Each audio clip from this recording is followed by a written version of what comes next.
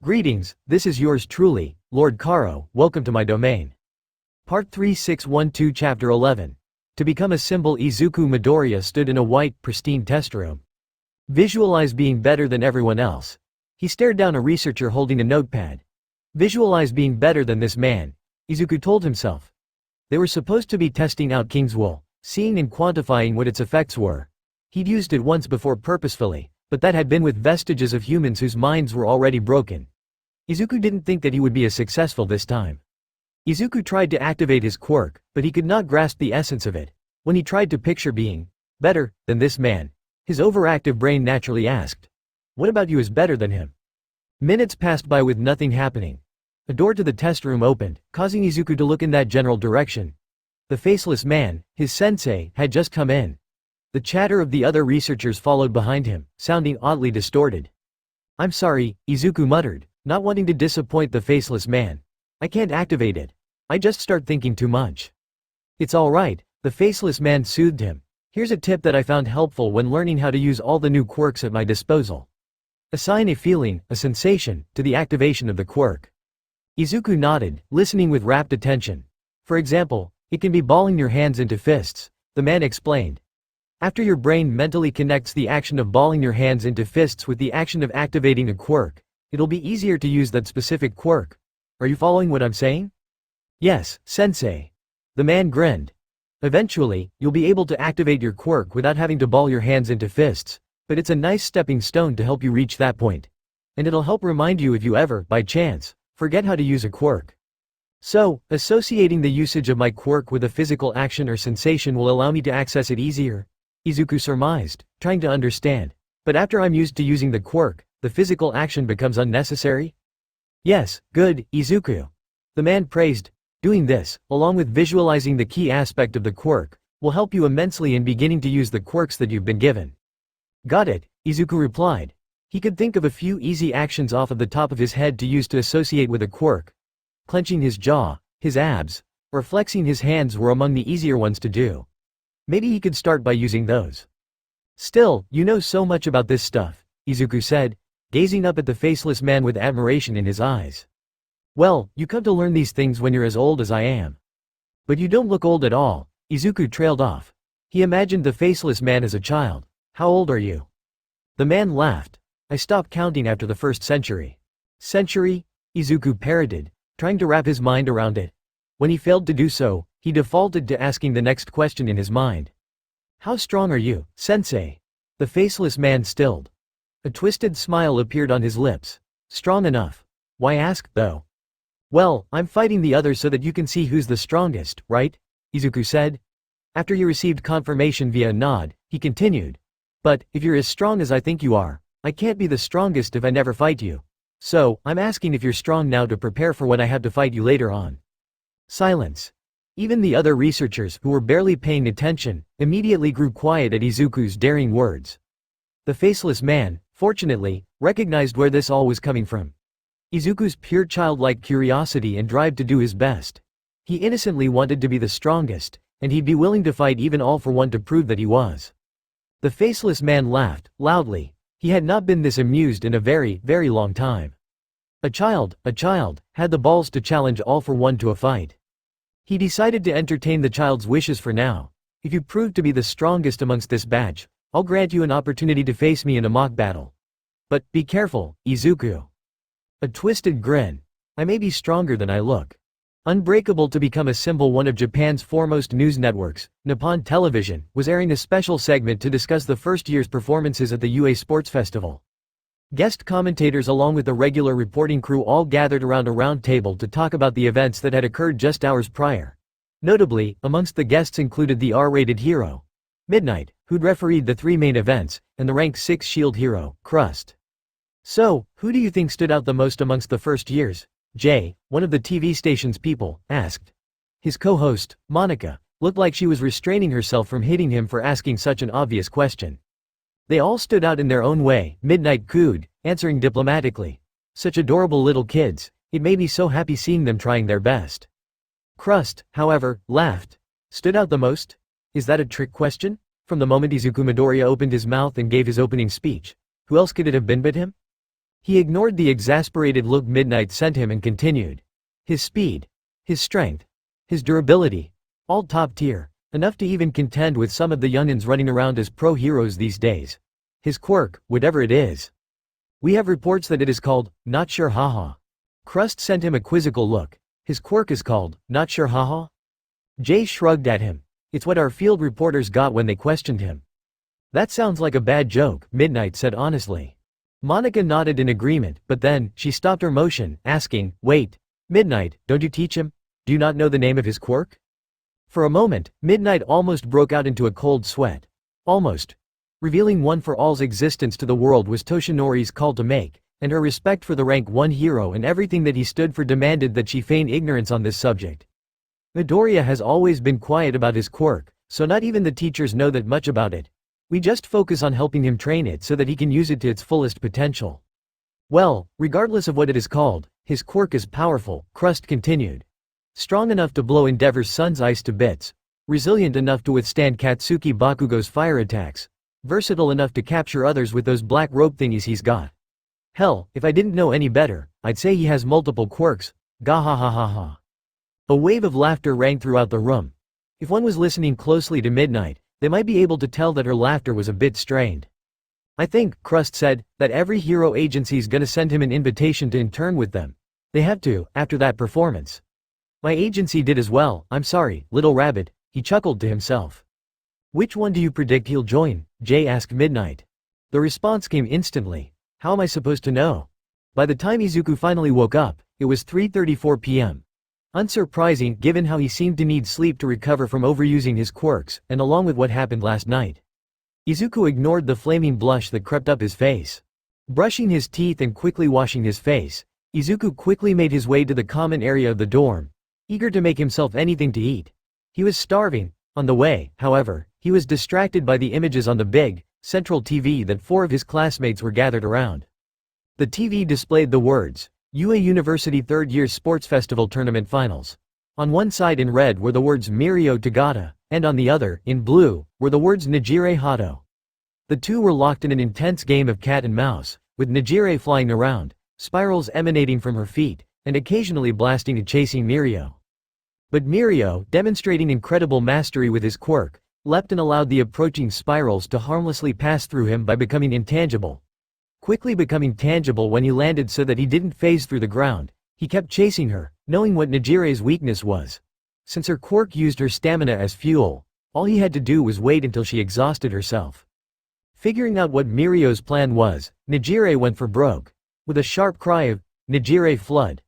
The girl amped up her output to 100 and blasted the earth before her with a flurry of energy almost as cataclysmic as one of Katsuki's howitzer impacts. A bright light enveloped the stadium and the TV screen, and when it was gone, only Mirio remained inside the boundaries. At some point, he must have leapt, gone intangible, and reached Nijire, grabbing her and flinging her out of bounds. The ending of the match allowed Izuku to finally ask what was on his mind. Where is everyone? 4 pairs of shocked eyes turned and looked at him, unaware that Izuku was even there in the first place. Momo was the first to recover. Ah, Izuku, she said, unaware of the curious looks the others, Shoto, Minoru, and Mina, gave her. Well, only Shoto's was curious. Mina sported a smirk and Minoru was more outraged than anything else. I was waiting for you to wake up. The rest of the class decided to go and watch the sports festival in person at the stadium, but Bakugo insisted that some people stay behind and make sure you were okay. Oh, Izuku said, suddenly bashful, did he really say that? Yaomomo paraphrased, Mina cut in. Then, in a rather spot-on impression of Katsuki, she roared, Oi! Some of you bastards stay behind to make sure that shitty Deku actually wakes up and didn't die or some bullshit last night. Something like that. Well, thanks, everyone. Izuku bowed slightly. I'm alright, though. You must be hungry, right? Shoto asked. As if on cue, Izuku's stomach rumbled. I'll go get you something to eat, the heterochromatic boy said. I hope you don't mind cold soba. There was a lot left over. Panicking, Izuku said. And no, Todoroki, you don't have to. It is fine. Plus, he added, casting a glance at Momo, she has something she wants to say to you, probably. With that, he left to go get cold soba, leaving Izuku and the 3 others behind. Izuku turned towards Momo, who had a worried expression on her face. She said, Izuku, are you truly alright? You haven't been dicking around in your room all this time, right? Minoru added before quickly being silenced by an elbow to the gut courtesy of Mina. Izuku looked at Momo's earnest gaze. Yeah, Momo. I promise, I'm okay. I just tend to sleep a lot when I use my quirk a bunch. That and get hungry, I think. Momo seemed to narrow her eyes and stare at Izuku, gauging whether or not he was lying. For a moment, she reminded him of his mother. Finally, she sighed, believing in his words. You just had me, everyone worried, you know.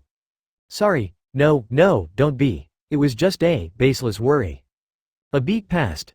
Goddammit Ashido, you're right, Minoru suddenly roared, tears of blood pouring from his eyes. I don't have a fucking chance. He sprinted off the couch and out the room, leaving behind two very confused students and a smug-looking Mina. Mina, what was that about? Momo asked, looking at the girl. Mina just shrugged. I don't know. I just told him about how I think you have a crush on. Momo's actions were instant. Immediately, in under a second, she was on top of Mina, pressing down onto her from above and all but straddling her slim waist, hand held against her mouth. Izuku, I'm pretty sure Todoroki's soba is ready. Why don't you go check on him? Her tone left little room for denial. Still slightly confused at the turn of events but deciding not to spend too much time thinking about it, Izuku relented and left the two girls with a brief, all right. After confirming his disappearance, Momo looked back at the girl underneath her, removing her hand. As soon as she did, Mina breathed. Geez, yao Momo, you should really buy me dinner first before shoving a gal down like this. But I don't particularly mind. Momo flushed and quickly got off of Mina, huffing, please don't say such unnecessary and untruthful things. Untruthful? Mina repeated, putting a hand to her mouth. I'm offended. Papa Ashido raised a devious girl, sure, but he didn't raise a liar. She leapt back on top of Momo, glomping her and rubbing her face in between Momo's chest. Momo, this time, let out a shriek and tried to push Mina off of her, but the smaller girl had a grip of steel for some reason. They wrestled around for a few minutes, Mina giggling all the time and Momo panting heavily in exertion. Sure, she probably could have made a taser and threatened Mina with it, but Momo didn't feel like the situation was that serious yet. What are you guys doing? Mina paused in her attack and looked up to find Shoto and Izuku staring dumbfounded at them. The two girls' clothing was disheveled, hair messy, and both were slightly sweaty, painting quite the alluring and suggestive sight. Had Minoru been there, he probably would have gotten a nosebleed, but Izuku and Shoto just looked more confused than anything. Skinship, was Mina's short reply before Momo slipped out from her grip, still panting. You guys are already done eating? Izuku laughed, a bit embarrassed. Yeah, I kind of scarfed it down, I was pretty hungry. That's an understatement, Shoto deadpanned, causing the rest of the people in the room to look at him in abject shock before bursting out into sudden laughter. What? Nothing, Mina giggled. Just didn't expect you of all people to crack that joke. Shoto and Izuku sat down on the couch, the former tilting his head in confusion. The four resumed watching the ending to the third year's sports festival, chatting about miscellaneous things. Fortunately for Momo's weak heart and fragile sanity, Mina ceased teasing her about Izuku, though she didn't stop shooting her aggressive eyebrow wiggles whenever Momo was caught looking at Izuku instead of the television. Curiously, after the awards ceremony, the camera lingered on Toshinori, who was typing something on his phone. Buzz.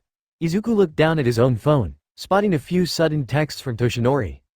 All Might. Hey, do you have some time? All Might. I'd like to meet up and debrief. All Might. And go over your internship offers. Izuku quickly typed together a response. Izuku. Sure, where do you want to meet? All Might. I am trying to dodge the press, so my office. Izuku. Got it. I'll be right there. Sorry guys, Izuku said suddenly, getting up from the couch. Momo, Mina, and Shoto glanced at him curiously. I've gotta go meet up with someone.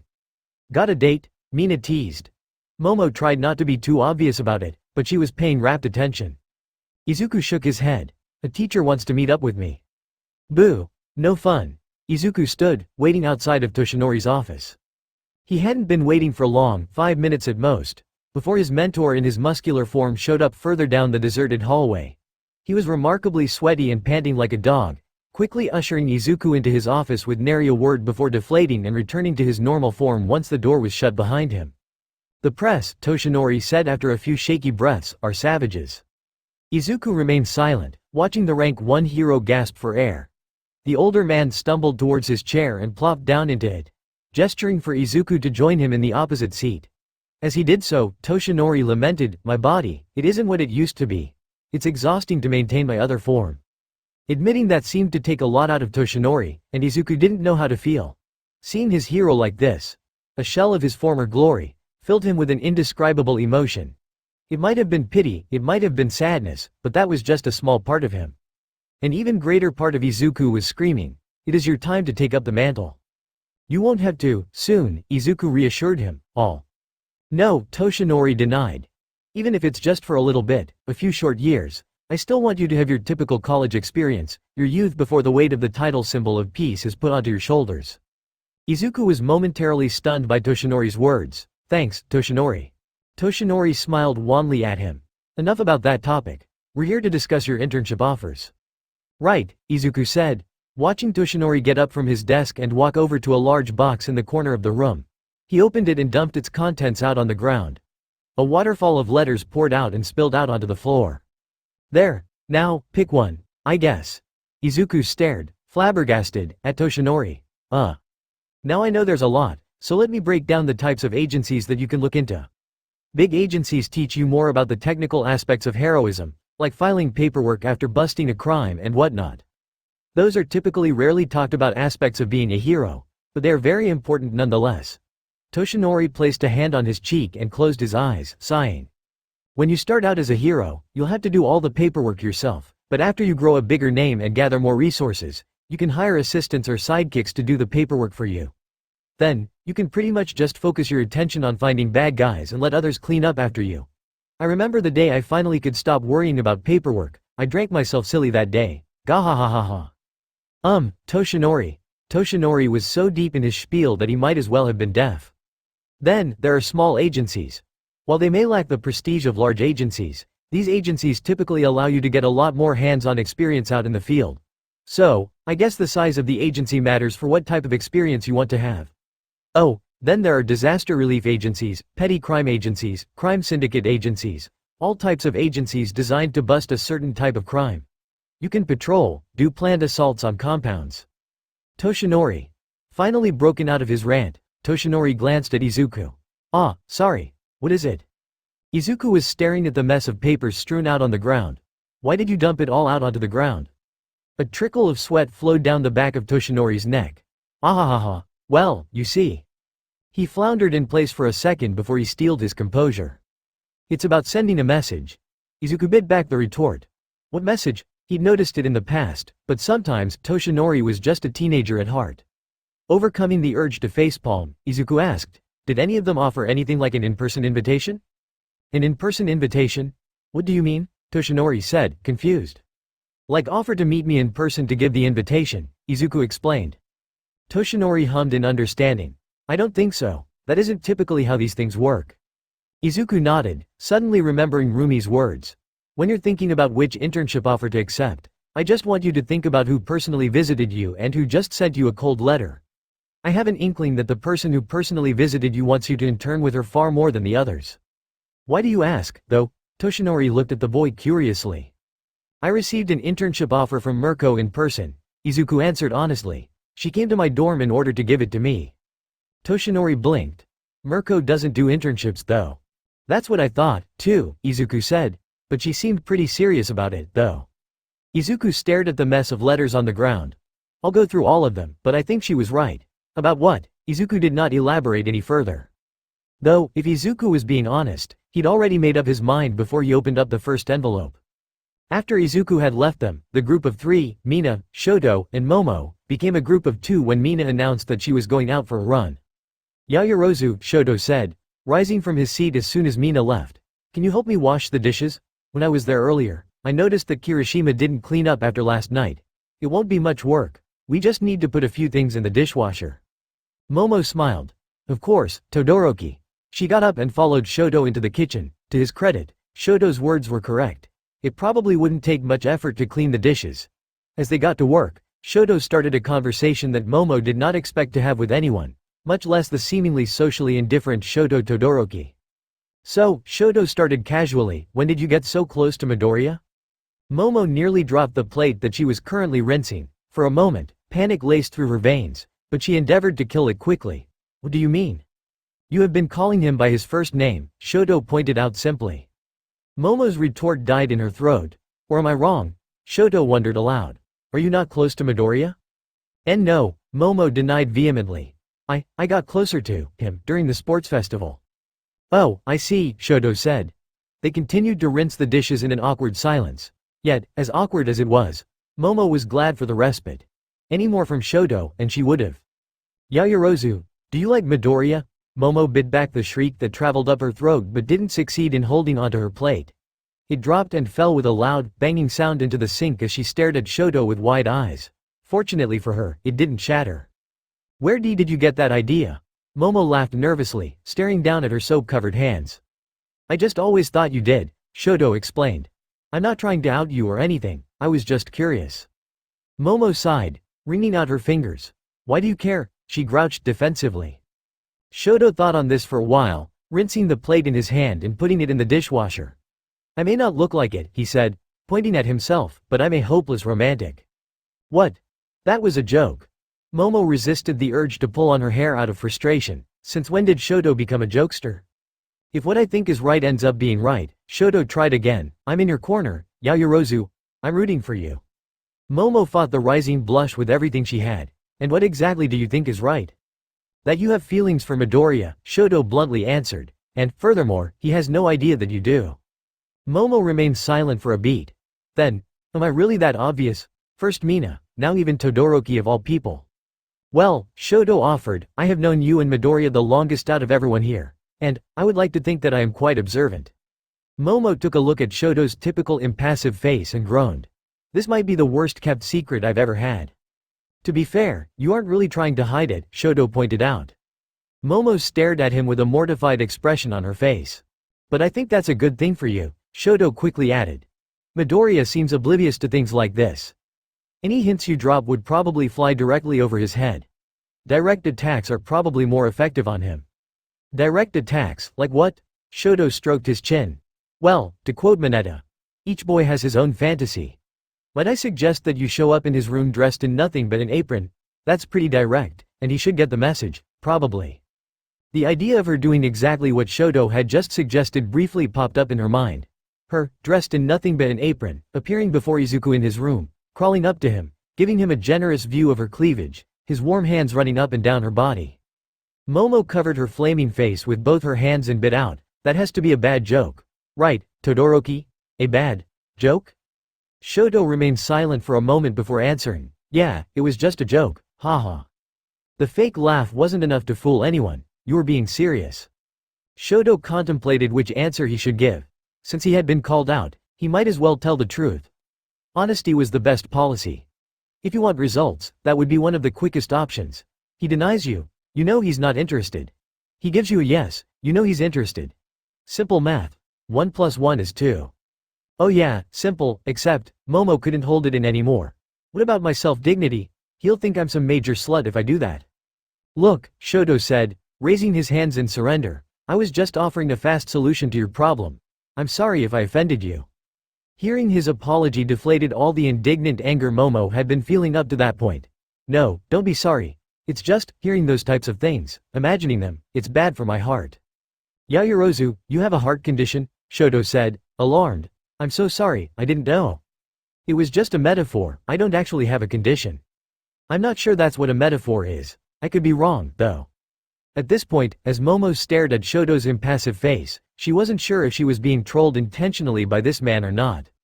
But, I think you should do something, too, Shoto said, continuing as if nothing was wrong. I think a few girls in class are interested. Yeah, Momo glumly said. Ochako and Tsuyu, for sure.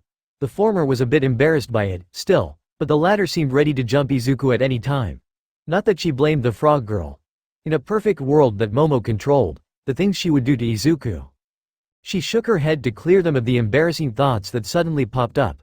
The mere thought of holding his hand, walking around, made her face heat up. Damn, she had it pretty bad. No wonder Shoto of all people picked up on it. Do you even know if he's available? Shoto asked out of nowhere. Momo tapped her chin, deep in thought. That had never been something she considered before. What if, after all this internal fussing she had, Izuku was taken by someone else? And no, Momo stammered, trying to hide how badly Shoto's words shook her. She wasn't fooling anyone, though. Well, ascertaining that should probably be our top priority, Shoto casually said. Yeah, I guess duh. Wait a second. Momo paused, picking up on something that he'd said. Our top priority? I'm in your corner, Yaoyorozu, Shoto repeated himself. This is now officially a team effort. He pumped his fist. I didn't ask for it to be one, Momo retorted, pouting. The boy smiled, breaking his expressionless facade. He seemed to be enjoying himself greatly. Too late. We are in this together. You and me. Operation Capture Izuku Midoriya's heart and make it boing boing flutter. Hearing those words come out of Shoto Todoroki, resident ice statue, made Momo laugh out of sheer amazement and absolute horror. Please stop. You're destroying every perception I had of you. Shoto's mouth resumed its impassive state, but the sparkle of mirth in his eyes didn't fade. Either way, I am now officially Team Momo. I expect weekly reports and updates. Momo stared at him, hard. I genuinely can't tell if you're joking or not. We do a little bit of trolling, Shoto shrugged. What? Rumi was doing her, research, definitely not stalking, of Izuku Midoriya. The vast majority, like 95%, of articles that she found online were about his performance in the UA Sports Festival. Clips of his explosive finish against Shoto Todoroki and Katsuki Bakugo were shown along with his opening speech. She'd already seen that enough times to the point that she could probably recite bits of it from memory. But she was starting to get bored of these clips and articles speculating about the boy's quirk, the so-called not sure haha. She doubted that was the actual name of his quirk, but there have been weirder names for quirks out there. No, she was interested in the exceptionally rare, the other 5% of articles about him that had nothing to do with the sports festival. There was an incident at the USJ, but that whole event was strangely underreported, as if UA wanted to hush up something about it. All that was really known to the public at least was that villains attacked the USJ while Class 1A was running a training exercise there. And they all made it out safely while the villains were all detained save for one or two of them. UA hadn't allowed the press to interview any of the students, so what had actually happened there was something that wasn't privy to public eyes. Pre-college Izuku was an even harder subject to pin down, but after some reverse image searching and fortunate clicks, she found a few more Izuku articles. One was a side note in a magazine about heroics a few years back, stating that All Might had once again saved the day from a slime villain that managed to evade capture. Izuku looked a lot younger in the picture, but the green hair was pretty hard to miss. He was staring up at All Might with stars in his eyes, having just been saved by the hero. Izuku also had won a few mixed martial arts tournaments in his high school days, although she only gleaned that information from a short phrase in a Mustafu newspaper. Local high school boy, Izuku Midoriya, wins his 4th gold at Aldera High's featherweight MMA competition. So the boy had solid background knowledge in martial arts. Rumi would have to test that at some point. The next bit of information was found on a local hero's website lauding a mysterious man for cleaning up Dagoba Municipal Beach Park pretty much single-handedly. Now, she wasn't 100% sure that the blurry image actually depicted Izuku since the person in the image had his back turned towards the camera. But the green hair convinced her that it was actually him. Anyways, asking him about this would be easy. Did you, or did you not, clean up Dagoba Beach? Easy, that is, if he took her up on her internship offer. If he didn't, Rumi preferred to not think negatively. The final thing she found was the most interesting, and it took a good couple of hours and random clicks to dig up. A missing persons alert, about a decade or so ago, displayed pretty much the exact spitting image of what Rumi imagined Izuku to be like when he was a little kid. It even had the text, Izuku Midoriya, showing up underneath it. But what was strange about this was that she didn't find it in any official database, newspaper, or source. Instead, she found it in someone's old, very old a book post, praying for the safety of the children listed. Children that she didn't recognize, like Kozuki Shiba, Himiko Toga, and Sayaka Unayana, also appeared as missing children alongside Izuku. And what was strange was this. When she tried searching for Izuku Midoriya missing to see if there was a hit on any official site, she got none. It was almost as if someone had gone and done a clean wipe of the subject matter. Very curious. Rumi was startled out of her thoughts by her private cell phone ringing. Quickly looking at who it was. Probably her mom or something just checking in on her. She was intrigued to see that it was from a number that wasn't registered under a contact. Crossing her fingers and hoping for the best, Rumi answered the phone and brusquely said, "Who is it?" "Oh," the other person on the line squeaked. "It's Izuku Midoriya. Is this Rumi Usagiyama?" Jackpot. Although the phone distorted the voice a bit, Izuku's voice made Rumi do a fist pump out of sheer joy. Her leg even started bouncing up and down in excitement. "Yes sir, yes it is. Why are y'all calling, and why is it because you've decided to accept my offer?" Izuku started, then the line fell silent as he pondered what she'd just said. You're right. I am calling because I want to learn how to be a real hero from one of the best. So, if you'll have me, I'd love to accept your offer. Stars filled Rumi's eyes. Shit, that's all you had to say? What made you decide on Lil Olmi over some big shot agency? She asked that mainly to fuel her own ego, but she was genuinely curious why Izuku had picked her. If he were seriously thinking about his future, an internship at a top agency would likely be able to get him started and propel him through the ranks. What you said, Izuku started, it registered with me, it really did. Learning to be a hero, away from paperwork and publicity stunts, I want that, too, but what you said about super strength struck a chord in me. Go on, Rumi prompted when the boy fell silent. Izuku's next words were slow, unsure. My quirk, it has a lot of facets to it, some of which I completely do not even know about. So I want to master the parts of my quirk that I can master, and I feel that the best person to learn that from is someone who also has experience in that subject matter. Well, Rumi grinned, you've certainly come to the right person, after all. She paused. Wait. The you, of the sports festival, that wasn't you going all out? There are still parts of your quirk that you don't know about? The voice on the other side was quiet. Yeah. It's complicated. Let me see if I can get permission to tell you about it. Get permission? What the fuck? Rumi thought. What? Rumi asked intelligently, cocking her head to the side. There was some hushed whispering on the other end of the line, as if Izuku was murmuring something to someone else, before the boy finally responded.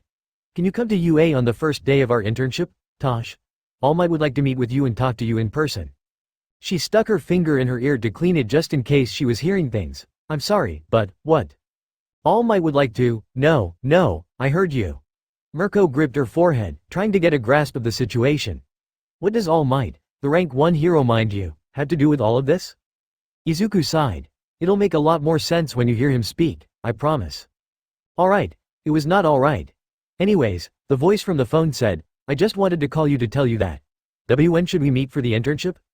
Her head was still busy thinking about the mystery of Izuku's quirk, but she managed to answer with, Monday, after your classes end. I'll meet you at UA and hear what All Might has to say about your quirk. Great, see you then.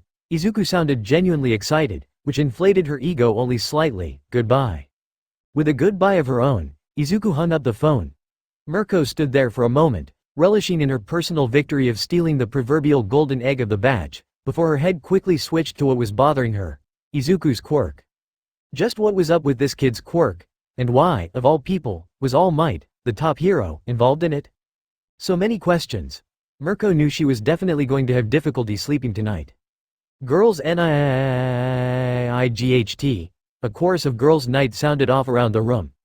The Class 1A girls were all currently gathered in Momo's fancy room, all dressed in their pajamas. Though it was still too early in the day for them to be in pajamas, Mina had suggested it as a way to get the girls in the mood for a girls' night. Whatever that meant, Momo didn't know. What are we having for dinner? Suyu asked, patting her slim belly. What are we feeling tonight? Mina hummed. Mexican, Toru said cheerily. Kyoka frowned. As long as there's no beans. Trust me, ladies, you wouldn't want to be in a small room with me after I've had beans to eat. A wave of laughter and faux eus rippled around their circle, but it was all in good jest with no malice behind it. Sushi, Ochako suggested, earning an emphatic yes, that works from the crowd. K, good. Do you want me to just order for us? I've got an app for sushi, Suyu offered. I'll order it on there. Get it delivered and I'll pay you for it, Mina said. After Suyu finished selecting the meals for the girls, she showed everyone else and the rest of the girls all offered to split it. I'm kinda feeling too lazy to get dressed and go out. We can convince one of the boys to pick it up once it's here. Kyoka, mind asking Kaminari to pick it up for us? Kyoka looked at Mina's shit-eating grin and frowned. No, there's nothing going on between us.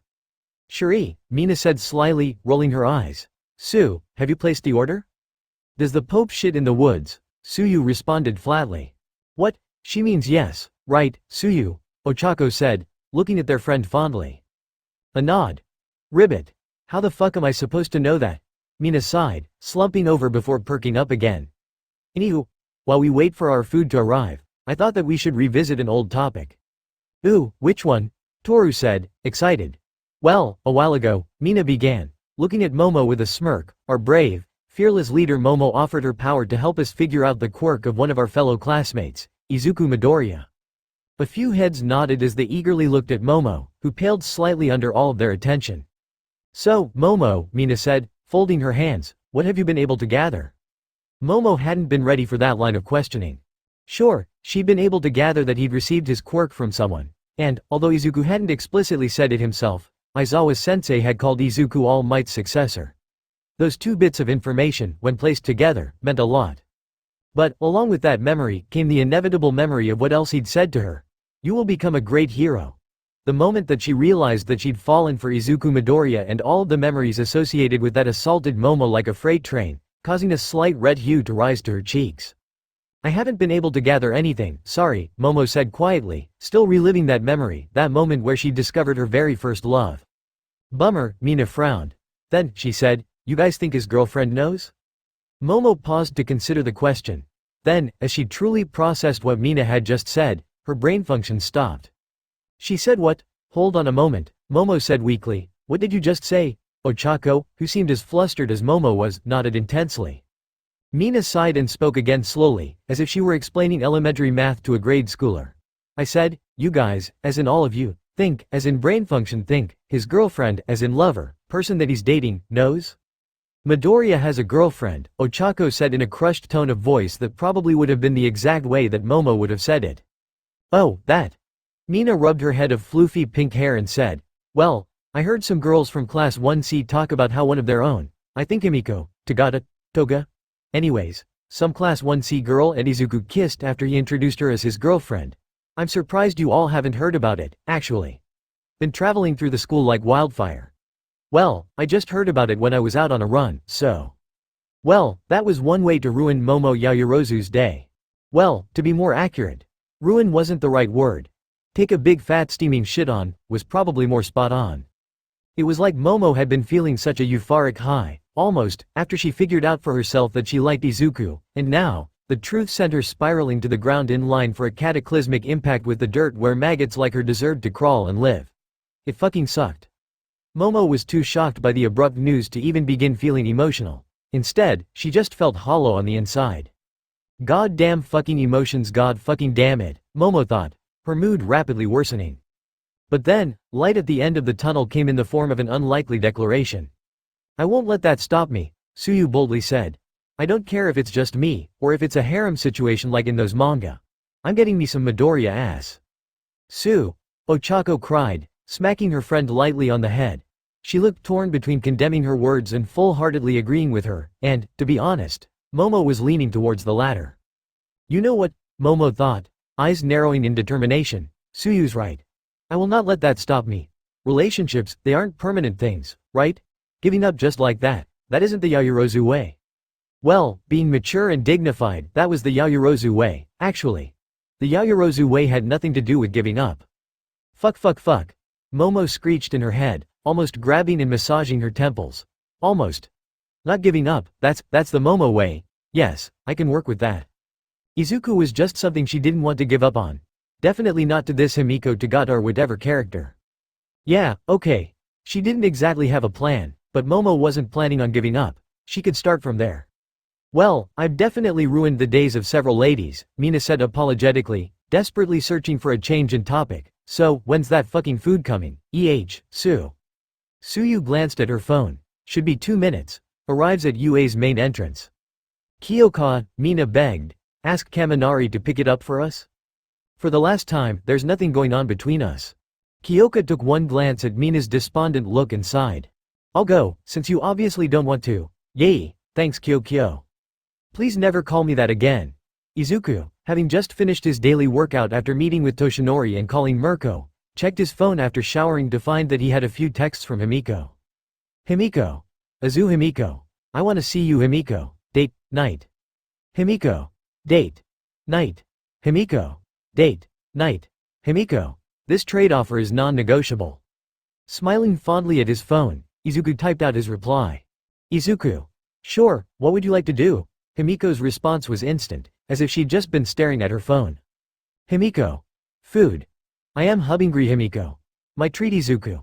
Alright, but I'm not letting you pay. Where should I meet you? Himiko sent him a bunch of frowning emojis before telling him that they should meet up at UA's main entrance. Quickly sending her an affirmative, Izuku slipped into a nicer set of clothes, polo, khakis, and immediately headed toward their meeting spot. When he neared the spot, he saw Himiko standing there, leaning against a light post. She was dressed in an oversized sweater that just served to make her look more adorable, in his opinion, and a short skirt with thigh-high socks. That combination was lethal, Izuku decided, cute and sexy. As he wondered whether he should sneak up on her and surprise her or not, she seemed to sniff the air and instantly snap her head towards him, breaking out into a wide, cat-like grin. "Izuku," she sang, spreading out her arms and waiting expectantly for him. "This is a change of pace," Izuku noted. Instead of running up and glomping him, she was waiting for him to come to her. Deciding to comply, Izuku closed the distance and hugged her, a faint red blush on his cheeks. "Hi, Himiko," Izuku said, feeling warmth fill his chest as he held her smaller frame in his arms. She squirmed a bit, settling in a comfortable position before squeezing the life out of him. Her slender body was deceptive, Himiko was strong. "Hello there. Had a pleasant night?" she whispered directly into his ear, causing Izuku to shiver involuntarily. "Why yeah," Izuku murmured, evasive, "it was pretty good." Himiko pouted. "I'd have thought that sucking your dick would earn a higher grade than pretty good. Looks like I'll have to do better next time, then." "Himiko," Izuku said sharply, a flaring blush rising onto his face. He rapidly glanced around him to double-check that no one had heard her. To his relief, there was no one in the immediate area. "You were pretty pent up, too. Are you taking care of your needs, Izu?" Himiko asked. Her tone was light, innocent, but the devilish look in her eyes was everything but that. "If not, I can relieve you." "Himiko," Izuku managed, burying his head into her shoulder to hide the ferocious flush to his cheeks. Images of the night washed over him, reminding him of things that he really didn't want to think about in public. Himiko, between his legs, her lips sealed around his cock, gazing lovingly up at him as she giggled, enjoying the reaction she was getting out of her Izuku. He was just so cute. "I won't use my mouth next time, Izu." Squeezing her breasts together, she pressed her mouth right up against his ear and asked, sultrily, "Hey, next time, won't you?" Before she could escalate the situation even further, Izuku did the only thing that he could think of that would silence Himiko. He kissed her, chastely, earning a muffled, throaty noise from Himiko as her words were stolen right from her mouth. As he pulled back, he got to enjoy the lovely view of a blushing Himiko. Well, Himiko always seemed to have a red hue to her face, but Izuku liked to think that, right now, Himiko was blushing harder than she usually did. She grumbled something about how surprise tactics weren't fair, but her wide grin betrayed her true emotions. Looping her arm around his and snuggling into his side, Himiko started, "So, where to?" "There's this new barbecue place I've been wanting to try," Izuku replied. "Want to do that?" "Whatever you like," she acquiesced, gripping his arm tightly. As they walked, Himiko began telling him about her classmates' reactions to him and the first-year sports festival. Truth be told, she hadn't been paying attention to them at all until after Izuku visited her in the stands. After that, she was pretty much interrogated by her female classmates. "Are you really the Izuku Midoriya's girlfriend? How did you two meet? How long have you guys been dating?" She humored their questions, mostly out of sheer boredom, but she shut up instantly and paid attention when Izuku showed up on the field before them. "You should have heard them squeal when your shirt was burnt off," Himiko commented blandly, watching Izuku out of the corner of her eye to gauge his reaction. As she expected, Izuku was turning into a ripe tomato. "I didn't do it on purpose," Izuku said, burning a hole into the ground with his gaze. "I know you didn't," Himiko quickly replied, squeezing his arm. "They were just being a pack of horny fangirls. Not that I can blame them," she added, pressing a quick kiss to his cheek. Giggling, she continued, "But after the finals, when your shirt was burned off by that blonde kid, they all wanted to jump you. And I wanted to kill them if they tried," Himiko thought darkly, but she refrained from saying that out loud. "My shirt wasn't the only thing that got burned off," Izuku said suddenly, stopping his gait. Turning to face Himiko, he said, "The bracelet was also destroyed." "That? I don't know. It makes me pretty upset that I was stupid enough to wear it to a fight like that. I'm glad that they didn't allow me to wear that mask you got me. It probably would have just been burned off as well." "Izuku, it's not your fault," Himiko said gently. "It's that fucker Shoto Todoroki's fault," she reminded herself, "and he will pay. And, like I said, we'll get another matching pair, yeah?" Izuku nodded glumly. "The sentimental value, though." "Oh, and what was the sentimental value?" "It was your birthday, and it was also the first time you told me that you loved me," Izuku mumbled, but Himiko caught every word of what he said. "It was very special to me." Izuku's words lit a fiery pit deep in her stomach. Her Izuku was so unbelievably fucking damn cute and sweet. It hurt her to think about sometimes. God, to think that someone like him was all hers. Before she could go off on a tangent, she calmed herself. They were very much in public, and while Himiko herself didn't give a damn when and where she jumped him, she knew Izuku cared. Well, teasing him was always a good option. Very special, huh? Himiko repeated, staring at Izuku. Was last night something very special as well, or? The noise that Izuku made caused Himiko to burst out into laughter, squeezing his arm even tighter. It was a miracle that Izuku still had blood circulating to his hands. Izuku suddenly began, looking furtively at Himiko before glancing up at the sky. I want to. Himiko watched him, patiently waiting for him to get his words out. I want to return the favor. Himiko's face instantly turned a darker shade of red than her usual countenance. Return the favor, that could mean so many things, and Himiko's mind was in the gutter already, so her thoughts instantly turned towards the dirtier side of things, even if that probably wasn't what Izuku meant. He probably meant something like take her out for dinner or something like that. But Himiko grinned slyly, it's worth teasing him a bit about it. Return the favor could mean a lot of things, Izu, she sang, looking him in the eyes. What exactly do you mean by? As in I'd like to go down on you. Time stopped. Himiko blinked, mouth hanging wide open. Her steps had paused as her brain froze over, and she knew that her face's color matched Izuku's. A deep dark red. Good God, the skies above, the azure heavens. It wasn't often that Izuku came out and said something like this, and while Himiko was in no way opposed to this side of Izuku, her heart wasn't ready for things like this. Oh, Himiko said simply. Before Izuku could open his mouth and start apologizing, she quickly added, I would like that, too.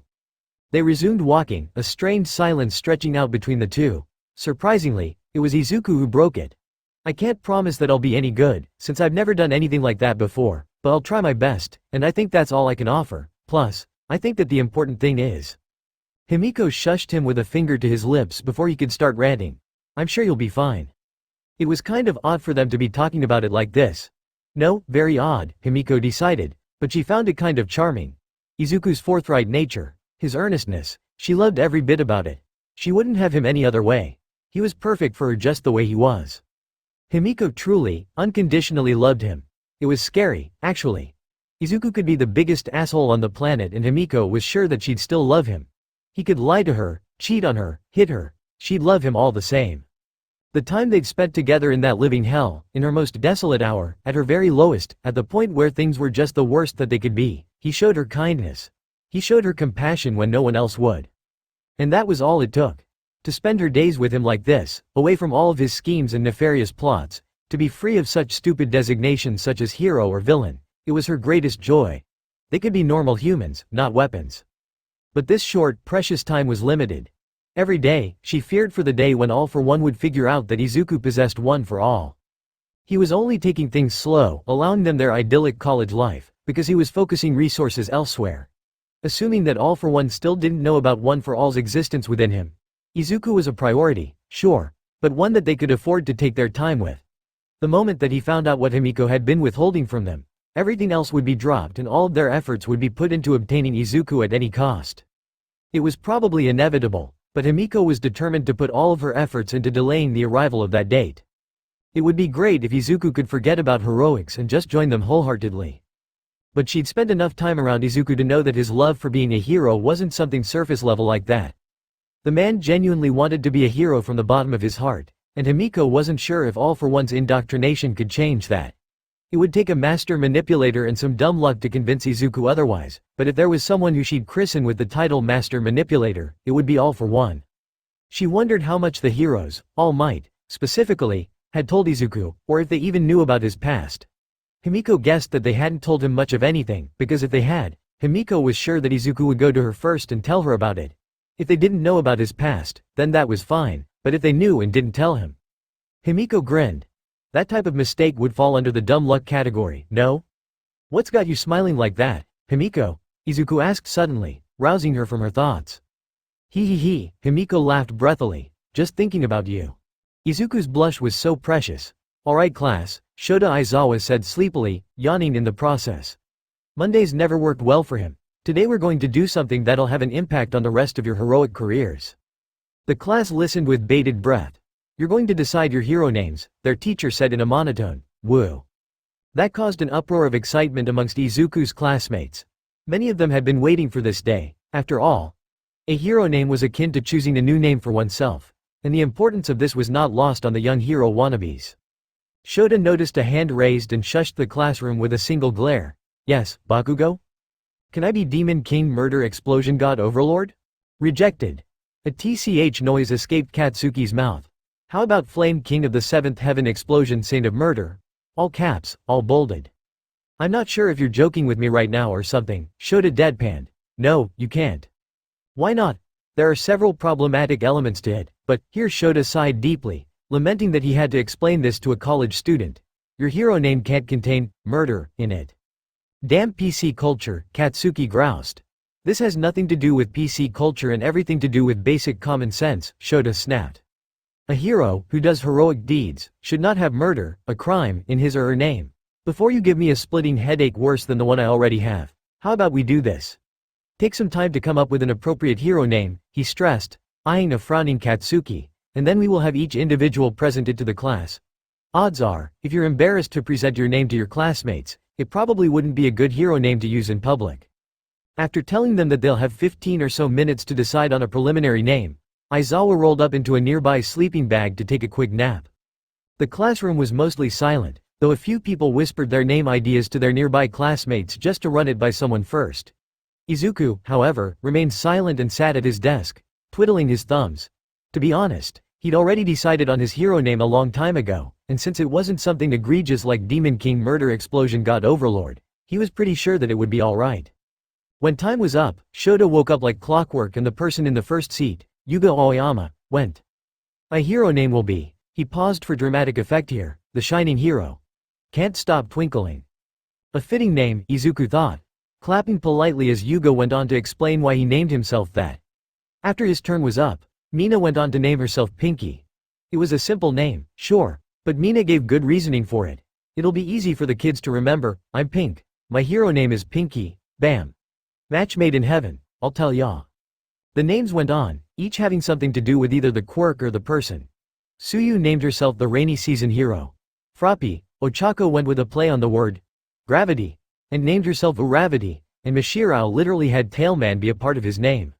When it was Katsuki's turn, he gave a surprisingly tame, Dynamite, might spelled M-I-G-H-T.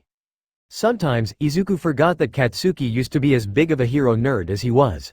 It was a good name, though, and it showed how high Katsuki's aspirations were.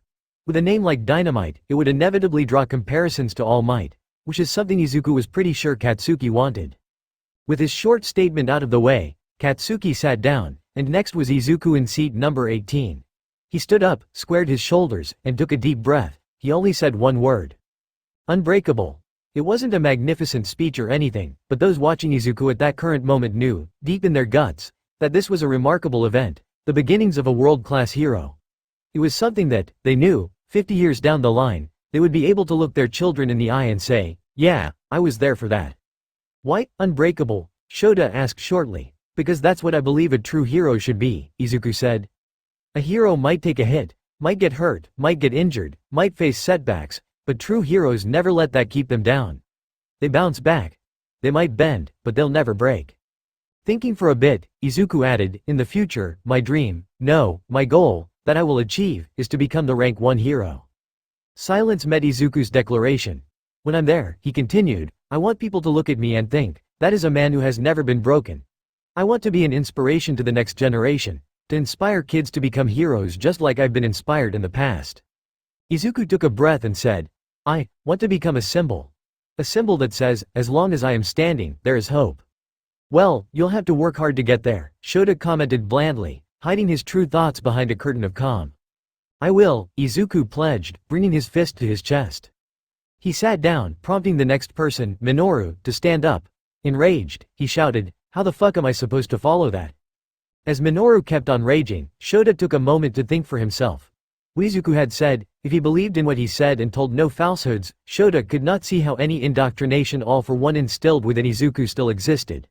Maybe it was like Toshinori had feared and that reminding him of his past powers would trigger something, but Shota had difficulty believing that the man who had just said that could return to being an agent of evil. Of course, Shota had no idea how powerful All for One's indoctrination was, but he'd rather risk it and tell Izuku about his powers and his past in a safe, controlled setting like at UA than run the chance of him finding out in the field. Of course, This whole thing was ultimately up to Toshinori, but Shota made a mental note to go and tell Toshinori his thoughts on the matter. Nothing good could come from hiding the truth from Izuku. And the truth shouldn't be hidden from Izuku in the first place. Shota wasn't one to be impressed easily, but he'd felt Izuku's resolve through his words. At first, Shota had been upset that Toshinori had essentially stuck a potential sleeper agent on his hands, but now, he just wanted Izuku to know the truth. Becoming a symbol of hope, being unbreakable, Shota sighed. He was going to have a long talk with Toshinori. 612 Chapter 12. Tell me more. Izuku Midoriya stared at the knife in his still hands. Before him laid a man in a prone position. His arms and legs were bound together by rope so tightly that he didn't even have a chance to move, and his eyes and mouth were sealed shut by duct tape. The only indications that the man was even alive was the intake of breath through his nostrils, but even that was slight. Kill him, Izuku. With slight hesitation, Izuku nonetheless reached down and slit the person's throat, watching blood gurgle from the cut in his throat before turning towards his sensei. Did I do good? Magnificent, the faceless man said breathlessly, utterly magnificent. Izuku grinned, a light, happy expression completely contrary to the heinous act that he'd just committed. The smile barely hid the dimmed, muted look in his eyes. I must ask, though, the faceless man said, for future reference, since some of the others are having a bit of trouble with this task. A while ago, I told you after you eliminated the vestiges that you had to find your own justification to kill. It seems that you found it, no? What is it? The boy thought for a brief moment, tilting his head. Well, to be honest, I still haven't found a justification. The faceless man, sensing that Izuku still had more to say, waited patiently. You told me to find something I believe in. Something, like a rationale or justification that allows me to kill, right? Izuku waited for his sensei to nod before continuing. But I found that too limiting. Oh, it wasn't often these days that something could surprise All for One, but Izuku's words certainly had. What do you mean? A reason to kill is too inflexible, Izuku asserted. What happens when you lose sight of that reason, or when it proves to be incorrect? I can't speak from personal experience, but I assume that it can't be pretty. The faceless man remained silent. Izuku was showing that he'd put a surprising amount of thought into this subject matter, far surpassing pretty much any kid his age. Certainly, out of this batch of kids, Izuku was the most mature. Maybe it had to do with his upbringing. The faceless man remembered snatching Izuku when he was being bullied by some pathetic peons who thought themselves superior just because they'd been born different. Perhaps he gained that sense of maturity out of necessity. All for One would have felt bad for Izuku, but his gladness outweighed whatever pity he had. Gladness that his unfortunate situation had molded him into such an intelligent child, the perfect weapon. He could picture it now, Izuku Midoriya, leading the other multi-quirk super soldiers and the world to a new era, with All for One gently controlling the strings like a master puppeteer behind the scenes. Izuku, be it as a villain, a hero, it honestly did not matter as long as All for One had some control over him. Would help him change the world. Mold it into a world of All for One's liking. The details might be a bit foggy now, but hopefully. It would be a world without the need for violence. A world where All for One had absolute control. All for One would be the first to admit that he'd been a bit overzealous in his early years, maybe even a bit violent. But he'd changed, now. The first time, the original New World Order that he'd built, was an error and a mistake. It didn't take long for that to crumble since it was fundamentally flawed. He'd taken over from the villain side, and things were too chaotic. Too uncontrollable. It was a world ruled through violence, not authority. Now, he wanted to remake the world into one his little brother would be proud of. Yes, this time, he'd do it right, take over all aspects of society. From the government to the villains, and finally, to the heroes. Then, he'd abolish such foolish designations like hero or villain. His super soldiers would be like his fingers, enforcing peace with an iron fist. None would be able to stand up to him. Not even the current bearer of One for All Might. When he finally rectified the mistake he made 2 years ago by defeating that wretched man and took what was rightfully his back. Then, maybe then, he could reunite with his dearest younger brother again. All for One let out a forlorn smile at that thought. After all, if his hunch was correct about how One for All worked, Yoichi Shigaraki was the only family he had left in the world. Izuku, sensing something was off about the faceless man, said, "Is something wrong, sensei? Is my reasoning faulty?" Not at all, he smiled kindly at the young boy. But without a reason, what will you do when faced with a situation where you'd have to kill? I found it too difficult to decide, so, Izuku trailed off, but then he looked at the faceless man with a renewed vigor in his eyes. I'll just kill when I want to. Looking at the ceiling, he added, or when I have to. I just won't waste unnecessary thoughts on the subject matter. If I think about it too much, if I think about the people that I've killed with my own hands.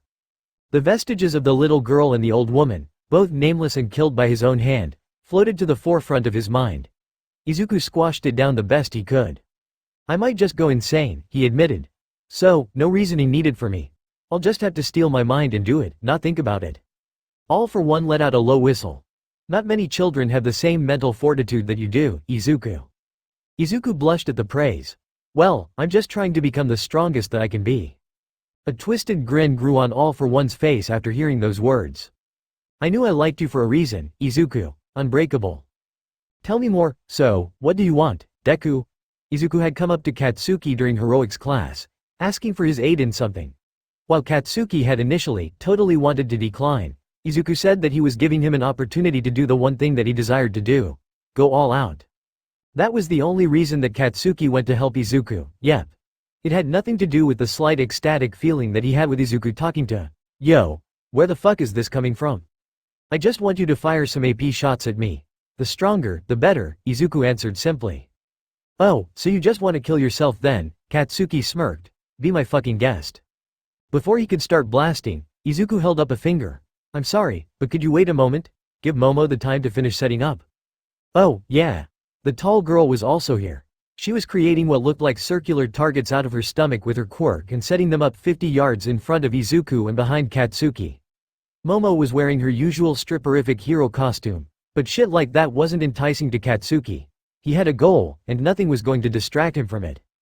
Alright, I'm done, Momo reported, jumping down from the outcropping of rocks that she just finished placing the last target on.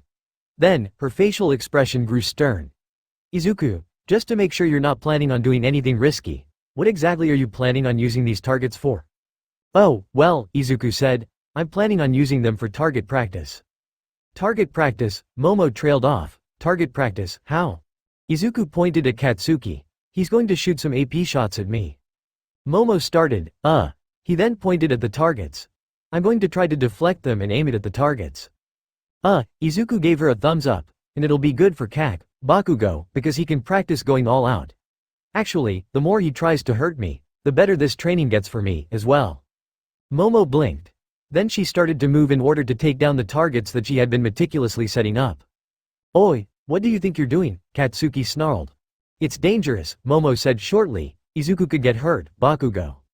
I won't, Momo, I'll stop whenever it gets too much, Izuku said in an effort to alleviate her worries. Hey, Deku? It kinda feels like you're looking down on me over here. I'm not, Izuku immediately denied, shaking his hands. I asked you specifically because I think you have the highest firepower in the class. A dumb smile crossed over Katsuki's face. Well, that's really all you had to say.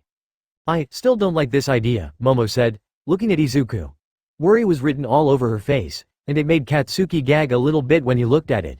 She was sickeningly smitten with Izuku. It was so obvious that it hurt. I'll be fine. I promise, Izuku said, smiling at her. Katsuki could pinpoint the exact moment that Momo's heart melted and her legs turned into jello. Wow, that girl had it bad. Momo, likely noticing that she'd lost her composure, hardened her face and put on a show of false bravado. Okay, fine. But I'm going to be staying just to make sure you aren't overdoing anything. Alright, Izuku frowned. But, Momo, you might be in danger if you're in the area. I'll stand right behind you and make a shield, so I should be safe. Or are you not confident in your ability to safely deflect Bakugo's blasts? If that's the case, then maybe you shouldn't be doing this in the first place, Momo reasoned. Her tone left zero room for argument. Izuku smiled. Okay, it'll make me feel much better if you're behind me. I'm not sure what exactly is going to happen, but I'll protect you, Momo. Momo flushed at his words. Oh my god, Katsuki roared, slapping his forehead. Izuku, any more out of your mouth and the poor girl's gonna blow up. Izuku tilted his head, confused. Why would Momo suddenly blow up? Katsuki briefly met eyes with Momo, who was standing off to the side of Izuku, outside of his gaze. She had a pleading look in her eyes. I'm not here to explain the obvious to you, Katsuki huffed, squaring his shoulders. Hurry up and make a shield so we can get on with this farce. Momo looked halfway in between wanting to strangle Katsuki or thank him for not saying anything more potentially devastating. She ultimately settled for a stoic silence, creating a sizable, thick shield and settling in behind Izuku. "Are you ready?" "Yeah," Izuku said. He took a deep breath. Visualize opposites. Ignore the sinking feeling that those words carried with them.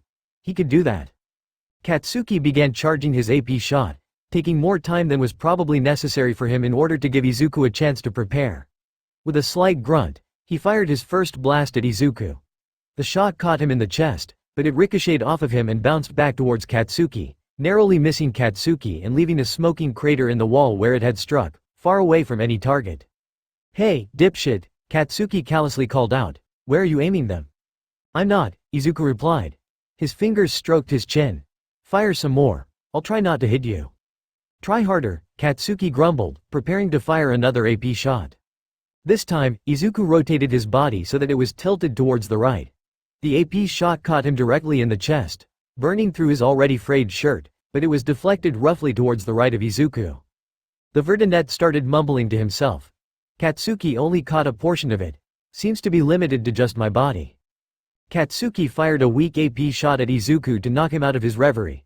The blow caught him slightly off guard, as it wasn't deflected in any direction, but his strange constitution allowed him to tank it without seeming any worse off. However, his attack had caused the rest of his shirt to burn off. Izuku's seemingly invincible nature only applied to his body, not his clothing, a fact that the girl behind Izuku seemed to love.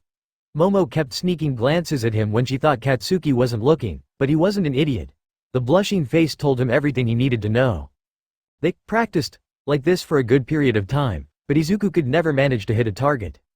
The closest he got to one of the targets that Momo hung up was probably 3 yards, but he admitted immediately after that it had been a complete accident.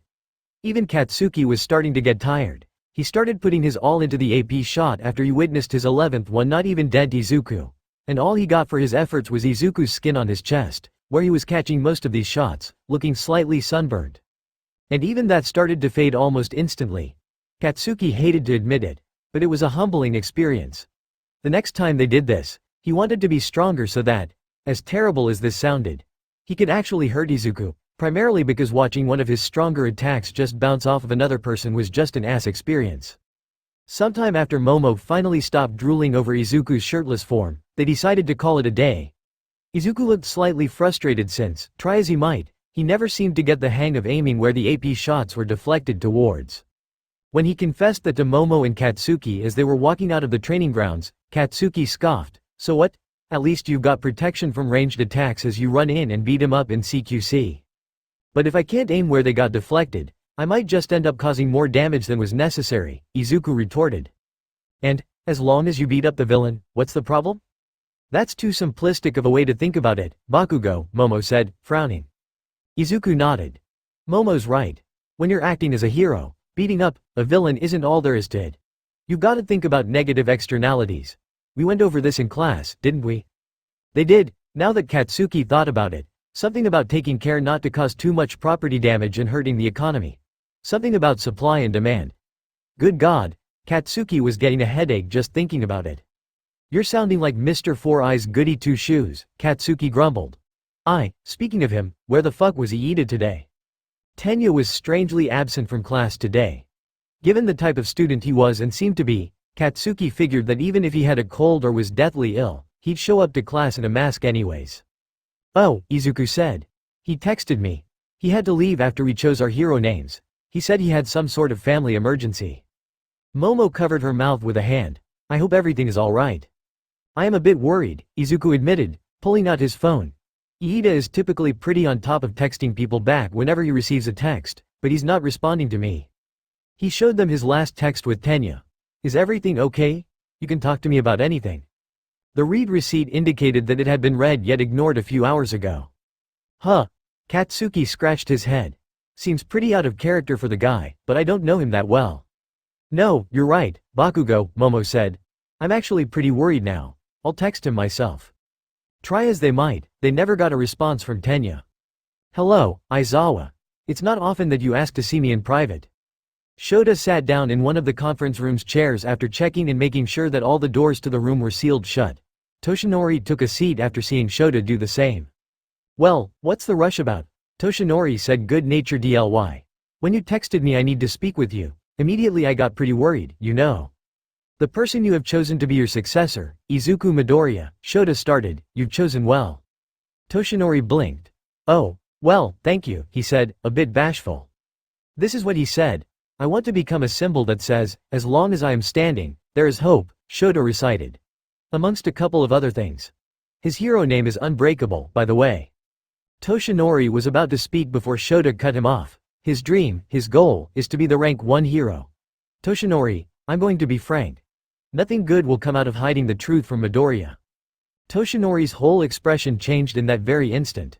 I am asking you, as his teacher, who believes in him, and as your friend, who doesn't want to see you suffer anymore, to tell him the truth, Shota said. Toshinori deflated. I can't. You can't, but you should and you must, Shota stressed. Aizawa, I don't know if telling him the truth will result in some irrevocable change. Stop hiding behind that as an excuse, Shota demanded. You said it yourself. Even if Izuku regains his memories, you believe that he will not stray to the path of evil. So then, Toshinori, what's the real reason that you don't want to tell him? Toshinori remained silent. Then, after a poof, he emerged as his true self, a skinny, quirkless man. I still want him to have his youth, his innocence, Toshinori admitted. Shota bluntly said, that's stupid and you know that. Toshinori stared at the ground. Ever since I met him that day, he's been training. I don't think he had any friends. He had no one to hang out with. Just me and that beach, and then, after that, the weight room. There was a girl, I think, but that's it. But now, in college, it looks like he's happy, genuinely so. Toshinori. He forfeited his youth the moment he accepted your quirk.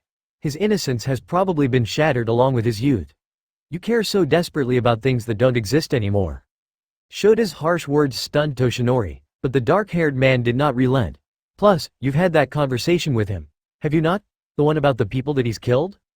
Toshinori nodded glumly. Then what difference does it make? I just don't want him to relive those memories again, Toshinori said. I read the same files that you did, they're not. I didn't give you all of them, Toshinori admitted. The things that they made him do, at such a young age, no one normal gets through that unscathed. Shota frowned. After a while, he said, how did he react to you telling him about the people that he's killed at the USJ? Toshinori stared down at the ground. His initial response was this. So what if I kill them? Though he didn't show it outwardly, Shota had to admit that those 6 words shook him a little bit. He just couldn't imagine Izuku, who always seemed polite and kind in class, utter such a phrase.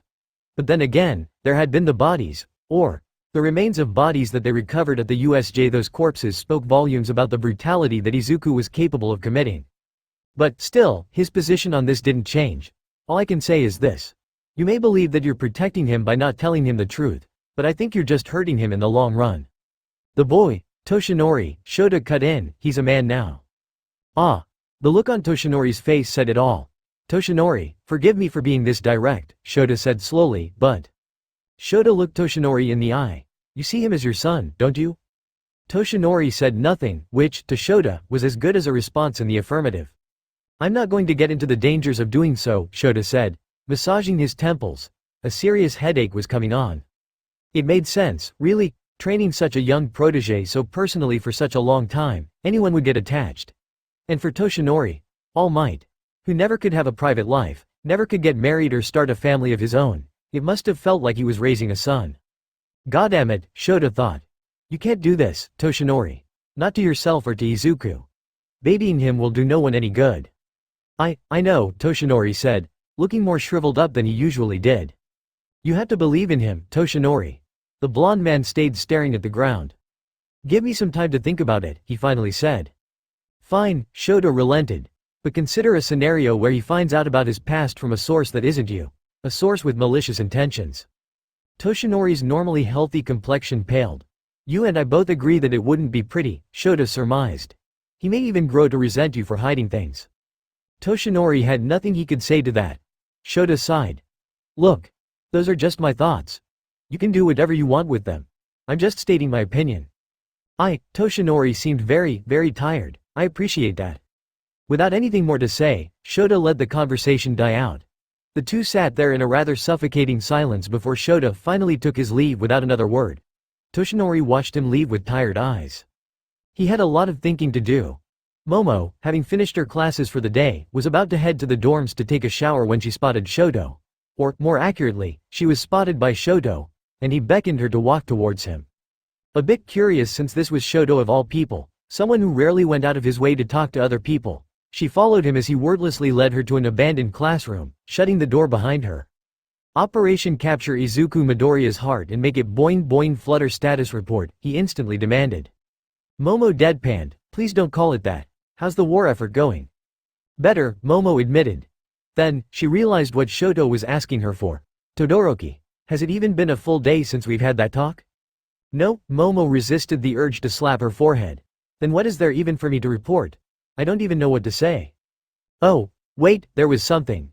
Actually, I do have something. Momo swallowed, preparing herself to say the words.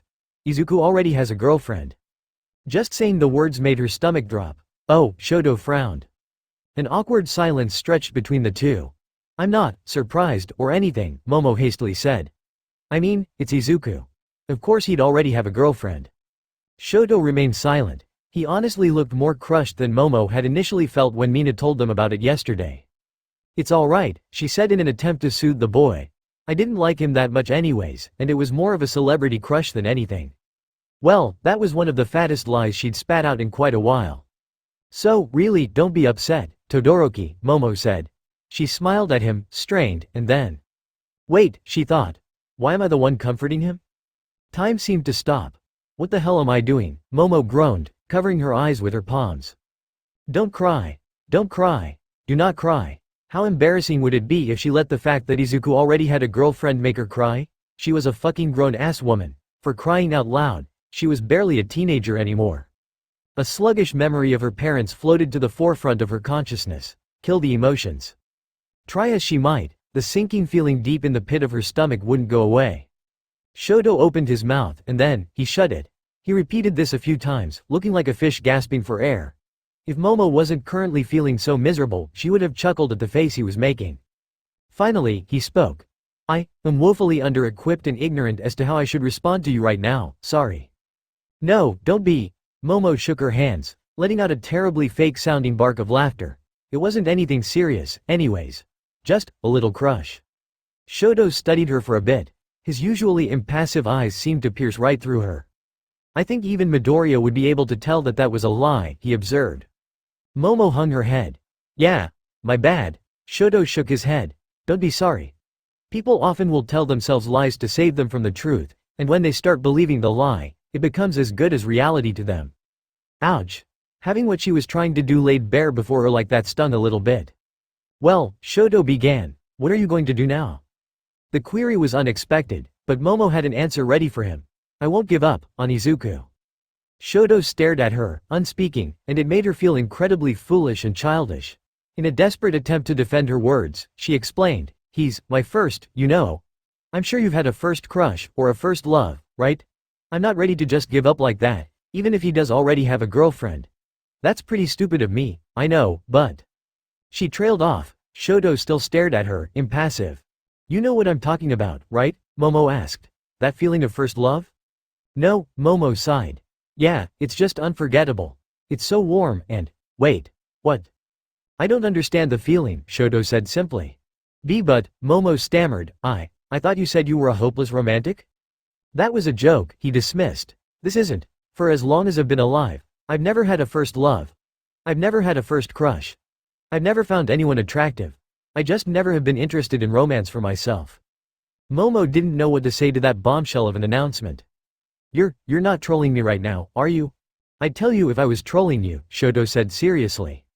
You've never thought a girl was pretty before? No, Shoto stroked his chin, reflecting. I thought that I might have been gay, but I didn't find guys attractive, either. I guess I'm just not interested, or the right one hasn't come along yet. Like, I can find people objectively attractive, just not attractive to me personally. Wow. This is a lot, Momo said, unaware that she'd spoken her thoughts out loud. Sorry, no, don't apologize, Momo shook her head. This means a lot to me. You're actually opening up to me, and I appreciate it. Shoto blinked. I don't recall opening up to Anyo, oh. He shut his mouth, deep in contemplation. This is odd, Shoto ultimately relented. First with Midoriya, now with Yaoyorozu. What was that? Momo asked, not quite catching the last bit. Nothing, the heterochromatic boy dismissed. I was just thinking, I've made some pretty good friends after coming to UA. Momo let out a HMPH sound, crossing her arms over her chest. Well, we're a team, aren't we? I wasn't referring to you, and I thought that you didn't want us to be a team. Momo leveled a half-serious, half-playful glare at him. Shoto raised his hands in mock surrender. Just promise me this, Todoroki, Momo started. If you do find someone that you think is attractive to you, someone that you end up genuinely liking, I want to be the first person to know. Unlikely, but sure, Shoto responded. She shrugged. Well, you never know. Maybe the special one will come along one of these days.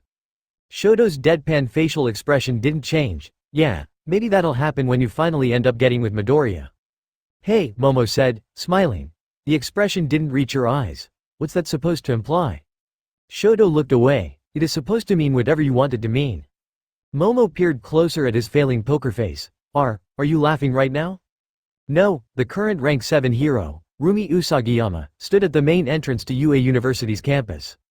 Although she was wearing the best disguise she could muster, thick, long hoodie to cover the slight bump of her tail and sunglasses, people still recognized her. She could tell from the way they began to circle around her, each one too nervous to go up and ask if it was actually her. Though, the two massive bunny ears on the side of her head, not coverable by any sort of headwear, surely gave it away. Right as she was about to tell the onlookers to man up and get an autograph if they wanted one, she spotted Izuku jogging towards her. MMMMMFPHHH. In an instant, she'd closed the distance with a powerful kick from her legs and clamped a hand shut around Izuku's mouth. Hero name in public, she whispered shortly before letting him go. My bad, Mirko, Izuku quickly apologized. Her name had been something she'd told him in confidence, and she wasn't like Endeavor, who everyone knew was Enji Todoroki. Do you still remember UA from when you went here? There were some people whispering in the background, and it was starting to bug Rumi. Hold on a sec, she told Izuku before raising her voice. Before any of you start spreading rumors, I'm here to take my intern, Izuku Midoriya, with me out on a patrol. Before that, I'm heading to the teacher's offices to meet with All Might. Official business.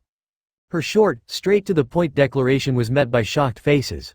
Before even one of the members from the crowd could say I thought Mirko didn't do internships, she looked at Izuku and said, of course I do. This school had been her alma mater, after all. Race you there? Without waiting for an answer, Rumi took off. She didn't go at her top speed for Izuku's sake. But her consideration was rendered useless by a green blur overtaking her within a matter of seconds and speeding off. Green electricity crackling behind him along with a massive thud sound. Arriving shortly on the scene, she almost burst out laughing. Almost. Izuku had crashed headfirst into the concrete wall, leaving behind a human-sized crater. She looked at Izuku, who was lying on the ground, miraculously uninjured. That was strange. I let you win that one, Rumi stated as evenly as possible to avoid coming off as a sore loser. Then, a bit concerned, she stepped closer and stuck out a hand, which Izuku gladly took and stood up. Why the crash landing, though, and are you alright? Izuku blushed a furious shade of red. Embarrassed, he said, why yeah. You just took off and I didn't want to lose so I just gunned it without thinking about percentages, and I guess I must have gotten stronger or more used to my quirk because I went way faster than I thought I would. Unable to understand, Rumi interrupted, hold on, deep breaths, then speak. Izuku did as she instructed, taking 3 deep breaths. The embarrassed flush also dissipated from his face. I misjudged the output of my quirk. Okay, Rumi said, nodding. We can work on that. But, first, let me hear what All Might has to say about your quirk. Can you take me to his office? With a quick of course, Izuku led Rumi inside the office building. A few teachers that she recognized saw her and waved, giving short greetings. They were being awfully kind to her, especially considering the fact that she used to cause just a tiny bit of trouble in her college years, especially early on. And, after what happened with her, she may or may not have went berserk for a period of time. Rumi focused on the present. Now was not the time to think about those things. They arrived at All Might's office and Izuku pulled out his phone, texting the hero. Within a minute, his phone buzzed, and Izuku made a surprised face. Oh, Tosh, All Might wants to speak with you alone. Why? Rumi said, a bit suspicious. What does he have to say to me that you can't hear? This is about your quirk, is it not? Yeah, Izuku shrugged, but he just wants me to run some errands for him while he talks with you. Probably won't be anything I don't know about, though. We're still figuring this quirk out together. With a quick goodbye, Izuku left. As he rounded the hallway and disappeared from sight, All Might opened the door with almost impeccable timing. He was wearing a suit that seemed to barely fit his bulging, muscular physique, and he invited her in with a, Mirko, please come in. Thanks, All Might. Rumi bowed her head slightly, an action she didn't perform often. But when the rank 1 hero comes to open the door for someone personally, it would be beyond disrespectful to not show gratitude. The room was quite spacious, and she took a seat on one of the sofas surrounding a low table. The view was gorgeous as well, offering a clear view of the most beautiful parts of campus. As she sunk into the comfortable leather, All Might took a seat on the couch opposite of her. So, Rumi began, cutting right to the chase, "What's up with Izuku's quirk?" She could have sworn she saw some sweat drip down the side of his neck. "You have to swear that nothing leaves this room." Yeah, of course, Rumi said, letting some of her impatience show. After fretting for some time, the man before her stilled. "Maybe it would just be easier to show you," All Might said, sighing. "Show me?" Rumi parroted. "How would you show?" With a pop, All Might suddenly became skinny. "What the fuck?" Mirko stood up, not believing the sight of a deflated All Might before her. "What the fuck?" All Might, the larger-than-life, burly superhero that possessed a godly physique. Deflated. Literally fucking deflated. Nothing but skin, bones, and sunken eyes stared at her tiredly. Quickly gathering her thoughts, Rumi quickly acted, "Are you alright?" Before she could rush to All Might's side, the rank 1 hero stopped her by holding up one of his hands. "Yes, I am. Thank you for your concern." As Rumi slowly sat back down, he added, "I guess I should start from here." Clearing his throat, deflated, All Might said, "The quirk that I possessed was called One for All. It is a quirk that possesses 2 unique capabilities. It stockpiles power and it can be transferred from one person to another." "Okay," Rumi said slowly, "but I'm failing to see how." "Wait. You probably guessed right," All Might told her. "It was transferred to me decades ago, and, a few years ago, I transferred it to Izuku Midoriya. That's why I haven't been active as a hero that much recently. I'm just fueled by the remnants of the quirk. That muscular form you saw can only be maintained for a short period of time each day. I am, for all intents and purposes, quirkless now." Rumi remained silent for a while, attempting to process the bombshell that had just been dropped on her. "So, what you're telling me is," Rumi swallowed, an uncharacteristic amount of emotion making her voice thick, "the symbol of peace is no more." "Not yet. I can function as the symbol of peace for a little more, but the day that I must hang up my mantle is approaching fast." The loss that she felt was indescribable. Rumi liked to think that she had her shit together, but hearing all of this almost made her despair. Almost. All Might had just been an undefeatable pillar, a golden boy. For so long, she grew up hearing about All Might's exploits, that she couldn't imagine a world with him gone. "I'm sorry to hear about that," Rumi said quietly. "Don't be," All Might said. "Instead, celebrate that I've given it to someone who will be even better than I. Izuku. You've witnessed his talent and the results of his hard work firsthand, correct?" Hearing his name shook Rumi out of her funk, slightly. She was here to glean information about Izuku. "Yes, I have." "So, you're telling me that Izuku now possesses the same quirk that you used to have?" "Yeah," All Might said, sounding awfully dodgy. Rumi frowned. "Is that not it?" All Might looked like he was carefully thinking about something, considering his options. "Mirko, I'm assuming that all I say right here will be repeated back to Izuku?" The frown on Rumi's face deepened. "Of course. It's only natural that he and I communicate about these types of things if we want him to improve." A thin line formed on All Might's lips. "All right. The quirk One for All is a stockpiling of power. That means, in addition to the boosts it gives to a person's strength and speed, it gives a person all of the quirks that the previous wielders possessed. Since I was quirkless, I didn't pass on a quirk, but all of the previous wielders' quirks were passed on to Izuku." All Might held up one finger before Rumi could say anything. "The one that I know for sure that I've seen him manifest is Black Whip. It's those tendrils of darkness that come out of his arms. He may have also manifested Danger Sense and float subconsciously." Wait, Rumi said. "Let me get this straight. Besides One for All, he has the quirks of the previous wielders as well? As in, like, Izuku basically has multiple quirks within him and can use all of them?" So this was what Izuku meant when he said that his quirk had multiple facets to it and didn't know all of them. He just didn't know how to use some of these quirks that fell under One for All quirks. "Well," All Might said, "he can't use all of them. I, for example, couldn't use a single one of the previous user's quirks. We can attempt to teach him, but I'm unsure of what the results would be." "Then we'll try," Rumi said, excited. "What are the One for All quirks? Do you know them?"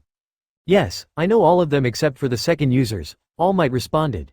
"Starting from my predecessor, it goes, Float, Smokescreen, Black Whip, Danger Sense, and then Fa Jin." "What do they do? Do you know?" Rumi asked. growing more and more excited. If Izuku could master all of these quirks, he could become one of the most versatile and strongest heroes that ever lived, and she could have a hand in molding him. It felt like, truly, she was watching history in the making. Make this shitty world better. Her words, Kaina's words, still haunted Rumi, but at the same time, it served as fuel. Along with the guilt she felt over her death, it fueled Rumi to push herself to be better, to be stronger. Rumi knew, without a doubt, that helping Izuku, teaching him to be a real hero, might become one of the most meaningful contributions that she could make to society as a whole. I don't know much save for some vague descriptions. Float, though, I am closely acquainted with. That's the ability to levitate in midair. All Might had a wistful look on his face as he told Rumi this. So you're telling me Izuku can fucking fly? All Might nodded. I'm not sure what the applications are, but yes, he probably could if he can use the quirk. Rumi whistled. Okay, gonna take a while to process that. Alright, what about smokescreen? The name describes it pretty aptly, All Might admitted. The user can emit a large quantity of smoke at his location. Black Whip I already explained, and Danger Sense is a perception quirk that identifies potential threats around the user. Fa Jin is a bit, we don't have much information on that quirk. All I know it does is something about kinetic energy. Rumi stroked her chin, absorbing all of the information. What about the one that makes him impervious to injuries? Or is that just a side effect of One for All? For a moment, a panicked expression crossed All Might's face. What do you mean? He asked in an effort to buy time. Rumi's instinct suggested something was off, but she toned down the knee-jerk reaction to call All Might out on it. She'll ask him about it later. He has some type of resistance to physical damage. No, Rumi asked, narrowing her eyes. I saw it just a few minutes ago. He sprinted headfirst into a wall and came out all fine and dandy. Said something about misjudging output. Going at the speed he was at and crashing like that, there should, at the very least, be some blood. Not to mention a concussion.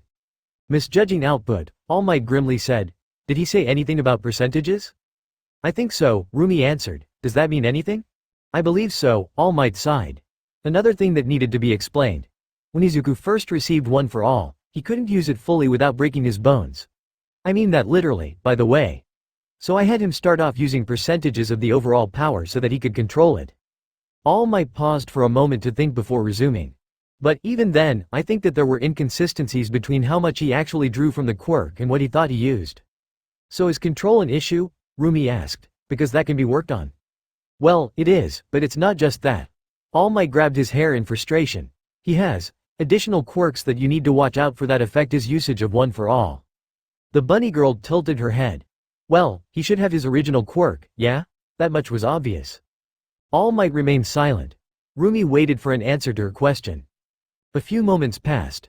What is his original quirk, All Might? Rumi asked in an attempt to restart the conversation. A tense, awkward silence reigned. Rumi stared at All Might, but he didn't return her gaze.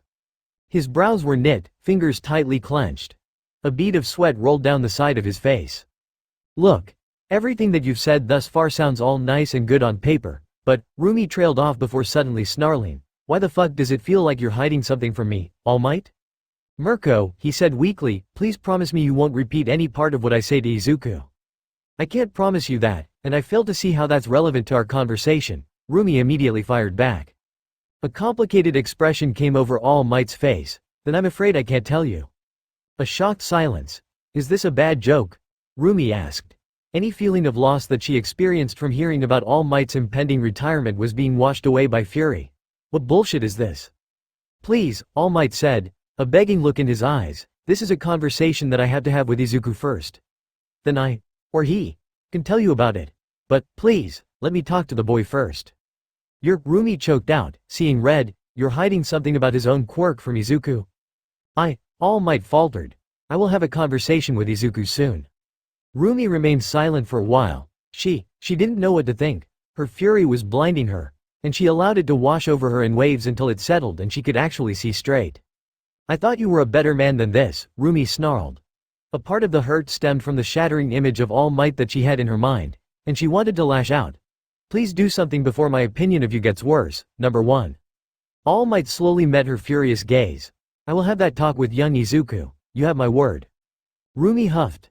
That doesn't mean jack shit until I hear it from Izuku himself that you've spoken to him. Fair, All Might sighed. Then, in a quieter voice, he asked, what are you going to tell Izuku the next time you see him?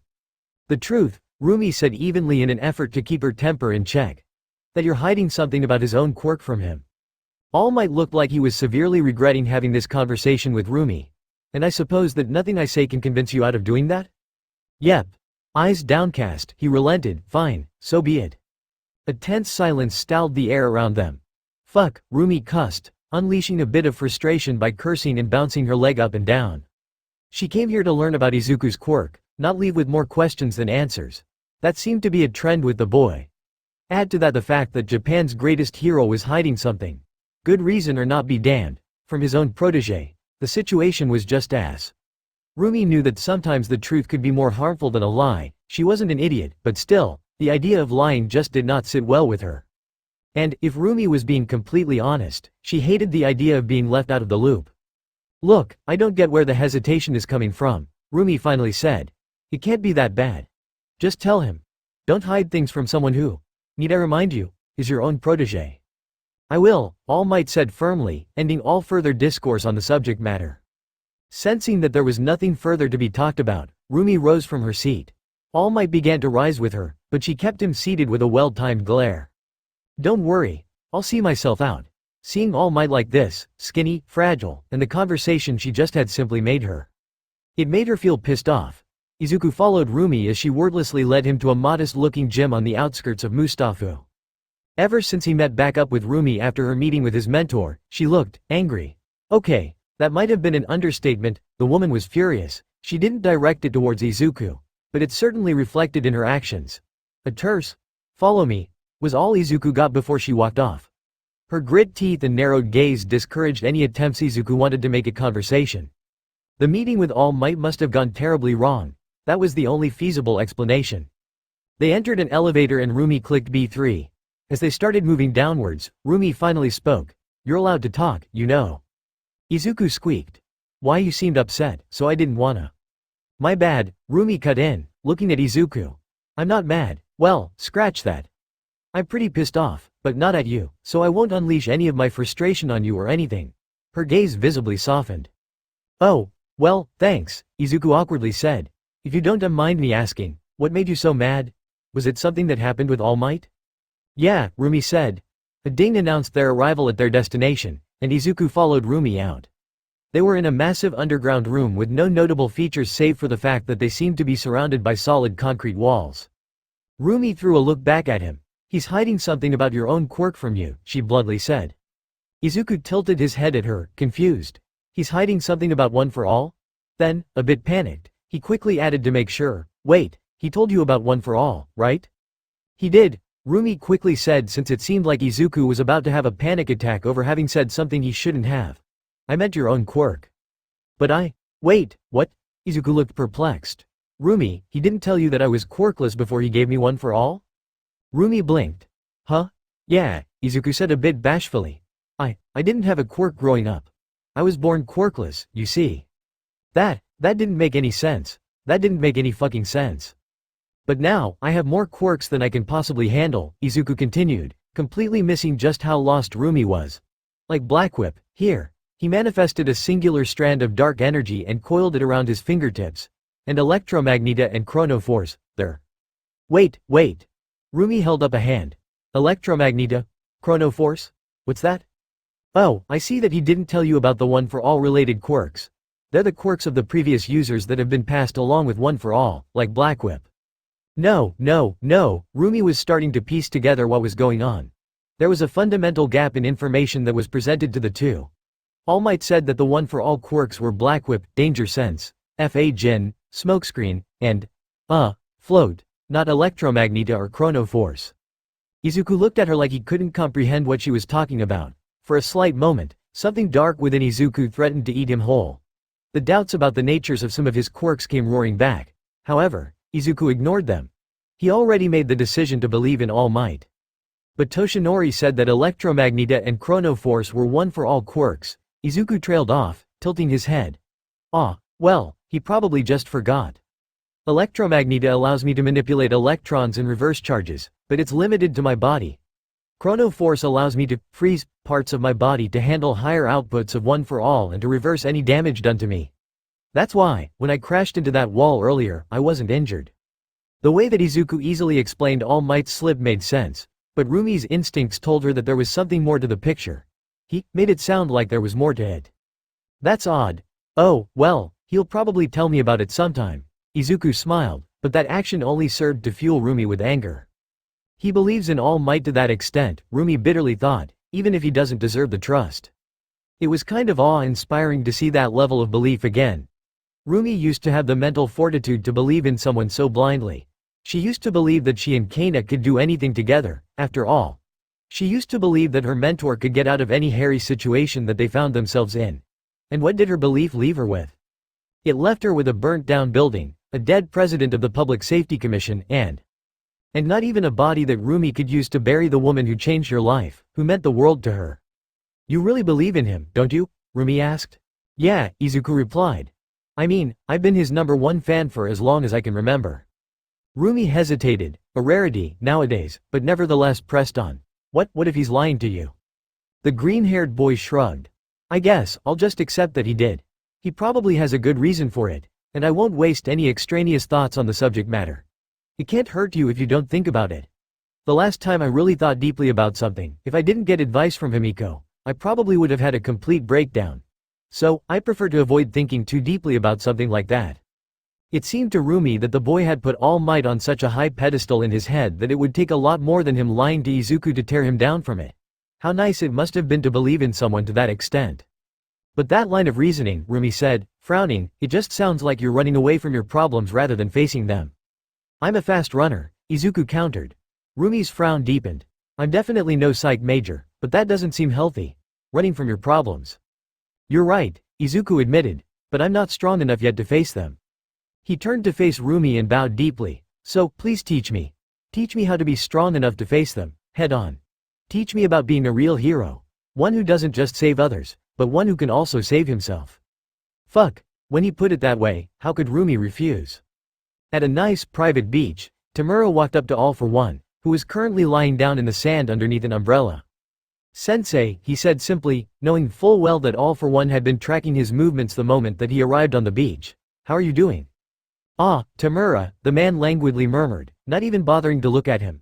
I was just checking up on our operations overseas when a sudden urge for the sun overcame me.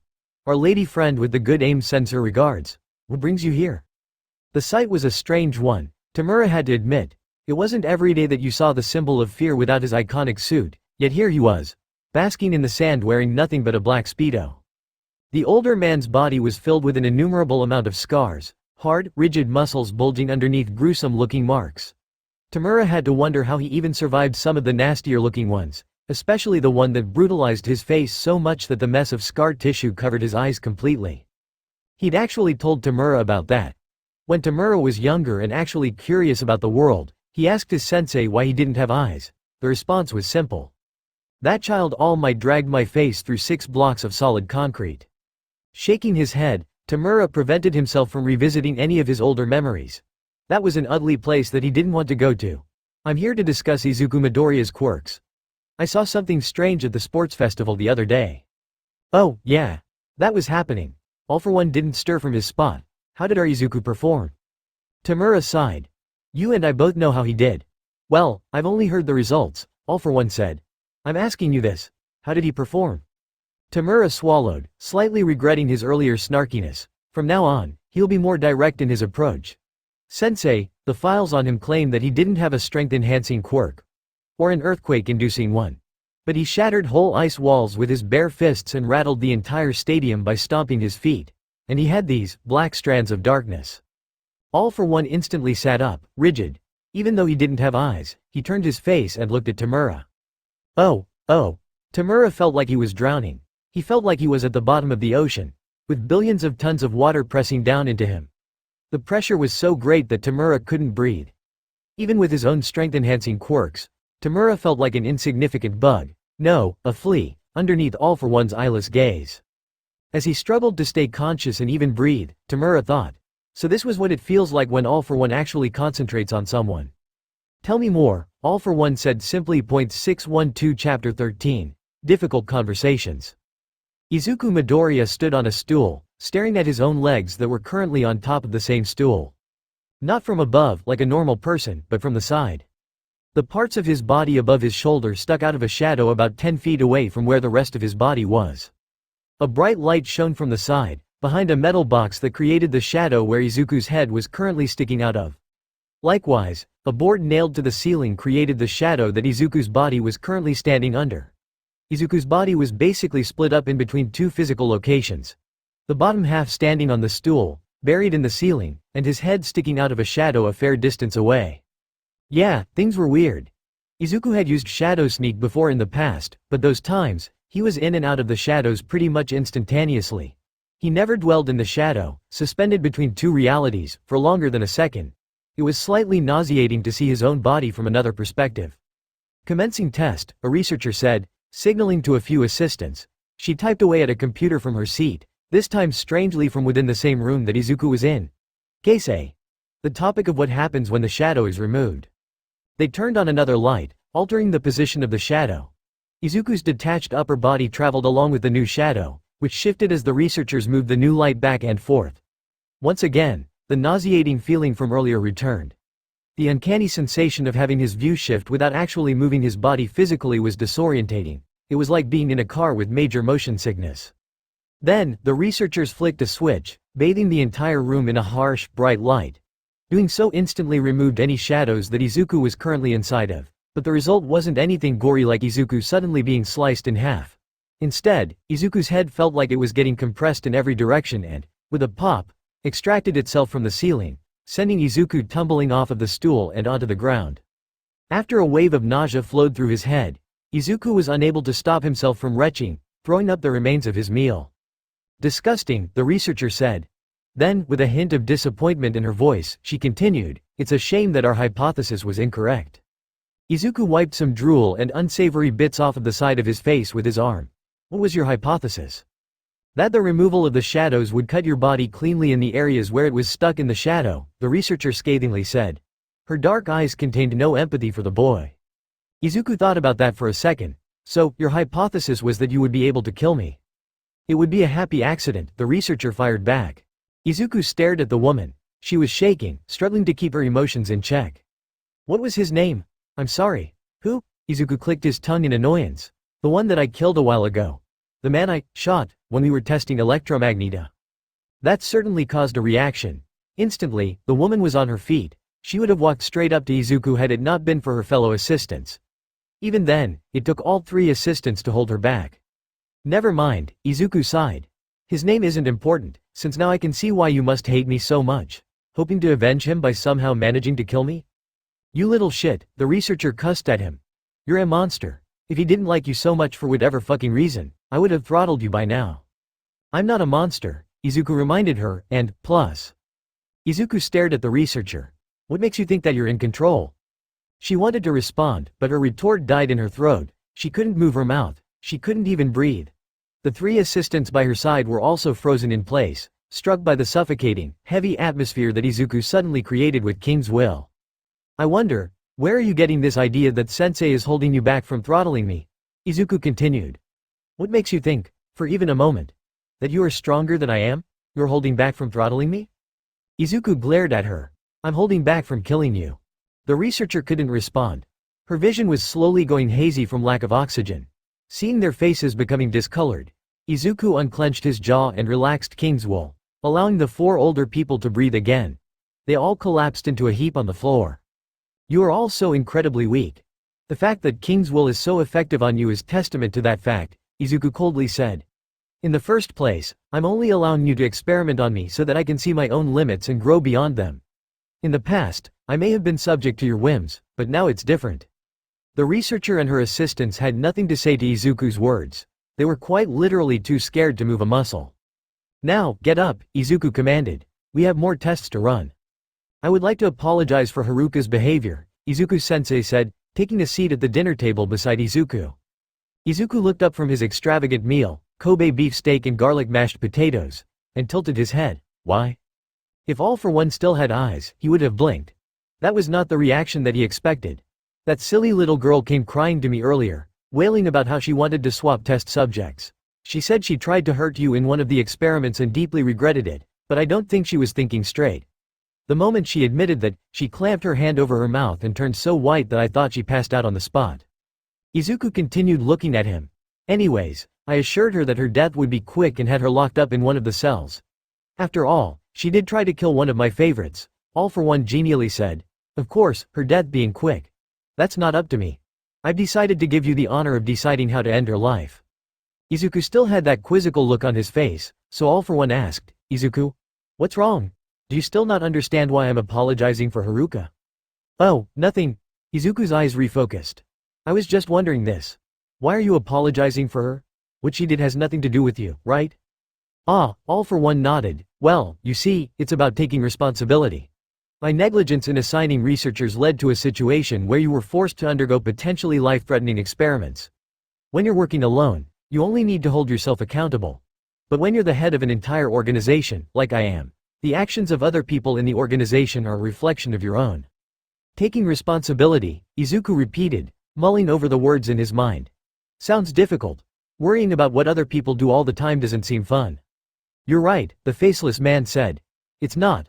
But, onto brighter topics, how would you like to deal with Haruka? She tried to have you killed, so it's only right that you decide what becomes of her life. Izuku hummed, stroking his chin. He thought deeply before continuing. Spare her for now. Let her continue designing experiments for me. His sensei was decently confused by his words. May I ask you why I should allow that to happen? She did try to have you killed. Just help me understand your reasoning. Izuku set down his fork and knife. I want to be stronger, sensei. All For One, sensing more, remained silent. Having someone who hates me design my experiments and trials, it seems like she'd try her hardest to make me miserable, to hurt me, or to kill me. Probably all three at once. Izuku looked over at his sensei. Maybe tell her to not try to kill me in an experiment, but I'll overcome all of them, regardless, and grow stronger. If I don't, I'll see my limits or die. I just want to be useful to you quicker, the child admitted, playing with his thumbs. All For One smiled at the boy. He wasn't one to play favorites. Okay, that was a lie. He definitely played favorites.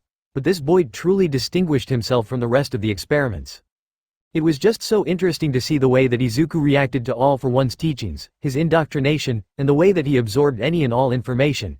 He had to beat loyalty into all of the other subjects, ingrain it so deeply in their minds with sessions that they couldn't think of ever defying him.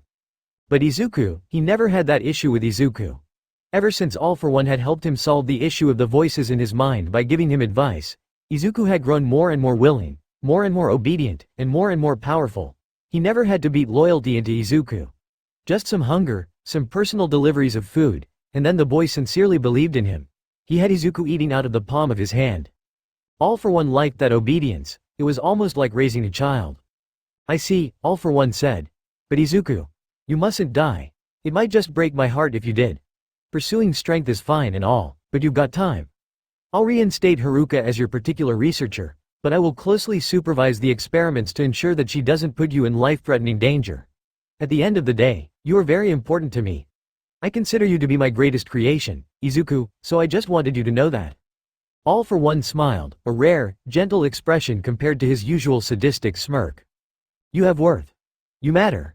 Izuku glowed upon hearing All For One's words, and the man wondered if this was what Izuku had been seeking throughout his entire short life.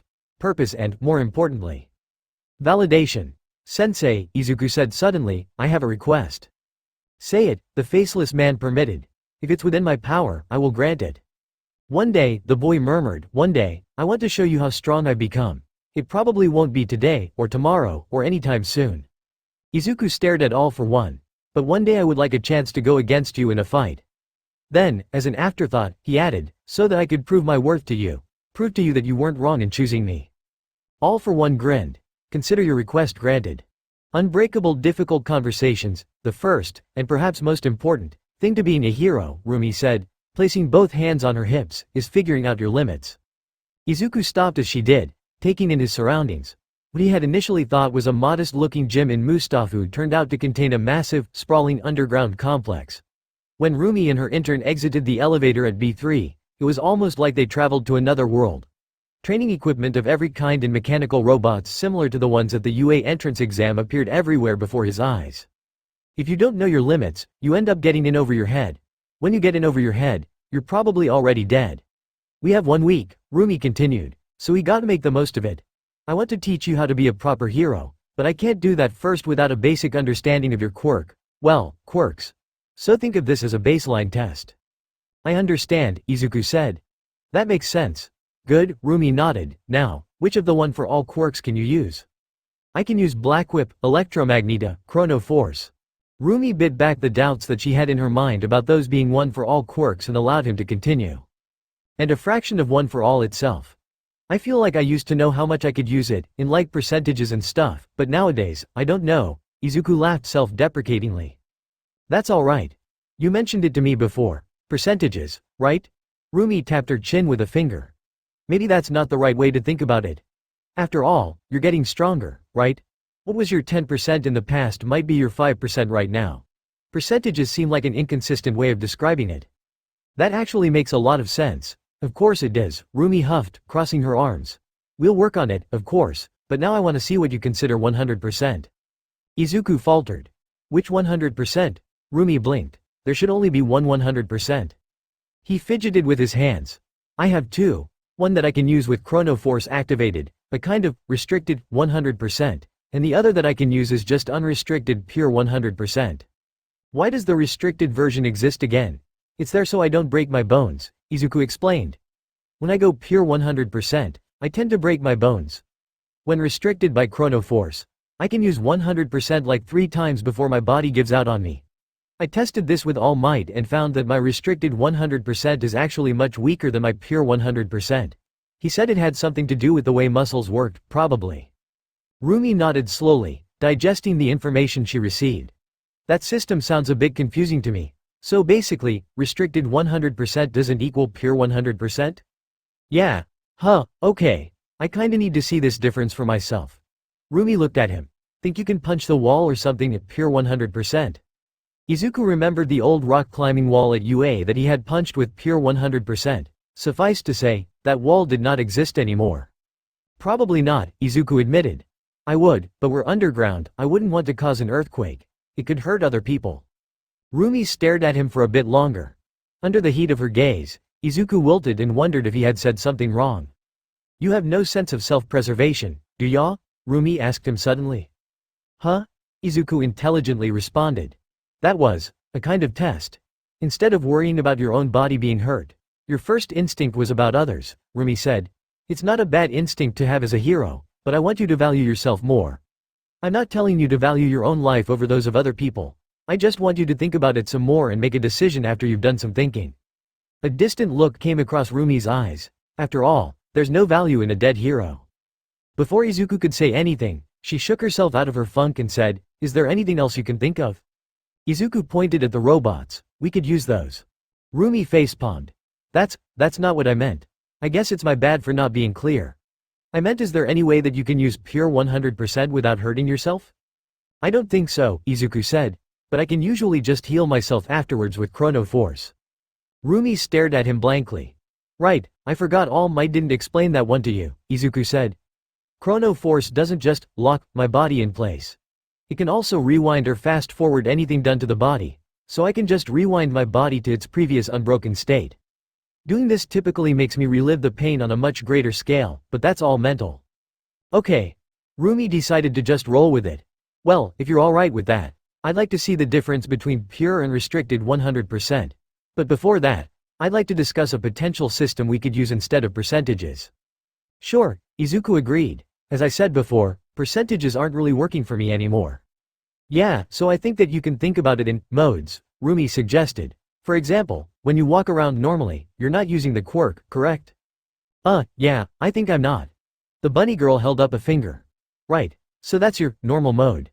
And then we'll have a mode that you can use when fighting criminals that don't really pose a threat to you, so you don't I dunno, overkill them or anything. We can drill the level of output into your body at a later date when we've figured it all out. Izuku nodded. For a brief moment, he thought back to the USJ and the feeling of bones crunching under his fists. Suppressing a shudder, he broke away from the memory. Izuku's reaction had been in 2 parts. One half, out of horror, and the other, out of satisfaction. The half of him that enjoyed that feeling was very concerning, but he forced it down. Next, a mode when you're fighting a potentially life-threatening opponent, and then, Rumi paused, eyeing him. Do you have any forbidden moves? Like, Moves that you'd only bust out if your life was in serious danger? I don't know, Izuku answered her. "'Kay, makes sense. Well, we can worry about all this later. Naming stuff is hard for me. I'm shit at naming things. But things get easier when we can put a label on them. For now, I want to see what you can do." Izuku nodded. "Okay, where do you want me to start?" "I like your attitude," Rumi smiled. "How about we boot up some of these robots and see what you can do to them?" Himiko's phone rang for the 14th time. Finally pissed off enough to answer, she picked up and answered, "What, Shiggy? This better be worth interrupting this quest that I'm doing." "You are being recalled," the voice on the other line said. Oh, that wasn't Tamura's voice. That was the voice of the one person she feared more than anything. All the fire and heat that she'd reserved for Tamura disappeared when she heard his voice. "Sensei," Himiko weakly said, instantly cowed. "May I ask why? My reconnaissance at UA hasn't really borne fruit yet. I haven't learned anything about. Kurogiri will pick you up at Extraction Point Bravo. I will see you soon."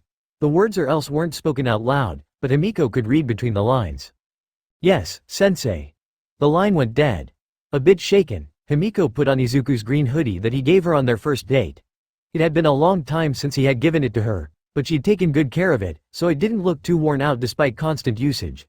Plus, if she truly was being recalled, Izuku's hoodie was really the only thing that she wanted to bring with her. But why was she being recalled? Himiko didn't report anything to All for One or to Tamura that could be worth recalling her for.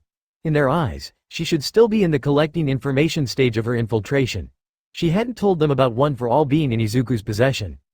Squashing her suddenly frayed nerves, Himiko took a few deep breaths.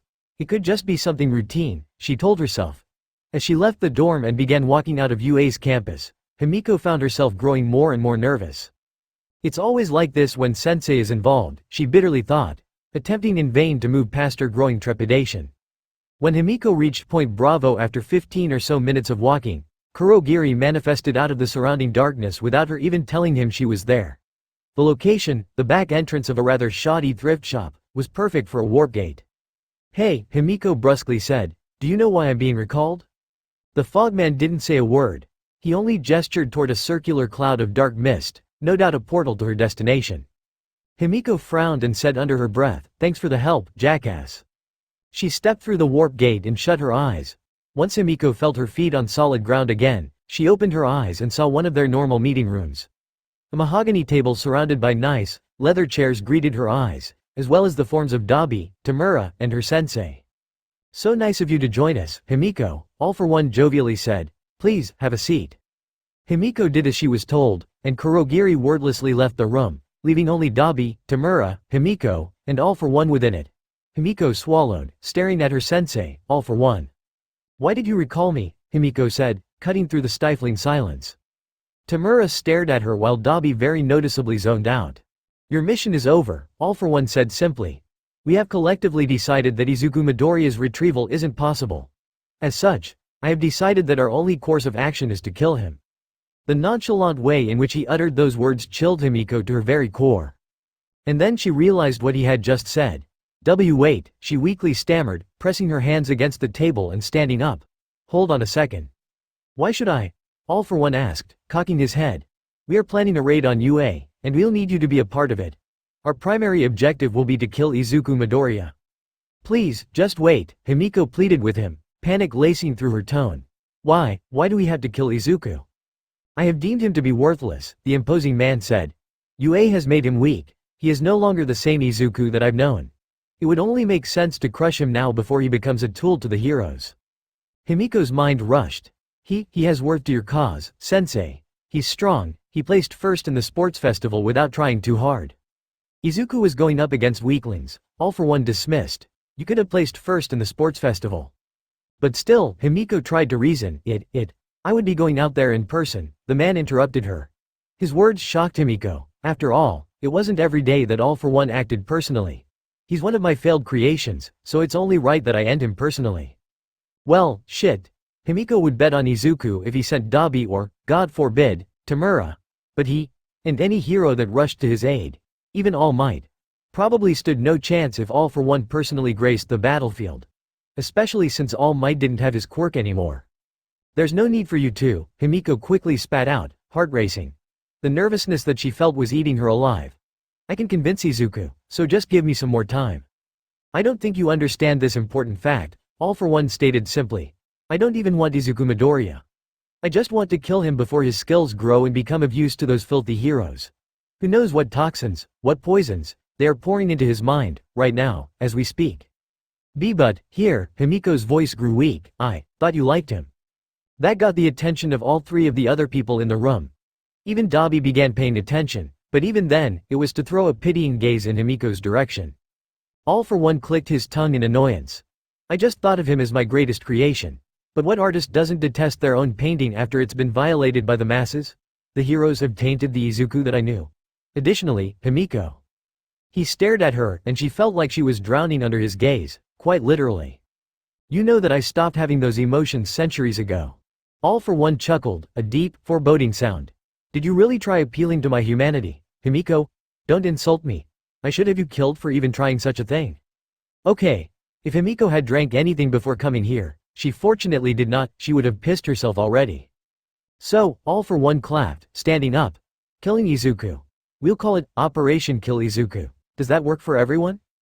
Dabi and Tamura both rolled their eyes. They were growing tired of this farce. No, no, no, Himiko repeated, mustering up the courage to look All for One in his damned ugly stupid faceless face. Please reconsider.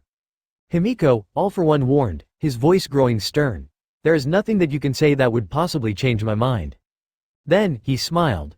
Unless there was a specific reason for me not to end his life. His eyeless gaze focused on her, and Himiko knew, instinctively, that he had her trapped. She knew, from the moment that he had uttered those words, that he had her right where he wanted. A cornered little rat in the face of a tiger. All of the words before had been an act, a fraud, all spoken just to get her to admit what she had been hiding from them. Himiko didn't consider All for One to be the master manipulator, for no reason. The bastard had been gaslighting her from the very beginning. You already know the reason, Himiko said glumly. Yes, but I want to hear you say it. Oh, Himiko, you just basically confirmed for me that you knew, he smiled. The same sadistic and cruel expression. I want you to explain how long you've been hiding it from us. After that, I'll decide your punishment. Himiko grit her teeth. How long have you known? Tamura brought it to my attention, All for One casually said. Himiko leveled the most ferocious glare that she could muster and threw it his way, but Tamura just shrugged under the heat. The sports festival. The funny little quirk that he used with the black strands. I fought the person who used that quirk in the past. He was a funny little man with a funny little quirk. He was even funny in the way he died as I crushed his throat underneath my heel. All for One gestured for Himiko to retake her seat as he retook his. She remained standing. Now, All for One said, what were you hiding from us? Himiko clenched her hands, balling them up into fists. You already know, don't make me say it. She promised him, after all. Himiko promised Izuku that she wouldn't tell anyone. She knew that it was probably meaningless, but she wanted to stand by that promise to the end. Himiko, oh, Himiko, All for One chuckled. I don't think you understand the situation that you're in. Tell me, the next time you see Izuku, do you wish to be paralyzed from the waist down or be blind and deaf, so that the only way you can recognize it's him is by touching his face? Himiko shuddered underneath All for One's gaze. Or, her sensei grinned, maybe I won't do anything to you. Maybe, the next time you see Izuku, it will be only his head on a silver platter, severed from the rest of his body. Then, I'd make you eat it. Isn't that so kind of me, Himiko? This way, you can be together forever. Himiko's stomach lurched at the thought. All for One was a sick, twisted man. He had the power and authority to throw around words and follow through on his threats. That's what made him so dangerous in the first place. The room remained silent for a few minutes. Tamura was watching the two disinterestedly, while Dabi was. Was he snoring? All for One just stared at Himiko, his smile growing bigger and bigger as she suffocated underneath his gaze. Uku has it, Himiko murmured, looking down at the ground. I'm sorry, All for One said. Despite having no visible ears, he tilted his head towards Himiko. I couldn't hear you. Inexplicably, tears began to gather in her eyes. Well, looking at it objectively, she'd just been through an emotional roller coaster, and now, she was being forced to betray the man she loved. Things were decently shitty right now for Himiko Toga. Izuku has it, she ground out, blinking rapidly. Has what? All for One prompted. Then, Himiko Toga, look at me when you answer. Unable to disobey, Himiko looked at him. His grotesque mug was twisted into a sneer. Izuku has one for all. All for One was relentless. How long have you known? Since the UA Sports Festival. The room remained silent, allowing Himiko to bathe in the filthy feeling of having betrayed Izuku's trust, even if her sensei somehow knew already. Hot tears streamed down her face as she stood there, feeling more and more guilty by the second. Good. The faceless man leaned back in his seat. Good, Himiko. Hopefully this teaches you a valuable lesson. Your loyalty is to me first and foremost. Understand, Himiko? In a small voice, Himiko uttered, why yes. Now, for your punishment. All for One gestured for her to come towards him, and her feet betrayed her heart, escorting her until she stood right before the seated villain. Himiko struggled to keep her crying silent, but it eventually became too much for her to bear, and a choked sob escaped from her mouth. All for One just smiled at that action. Hand, Himiko. Himiko did not dare to resist. She raised a shaking hand, compelled by his voice. His rough hands grabbed a single finger on her hand, caressing it gently. Your first mistake, he said gently, as if he were a father lovingly scolding a daughter, was not reporting to us your findings the moment that you found out. With a brutal crunch, he snapped her index finger backwards. Himiko bit down on her tongue, desperate to not release even a single noise, and she drew blood. When he released his hand, Himiko's finger on her left hand was bent backwards unnaturally. The pain finally made her whimper. All for One admired his handiwork, moving on to her middle finger. There are a number of ways that you could have handled this better, All for One amicably said. For example, play dumb all the way through. You were right, after all. I do like Izuku, so there should be no reason for me to kill someone as valuable as he is to me. I was just kidding before, teehee. He grinned. Your second mistake was not understanding the type of man that I am. I don't discard those that I've built up easily. Doing that is a sign of poor managerial skills. Crunch. Himiko gasped, letting out a cry of pain. The fear, the anguish, the pain. They were all threatening to devour her whole. All for One's grin grew wider at hearing Himiko's labored breathing and feeling the fear radiating off of her. The third mistake, All for One continued, moving on to her ring finger, is disloyalty. I thought that I'd ingrained loyalty deeply into your bones, but you surprised me, Himiko. Perhaps another session is in order. No, no, Himiko repeated, trembling. The pain of her broken fingers far paled to the horrors of those ungodly sessions. Don't send me back to that room. Well, it's up to you whether or not you get sent back, All for One shrugged. Oh, right, I forgot. He ruthlessly snapped Himiko's ring finger, causing her to grunt. She tried not to make any further noises, but a strangled sob still escaped from her throat. None of this would have happened had you just listened, Himiko, All for One sighed, shaking his head. You must be getting to that rebellious age. Well, just know that if you dare misbehave again in the future, you won't be the only one getting hurt. The thinly veiled threat that he would also hurt Izuku if she acted out of order sunk its claws deep into Himiko's psyche. She nodded through the immense pain of having 3 of her fingers broken, not trusting her voice to speak. He'd probably already seen through her feelings for Izuku. Knowing All for One, he definitely knew about them, and that was why he was even making that threat in the first place. All for One remained silent for a few moments, observing his handiwork. Then, he relented, since I'm in a good mood, Himiko, I won't leave you like this. He activated some quirk of his and it cast a green, soothing glow over her hand. Slowly her mutilated hands snapped and straightened themselves, forcibly healed under the effects of All for One's quirk. The physical pain faded, but the mental humiliation, the torment that she'd just endured, did not, being forced to betray Izuku's trust, even if only superficially, as All for One knew already about Izuku and One for All, stung her and hurt her deeper than she could have ever thought. No matter how much she wanted to, no matter how much she tried. Himiko was powerless before All for One. Are you done putting on your show? Tamura asked tentatively, glancing at his mentor. All for One nodded. It's not a show, Tamura. It's called sending a message. You'll learn about it, one day. Tamura nodded slowly. Yuha. Now, can we get to why you called Dabi and me here? Oi, Dabi, wake up. He poked Dabi and the dark-haired man started, snapping to attention. Yes, I'm here, present. Himiko wanted to punch both of them in the face and slice them up until not a drop of blood remained in their bodies. Well, to be honest, she wanted to do that to All for One, but she simply couldn't, so maybe she would have to settle for skinning Tamura and Dabi alive to help dispel the dark emotions that were clinging to her.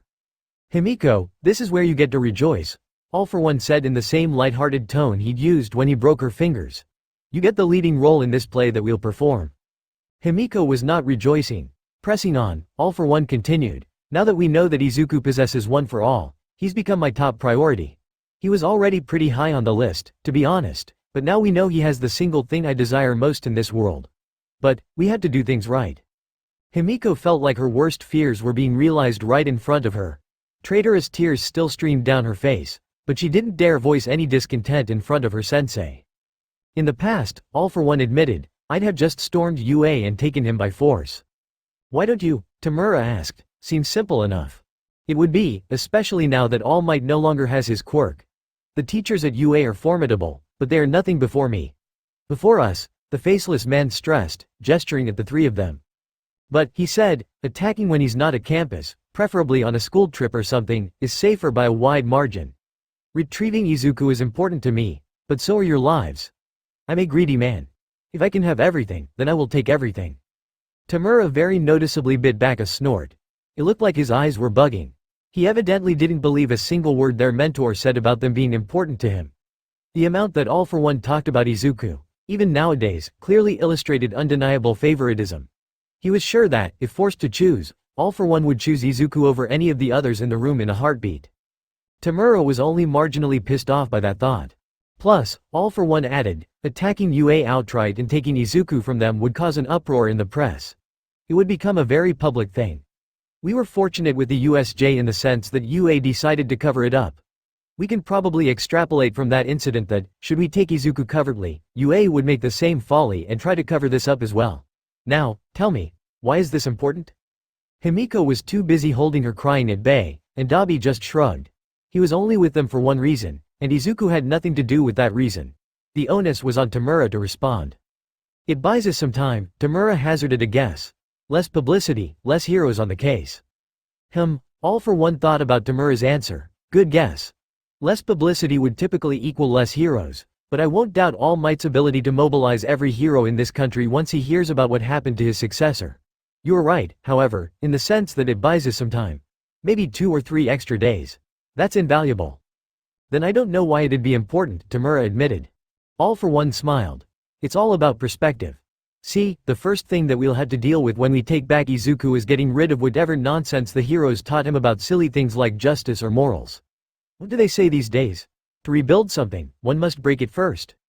Tamura bit back the retort, no one says that these days. We might have to do a little damage to Izuku first, All For One confessed, looking a little heartbroken for a man with no face. Maybe a couple of sessions here and there. There might be a bit of breaking involved, he. No one laughed.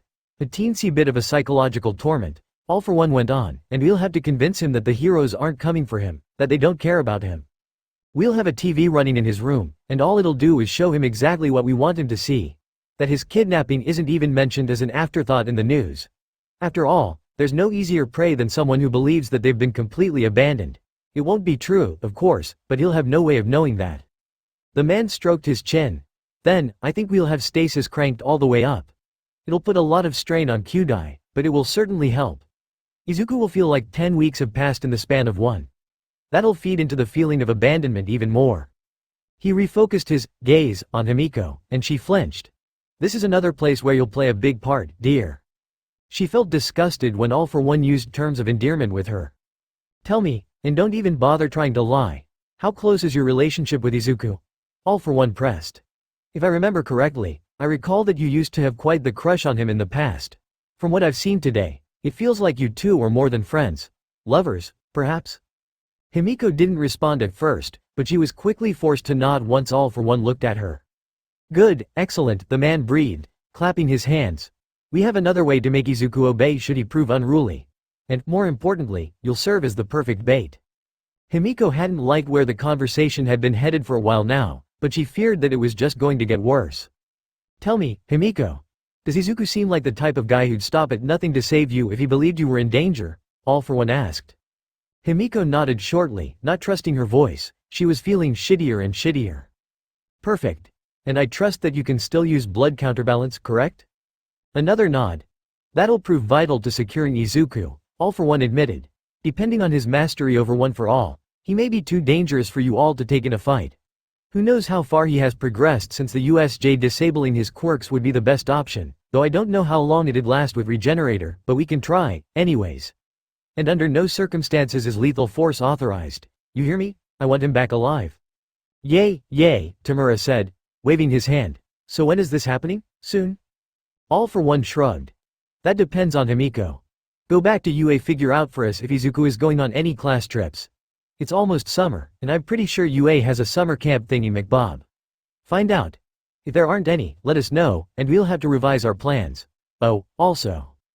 All for one truly focused on her. Himiko felt as if the atmosphere grew 1,000 times heavier, and she was being crushed under the weight. Tamura and Dabi's strangled looks to the side of her indicated that they felt it too.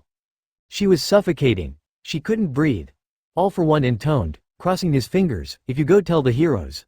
If you go tell Izuku about what has happened today, and I find out, let's just say that the consequences wouldn't be pretty. Not for the heroes, not for you, and, perhaps, more importantly, as much as it pains me to say this, not for our dear Izuku. He paused before saying, do I make myself clear? Himiko didn't respond. Himiko, all for one said in a warning tone, did you hear me? Yes. Good, he said. Himiko, I can see that you're upset. That was a major understatement. Look at it this way, the faceless man continued. We can say that acquiring Izuku Midoriya is a certain outcome that will happen no matter what occurs. You, Himiko, are at a crossroads, right now. One path that you could choose is this. You betray us and go tell the heroes about everything in an effort to evade his capture. That would be problematic, and it certainly won't end well for anyone. I will still stop at nothing to acquire Izuku, after all. I do not care who I have to fight, who I must kill, but I will have him. He sighed. Here's what I would do in that scenario. I wouldn't like doing it, but after I acquire Izuku, I would modify him slightly. Something kind of similar to what Pavlov did to those dogs. I would condition Izuku to associate the emotion of hatred, of disgust, with everything that has to do with the concept of Himiko Toga. Are you understanding what I'm insinuating, Himiko? Ice crawled through her veins. I'm saying that I will make him hate you, all for one said slowly, emphasizing every syllable. Himiko tried not to allow her face to reveal her inner thoughts, but her sensei seemed to have found what he was looking for, as he chuckled after looking at her. It was like he could smell the fear radiating off of her, and, given his gigantic collection of quirks, she didn't doubt that he had a quirk that allowed him to do just that. That's a suboptimal situation for both of us, the older man admitted. For you, well, it's obvious why that wouldn't be the best. As for me, I sincerely don't want to do that. I'm overjoyed that two of my children have found love with each other. It's a beautiful thing, no? Tamura felt disgusted by the way that he mockingly said the last two sentences. It was such a load of bullshit that he almost let out a bark of laughter. He glanced at Himiko. The girl was trembling. Evidently, she took every word that all for one said at face value, but Tamura knew better than to do that. The poor girl probably didn't even realize that she was being manipulated. This leads us to the other option. You try your hardest to ensure that our capture of Izuku goes as smoothly as possible. Then, I simply won't make him despise you. Now, we don't know how Izuku is going to feel about you being on the side of the villains. All for one threw up air quotations when he said the word villain, but at least there's a chance that he'll still have a positive feeling about you at the end of it. Got it, Himiko? Himiko nodded slowly. As if sensing her hesitation, all for one continued, you win. I win. If you look at it rationally, there's really only one choice to make here. All for one tapped his chin with a finger. I like to think that I'd raised rational children. Tamura and Dabi both frowned at that. They knew themselves well enough to confidently say that all for one must have been capping. Dabi was psychotically obsessed with his old family and Tamura, well, he was Tamura. And Himiko, do you know why this is a risk I'm willing to take? All for one asked, chuckling. Because, after spending all this time together, Himiko, I like to think that I know you quite well. Going against me here is the same as throwing Izuku away for you. You know that, right? You'd lose him, forever. All for one's words battered at Himiko's fragile mind. Too exhausted and too weak to resist, Himiko couldn't help but nod, once more, like a robot on autopilot. Good, all for one grinned. See it. I'm expecting something within the week. Oh, and Himiko. Unbeknownst to Himiko, Dabi, and Tamura, all for one activated a quirk. He liked to think that he had a pretty solid grasp over his subordinates, but he had to make sure. It was really just in case Himiko's thoughts diverged from what he suspected they were. Nothing more, nothing less. This way, he could make sure that she wouldn't go against his wishes. Power filled his voice. Himiko Toga, don't disobey me this time. Himiko nodded numbly, not even noticing the quirk that was being placed onto her. All for one smiled. Stay for a day or two, he said amicably. You can miss a few days of school, no? Himiko, completely devoid of the will to resist, nodded slowly once more. Good, all for one said. He smiled, a cold expression, and then. I'd like you to tell me more about the Izuku that you know. The day after Rumi had Izuku demonstrate his quirks to her, he met the rabbit fully dressed in his hero costume that he wore for the combat training exercise at the beginning of the school year. The mix of dark green and black accented by white was pleasing to the eye. Well, in Izuku's opinion at least. Additionally, the fingerless gloves with metal padded in above his knuckles and the shoes with the steel heel made him feel properly geared up and protected. Finally, his costume was completed by a black breathing mask, courtesy of Himiko. "Why mask?" Rumi questioned him simply, pointing at her own face. Izuku touched it, feeling the sleek substance under his fingertips. "Good luck charm." Rumi shrugged, satisfied with his answer. Instead of her casual wear, she was dressed in her full hero gear, which was, well, to Izuku. It left very little to the imagination. Her costume was a skin-tight sleeveless white leotard, decorated with a crescent moon over her chest and a dark purple line near her shoulders. Matching purple thigh-highs traced the muscular curve of her legs, ending at her feet in some steel plating, similar to what Izuku had in his own shoes. He had to try very, very hard to refrain from fanboying. The pro-hero was beginning to draw a lot of attention, and she noticed this, waving at the onlookers. "Smile and wave," Rumi instructed. "But don't engage. Engaging with civilians typically shortens the time that you have to spend on patrol. Some heroes live for that attention, but I don't, and you don't seem like that type either. Today, I'll teach you about my personal favorite method to fight crime. The boots on the ground approach." Izuku waved at a little boy who recognized him before turning back to Rumi. "Got it. There's also raids and stuff like that, but organized crime has been on the decline, so those aren't that common anymore," Rumi continued. "I like just running around and helping people. This way, I think, is the most rewarding to me. You actually get to see the faces of the people that you helped." Izuku smiled at the thought. "That's nice, it really reminds me of the reason that I'm doing all this for," Rumi said, and for a moment, her eyes grew distant. "Not for fame, not for glory, and not for money. It's just for a simple reason, something someone I really looked up to once told me in the past." Her gaze refocused, and she looked directly at him. "Make this shitty world better." Rumi remained silent, allowing Izuku to soak in the words. Overcome by a sudden, indescribable emotion, Izuku couldn't help but admire the person standing in front of him. Rumi smiled. "So, I'll tell you that same thing, Izuku. This world has a lot of awful things in it, and it's our job to make it better for people. It's up to us to fight for those who can't. Decide for yourself how you want to do that." Decide for yourself. The words echoed in Izuku's mind. Enough about that, Rumi dismissed. "Today, I'll show you how to effectively patrol. Follow me for now, and limit the usage of your quirks until we've better figured out what to do with them."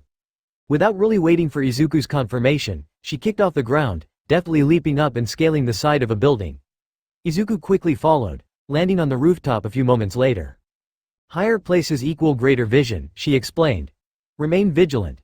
Constantly be on the lookout. And remember, Izuku." She looked at him, a savage smile spreading across her face. "You are a predator right now." Later that day, the Class 1A girls were all eating dinner together when, all of a sudden, the topic turned dour. "Hey, Momo," the resident invisible girl, Toru, murmured. "Did you hear about what happened to Ida's brother?" Momo looked up from her dinner. She spotted a floating t-shirt and phone to the right of her, and she said, "No, is something wrong?" "That's Ingenium, right?" Kyoka spoke up. "I saw in the news, it's terrible." "What?" Momo started, feeling a bit panicked. "What happened?" Toru handed her the cell phone in her invisible hand. It was already open to an article, which Momo quickly scanned. Pro-hero Ingenium crippled by hero killer. Stain, the hero killer strikes again. With this, the hero killer injures his 24th victim. The villain has killed 17 known pro-heroes. Momo began feeling sick. She handed the phone back to Toru and said, "We should check on Iida. Make sure he's—" "I did," Ochako interjected, "but he's being oddly cordial about it. He just said it's not something that we need to worry about, and that he'll take care of things himself. Whatever that means." Momo frowned. She didn't have that great of a grasp on Tenya's personality yet, but he seemed like the type of person to bottle everything up and put on a facade for the sake of normalcy. It wasn't necessarily a bad thing, but now, it'd be hard to determine how he was truly doing. "I texted Midoriya about it," Ochako continued. Momo almost instinctively asked, "How do you have his number?" Fortunately, for her own sanity, she bit it back. "I didn't say much. Just told him Ida's brother got hurt because of Stain and to check up on him. I don't think there's much we can do to help if the person in question doesn't want any help." The table of girls grew silent. For a while, no one said a word. So, Mina suddenly said, "How have your internships been going?" Thankful for the change in topic, the rest of the girls began chatting, but Momo remained silent. She wondered if she should check up on Tenya and make sure he was doing alright. Momo just didn't want him doing anything risky. Izuku, tired and sweaty from a full day of heroics with Rumi, opened the door to his room and rushed in, too quick to notice that it had been strangely unlocked. He took off his shoes before entering the room. It had been a long day. He had grabbed a quick dinner with Rumi before rushing back to the dorms after receiving an alarming text from Ochako about Tenya's brother. She didn't really elaborate, so when Izuku spotted Tenya in the weight room at 10 p.m., he naturally went and asked the taller boy about it and if he was doing okay. Tenya's response? I am fine. Do not worry about me. Izuku wasn't the most socially aware person out there, but even he knew when someone shut down a conversation. And it was very evident that Tenya was not in the mood to talk. On the way up to his own dorm room, Izuku looked up this stain person that Ochako had mentioned and found numerous articles detailing the mysterious villain. Eye-catching titles like Most Prolific Killer and Human Error popped up left and right. Apparently, he was an obscure figure until he started killing ranked heroes around the time Izuku started attending UA. Normally, Izuku would have known all about it, due to his natural inclination to stay up to date on all hero news, but unfortunately, his perusal of hero news had declined as of late. As he began peeling off his hero costume, he hallucinated that Himiko suddenly appeared in his room right in front of him. Wow, he must have had it bad if. Hallucinatory Himiko crashed into him and hugged him, toppling the two over onto his bed. Wait, Izuku thought. This is real? His hands grabbed her sides, unsure, but they gripped onto something solid. And her scent was present, too, suddenly overpowering. The feeling of her snuggled into his arms was too real to be a mere hallucination. Himiko, Izuku said fondly, I thought that you were. Then, he heard the crying. Himiko? Izuku asked, startled, what's wrong? She didn't say anything, just cried gently into the crook of his neck. Izuku shuffled to a sitting position so he could get a better look at his girlfriend. She was dressed in a hoodie that he'd given her a long time ago and casual leggings, but, as messed up as this was to admit, Himiko looked as lovely to him as she did when she dressed her best, even though she was currently quietly crying. Izuku didn't notice any external harm done to Himiko. It didn't look like she got into a fight or anything similar, which filled him with relief. But then, why was she crying? Did someone make Himiko cry? Her weeping broke his heart. She sounded so utterly defeated, so crushed, and it hurt Izuku, as well. He hugged her back, and they stayed in that position for some time. As the minutes ticked away, her crying subsided as she cried herself out, resulting in a few stray sniffles here and there. Izuku didn't say anything, he couldn't, but he just held her and provided her with the warmth that he hoped could help even just a tiny bit. Thanks, Himiko murmured, squeezing him. Always, for you, Izuku gently reminded, squeezing her back. Wanna talk about it? No, the curt answer was surprising, but Izuku went with it. Okay. Anything I could do to cheer you up? Just, stay with me, Himiko said. Promise, she paused. Promise me you'll never leave me. Of course, Izuku easily replied. That doesn't even need to be said. She seemed to calm down, slightly, but there was still a tortured look in her eyes. No matter what? No matter what, Izuku affirmed, adding, unless, of course, you leave me first. I wouldn't want to cause trouble for you or anything like that if you decide that you've had enough of me, though I do hope that that will never happen. Plus. As Izuku began rambling, Himiko looked up at him. For Izuku. His response just demonstrated how thoughtful he was, but he was a massive idiot if he ever thought that Himiko would one day decide that she had enough of Izuku. Well, Himiko did love that thoughtfulness of his, as unneeded as it was. She loved every bit of him. Himiko trembled, and she was forced to betray him. As much as she wanted to come clean and tell him about everything she had done, to beg for forgiveness, she simply couldn't. And that was all because of All for One. She feared him. No, that wasn't quite the apt description. She was downright terrified of him. It wasn't Himiko's own life that she cared about, it was Izuku's life. If she did tell Izuku about what had happened, or anyone else for that matter, she was terrified of All for One following through on his words. She knew his terrifying power better than almost anyone still alive. Himiko knew that, if he truly dedicated himself to it, he could take Izuku no matter how many heroes guarded him or no matter how well he was hidden. And then, making Izuku hate her, she didn't doubt his ability to make something like that come true as well. That option was worse than death, actually. But, if she stayed strong, played her part well, then there was a chance. A chance that he'd still love her after she showed her true colors. She needed that. No, she really did, she needed his love. After having tasted it once, she could never go back. And it was for this love that she'd tasted that she'd even go so far as to betray him. Betray him to that fucking bastard all for one. All for the slight chance that after the dust settled, he'd still love her. Because the other option would hurt too bad. All for one was going to end up with Izuku no matter what. That was a given. Nothing could stop him. Right? Going to the heroes, even fucking telling All Might about All for One's plans, wasn't going to stop the inevitable from happening. And if she did, Sensei would find out, and he'd hurt Izuku more because of it. And he'd make Izuku hate her, that would break her. If Izuku looked at her with disgust in his eyes, she wouldn't be able to take it. So the other option was better. Obey. Pray for the chance that Izuku would still love her after the dust has settled. She inhaled deeply, taking in his scent. He was sweaty after presumably returning from some sort of physical exercise, but that was okay, she liked it anyways. Okay. For that one tiny chance. She could do it. She could hold up this deception for just a little while longer. Maybe Izuku won't care. Maybe Izuku will be happy once he's returned under Sensei. She didn't know, and this uncertainty hurt. Whatever the case it may be, anything beat having Izuku hate her. She would have to come clean to Izuku at some point. She really wasn't looking forward to that conversation. She really wasn't looking forward to that conversation. She really wasn't looking forward to that conversation. She really wasn't fucking looking forward to that conversation. But she'd have to explain, at some point, and beg him not to hate her. Hopefully, she wouldn't have to beg. Hopefully, he'd still love her. No matter what. No matter what.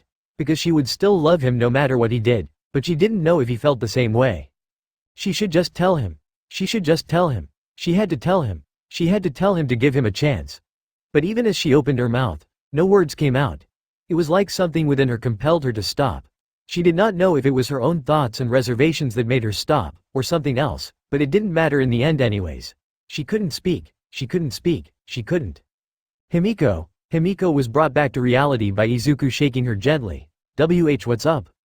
You were spacing out, he told her. Himiko. Something's obviously up. What's wrong? Izuku's inquisitive eyes met hers, and Himiko hated herself a bit more after looking at her reflection in them.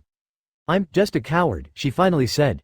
Something within her only permitted those words to be spoken. Izuku frowned and put two warm hands on her shoulders. No, you're not. He pulled her into an even warmer embrace. And, even if you are scared or something like that, I'll protect you. Not from him. No one can protect us from him, Himiko nearly said, but she kept her mouth shut. Instead, she opted to snuggle closer to Izuku. She didn't deserve Izuku's love, but she was willing to do everything in her power to keep it. MK, she finally mumbled. Just spend more time with me, please. While we still can. Oh, of course, Izuku said, caught slightly off guard by her words. His face started heating up as he tried to reassure his girlfriend. I'm so sorry that I haven't been spending as much time with you as I should have been. These probably sound like excuses, but I've been out patrolling with Mirko recently, so that's why I haven't been around that much recently. But soon, shoot, it's the end of term tests in late June and early July, but then, for summer break, I've got nothing, I'll spend every day with you then, I swear. Himiko nuzzled Izuku's chest. Every day? Every day, Izuku affirmed. Well, actually, wait. We have a school trip sometime in August. He felt Himiko stiffen in his arms. I'm sorry, Izuku said, not knowing the real reason for Himiko's sudden distress, but I think that it's mandatory. That's all right, Himiko murmured. She sounded like, to Izuku, she was breathless. Where is it? Something about her tone seemed forced, but Izuku did not pay much attention to it. I'm not sure, but I can figure out if you'd like. Himiko didn't respond for some time. She just remained cradled in Izuku's arms. Yes, please, Himiko finally said. I'd like to know. I just. She paused, then spoke. I just want to make sure you're safe. The next day, when Izuku was off at his internship with Rumi, the rest of the class were at their own internships. They all learned and grew as heroes from their internships. Well, most of them. Some, like Katsuki. Quit whining, the hairstylist said, smacking Katsuki lightly on the back. Best Jeanist said that those who work with him must have immaculate hair. Yours is too spiky for his taste. He tried tolerating it for a while, but now, he just can't stand it any longer. Fuck his tastes, Katsuki roared, struggling to get free. His limbs were tied down by fine threads courtesy of the current rank 4 hero, so his efforts were largely in vain. I like my hair, I like it, so, stop. A clump of denim secured itself around Katsuki's mouth, effectively shutting him up. What a stubborn child, the pro-hero, Best Jeanist, sighed. A series of muffled screams were all that he got in response. Momo stared dubiously at the object that she was holding in her hand. It was a caltrop. Or, it looked like a caltrop. In reality, there was a miniature explosive hidden within the thickest section of the caltrop designed to shoot the spikes out in different directions when triggered. So, explosive caltrop seemed like it would be a more apt descriptor. "You think it works?" she asked Deadshot, turning to glance at her mentor. He had been gracious enough to offer her an internship despite her poor showing at the UA Sports Festival, and she had all but leapt at the opportunity when she received the offer. Momo didn't want to let the hero down, but her nervous side got the best of her when she was constructing the device that he had shown her. "If you followed the blueprint, it should," commented the ninja. "Want to test it out?" Momo nodded enthusiastically. "How, though? Give it to me," Deadshot said. Momo followed his instructions and carefully handed him the explosive caltrop only for the pro hero to take it and toss it on the ground before them. Momo flinched as it hit the ground, but fortunately, it didn't explode. Deadshot seemed satisfied. A good sign. Then, before Momo could even react, he took his shoe off and threw it on top of the caltrop. A sharp pop resounded, causing Momo to nearly yelp, but fortunately for her own pride, she held it back. Deadshot went to retrieve his shoe and nodded happily. "Look," he said, showing Momo the shoe. There was a medium-sized hole in the bottom of it where the explosion had gone off and the metal pierced the sole. "This seems good," Deadshot commented. "Powerful enough to penetrate the sole and potentially cripple those who step on it, yet controlled enough to not outright kill them. This will benefit you greatly in your future as a hero." "Thank you," Momo said, feeling happy to receive the praise. Next, the ninja stared at Momo. "You ever thought of creating a sword that could shoot its blade?" "What, father?" "Stop." Enji Todoroki, unfortunately for his son Shoto, did not stop. His right hand held the burnt, but alive, body of a criminal, and in his left hand, he held a cell phone with its camera facing the father-son duo. "Stop taking selfies." "How could I stop? I've been waiting forever to take you with me when I'm on the job," Enji said, snapping another quick selfie of the three of them. "This isn't even our first day anymore. Plus, Enji Todoroki," Shoto hissed, immediately capturing his father's attention, "if you think acting chummy with me now is going to erase everything you've said and done to me and my siblings in the past, you must be living in a pipe dream." The joyful expression on Enji's face quickly dissipated. "I chose your offer so I could get the best experience, because I thought that the rank 2 hero in Japan might be worth training under." Shoto shook his head. "I see now that I was mistaken." Without another word, Shoto stalked off, leaving Enji and the burnt criminal behind. "You guys have such a great father-son dynamic," the criminal sarcastically said. "Oh, shut up." Later that same night, Katsuki, Momo, and Shoto sat around a table in the dining hall, munching on some sweets that Rikido had made to reward everyone in Class 1A for a job well done at their internships. Normally, they weren't the type of people Momo usually ate with. Being perfectly honest, Momo typically only shared her meals with the other Class 1A girls. But both of them looked down and out of it, so Momo invited them both to sit with her. Katsuki's acceptance of her offer really hammered home the point that the boy was just not present, mentally. Under any other circumstance, Katsuki probably would have turned her down. "So, how were your days?" Momo asked in an attempt to kickstart the conversation. "Terrible," both of them responded at the same time, and the conversation ended there. Momo, in a desperate attempt to keep the flow of words going, just blurted out the first thing on her mind. "Okay. That's a cool new hairstyle. Bakugo, Momo was just about to say it fits you, but that would be a blatant lie, and Momo wasn't a fan of telling lies that egregiously humongous. Katsuki's new hair looked more suited towards someone like Tenya, immaculately cut, smooth, and just not spiky. It was the antithesis of everything Momo had come to associate Katsuki Bakugo with. Katsuki groaned upon hearing Momo's words. "Well, I hate it. I've tried washing it 3 times, but the gel just won't come out." Momo didn't know how that worked, but before she could question him, Tenya hobbled through the door with a plate in one hand and a crutch in the other. "Iida, what happened?" Momo immediately asked, taking in her classmate's appearance. She quickly stood up and moved toward Tenya, offering to take his plate, but he turned her down with a stiff shake of the head. She shadowed him as he crutched over to where the three were sitting, taking his own seat. "Shit day?" Katsuki asked, not bothering to mince his words. "Yeah," Tenya responded, not even reprimanding Katsuki for cursing. Just from that one action, Momo could tell that something was seriously off with Tenya as well. "Are you alright, Iida?" Momo pressed, examining Tenya more closely. Bandages were wrapped around his shoulder, his left forearm, and his right leg and heel. She asked again, "What happened?" "I am alright, it could have been worse, really," he said. Before Momo could speak again, he continued, it was Stain. Momo, Katsuki, and Shoto were stunned into silence. Evidently, the other two had also heard about the hero killer, and even Katsuki had enough tact to not say anything at the current moment. Tenya clenched his fist. I went after him. I tracked him down. I could not forgive what he had done to Tensai, but he. Tenya took a few measured breaths to calm himself down. I did not have a chance. If Manuel had not shown up, I would be dead. Even my mentor did not come out unscathed. In fact, I think his wounds are worse than mine. Momo was too horrified to even speak. She knew she should have checked in on Tenya before he got injured to this extent, but even she could not have guessed that Tenya would go after the hero killer on his own. Katsuki just said, shit, dude. Yeah, Tenya agreed. Aizawa-sensei said I was lucky to be alive and that what I had done was technically vigilantism. So, my internship is over. Manuel, he is alive, but just barely.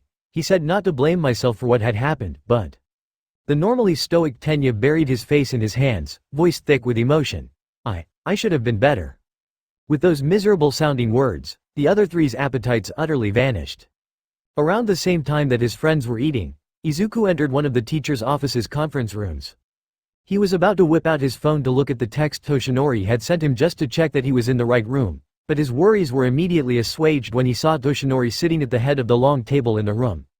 A few teachers were also present, like Eraserhead, Present Mike, Midnight, and Vlad King. In addition to the teachers, Nezu, the head of the school, and even the guidance counselor, Hound Dog, was attending the meeting. Surprisingly enough, he even saw Rumi leaning against the wall in one of the corners of the room. She kept a neutral face, but Izuku knew well enough by now to tell when Rumi was agitated. Her leg wouldn't stop twitching. He gave her a little hand wave, and she acknowledged him by dipping her head. Hello, everyone, Izuku stuttered, slightly nervous. Toshinori had not prepared him for a crowd of this size. All he had sent was the text. Hey, can you meet me in the conference rooms? I have something I want to tell you about your quirk. Izuku, Toshinori said warmly. Izuku noticed several beads of sweat traveling down the man's throat. Please, take a seat. Timidly, he did as he was told, sliding into the nearest open seat. As he looked at the teachers, he had the uncanny feeling that it seemed like it was them versus Izuku. They were all sitting on one side of the table, while Izuku was the loner on his side. Even Toshinori straddled the boundary, not entirely on their side, but not entirely on Izuku's, either. Only Rumi stood somewhere off to the right of him, but Izuku didn't pay much attention to this. Am I in trouble? Izuku finally mustered up the courage to ask. What? Toshinori said. No, you're not. I asked you to come here so we can discuss your quirk. Oh, thank goodness. Izuku deflated, releasing a breath he didn't know he was holding in. Do they all already know about? Yes, they do, Toshinori answered his protege. They know about One for All. But, today, we aren't here to talk about that. A confused look and silence was all the rank 1 hero got in response. I should have told you about this as soon as I found out, Toshinori admitted, lowering his eyes. I feel like I have to come clean about this. It's about some of your quirks. He paused, but before he could speak, Izuku started, Oh, is this about electromagneta and chrono force? A wave of uneasiness rippled around the room. Yes, but, Toshinori said slowly, how did you know that? Izuku simply answered, gut feeling. Toshinori shared a look with the other teachers. Only Izuku and Rumi seemed to be left in the dark, and the rabbit woman wasn't happy about this at all. She nearly spoke, but she shut her mouth once she decided that it was Izuku's place to ask the questions. So, Izuku started, not picking up on the discomfort that Toshinori and the other teachers were feeling. What about them? Toshinori remained silent for a while. Perspiration dampened his cheeks and neck. They aren't One for All quirks, Toshinori finally said. Izuku immediately fired back, but didn't you tell me that they were the first or the second's quirks? That they just didn't appear a lot in the users of One for All? A soul-crushing silence suffocated the room. For a straight minute or two, all eyes were on a silent Toshinori. The rank 1 hero took a deep breath. I lied to you, Izuku. His admission was as frank as it was simple, straight and to the point. Izuku blinked. And I am so very sorry that I did. Toshinori bowed his head so deeply that it touched the surface of the table. Izuku didn't quite know what to think. What was the lie? That electromagneta and chrono force were One for All quirks, Toshinori answered after a pause. Toshinori, Izuku said, now more curious than anything else. A doctor told me that I was quirkless when I was very young. I don't think he was wrong, so tell me. If they aren't One for All quirks, then just what are they? Everyone in the room looked expectantly at Toshinori, at All Might, the rank 1 hero. Only Rumi and Izuku didn't know what Toshinori was about to tell them. When you were very young, the blonde man began, you were kidnapped. Visible confusion crossed Izuku's face, but I don't remember that. Wisps of a memory tickled the edge of his subconscious, but he couldn't pull up anything concrete. It was frustrating, and Izuku pushed it from his mind. Toshinori held up a hand. I'll get to that, but please, just allow me to finish this story. Izuku nodded, gesturing at Toshinori to continue. You were kidnapped while you were on the way home from school. The man who kidnapped you was none other than that villain that I told you about. The one who created One for All, the older man said. As I have told you before, the villain created One for All by passing it along to his brother, but his power was much greater than that. He had an insidious quirk that could steal the quirks of others and then pass along that same quirk to a person of his own choosing. He experimented on you, Izuku. He wanted to make you into one of his soldiers. Toshinori paused to check Izuku's reaction, but the Verdunet's face was frighteningly blank. He gave you several quirks, Toshinori revealed. Chrono Force and Electromagneta are amongst those quirks that you were given.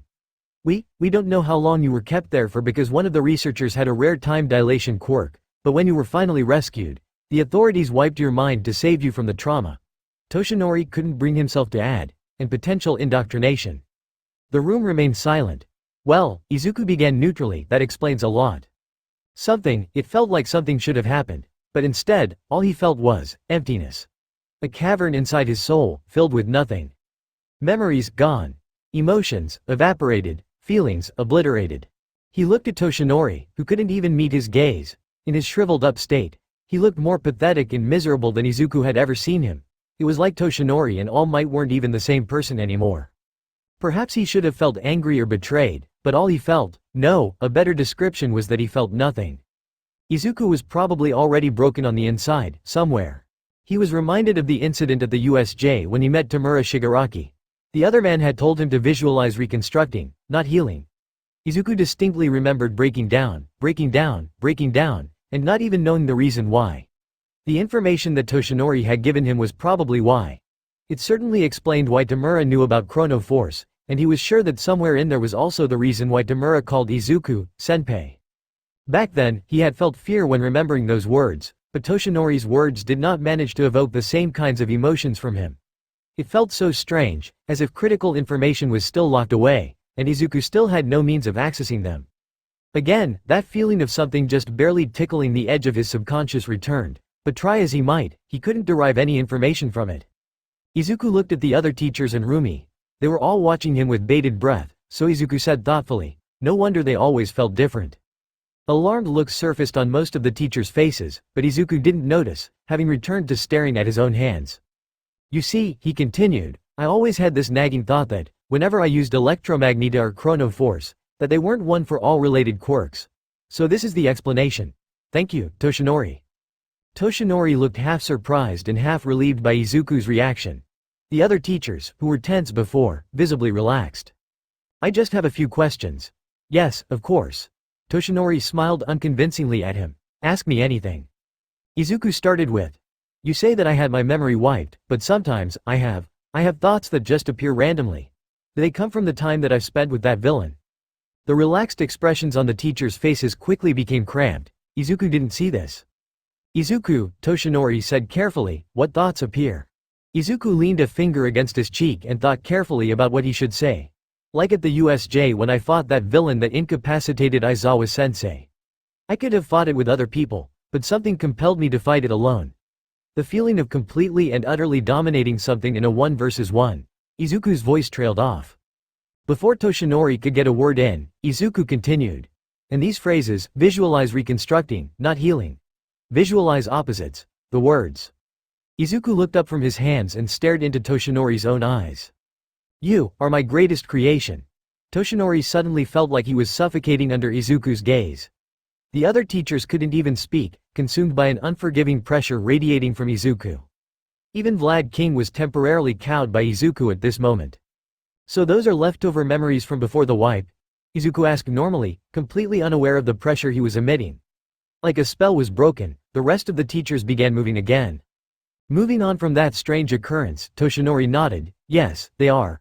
Are there any other, perhaps more? Nope, Izuku answered, Popping the page, next question. Izuku had firmly grasped the driving wheel and was steering this conversation in the direction that he desired.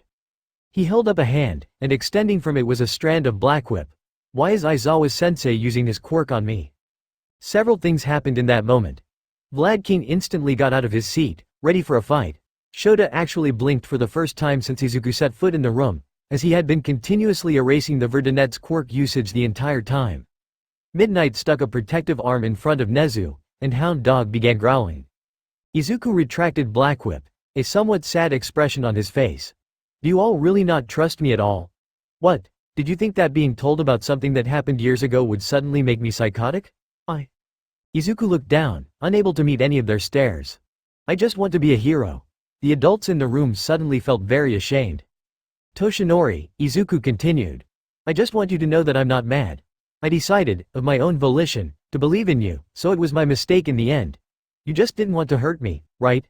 That's why you lied to me, to spare me from any potential pain. I can understand that, and I thank you for your consideration. Toshinori didn't like the implications behind that statement one bit. Izuku returned his gaze to Toshinori. I want to make this clear. I want to be a hero, not whatever you guys might have expected me to become. I don't care about the origins of my powers or how I got them. I plan on using them for good, not evil. Or is that not good enough? And no, Toshinori quickly assuaged. We never expected you to become anything other than a fantastic hero. Really, Izuku. But we had to take precautions, you know, just in case. Just in case, Izuku repeated, face darkening. I see. If there's nothing else to discuss, I'd like to ask for permission to leave now. Permission to go barely reached his ears. Izuku decided to think about how he felt about everything another day. It may have seemed like, no, he was cognizant enough to realize that he was definitely just running from his problems again, like he'd done at the USJ and with the nagging inconsistencies that he felt about his quirk, but he didn't care.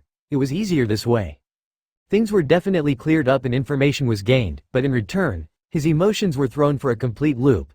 He really didn't know what to think about this whole thing, and he wasn't sure he'd ever get a real answer until he figured out what that thing in the corner of his subconscious was trying to tell him. Another reason to put off thinking about it. But there was one thing that stood out to him. The other things, the origins of some of his quirks, in the end, it didn't even matter a single bit. What Izuku truly learned from this was that he shouldn't trust others so easily. In times like these, Izuku wanted to see Himiko. She'd know what to do, she'd tell him what to think. He could trust her. Once Izuku left the room, the other teachers looked at each other. Well, all things considered, that went pretty well, didn't it? Midnight tried saying in an attempt to cheer up the crestfallen rank 1 hero.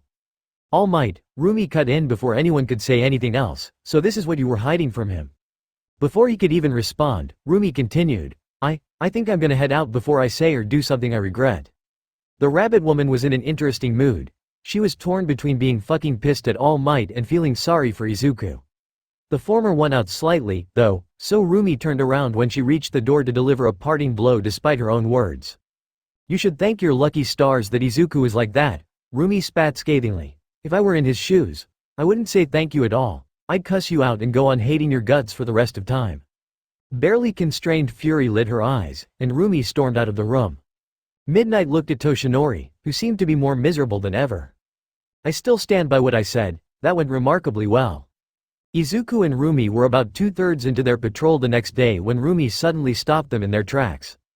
Yo, so, Izuku, Rumi began, slowly trailing off. Scratching her ear, she continued, how are you feeling? Izuku blinked. How am I feeling? Good, I guess. No, I know, Rumi said, searching for a good way to breach the subject, but I mean, after yesterday, when All Might told you about the origins of your quirks. How are you holding up? Let it be known that subtlety was not one of Rumi's stronger skills. Oh, Izuku breathed. I'm fine. I've already resolved to use my quirks for good, so that's that. The air of finality was troubling to Rumi. The information that he'd learned yesterday would seem like the type of information that would take a while to process or, at the very least, warrant a bit of further contemplation than a simple so that's that. Well, if you ever need someone to talk to, Rumi said somewhat awkwardly, unused to making these types of offers, you can always talk to me. You have my cell. Izuku smiled. I appreciate it, Rumi. I really do, but I'm fine. Right, Rumi said, ears drooping, if you say so. For a brief moment, it looked like Rumi was sad. About what? Izuku didn't really know, But that expression was quickly wiped from her face as she patted her cheeks with her hands and visibly brightened up. "Let's get on with the patrol," she ultimately said. "I'll let you take the lead starting from now, so get on with it." Rumi lightly kicked Izuku on the butt with her left leg, causing Izuku to stumble forward. "Why yes, of course," he said, slightly surprised. He led the patrol for an hour or so after that, leading Rumi along the old route that she had taken him on. As he effortlessly leapt up the side of a building, Rumi followed. They traversed buildings and kept a bird's eye view while Izuku was on the lookout for any signs of trouble. As he bounded from rooftop to rooftop, Izuku had the feeling that he was being watched, but he just shrugged it off. It was probably Rumi. Things were relatively peaceful, though apparently word had gotten out that Rank 7 Mirko was in town actively patrolling, so they didn't run into any trouble, much to Rumi's chagrin. But this was the life of a hero, Izuku surmised. It wasn't every day that one would find people committing a crime in broad daylight. Of course, since the advent of Quirks it had certainly become a lot more regular, but it just must have been a peaceful day. At Rumi's suggestion, they returned to street level. As Izuku and Rumi leapt off the rooftops and landed on the ground, they gathered quite a lot of attention. He made eye contact with a small, cute girl as she and a trio of men entered an alley. Her large, red eyes widened further upon seeing him, as if she recognized him. Izuku gave her his best smile and waved at her, drawing the attention of the three men that were with her. And then all hell broke loose. "Save," the girl murmured, before screaming, "Save me, please." She tore free of the tall blonde man who was holding her hand and sprinted towards Izuku. Before she could reach him, she seemingly ran into a suddenly created force field and sprawled out onto the ground. The dome of yellow psychic energy disappeared as she was quickly picked up by the blonde man. "My apologies," the man said. He seemed remarkably calm despite the situation. "Please ignore her. She's been watching too much TV. Please, save me, the girl outright sobbed, weakly beating the blonde man's chest. "Save me, Izuku." He felt Rumi step forward beside him. "I'm not sure if watching too much TV is the problem here. This young lady hasn't been mistreated or anything, I hope." A crack was beginning to show in the blonde man's monk-like exterior. "Nothing of the sort. She's just upset that we haven't been giving her the treats that she wants." The other two men besides him nodded. "Don't listen to him, he's lying," the young girl shouted, words difficult to make out under all the tears. "They run experiments on me, they torture." Izuku felt something spark within him. Maybe it was from the knowledge that he was basically an experiment for one of the greatest villains in the world, but regardless, he felt an immediate kinship with the little girl. One of the other men hurriedly wrapped his hands around the girl's mouth. The final one of the trio, a tall, muscular man with spiky blonde hair, laughed unconvincingly. "She's delirious. She has a high fever and is spouting nonsense. It's nothing serious." Rumi and Izuku stared at the trio of men and the sobbing girl before them. Now, Izuku hated to judge based on appearances, but in this situation. Three men, two of whom were wearing a plague mask for whatever unknown reason, and a frightened little girl claiming that they tortured her. Something seemed to be up. Rumi had evidently reached the same conclusion that he had, but she waited, studying him. Most likely, she wanted to see how he'd take action in a situation like this. She was training him, after all. "If it's really nothing serious," Izuku said slowly, in as unthreatening of a manner as possible, "then I hope you don't mind us asking you some questions? It's really just for our peace of mind, that's all." The three men looked at each other. The girl's mouth stayed tightly sealed, but the message in her frightened eyes was clear. "Please don't leave me." "Actually, if you could stop covering her mouth like that, it'd be great," Izuku insisted, speaking in a measured tone. Hekiji, the long-haired man who was covering the girl's mouth, murmured, "I'm not sure we can get out of this one." Rumi and Izuku shared a look. The message in her eyes was clear. "No need to worry about modes today. First, save this girl."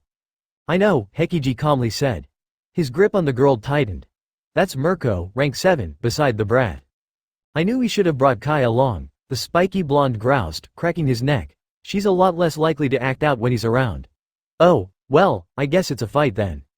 Immediately, two of the three men drew out handguns in a quick, fluid motion, but Izuku and Rumi reacted faster than they thought they would. Rumi closed the distance between them in an instant, kicking the long-haired man away from the girl and into the spiky blonde, sending the two sprawling to the ground. Not bothering to think about how much of one for all he was using, Izuku leapt at the one called Hekiji and all but tore a now sobbing little girl from his grasp. The other man didn't have a chance in the contest of strength. As he cradled the crying girl in his arms, Izuku whispered, "It's all right now. You're safe with me." The words just caused her to sob even harder, burying her face into his chest. A powerful kick from Rumi sent Hekiji flying into the other two. Hekiji, the spiky blonde, growled, climbing back onto his feet. Where the fuck was the barrier? They moved too fast for me to react, Hekiji explained, rising after his friend. Joy, you're the highest ranking out of all of us here. What should we do now? I have a suggestion, Rumi cut in, sending a glance towards Izuku to make sure the girl was safe. How about you all obediently surrender and come with me, or risk getting the shit beat out of HRRRRK? Rumi made an odd, retching noise, and she staggered on her feet. A wave of nausea washed over Izuku, but it disappeared as quickly as it came. Unfortunately, it looked like Rumi was still temporarily incapacitated. It seemed like some sort of disorientation quirk had been activated. The 2 seconds it bought the trio was more than enough time for them. Joy, the spiky blonde, quickly said, "Thanks, Didoro. Unfortunately, it looks like we have to leave, now, but first." He raised a gun, aimed at Rumi, and fired.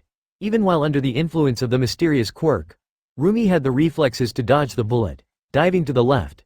Growling, Joy switched targets and took aim at the girl held in Izuku's arms.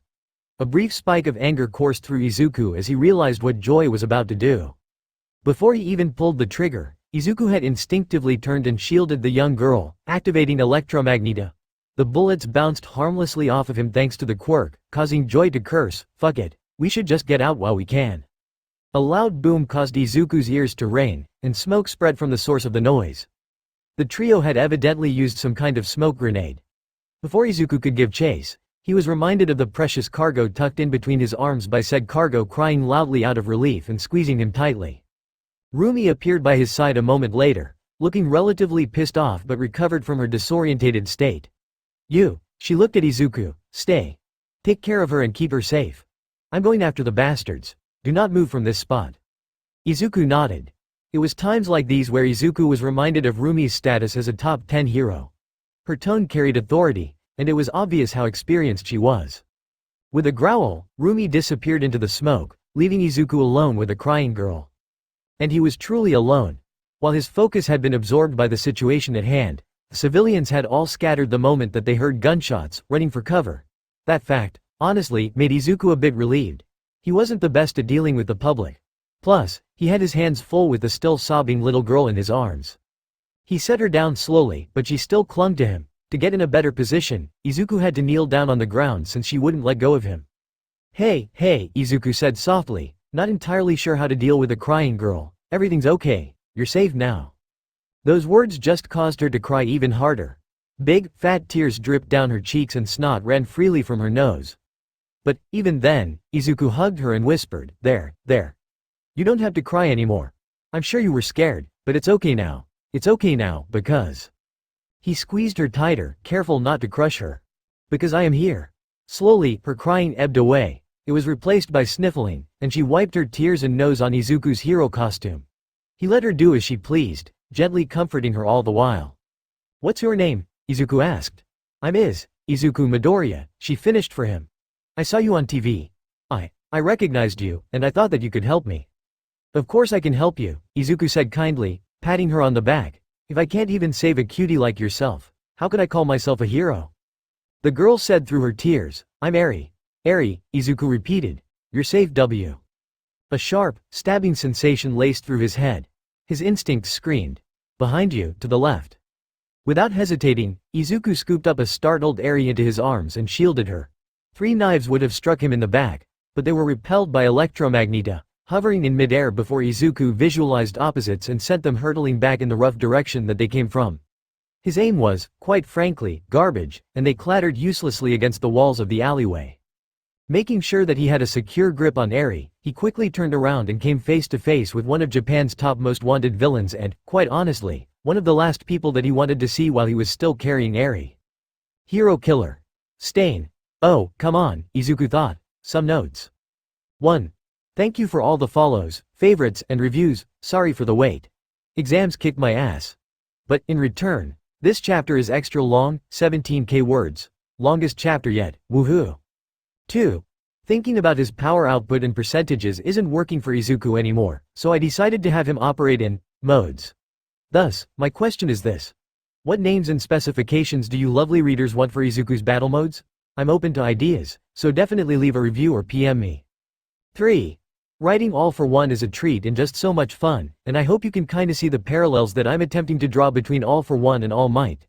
Especially their role as a mentor and father figure to Izuku. Feedback on my portrayal of him would be greatly appreciated. 4. Poor Himiko got the shit gaslighted out of her. She's not having the best of times right now. 5.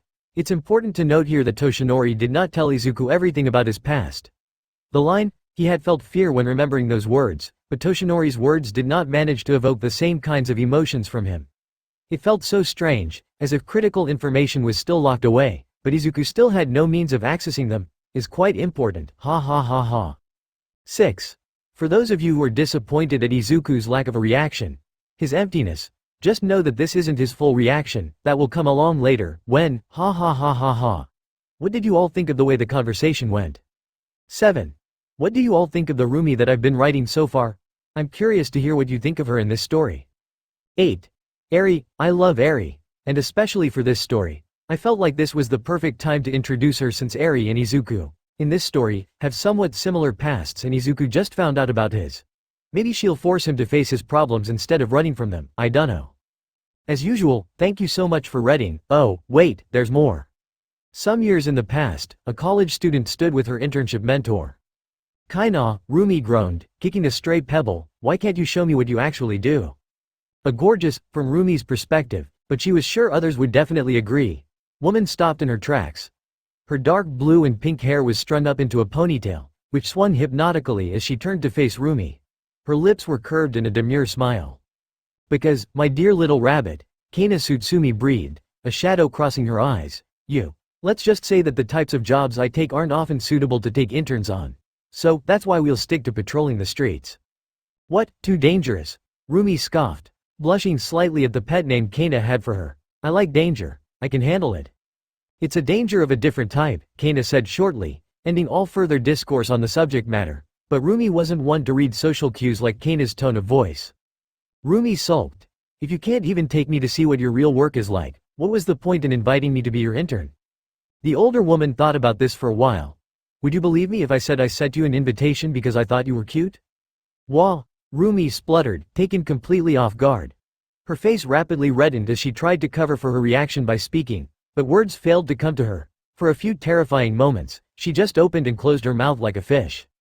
Kaina laughed at Rumi's flustered reaction. This is fantastic. Who knew that under all that hot-headedness was such a defenseless maiden? Is this what they call gap mo? Shut up, Kaina, Rumi glowered, looking away out of embarrassment. Kaina smiled fondly at Rumi and shook her head.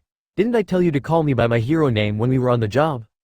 Fine, Rumi relented, turning to look at her beautiful mentor. Well, Kaina was her mentor, sure, but more importantly, she was her friend. One of her first and only since she started attending UA University. And, well, no, Rumi decided to just leave it at that, for now. Rumi made a show of bowing and showing respect. Shut up, please, Lady Nagant. Kaina smiled. That's better. 612 Chapter 14, Conviction. Izuku Midoriya sat at the dinner table, eating a lavish meal. Across from him, a girl sat, her blonde hair, ripped and tattered, was tightly curled up into twin buns. She nervously plucked at her food that had been graciously scooped off of Izuku's own plate and placed onto hers. As she nervously peeked at the boy before her.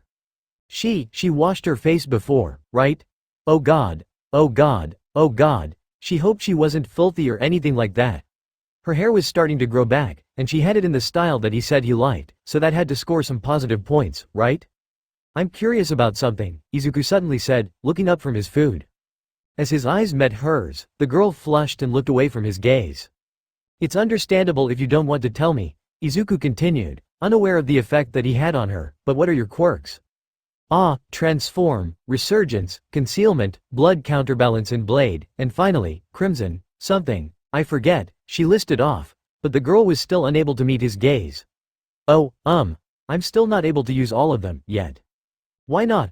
The sudden response caught the girl off guard. She thought for a moment and said, I don't know. It feels wrong to use them. Those quirks, except for transform, they're other people's. Izuku studied her for a while. Do you get the voices, too? The nightmares, the other people inside your head? The words caused the girl to snap towards him, finally meeting his eyes. How do you know about that? Because I had them as well, Izuku told her, but I made them stop. The girl stared at him with wide eyes. How? I'll tell you what Sensei told me. The boy took a single breath, and then he spoke. If you want the voices to disappear, you just have to make the person disappear. For a moment, the girl was silent. The girl began, covering her eyes, I can't do that. Isn't that the same as killing them? Are you telling me to kill the people in my head? No, I'm not. I'm telling you to put them to rest, Izuku clarified in between bites. They are already dead, after all. You're doing them a favor and also helping out yourself.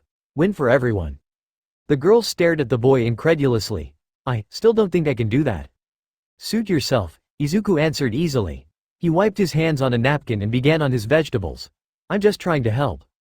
The girl gripped the edge of the table so hard that her knuckles turned white. Why? Izuku looked up. A piece of broccoli still in his mouth. Did you say something? After some internal fretting, the girl said in a small voice, why are you trying to help me? Why not? Izuku countered quickly, returning to shoveling green down his throat. She didn't know how to reply. How could she? What was she supposed to do with this kindness that she'd been offered? How could she ever repay him? A myriad of questions swirled around in her head, but the girl didn't know the answer to any of it. Suddenly thinking of something, he quickly paused and looked up at the girl. Before I forget, I wanted to say this. I think you're wrong, by the way. Huh? She said intelligently. About those quirks, Izuku pressed on. They might have belonged to other people in the past, but now, for better or worse, they're yours now. I don't think we can unquirk ourselves and get rid of them, if that makes sense. She hesitantly agreed, yeah. So, it's up to you to decide how you want to use them, Izuku concluded. Where they came from doesn't matter anymore, especially since we had no say in it. Do you get what I'm saying? A small nod. Good, Izuku said. Now, eat up. We can't let our food go to waste. He grinned at her, and the girl, she just fell deeper in love. Unbreakable conviction from the shadows of the alleyway. Hero killer. Stain appeared, looking very much like the forgotten wraith of some vengeful spirit. His muscular frame was hunched over, displaying an almost animalistic quality. Long, dark hair, pushed back by a red headband, draped over his back in a messy fashion. The dark combat suit he wore was decorated with blades of various shapes and sizes, and his arms were wrapped in bandages. A worn, damaged katana was slowly drawn out. Izuku shifted Eri from her position in his arms, moving her gently. As he did so, he kept a close eye on the villain, watching for any sudden movements. With the girl safely behind him, he tensed, getting into a battle-ready stance, and Eri just gripped onto the back of his hero costume with a shaking fist. Interesting, the villain drawled, relaxing his stance. So, very interesting. Contrary to Stain, Izuku did not relax. What is? Stain grinned. It was at this moment that Izuku realized that the man did not have a nose. Instead of answering Izuku's question, Stain just replied with another one. What's your creed, Izuku Midoriya? Creed? Izuku paused, caught slightly off guard. Wait, how do you know my name? You'll be hard-pressed to find a person in Japan who doesn't know your name, Stain observed. Your performance during the UA Sports Festival. Need I explain more? Izuku shook his head, though he was a bit confused as to why Stain had picked up on such a nugget of information. Shouldn't he be more busy running from the authorities or something? When did he have the time to sit down and watch the UA Sports Festival? Anyways, the taller man smiled. My question, answer it. Izuku tensed, and in the back of his mind, he did a quick analysis of the situation. Izuku was pretty much in perfect form. The brief scuffle with the men holding Eri didn't drain him at all, but he didn't know what Stain's combat abilities were. That large, gaping hole in his information was too big to overlook, and because he was also protecting Eri, he couldn't act recklessly right now. Her safety was his top priority. I'm not too sure what you mean. Well, to give you an idea, here's mine, for example. Here's my creed, my ideology. Stain looked up towards the sky through the sliver of space between buildings. Society is plagued by false heroes, he stated, looking back down at Izuku. Heroes who are heroes for all the wrong reasons. For fame, for money, for glory. There are far too many of them these days. False heroes who profit off of the misery of others. It's my job to stain my hands in order to purify society, to spread my message far and wide. Stain took a step closer to Izuku. Where do you fall, Izuku Midoriya? Another step. Why are you a hero? 1,000 thoughts raced through Izuku's mind at the moment. Wisps of a childhood dream. No, of something else. The idea of dominating someone, but that wasn't quite right, either. Dominating someone in a fight was something he enjoyed, but it wasn't quite why. Stain's eyes bored into his own. Izuku found himself unable to answer such a direct question. I'm assuming that the answer I want to be a hero isn't going to cut it? Izuku asked. Stain shook his head. How about to inspire the next generation? Of course not, Stain answered, eyes flashing. Izuku wasn't in the right mental state to ponder this question deeply. The most wanted villain in the country was right in front of him, and they were debating philosophy. The wackiness of the situation, when he realized it, nearly made him laugh out of sheer amazement. Think long and hard about your answer, Stain told him. I've been waiting far too long for this meeting, so think of this as a trial. If you give a satisfactory answer, we part ways. If you give an unsatisfactory answer. He licked the edge of his sword, grinning. The implication was clear. Izuku narrowed his eyes. It might not go as easily as you'd think. True enough. I think in terms of pure fighting ability, you probably have me beat, Stain admitted, shaking his head. But, in order to even the playing field, here's what I do. He pointed his sword in Ares' direction. I hate involving innocents, I truly do. But, instead of fighting you, I'd pour all of my energy into attacking her. You may be confident in your ability to take a hit, but would you be willing to let that young woman next to you get hurt? Izuku shifting to cover up more of Eri was just the answer Stain was looking for. The villain smiled widely. Well, no need to rush, for now. The rabbit's not here yet to interrupt our little gathering. Rumi. Just how long had Stain been watching them? He continued, let's start with this. I seek no validation for my ideology, but I am curious about this. What do you think about it? Your ideology, Izuku repeated. Sure, there are many heroes who do heroics for fame or for money. I mean, I think Mount Lady does more modeling than she actually spends time patrolling. I also know people who do it for none of those things you mentioned. They do it just to make the world better. But does it even matter? Regardless of their reason, if they make the world a better place, aren't they being a hero? The reason is everything, Stain hissed, causing Eri to squeeze closer to him out of fear. Your convictions are your strength. Heroes shouldn't receive payment for what they do. There are two types of heroes. False ones and true ones. And there are far too many false heroes plaguing society. But I don't think the reason matters, Izuku countered. So what if a hero is maybe a bit conceited or self-centered or has ulterior motives?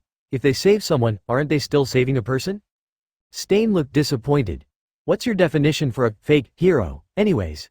Izuku asked. Heroes who are doing heroics for the wrong reasons, right? I just feel like you've created such a broad designation for a false hero and such a narrow definition for a real hero. Of course society's going to be plagued by false heroes when you define it that way.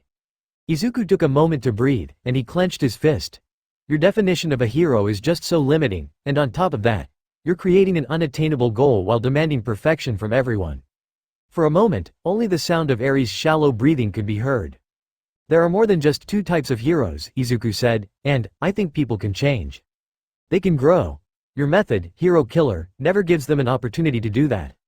I've killed before, too. I've felt what it's like to obliterate human bones with a single punch. However, I don't regret it. They were going to harm those that I cared about. But, since then, I've resolved to become strong enough where I can succeed without killing anyone. I became determined to be better, but according to your ideals, I'd just be a stain to be removed, right? Because I'd strayed from the heroic ideal of never killing anyone, regardless of my determination to be better? Izuku looked Stain in the eyes. Let me ask you a question this time, Stain. If the reason is everything is true for you, imagine this. A villain created a person with multiple quirks. The villain's intent. Let's just say it was to make the person into one of his soldiers, but for one reason or another, the person escaped. He paused for a moment, pondered how to phrase things, and continued. Stain was a remarkably good audience. Then, later, the person wanted to become a hero. But his reason for why he even wants to be a hero in the first place, the thought of being a hero. He's not even sure if that's something that he himself came up with or the villain implanted into him. Then, which one is it? Stain? Can he become a true hero, even if his reason might not have even been his own? Stain scoffed. I've told you this before. The reason is everything. How can he become a true hero if his reason isn't even his own? See, that's where we differ, Izuku stated. I don't believe it matters. The person just wants to be a hero. For a moment, silence reigned. Then, well, we can agree to disagree, Stain said casually, hoisting his blade over his shoulder. And by that, I mean we can both agree that you're wrong and I'm right. Izuku was beginning to get frustrated. That's not how, anyways. I haven't thought about this that deeply, and to be honest, I don't like thinking about these types of things. I just want to be a hero, and I'm tired of people suspecting me because of something like a reason. I get that it's important, but I don't think it dictates everything. He sent a glare at Stain. So, I still don't know why I want to be a hero. I'm tired of debating philosophy, so I'll just focus on what's in reality. Izuku reached a hand behind him and touched Eri's shaking shoulder. Protecting her, he resolutely said, "That's my top priority." Pity. If you had led with that. Stain's eyes narrowed. Well, it seems that we have truly come to an impasse. Such a shame, too. I really didn't want to have to do this. Involving innocence never sat well with me. He readied his blade, and Izuku shifted to cover as much of Eri as possible while his mind ran a million calculations a minute. While it would be rather shameful to do so, Izuku could probably pull off just grabbing Eri and hightailing it out of there. Stain suddenly looked up, sensing something in the air. It appears that the time we have together has run out, Midoriya. Though, fret not, I'm sure of this one thing. He sheathed his weapon. We'll meet again, and just like that, Stain was gone, literally vanished like he was a ghost in the night. Izuku let out a breath that he didn't know he was holding in before checking on Eri. Somewhere in the back of his mind, Izuku was still afraid of the possibility of Stain reappearing and attacking him, but he was sure that his sense of sorts would pick up on it if he did. Izuku didn't know if it was his instinct or a quirk, but it had served him enough times by now for him to tentatively believe in it. Eri was shivering and teary-eyed, so Izuku wrapped her in a warm hug and lifted her, holding her close. He felt her small arms loop around his body as best as she could, and he patted her on the back. Izuku. The boy in question rapidly turned to the sound of the voice. Rumi, who appeared, panting, at the entrance to the alleyway on the exact opposite side of where Stain had disappeared. Rumi, Izuku said, instantly worried. Rumi had blood dripping down the side of her arm, and when her eyes followed Izuku's gaze, she explained, I chased the bastards, but they had backup waiting for them. They've gotta have serious backing to have that many contraband guns. They had, 4, 5 fully automatic assault rifles. Caught me by surprise, but I managed to dodge most of them. Geez, it was like I dropped into one of those bullet hell games I used to play when I was a kid. As she spoke, Rumi advanced upon them. To Izuku's slight horror, she raised her bloodied arm and used her other hand to dig into the wound, removing a small bullet fragment and flicking it onto the ground. Rumi did all of that without flinching once. God damn, the woman was hard. So, what happened to you while I was gone? She asked. Before Izuku could ask her how she knew, Rumi gestured with her foot at one of the knives Stain had left behind when he initially threw them at him. Wait, before you answer. Rumi walked up to Eri, who was cradled against Izuku's body, and patted her on the head. How are you doing, Eri, Izuku told her. Eri, Rumi repeated. That's a great name. Well, I'm Rumi, by the way, and I just wanted to say this. You're safe now. There might not be a safer place in the world than where you are right now, in this kid's arms. Thank you, Eri said in a quiet voice thick with emotion. Thank you. She buried her face into Izuku's shoulder, and he could feel his shirt start getting wet. Of course, Rumi smiled softly. Then, she looked at Izuku. So, what happened? You're not going to believe me, Izuku sighed. Rumi raised an eyebrow. Try me. Hero killer. Stain showed up to debate philosophy. Rumi blinked once, twice. What? The scary thing is that my description isn't even wrong, Izuku muttered, still unsure of the words that were coming out of his own mouth. His encounter with Stain had been so sudden, so short, that Izuku was still half convinced that it was a fever dream. Sensing Rumi's growing concern and confusion, Izuku quickly followed with, he showed up and attacked. I fended off his blows and kept Eri safe. Then, he started talking. It seemed like he'd actually been stalking us for quite some time and waited until that moment to strike. Rumi grit her teeth. Really, shoot, I should have noticed. She cast an apologetic look at Eri. It's not your fault, Izuku immediately said. Though, he did say that, we'll meet again. Why me? I don't know, but he mentioned something about how no one in Japan doesn't know my name. Oh, God.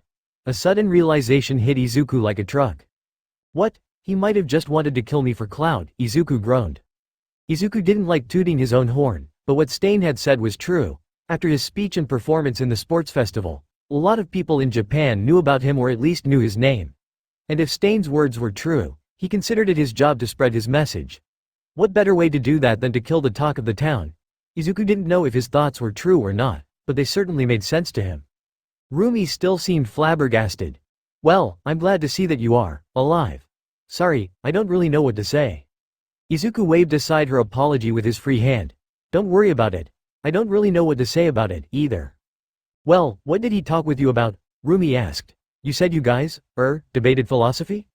Yeah, his creed, or ideology, or whatever, Izuku said.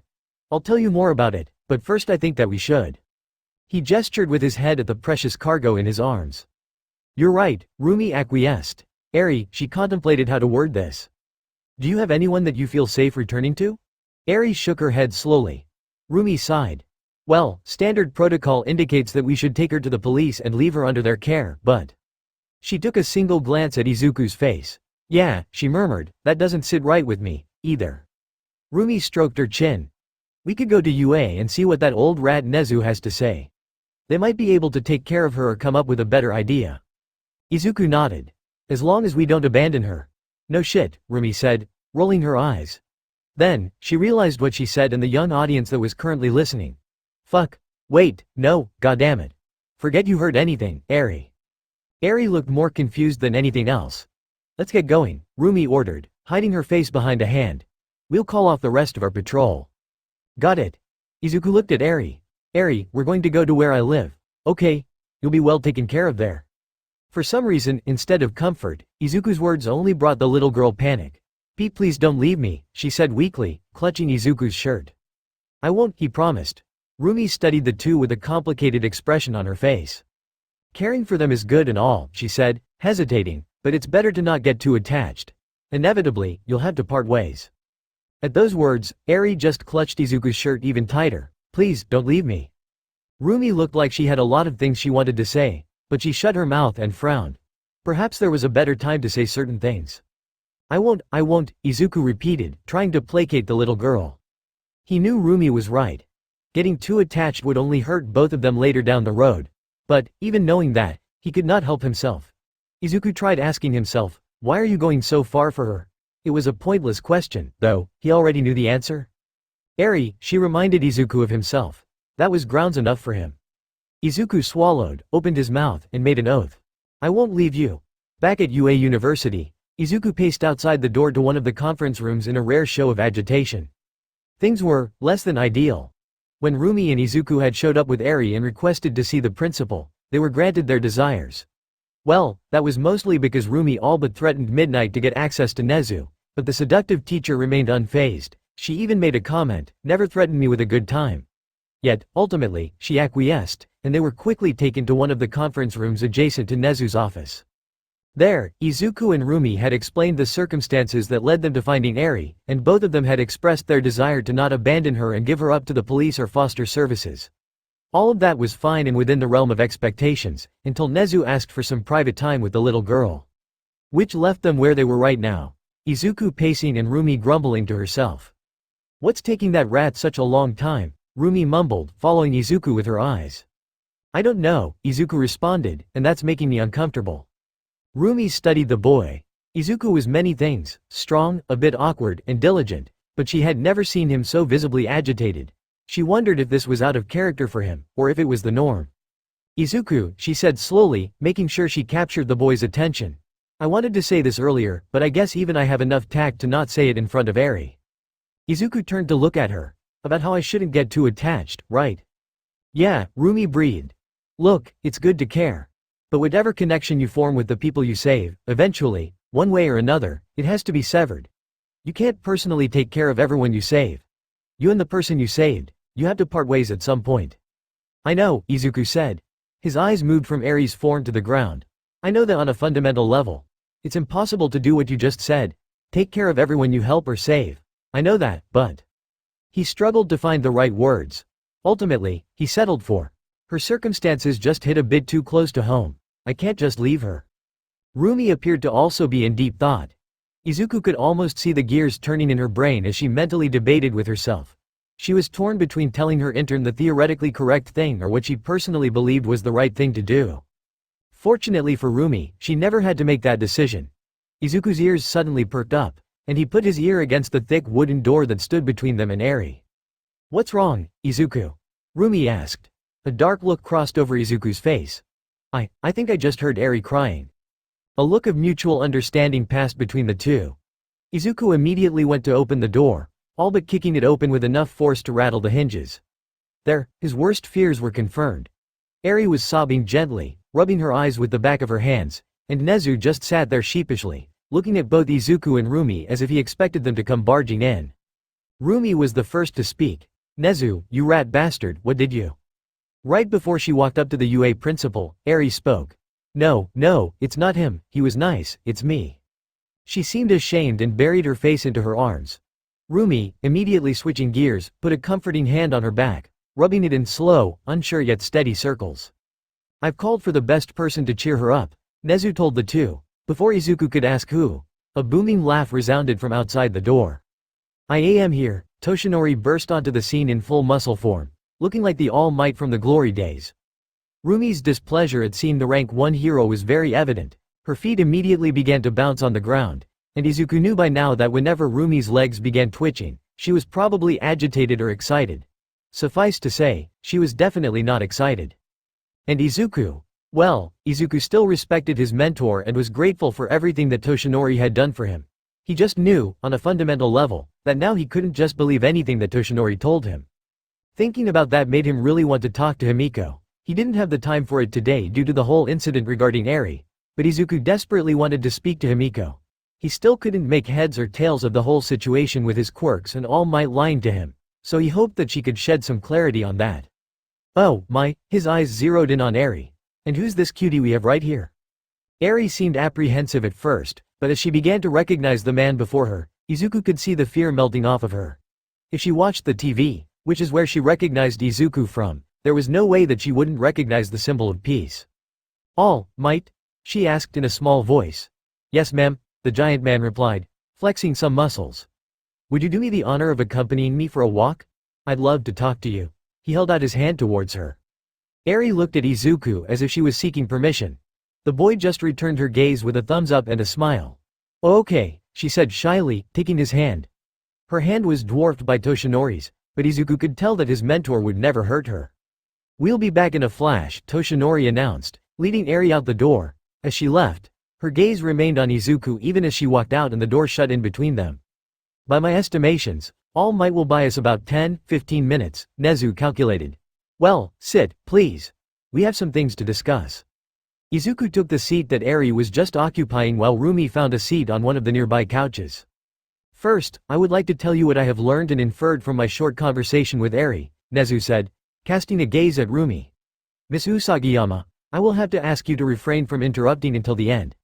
I remember what you were like when you attended this institution." Rumi rolled her eyes but nodded. Nezu interlaced his pause. "How did that even work?" "Good. Well, I can say that it is nothing short of a miracle that you two and Eri crossed paths. She is normally kept in what I assume is a laboratory deep within a compound, where she was subjected to countless experiments." Izuku's hands gripped the side of his chair so tightly that it began to crack. "I asked her if she knew the name of the organization that held her, and she was unable to recall anything but a name. Overhaul. There's only one Overhaul that I know. If my memory is correct, and I know it is, then she was likely held by the Yakuza." Izuku recalled what information he knew about the Yakuza, but he found that he couldn't remember much. The Yakuza had long since been on the decline in Japan. He didn't expect the strange mask-wearing people to be a part of one. "I surmised that the reason she was held captive was most probably due to a valuable quirk that she possessed, so I asked her about it." Here, the principal paused, pondering briefly how he should explain the information. According to Eri, her quirk allows her to reverse people. Rumi and Izuku both stared blankly at Nezu, nonverbally requesting more information. "She can reverse a person's body back to a previous state. Any previous state," Nezu clarified, "even to the state that it was in before they existed. She can essentially delete someone from reality." Silence reigned in the room for a rather long period of time. Izuku didn't quite know what to think. He knew Chrono Force behaved similarly, in which he could reconstruct his body, but it wasn't quite at the stage where it could be used on others, nor was it at the point where he could reconstruct his own body to the state that it was in before he was even born. Just thinking about it like that made his head hurt. She found out about her powers when she accidentally manifested it and, well, I'll just say it, erased her father, Nezu told them. "Shit," was all Rumi could say to that. "That's where we got to when she started crying and you two made your entrance," Nezu said. "Midoriya, I'll tell you this. For one reason or another, Eri has gotten very attached to you. I'm no master on human emotions due to how fickle they are, but even I could see the fear and desperation in her eyes when I asked her about where she wanted to stay from now on. The admiration she exuded when she talked about you is genuine." Izuku's eyes remained on Nezu's. You two shared with me earlier that you would rather not turn her over to foster care services or the authorities, the principal continued. I agree, but my agreement comes from a less altruistic perspective. Midoriya, Usagiyama. I believe that she is a danger both to society and herself if her quirk remains uncontrolled. I cannot, on my own conscience, put her in a foster home and endanger the people there. Izuku and Rumi shared a look. So, what do we do, then? The rabbit asked. Nezu answered, we will keep her at UA University. There is much we can learn from her. Izuku blinked. I will not allow her to be treated as research material. No, nothing of the sort, my boy, Nezu assuaged. I think that this is the best place for her. She will be taught how to use her quirk in a safe, controlled environment and given the freedom to live her life as she pleases. But it's not as if we can just allow her to live on UA's campus for free. All we ask for, as payment, is the opportunity to simply observe her. It's honestly a win-win situation. Izuku frowned. What Nezu said sounded logical, but it still didn't sit well with him. However, before Izuku, or Rumi, for that matter, could raise an objection, the principal continued, unrelenting. I think it should be up to Eri to decide. After all, it's her future, hers alone. Damn. When Nezu put it that way, it became much harder to object to his idea. Izuku heard Rumi mutter under her breath, this rat's a crafty bastard. Firm knocks came from the other side of the door. Hearing that, Nezu stood up. Ah, that must be All Might and Eri. Usagiyama, could you please get the door for them? With a displeased look on her face, Rumi stood up and approached the door. As she did that, Nezu spoke to Izuku. Midoriya, since it's getting late today, I'll ask you to let Eri spend the night with you. We don't have the necessary facilities to accommodate her, but more importantly, I don't think that she'd accept anything else other than staying with you. Oh, that arrangement will just be temporary, don't worry. I'll make my offer to her tomorrow when she is better rested, and depending on what she says, we can work out where she'll live. That's fine with me, Izuku replied easily. He heard the door open, and Izuku barely had time to get up and turn around before a small, adorable ball of warmth hugged him. He could only just make out Rumi let out a strangled-sounding awe as he patted Eri on the head gently. I trust that she will be safe with you, Toshinori said, standing beyond the doorframe. He was sweating slightly, and Izuku wondered if it was healthy for the man to maintain his muscular form like this. Izuku nodded and mentally hoped that his mentor would go get some rest after straining himself. Seeing Izuku's affirmation, Toshinori smiled and bid them goodbye before disappearing down the hallway. I trust that you two will still be continuing your internship? Nezu asked Rumi and Izuku. Rumi shrugged. Well, yeah, don't see why we'd stop early. Understood. Nezu turned towards Izuku. Before you leave for the internship, drop off Eri with All Might. He'll take care of her while you're gone. Are you okay with that, Eri? Eri peeked at the principal from behind Izuku. Quietly, she mumbled, yes. Fantastic. Well, I'd hate to keep you three any longer, so you're all free to go, Nezu said cheerfully. See you soon, Eri. After exiting the conference room, the trio quickly made their way to 1A's dormitory. Izuku was about to start giving Eri a tour of the campus, but her grumbling stomach quickly caused the boy to decide that their first stop should be the cafeteria located in his dorm. As they approached the dormitory, Rumi decided to split off from them. With a rather tortured look in her eyes, she reluctantly parted ways with Eri and told Izuku to check his phone for details on where they would be meeting up tomorrow for their internship. Eri gave her a shy hug as she departed, and Izuku had a sneaking suspicion that Rumi went half-brain dead after that interaction. You're hungry, right? He asked a slightly embarrassed Eri. I'll show you where I eat the vast majority of my meals. The duo made their way through the dormitory on their quest for some grub. As they walked, they passed by a group of boys just chilling around the cafeteria after a hard day's work. Bro, Denki said to Eijiro, did you just see that? Eijiro didn't look up from his manga. What? Midoriya, does he have a daughter or something? Eijiro set down the manga he was reading. Brother, are you fucking high? After waking up in the morning, Izuku nearly forgot that Eri was curled into his side and almost rolled over. Fortunately for the diminutive girl, he stopped himself at the last moment, narrowly avoiding crushing her. Unfortunately, his movement woke Eri up. He watched her face closely. She blinked sleepily once, twice, and then realized she was in an unfamiliar environment, physically tensing up before noticing Izuku. When she did, she shyly hugged him, rubbing her face into his stomach. Izuku ran a hand through his unruly bedhead. Sorry I woke you up. Eri shook her head. "Es okay. I had to wake up earlier than this, anyway."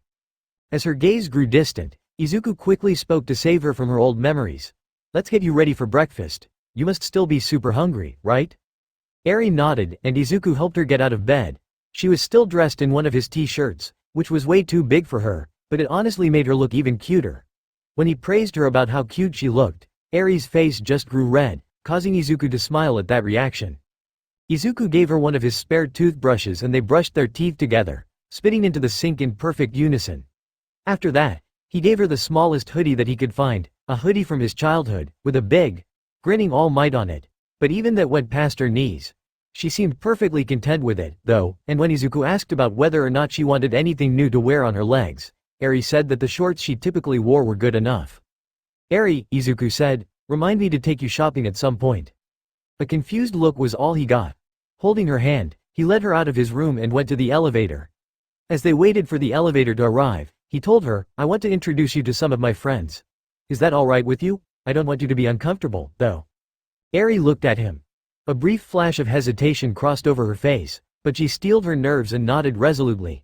If they're your friends, Izuku, I trust you. Okay, he said, patting her on the head. Let me know if it ever gets to be too much, alright? A nod. K. The elevator came, and the pair got into it.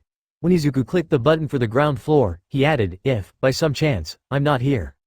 A panicked expression crossed Eri's face and she clenched his hand. There's this girl named Momo that you can always depend on. She's helped me out a bunch, and I'll point her out to you. You can also rely on All Might, too. With a ding, they arrived on the ground floor. Izuku led Eri to the dining hall in order to grab breakfast, ignoring the curious look that he got from Rikido as they passed by him. When he entered the dining hall, he noticed that most of his classmates were currently there eating breakfast. More importantly, he saw Momo sitting within a group of girls, chatting amiably. As he was about to go and point out Momo to Eri, he was suddenly accosted by a loud scream. Holy shit, Denki, you were right, you bastard. Eijiro had stood up suddenly from his chair, knocking it over. He pointed a finger at Izuku and continued. Midoriya, when were you gonna tell us that you had a daughter? The entire dining hall went dead silent save for Momo, who choked on her food, and all eyes turned towards Izuku and the little girl beside him. This caused Eri to shrink into herself, hiding behind Izuku, and her apprehension caused Izuku to turn and look at Eijiro. All of a sudden, Eijiro and Denki and the other boys around the two couldn't breathe. They felt as if the pressure around them had increased considerably, drowning them in the deepest depths of the sea. And the sensation vanished as quickly as it appeared when Izuku spoke. Everyone, this is Eri. She's not my daughter, but she will be staying with me for a bit. I want her to be able to feel safe and comfortable here. Is that fine with everyone? Eijiro barely managed to stammer out an of course before Ochako all but leapt out of her chair and ran up to them, kneeling down so that she was at Eri's eye level. The girl shifted to hide behind Izuku even more, but that didn't deter the older girl. Hello there, my name's Ochako Uraraka, but feel free to drop the honorifics and just call me Ochako. Eri hesitated, but she managed to force out a meek, hello, Ochako. The brunette made a noise difficult for Izuku to describe and put her hands over her heart. Midoriya, she's adorable. At this point, Momo and Kyoka had made their way over. Momo kept on glancing between Eri and Izuku before finally saying, of course knew that you didn't have a daughter. Kyoka stifled a laugh. Izuku turned to Eri and helped introduce the other two. Eri, this is Momo Yaoyorozu and Kyoka Jiro. Eri stared at the two. Is this the Momo you were talking about? Momo's heart stopped. What? Yeah, Izuku replied easily, not noticing the emotional turmoil the taller girl was going through. These girls will take good care of you. I'm going to go back to my room to shower, so could you all show Eri how the dining hall works and help her get some breakfast? Before Eri could begin panicking, Izuku knelt down next to her and looked her in the eyes. I know it might be scary, but Eri, I want you to know this. You're safe here. I trust these people, and I won't be gone for long. I'll be right back. Eri swallowed and nodded. Promise? Promise? Pinky promise? Izuku held up a pinky finger, and Eri intertwined hers with his, looking a bit more relieved. He gave a final nod at the three girls before walking out of the dining hall, waving at Eri, who was watching him the entire way. As he made his way to the elevator, for some reason he got the feeling that he wasn't alone, but Izuku shrugged it off and returned to his room. Right before he took off his shirt to begin showering, he once again hallucinated Himiko in his room. Wait. Himiko? Izuku asked, pinching himself to make sure he wasn't dreaming. He wasn't. His girlfriend was once again in his room, seemingly magically appearing out of nowhere. This time, instead of wearing his old hoodie, she was just dressed in a casual t-shirt and short skirt. Different from last time, however, was her expression. Fortunately, she wasn't crying this time, but her expression was still hard to decipher. "I heard a rumor," Himiko started, sitting on his bed, "that you had a child." A coy smile danced on her lips. Izuku blinked. "Himiko," Izuku said honestly, "the only person that I've been in a romantic relationship with is you, and I'm pretty sure you were never pregnant." Himiko flushed a deep red at his words, but she continued, "I also heard that you were a lolicon who took young kids to your room." "Lolicon," Izuku repeated, unsure of what the word meant. "Did you hear that from Class 1B? Himiko paused. "How did you know that?" He sighed. "Sounds like something Monoma would say. But no, that's obviously not true." Izuku walked up to Himiko and took both of her hands into his. "The only girl that's in my eyes is you, Himiko." Damn. It wasn't exactly a flawless delivery, but it still worked as intended. Himiko's blush darkened, and a small smile slipped onto her face. "The girl that you heard the rumors about, her name is Eri, by the way, was found by me and Mirko when we were out patrolling," Izuku explained. "She's had a pretty rough past, so she's staying with me for now as we figure things out." "Rough past?" Himiko asked, concerned. "Yeah. I trust you, Himiko, so I can tell you this." Izuku missed the pained look that flashed across Himiko's eyes. She was experimented on by a villain organization. From her description, it seems like they're Yakuza of some type. Her quirk, in her own words, allows her to reverse someone all the way up to before they even existed, Himiko. She discovered it by accident when she erased someone close to her. Himiko remained silent, slowly absorbing his story as she watched him through her yellow eyes. "So, sorry that I caused you to worry, Himiko," Izuku apologized, "but it really isn't like that." Suddenly feeling abashed, Himiko quickly said, "No, don't apologize, Izu. I was only teasing, only teasing." "That's a relief," he admitted, sitting on the bed next to her. He fiddled with his hands as Himiko watched him. "Actually," Izuku started, "there's something that I wanted to ask you about. I didn't have the chance yesterday, so I'm really glad you showed up today." She placed her small hand in his. "Ask away." Izuku lowered his gaze. "Say that you had someone that you spent your whole life looking up to," Izuku said, staring at the ground. "And you found out that they've been lying to you for quite some time. How would you feel?"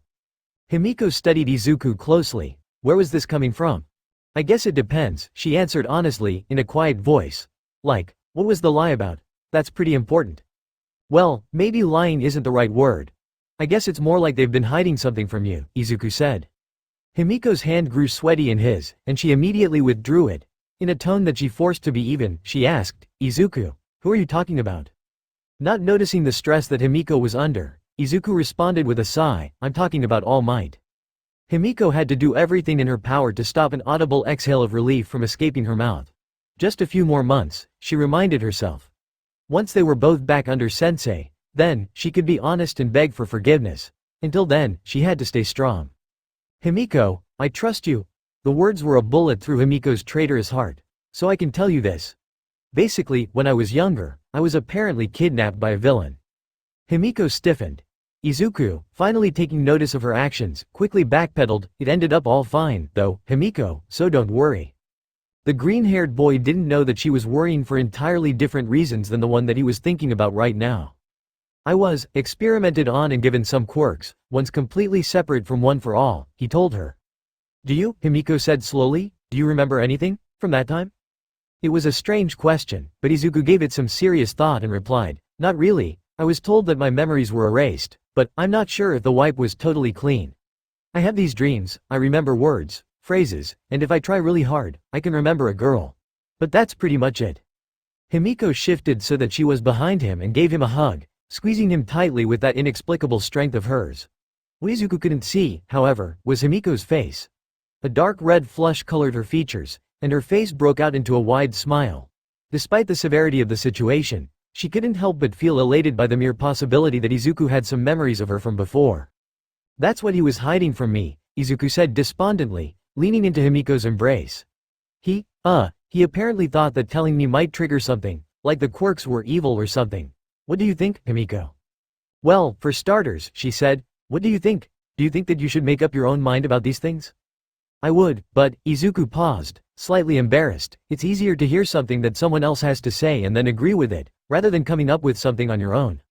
His words just confirmed a long-standing theory that Himiko had. For Izuku, it must have felt nice to have someone else take care of everything for him, the difficult thoughts, the hard decisions, and to surrender himself to someone that he trusted. And for Himiko to be put in that position brought her two emotions. Happiness that she was chosen to be that person for him, but also disgust with herself since she was simultaneously hiding things from him. Soon, she promised herself. As much as she wanted to tell him everything right now, she simply couldn't. It was like an inescapable order had been placed unto her. Well, she said carefully, as it was obvious that her words right now had a great impact on what might happen in the future. I'll tell you what someone once told me about quirks and the nature of them. She brought her lips close to his ear. Where your quirks came from doesn't matter. The way I see it, good, or bad, are just things society came up with. I'm pretty sure I told you this in the past. So, to steal the words of someone that's very important to me, it's up to you to decide how you want to use them. Since she was in the position to do so, Himiko took the opportunity to kiss him on the cheek. The way even the tips of his ears turned red when he blushed was just so adorable. Thank you, Himiko, Izuku whispered. I think that's what I needed to hear. Himiko smiled. Anytime, the blonde continued hugging Izuku from behind, enveloping him in her warmth.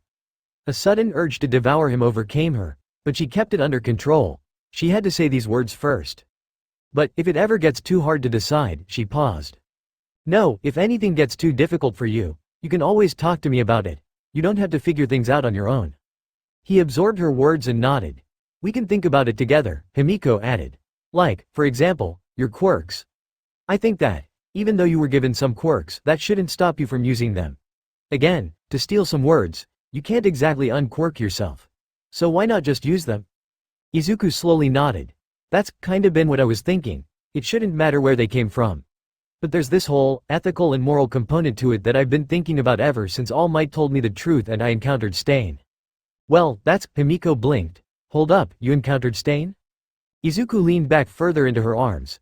Yeah, it was. A lot more philosophical than what I was expecting. We didn't really fight, since I was protecting Eri at the time. Himiko sighed. I know you wouldn't lose if you two fought, but be careful, promise me that. I promise, Izuku said, placating his girlfriend, but I don't know. I just want to be a hero. He felt Himiko's arms tighten around him. Whatever you end up doing, she said slowly, I'm sure you'll be great at what you do. They stayed like that, for a while, just basking in each other's warmth. Himiko drew little circles on his chest with her right hand, enjoying the firmness of the muscle under her fingertips. I should get going, Izuku said eventually. Eri's waiting for me. As much as I would like to stay here with you, I should probably head back. Kei, Himiko drawled, letting him go. He stood up, immediately missing Himiko's warmth. I'm going to take a shower before heading down, he told her. Immediately, a cat-like grin appeared on her face. Oh, and what am I supposed to do with that information? Izuku's face burned as she got to her feet and leaned in close, pressing her chest against his and bringing her face in until they were nose to nose. Want me to join you? She whispered sweetly, simultaneously causing massive amounts of damage to Izuku's sanity. Before he could answer, she giggled and pecked him on the lips before skipping away. Just kidding. I'm not ready for that, yet. Himiko mumbled something about having to shave, but Izuku could very well just have hallucinated that. Before she was about to leave, Izuku suddenly remembered something that he'd always been curious about. Himiko? Yeah? How do you, basically appear out of thin air? Izuku asked. This wasn't the first time Himiko appeared like this. Himiko smiled. Quirk, she answered simply. Basically erases my presence completely from other people's perception. A bit different from that invisible girl in your class, though. It doesn't work on, say, cameras or recorded videos. Huh, Izuku said, frowning. I thought your quirk had to do with transforming into the person that you drank the blood of. Himiko paused. Her back was towards him, so he couldn't tell what expression she was making. You know about quirk awakenings? She asked. Yeah. Any hero nerd worth their salt knew about quirk awakenings. A surge of power, an evolution of a quirk's power right at the critical juncture that allowed a hero to tip the scales and defeat the villain to save the day. They were typically caused by extremely high-stress situations. Something like that, Himiko said after a while. Izuku nodded even though she couldn't see him perform the action. I see. The blonde finally turned around, leaning against the door. A complicated expression was on her face, but that was eventually replaced by a sly smile. When I leave, do you want me to do it in camo or not? Izuku tilted his head. Why would you want to leave camouflaged?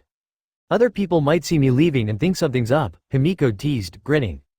Izuku gave her a confused look. You're my girlfriend. Maybe they should get used to it. Himiko's expression was mixed. She was simultaneously beginning to blush and a large, genuine smile threatened to break out onto her face. You know exactly what I like to hear. She blew him a kiss, opened the door, and after a "see ya" was gone. Izuku began the process of taking an ultra-quick shower, but he couldn't help but think about what Himiko had said. You don't have to figure things out on your own. That sounded so nice. Making his mind up about things. Why he wanted to be a hero, all that junk, was too difficult. It felt so comforting to be able to trust in Himiko. Izuku put on his clothes for the day and decided to head back down as quickly as possible. Eri was waiting for him. In a random alley somewhere, a rather scary group of individuals had gathered. One of them had severed hands covering his body and face, one of them was literally a dark purple mist in a suit, one of them had surgical staples and hoop piercings stitching together dark, wrinkled skin to his body, and one of them physically, not metaphorically, had no nose.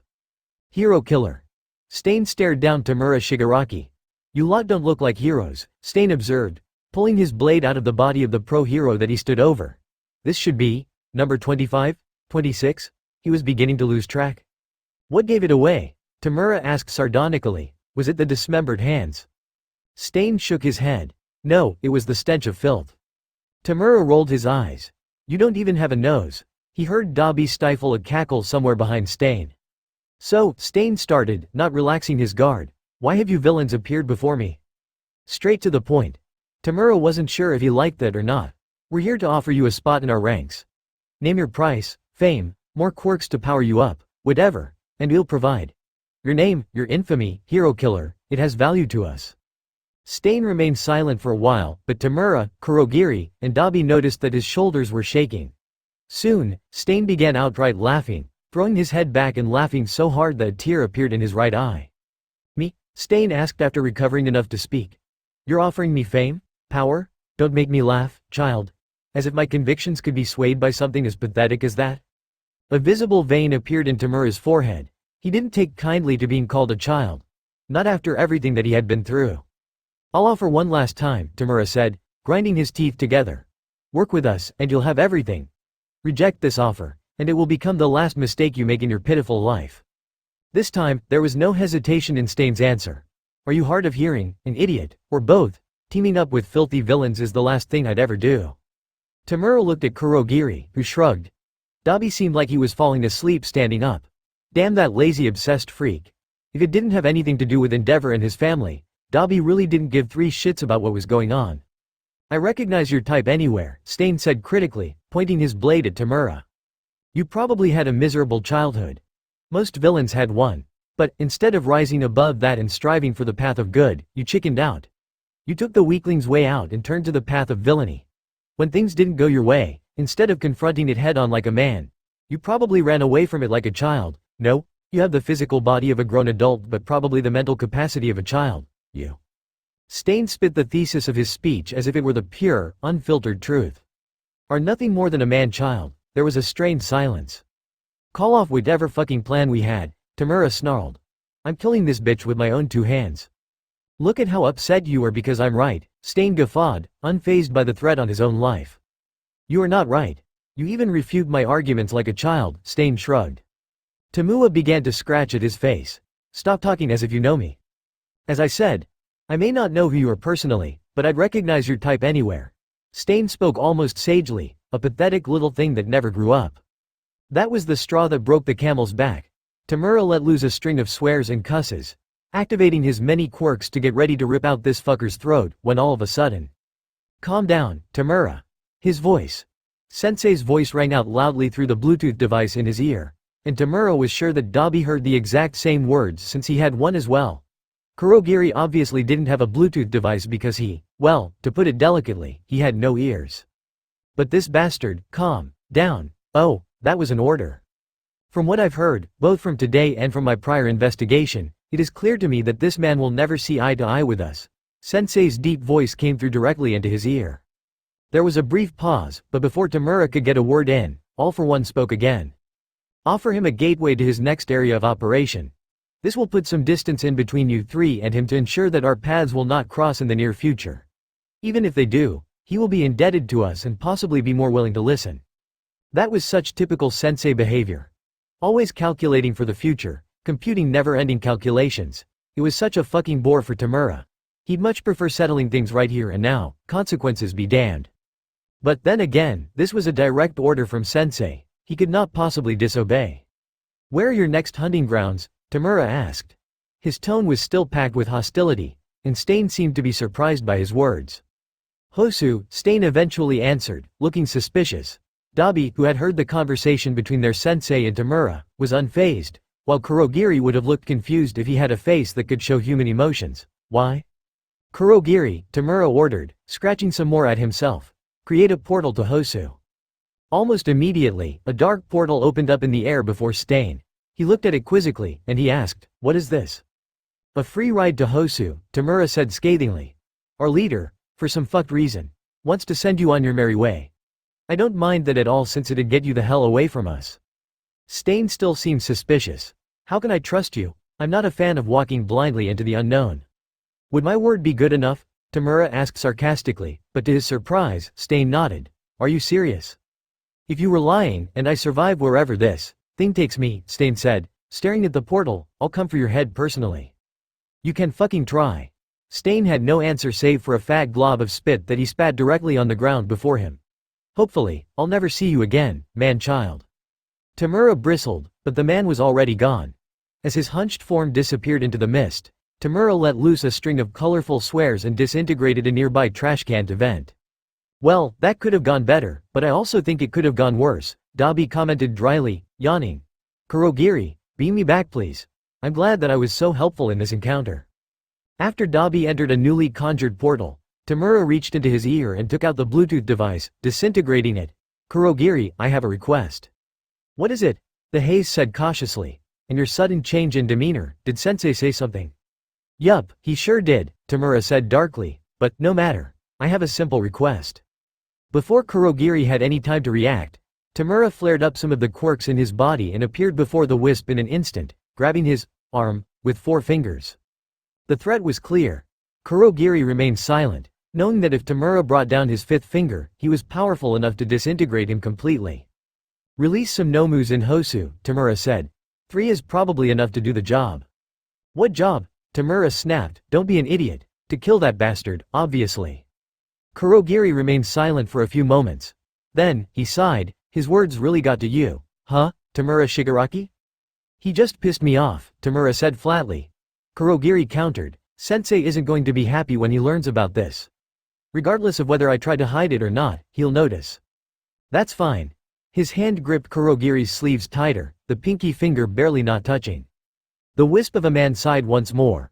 "I'm throwing you under the bus the moment he asks me about it, though. I hope you're prepared to deal with his wrath." "That doesn't matter to me right now," Tamura huffed. "I'm focusing on the now, and plus, he might not even get that upset at me. The bastard insulted our organization, insulted me, basically spat in our faces as he left. When the Nomus take that jackass down, we'll claim responsibility. The League of Villains will gain infamy as the one who took out Stain." Kurogiri's yellow slits for eyes looked like they attempted to roll. "Is that the justification for when sensei comes to ask you about it?" "Yeah, pretty much." The wisp shook his head. "And I thought that you said that you were focusing on the now. Tell me, what's going through that head of yours?"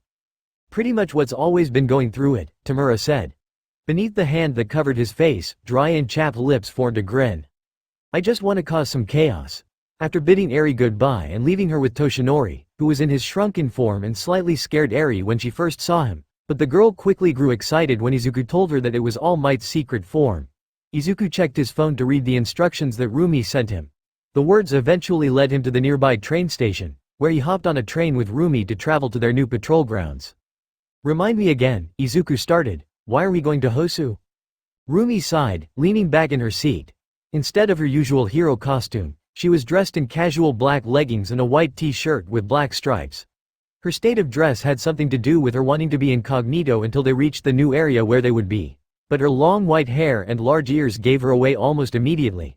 Some people were already whispering and pointing their phone's cameras at her. "We're making a rotation," Rumi explained. "The place where we were patrolling had gotten too quiet as of late. Most likely, word had gotten around that we were there, so villains changed locations. Besides..." She cast a sidelong glance at Izuku. "When prey change their breeding grounds, so too must hunters change their hunting grounds. It's only natural," Rumi said, shrugging. "Makes sense," he conceded.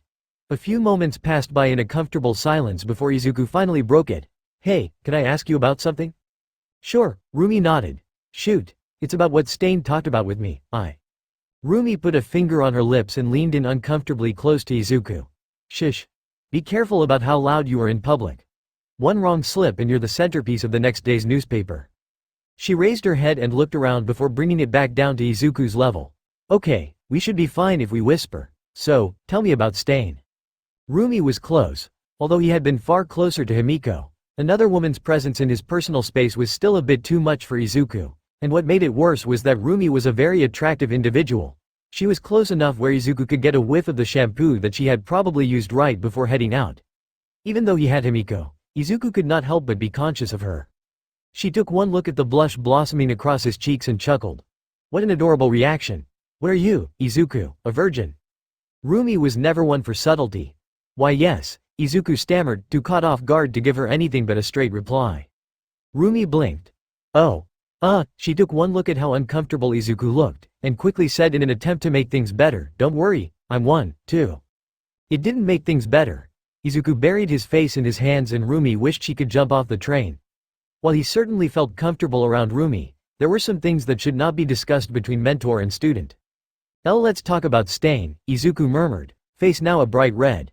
He was torn between feeling embarrassment for himself and embarrassment for Rumi. It certainly isn't wrong to be a virgin, but outright outing herself in a completely unnecessary manner was pretty tough. Rumi had a lot of strong points, yet navigating a conversation was not one of them.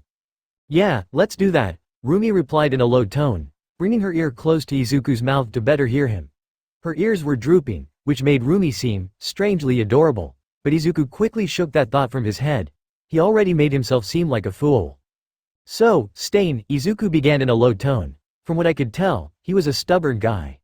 And by stubborn guy the first mean I think I had a better shot conversing with a brick wall. That's how firmly he believed in his ideals. Rumi let out a low whistle. I guess you gotta really believe in what you're doing if you want to earn the title hero killer. Yeah, Izuku agreed. So, his ideology. He believed, and I'm paraphrasing here, that most heroes were in the business for the wrong reasons. They're heroes for things like fame or money. He called them false heroes, and he said it was his job to do something like purge society of those false heroes. Rumi bit her lip. This is gonna be a hot take, but I don't think he's entirely wrong. Izuku nodded. Same here. Heroes each have their own reasons for wanting to become a hero, some less morally correct than others, but aren't they still heroes? Rumi shrugged. You're not gonna get an answer out of me. I have a solo disposition. I'm sure you already know that. Taking you on was an exception amongst exceptions. So, because of that, I've never really given a damn about why other heroes do the things that they do. Let them bask in the limelight, you'll just never catch me doing the same. Fair, Izuku said. I told him that I thought the reason is everything, reasoning was wrong. Not even because I don't know. If the reason is everything, and I don't even know the true origin of my own drive to be a hero. Izuku smiled, though it seemed more out of self-pity than anything.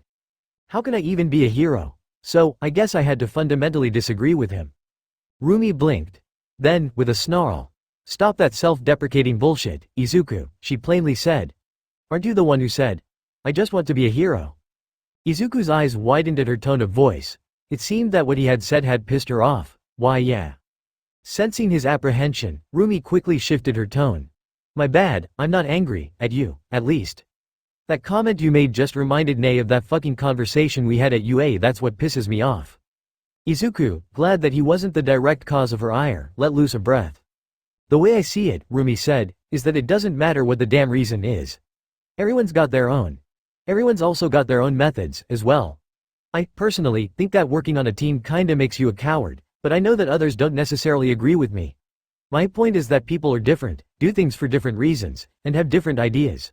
Your job is to figure out your own. Rumi's words sunk deeply into Izuku's psyche. That's hard, Izuku admitted with a small voice. Rumi nodded. Damn right it is, but it's worth doing. Izuku remained silent, absorbing what Rumi said. Your job is to figure out your own.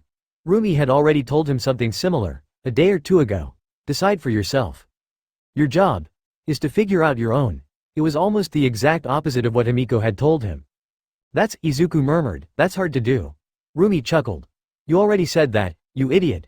There was a hint of fondness in her tone as she berated him, so he knew that she wasn't exactly insulting him. But I'll be here to help. It's the least that I could do. Thank you, Izuku said wholeheartedly, I guess. He swallowed. I guess I already gave him my answer, Izuku told her. It's as you said. I just want to be a hero, and I'm sick of people talking about a reason. I just want to protect what's before me. Rumi nodded. Better. That's a good starting point. You might find a deeper reason, you fully might not, I don't fucking know. Just remember that basic instinct and you'll be fine. Basic instinct, Izuku repeated. The urge to dominate reared its ugly head deep within him when he thought about that. It was strange. It was as if there existed a whole other side of Izuku that he himself was just beginning to discover. No, he'd already begun discovering it as early as the entrance exam. The feeling of being better than the robots, completely outclassing them, he remembered that it felt exhilarating. The urge to dominate, the desire to be a hero. Were the two contradictory or complementary? Which one stemmed from the other? Was his primary drive to be a hero by dominating over all others? The villains, the other competition? Or was his main motivation to dominate others by being the top hero? Did the two even have a difference? He truly didn't have an answer to his queries. Who did? Not anyone that Izuku knew. In the end, did it matter to him? It might matter for some others who believed that the reason was everything, like certain noseless individuals, but for him. Izuku was dragged out of his reverie by the train suddenly shaking a bit too violently for it to be natural. Sounds of crunching metal could be heard, and the train came to a screeching halt. Everyone on board lurched forward, their momentum carrying them towards the front of the train. Izuku quickly regained his bearings, looking at Rumi. Let's go, Rumi said. Trouble found us. A commotion appeared to be going on in the front of the train, so Rumi and Izuku quickly headed towards that direction. Along the way, Rumi told everyone that they passed, stay down. Head towards the back when able to. My intern and we'll take care of it. When the situation is clear, I'll update you all on it. Quiet and panicked thank yous trailed after them as people began moving towards the back of the train.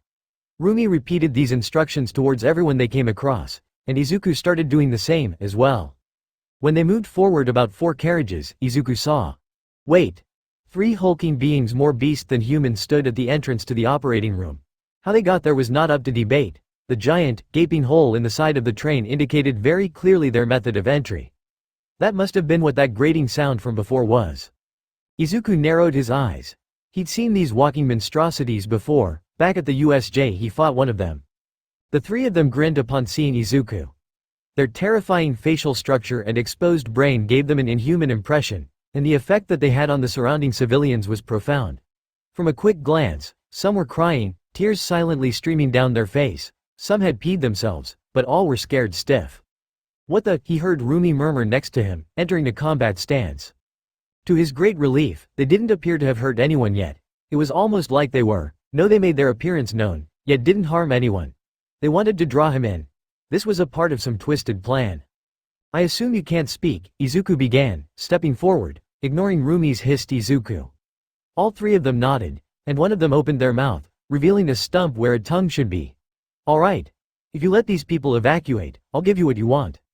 2 of them looked towards the tallest one in the middle. After a shrug, they both nodded. Izuku took this opportunity and spoke.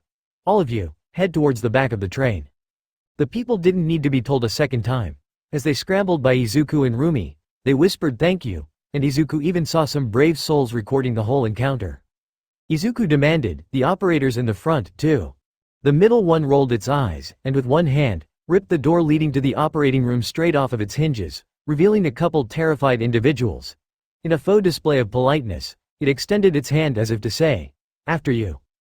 Go to the back, Izuku told them, you'll be safe. Rumi added, we'll take care of them.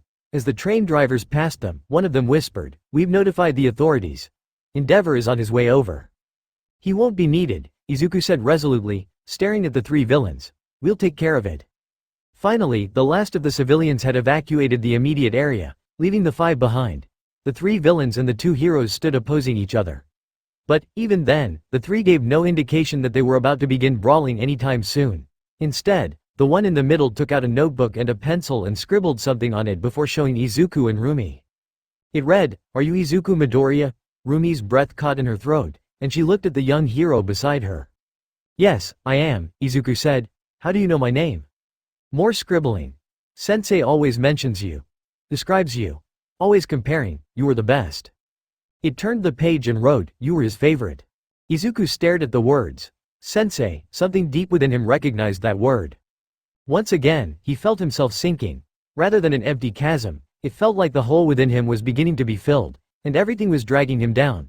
Like everything was quicksand around him, Izuku was sinking down, down, down. Izuku. A warm hand grabbed his arm, and Izuku looked at it. Rumi had an odd look on her face as she stared at Izuku. Stay with me, Izuku, Rumi all but pleaded, gripping his forearm so tight that he lost circulation to his hand. Whatever she had seen on his face, within him, had scared her to this extent. Yeah, Izuku said slowly, regaining his bearings. A train. The three villains in front of him, civilians behind him. The villain before him wrote something, shared it with its compatriots, and passed it to Izuku. It read, "Do you know what we want?" Izuku stared the villains down. Their grotesque faces were twisted with anticipation. You guys want a one-on-one fight, right? Strange sounds emerged from their ruined vocal cords. At first, it sounded alien, bizarre, but Izuku quickly recognized it for what it was. Laughter. They were laughing, nodding with joy plastered across their disfigured faces. Rumi grabbed Izuku's arm. What the hell are you talking about? It's what they want, Izuku responded. There was one like these guys that I fought before. I was compelled, for some reason, to fight it alone, and it must have felt the same. He stared down at his hands. These people are no different, one-on-one fights. Rumi had a complicated look in her eyes. Look. I believe in the value of individual strength, I really do. I can admire that, but… She grit her teeth. I'm supposed to be your mentor. I can't, on good conscience, allow you to face these things alone, Rumi sighed. Izuku looked at her. It's a pride thing, she emphasized. There's no way in hell that I'm gonna sit back and let you duke it out with these three. The boy had a feeling that he would have better luck trying to get a bunny to grow wings and fly to Mars than to convince Rumi. He looked at the other three beings, seeing what they thought of things. Despite their appearance, they were intelligent and capable of complex thought. The other two looked at the one in the middle and waited for it to make a decision. Eventually, the hulking mass of muscle shrugged, as if to say, sure, why not? Izuku gave Rumi a look, and she returned it, eyes all but glowing with barely constrained fury. It's a fight, then, Izuku said, cracking his neck. Rumi grinned savagely. Yes, it's a fight. 612 Chapter 15. Promise me. Izuku Midoriya scratched his cheek as he watched his sensei. Sensei, I hope you don't mind me asking, but, Izuku paused. Why don't you have a face? He had always wondered about this. Sensei's face, or what used to be his face, was now comprised of a sinister-looking swirl of scar tissue that started from his upper lip and extended all the way to the back of his head. It terrified him at first, not just because it looked the way it did but also because he couldn't tell what the older man was thinking without facial cues. Now, however, Izuku liked to think that he could tell if his sensei was pleased or unhappy by either looking at his mouth or judging from his tone of voice. On the other hand, his sensei turned to look at Izuku. After judging that the young boy's questioning was more in line with childish curiosity than malicious intent, he answered, I had a scuffle with someone a few years ago. Izuku blinked. They must have been really strong, then. I will admit that I was caught off guard, his sensei conceded. His strength, his power was several levels above what I thought was possible. As shameful as it is to admit this, I barely came out with my life. Izuku tried imagining someone stronger than his sensei and found it difficult to accomplish. However, that was a mistake that I made because I got too arrogant, his sensei told Izuku. Things had been going too well, and I'd gotten complacent. They say that success breeds complacency for a reason. Suffice to say, I will never make that mistake ever again. Izuku found himself curious about one thing. How did he beat you? His sensei sighed. Really digging into my old wounds, aren't you? I'm sorry, Izuku murmured. I just wanted some reference for when I get to challenge you in the future. His sensei caught on to the unspoken words, and a chuckle escaped his mouth. He reached out a hand and patted Izuku on the head. Don't worry. This is something that I must reflect on. Really, the reason that I lost was because I was unprepared. Had I been more alert, more ready, perhaps the outcome would have been different. Another sigh. Because of that, my face became like this. Even with regenerative quirks, some parts of my body are ruined beyond repair. He pointed at his face. This happened because my head was dragged through about 6 blocks of concrete. Not a lot of fun, I must admit. Izuku could only gaze on in amazement. But I got some good shots in, here and there, sensei said, cheering up a little.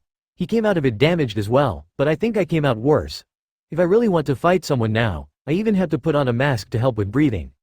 I bet you look really cool in that, though. The faceless man laughed. Probably. But, to answer your question, I was surprised by his speed and strength. That's how he beat me. I mean, it's a bit hard to keep up with someone who can cross half a kilometer before you even finish blinking. Izuku frowned. There really are people who can move that fast? Yes, unfortunately. Both of the two remained silent for a moment. Izuku looked up at his sensei. I'll work hard, then. All for One smiled, though it wasn't his usual sadistic smirk or sarcastic grin. It was a genuine smile, almost like one a father would give to his child. Please do. Unbreakable promised me. The three villains approached slowly. Remember what I told you? Rumi whispered to Izuku, flexing her fingers. When they were training, Rumi had designated 3 modes for Izuku: Safe, Control, and Limit Break. Safe mode was him utilizing One for All and Chrono Force in tandem to ensure that, no matter what he used, he wouldn't break any bones. Safe was essentially the same as using 50% of One for All paired with Chrono Force. Completely safe for Izuku, physically. Safe was to be used in daily patrolling and typical criminal takedowns. As long as he used Safe when fighting weaker villains, it also ensured that an incident like the USJ would never happen again. The next step up was Control. The difference between Safe and Control was that, if Izuku used Control too much, he might end up breaking a few bones. It was the same as using 100% of One for All while paired with Chrono Force. It might last 3-4 usages, but Izuku ran the risk of just obliterating his bones if used too much. Control was to be used against strong villains, but because One for All's power was still being restricted by Chrono Force, it shouldn't result in any deaths. The final mode was Limit Break. It was basically unrestricted One for All at full power.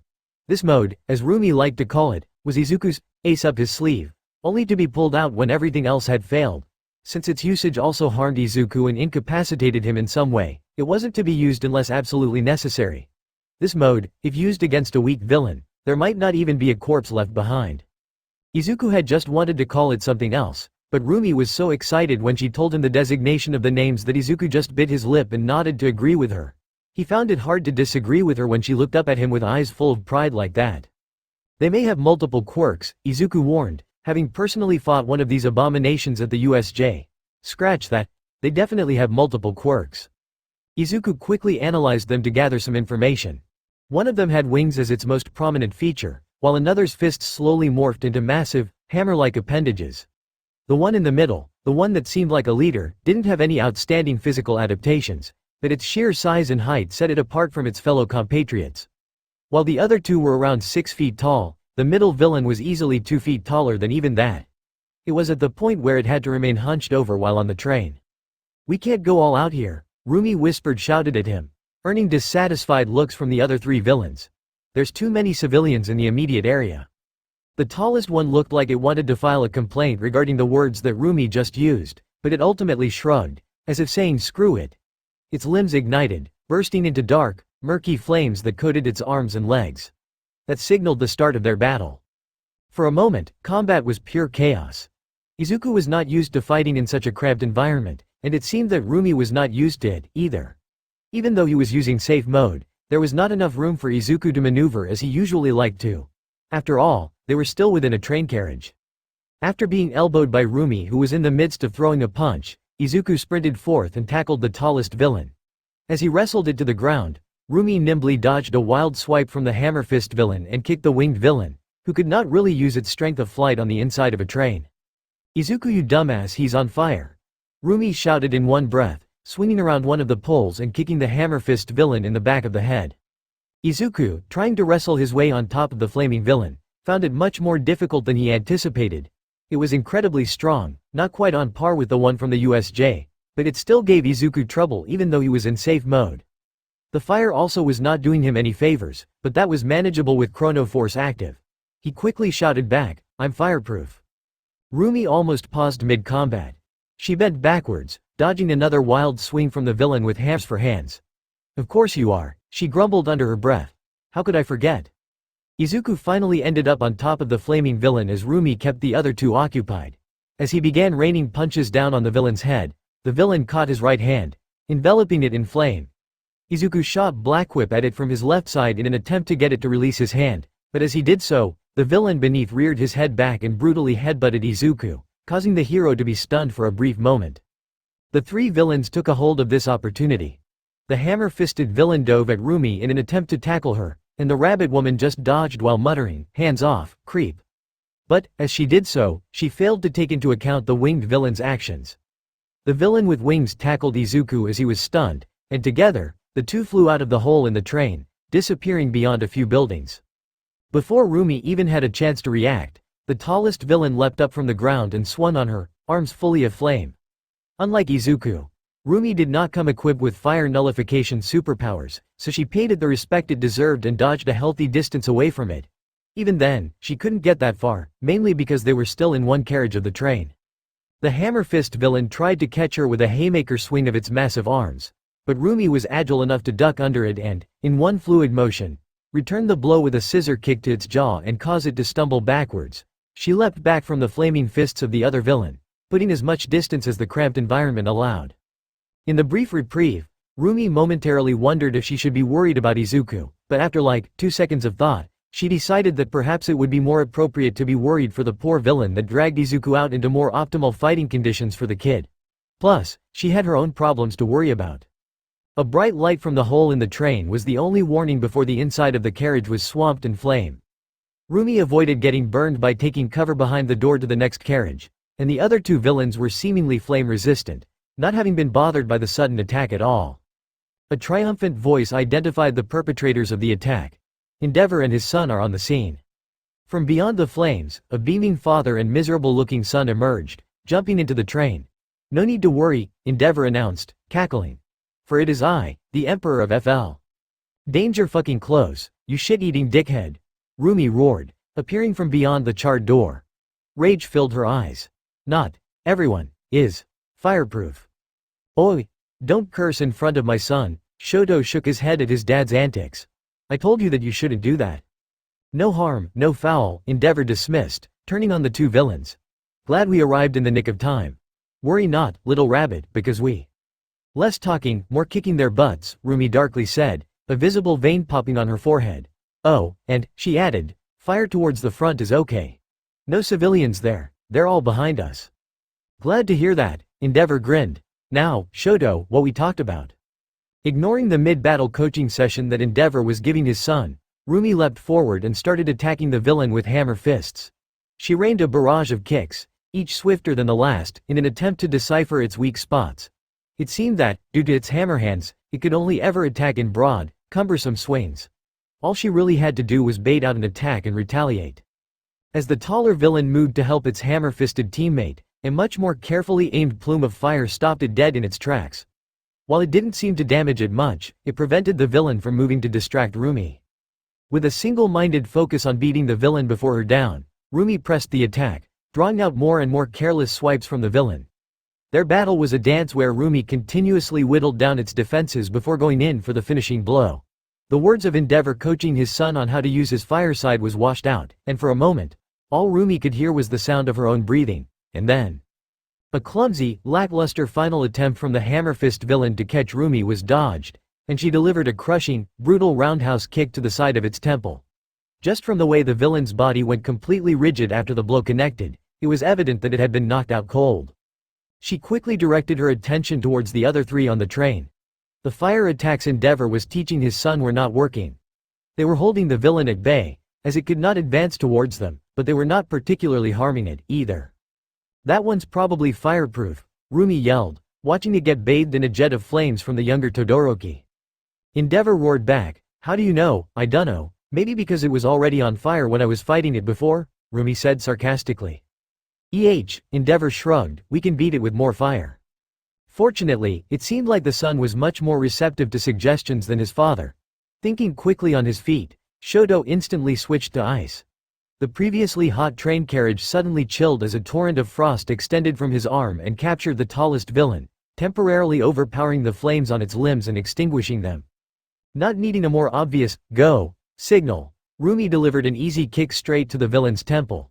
Since it was being held still, Rumi did not have to worry about aim or other things. She focused only on power output, aiming to administer the deadliest attack in her arsenal. The kick was so powerful that it shattered the ice that was holding the villain down, and it slumped over, unmoving. Their battle seemingly over, the three relaxed their stances. "Thanks, kid," Rumi said, giving Shoto a thumbs up and the father a withering glare. And as for you, I'm expecting a thank you, as well, Endeavor said, grinning. After all, it was my agency that received the distress call.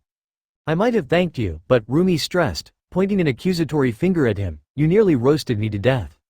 Endeavor repeated his words from earlier, no harm, no foul.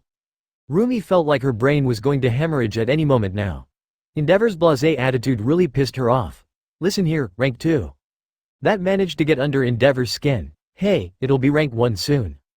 The two feuding heroes were interrupted by Shoto letting loose a blast of flame. As their attention turned towards him, he spoke. Shouldn't we, I don't know, Shoto deadpanned, tie them up or something? It's fine, Endeavor answered him. They're out cold. When the bunny kicks you like that, you typically don't. The two villains sat up, unnaturally. They looked like they rose from the dead, and green smoke began to pour out of their mouths. Before the three heroes could even react, the smoke shrouded them and, after a small pop, noise, vanished into nothingness. Where there were two massive beasts moments before, only thin wisps of green smoke remained. Rumi blanched. What the foo? Hey! Endeavor curled two hands around Shoto's ears. Don't curse in front of my kid. Shoto snorted, annoyed, I'm not a fucking child. A little while earlier, Izuku was tackled by the winged villain out of the hole in the train and taken for a joyride through Hosu. At first, it was hard for him to strike back against the villain, so he ended up using Black Whip to tie the villain's wings together and send them plummeting to the ground. They ended up crashing into a busy street with many cars on it, narrowly avoiding a bus that honked and swerved out of the way. Izuku got up and stared down his foe. Isolating him was probably the wrong choice for the villain to make, as Izuku was certain that, in a one-on-one fight, he would not lose. The two's landing caused a ruckus, and as they stood in the center of the street, people began driving off or exiting their vehicles in order to find shelter. The winged villain quickly continued the attack, flying at him from above. Now that he was not constricted by the walls of the train, Izuku's combat potential grew drastically. Still, he barked out a quick warning to all of the civilians that were still in the area, yelling at the top of his lungs, everyone, it's not safe here. Please evacuate the premises. Watching people around him continue to scurry off to find shelter in buildings and get off the street, Izuku barely had time to react. Right after his words, the flying villain swooped down at him. Releasing 3 strands of Black Whip at it caused the villain to do a barrel roll, skirting around the strands of darkness. Izuku quickly retracted the strands, watching the villain flip around and begin to approach him from the sky. Izuku allowed it to get in close, dodging its swipe by sidestepping to the left. With a burst of speed, under safe mode, he delivered a blow to the passing villain's spine, hammering it down to the ground. Before it got a chance to get off the ground and fly off, Izuku shot 2 strands of Black Whip, one from each arm, and held its wings down. This villain wasn't particularly strong, nothing like the one that he'd fought at the USJ, but Izuku couldn't afford to be careless. As it was belly down and had its wings pinned to the ground, all the villain could do was buck wildly as Izuku grabbed one of its wings protruding from its back. Amping up his arms to the limits of control mode, Izuku grunted in pain as he snapped its wing like a twig, causing the villain to open its mouth in a voiceless shriek. It was actually significantly easier than he anticipated. Maybe the bones in the wing were not of the same thickness and sturdiness of normal human bone. It began to buck even more wildly, and Izuku had to unleash 2 more strands of Black Whip to tie it up and keep it pinned down.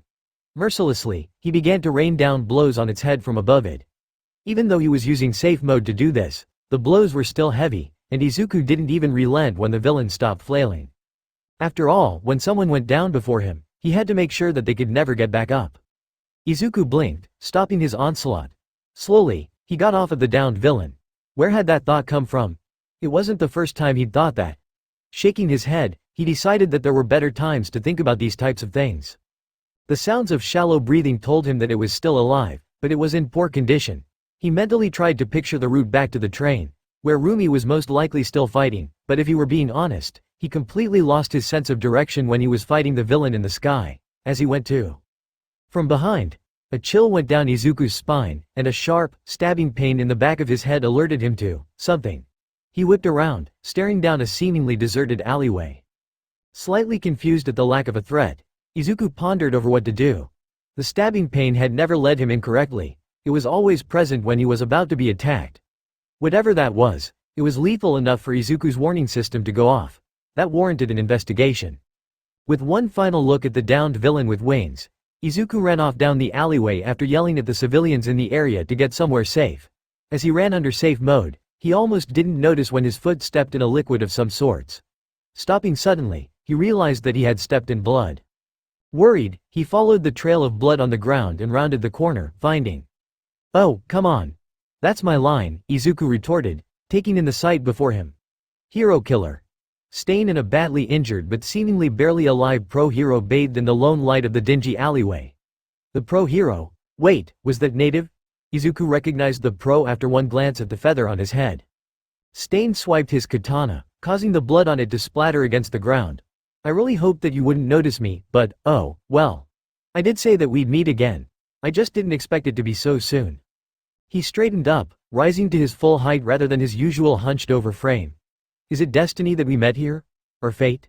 The decisions that we made separately led us to meeting here, again, are we just?" Izuku held up a hand. "I'd rather we not debate philosophy this time. I found our last conversation enlightening," Stain told him.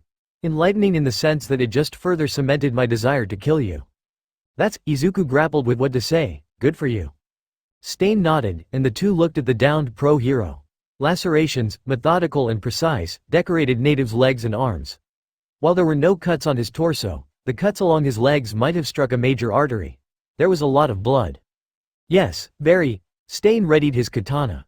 Izuku was still worried about the pro-hero laying by Stain's feet. "Not going to use hostages this time?" Stain grinned. "He's already as good as dead." 1,000 thoughts roared into Izuku's mind at his comment, but he voiced only one of them. "At least now you'll have nothing to hide behind." Stain scoffed, and right when Izuku thought he was going to say something, Stain flung 3 daggers at him in rapid succession. As Izuku instinctively moved to dodge, Stain swung his blade forward at lightning speed. He leapt out of the way under safe mode, but Stain pressed his advantage, raining blow after blow onto Izuku's body. Thanks to Chrono Force, Izuku was able to tank the hits without actually getting injured. Mentally, however, it felt like he was dying from 1,000 paper cuts. He extended strands of Black Whip in an effort to slow Stain down, but the villain just shredded through his strands like they were butter. Whereas all the villains he had fought before were strong, but slow, Stain was the exact opposite.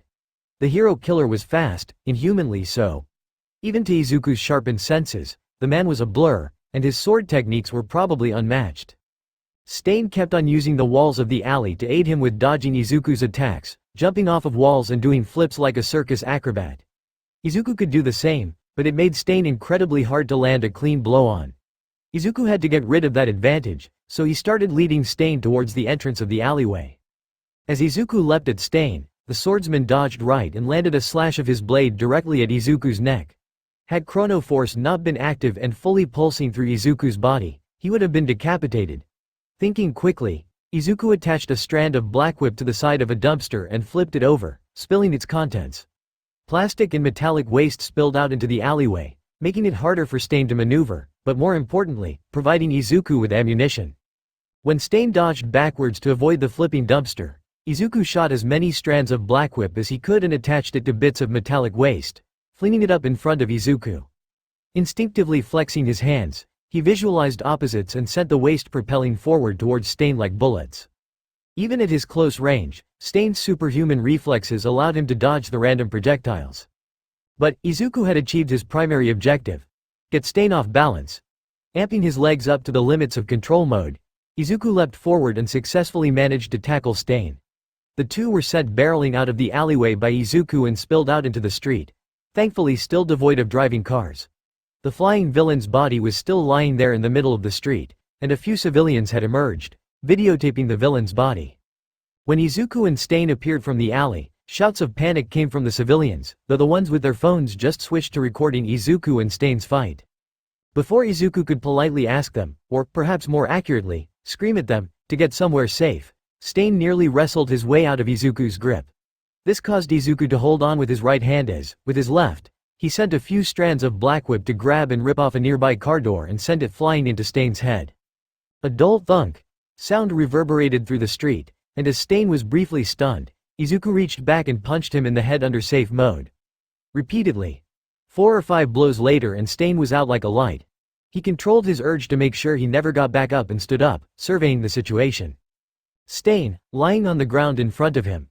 The flying villain was slowly stirring, beginning to get back up. It looked like it was regenerating a bit. The wing Izuku had broken before was looking a lot healthier than its previous condition. Cursing himself for his carelessness, Izuku shouted at the nearby bystanders. "There's a critically injured hero down that alley. Please attend to his wounds and call the emergency services." As two women and one teenage boy began to move in that direction, Izuku followed up with a, "Thank you so much, I'll take care of." An ear-destroying noise just erupted from the flying villain. Izuku blinked, stunned for a second by the sheer volume of the noise. The monstrosity had just shrieked so loudly that he was surprised that his eardrums didn't break. No, shrieked wasn't the right word. Upon closer inspection, the sounds came from 4 holes along its neck, and it vibrated at irregular frequencies with green smoke pouring out of them. He turned to look. Behind you. Izuku's instincts kicked in and he dove to the right, avoiding being struck by a hair. He quickly rolled and got into a combat stance, eyeing what had nearly just run him over. One of the villains that Rumi had been fighting, the tallest, bulkiest one, the leader, with green smoke wafting off of him. Ice quickly filled his veins as he considered the implications of what its presence meant. Was Rumi somehow defeated? He wasn't given respite. The third member of the monstrous trio emerged from a murky, green vortex at the intersection of the street, lackadaisically batting away empty cars over with its hammer fists as it approached. It didn't seem to regard any of the other humans who were. Wait, why were people still here? Izuku felt a strange emotion rear its head within him as he realized that there were still some people in the vicinity recording the whole thing. The sounds of a helicopter above barely gave him time to prepare before a blazing, white light focused on Izuku, Stain's unconscious body, and the 3 other villains. Izuku caught a person filming the whole encounter some 40 feet away. Raising his voice, he yelled, "Get out, now, it's not safe here. To your left, from the front, dodge left, dodge right. Roll backwards." A sudden overflow of information split Izuku's mind in two, and he instantly acted, ducking and diving to the left. 2 of the villains missed their attacks, but the third's hammer fist cleanly caught Izuku in the chest. Even though he had Chrono Force activated, it still hurt like hell, and he was launched like a rag doll some 20 feet away by the creature's raw strength. Izuku bounced on the ground before crashing into the side of a car. Izuku wasn't given respite. Immediately, alarm bells began to go off in his mind, warning him of the potential danger. He got up and immediately formulated a plan of action. The situation was looking grim, and he may have to pull out and utilize his final mode. Not yet, though, he told himself. Grasping the car behind him, he drew out all the strength he could while in control mode and threw it at the nearest winged and tall villains. As it crashed into them, he noticed that they weren't knocked back by it at all, meaning that they probably caught it somehow, but it bought Izuku the time that he needed. Amping up his whole body's output to the limits of control mode, he dashed forward, surprising the remaining hammer fist villain with a sudden surge in speed. He didn't even get a chance to block before Izuku sent a roundhouse kick right into the left side of its body. The instant his foot made contact with its body, it was sent flying to the right, crashing through the glass of a nearby store far out of vision. Although his body was screaming in agony to protest what he'd just done, Izuku hadn't broken anything just yet. He immediately moved to attack the remaining 2 villains, but they had already recovered from their shock at having a car thrown at them.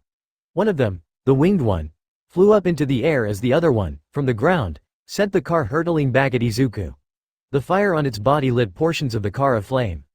Izuku flung the car out of the way with Black Whip, dimly aware that it caused a small explosion where it landed. As he ducked under the blow of the flaming villain on the ground, the flying one simultaneously tackled him from the air. It wasn't an attack that he could dodge, and it sent him flying off to the side into another abandoned car. The winged villain quickly leapt on top of him. It was about to start pummeling Izuku, but the boy thought quickly and stretched out his right hand. A few strands of Black Whip latched onto the side of an overturned car. Izuku immediately redirected the strands and, like a slingshot, slung it into the side of the villain. It managed to block the attack at the last moment, but it still succeeded in distracting it just long enough for Izuku to wiggle his feet out from underneath the villain and kick it in the chest at the limits of control mode. The blow sent the villain flying back to the other side of the street, crashing into a brick building and gouging a hole into the side of it. The immense mental pain told Izuku that he was at or nearing his limit, anymore, and he would probably end up breaking himself. As he made that self-assessment, his foes did not idly stand by. The winged villain emerged from the rubble of the brick building, shaking off dust. The hammer fist villain appeared from the ruined storefront that Izuku had previously kicked him into, while the tallest villain just stood there, menacingly, blazing into flames. He was going to have to eliminate one of them from the equation to make the fight easier. As things currently stood, Izuku was beginning to feel fatigued from constantly having to dodge attacks. The three villains were decent at working together, which made it all the more difficult for him. So, what about a good one-on-one fight? Izuku suggested, hoping that his words would buy him some extra time to recuperate. 3-on-1 is kinda unfair, no? The three villains stared at each other, coming to a silent agreement. The tallest, bulkiest one quelled the flames on its limbs, whipped out his notebook from a chest pocket, and ferociously scribbled something on it, his dark, leathery hand dwarfing the pencil it held. All the while, Izuku practiced deep, controlled breaths, looking to regather as much energy as possible. It held up the page where it had scribbled something down. Normally, it would be, "But you are not even going 100% on us, that is unacceptable." It turned a page and scribbled in a manner that Izuku now realized was furious. "Raichi can tell that you're still holding back. When he summoned us, he told us, that is unacceptable. Unacceptable, unacceptable." The word unacceptable was written 4 more times, and the final one was underlined 2 times and written in all caps. Izuku swallowed, his throat dry. Raichi must have been the name of the winged villain, and that strange shriek that it produced must have been some sort of quirk that was used to summon or teleport the other 2 villains to his location.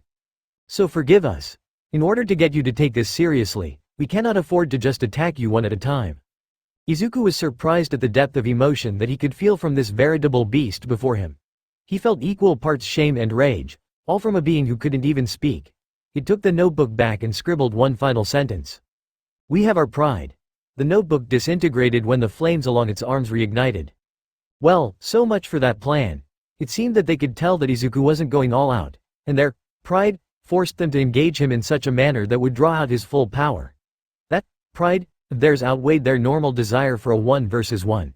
It was almost like they were offended, furious that Izuku wasn't taking them seriously. He thought, if that's what they want. Izuku didn't notice it, but a sharp grin slashed through his features. His brain started adapting for this new scenario.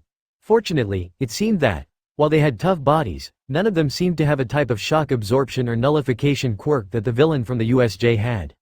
The flying villain seemed to possess some type of regeneration quirk and summoning quirk in addition to its wings, and the other 2, aside from their distinct features, one being size and the other being the hammer fists, did not appear to have any particularly troubling quirks like that villain from the USJ shore. The taller one had fire dancing along its arms and legs, but it was not anywhere near Shoto or Katsuki's fire from the sports festival. Nothing suggested that, if Izuku went all out, they would not fall. Izuku thought of an idea, but it was risky. There was no guarantee that it would work, even if, logically, it should. If he could apply one for all and strengthen his black whip, then he should be able to apply it to Chrono Force as well. They all seemed ready to resume their sortie, though, this time, Izuku would be meeting them with his full strength. As the villain with hammer fists sprinted at him, Izuku leapt forward and met him halfway. The action took the villain by surprise, and Izuku unloaded a pure, unrestricted 100% uppercut into the villain's jaw. The speed and power of the blow, magnitudes higher than everything Izuku had outputted so far, caught the villain completely off guard. His fist smashed into its chin and sent it flying, propelling it up and backwards where it crashed into the side of a concrete building hard enough to form a crater in the wall. It fell down to the ground and slumped over, unmoving. Immense pain racketed Izuku's right arm, which he had used to perform the blow. The other 2 villains, the flying one and the leader, stared at him in abject shock, temporarily halting the flow of the fight. Izuku could not let this opportunity go to waste. He stared at his decimated right arm. Irregular lumps poked out under the skin, areas in which he'd fractured bone, and his wrist was bent at a terrifying angle. "Visualize reconstructing, not healing," he recited. "Except, this time, pump 1 for all in, mix the 2 quirks. Visualize reconstructing with all the power of 1 for all behind it." With a few cracks and snaps, his arm reconstructed into its usual form, this time much faster than the other times that he had used Chrono Force. At the USJ, when he used Chrono Force, it had taken 4-5 minutes to completely regenerate his hand. Here, it took 4-5 seconds. While there was an absurd amount of pain in the initial process, the moment the last bone clicked into place, there was nothing. It was blissfully unpainful. Izuku closed his hand into a fist, but he couldn't feel anything. Not even the fingers on his own skin registered. It was like he lost all sensation in his right arm. A dangerous grin began to surface on his face. The rest of the fight was brutal, decisive, and quick. Once Izuku decided to unleash his full potential and utilize Limit Break, the two remaining villains did not stand a chance. While strong, they did not seem as suited for a physical fight with a person wielding super strength as the one at the USJ had been. Perhaps these villains with multiple quirks were designed with a particular objective in mind. After all, it wasn't every day that someone could run into someone as physically strong as Izuku, and so, it could have just been a poor matchup for them. As Izuku was thinking about this, he ran forward using safe mode but then unleashed a vicious Limit Break haymaker with his right arm directly into the upper body of the tallest villain. Although the blow was very obviously telegraphed and the villain saw it coming from a mile away, the increase in raw speed prevented it from reacting quickly enough to dodge, and the enormous power behind the attack obliterated its defenses. The two meaty, flaming arms that it threw up to protect itself were snapped in half, and the villain was crushed into the street, tumbling and rolling until it hit the side of a building, unmoving. The final remaining villain, the one with wings that was apparently named Raichi, seemed to sense that it could no longer win in a fight against Izuku after seeing its two companions wiped out with a single blow. In the 4 seconds it took for Izuku to use Chrono Force and reconstruct his devastated right arm, he took off, flying into the sky. But Izuku was not about to let his prey go so easily. From his left arm, he shot out 2 strands of black whip that trailed after the fleeing villain. When they finally wrapped around the villain's ankle at a height of around 30 feet in the air, Izuku forcibly retracted them and sent Raichi downwards, slingshotting the villain back to the cold, hard earth. Before it could even get a chance to recuperate, Izuku was in front of it, raising back his left arm and swinging it, this time in control mode rather than limit break. Contrary to the blissful lack of pain and sensation in his right arm, using control mode was always extremely painful. It was more than enough force to knock out the exhausted villain, and Izuku could tell that this particular villain wasn't as suited for combat as the other two. Maybe it was geared for reconnaissance? The flying ability, Quirk to communicate over long ranges, and power to apparently summon its compatriots seemed to suggest so, though it did have regenerative capabilities, so Izuku gave it a few extra control mode punches just to be extra safe, stopping when the bones in his left arm painfully broke. Cursing under his breath, he visualized reconstructing and used Chrono Force to mend his ruined left arm as he stood up. Izuku took a look around at the carnage that he had caused. There were 2 monstrous villains lying on their sides near building walls that they had been launched into, and the flying villain, Raichi, was crumpled over before him. They weren't moving, and Izuku hoped that they were unconscious rather than dead. Stain was also lying on the ground right around where he'd left him. About a dozen cars were flipped over, but those cars were luckily empty. Sensing that the fighting was over, curious people began to emerge beyond the ring of overturned cars, some still holding phones and videotaping the whole event. There were a few people cheering for him, and some even recognized him, pointing and whispering excitedly to the person standing next to them. Izuku didn't know what to do in this situation. Was he supposed to leave? Was he supposed to smile and wave? Fortunately for him, he did not have to make that decision. With a roar, Endeavor and Shoto arrived on the scene, with a very worried-looking Rumi in tow. "Where are the villains?" Endeavor bellowed, looking around wildly. "Where?" "They're already taken care of," Rumi answered him quickly, eyes scanning the scene and washing over Izuku. She was able to quickly grasp what had happened, but she had this strange look on her face. The rank 2 hero cried, "What? Are you kidding me? Oi, kid, you didn't leave some for us?" Shoto sighed and facepalmed at his father's antics. He walked up to where Izuku was awkwardly standing and just said, "Yo, good work." "Thanks," Izuku smiled. "You, too." A sudden, overpowering aura cut off his words. Startled and thinking that another fight was going to break out, he turned around to find Stain, up on his feet and stumbling forward. His mask had fallen off, revealing his grotesque, noseless visage.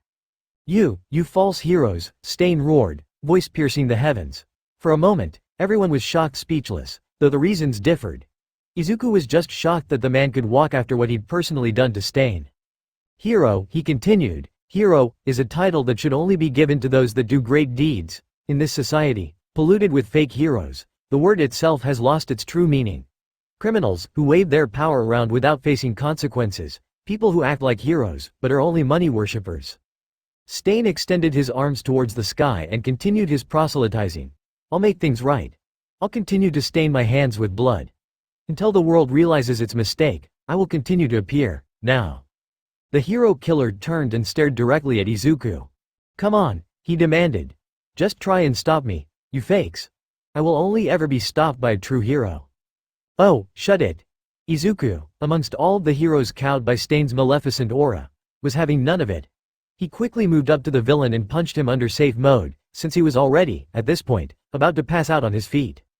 The hero killer was knocked out instantly, falling over so that his chest was hitting the concrete road and his butt was hanging in the sky. It was almost comical, the way he fell over. Rumi snorted, smiling as if she found something funny. Well, that was awfully anticlimactic. Could have let him finish, Izuku. He may have been onto something. Izuku turned to face her as she sauntered up to him. I mean, what he was saying was absolute. He blinked, stumbling, tripping on flat ground.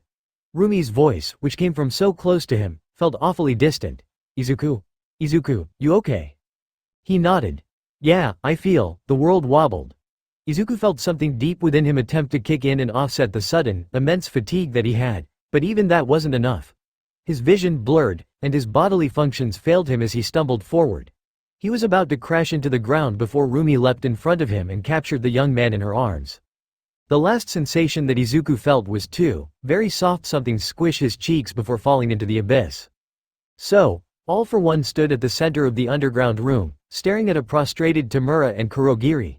As Dabi watched them disinterestedly off to the side, he pointed at the TV and said, "Why do I see 3 of my Nomus in Hosu?" The 2 men didn't answer. Rather, they couldn't. The suffocating aura squeezed the air out of their lungs, not even allowing them to breathe. Tamura gritted out, "It's not Kurogiri's fault. I forced him to comply." "That still doesn't change the fact that he aided you," the faceless man intoned, sighing. "Well, whatever. I like to be results-oriented, but I cannot deny that the reason why someone does something is important, as well. Therefore, his punishment will be less severe." He turned towards Tamura, drawing out 2 Western-styled swords out of a black void using one of his many quirks, sword creation. "Look at me, Tamura." The unrelenting pressure lifted, and Tamura looked up at his sensei. Instantly, the 2 swords were driven with incredible strength through his thigh and calves, effectively pining Tamura to the ground. Tamura sucked in a breath at the sudden violence, but he didn't let out a whimper or another sound despite the sudden pain. "Now, answer my question." All for One pushed one of the Western swords deeper into the ground. Was it a testament of his raw strength that he was able to pierce solid concrete with a sword like it was butter, or was it an indication of his effectiveness at using sword creation? "I wanted to use them to kill Stain," Tamura finally answered, taking deep and controlled breaths. The swords in his legs did not help him much with that effort. "He insulted our organization, he spat on me, on all of us. It would have boosted our infamy if we came out and claimed that we were the ones who took out Stain." All for One seemed to ponder this for a moment. "Your reasoning isn't wrong, but it's also not right." He peered at Tamura's face, 2 eyes meeting sunken skin. "What's the real reason?" Tamura almost laughed. He was a fool to think he could slip by his sensei like that.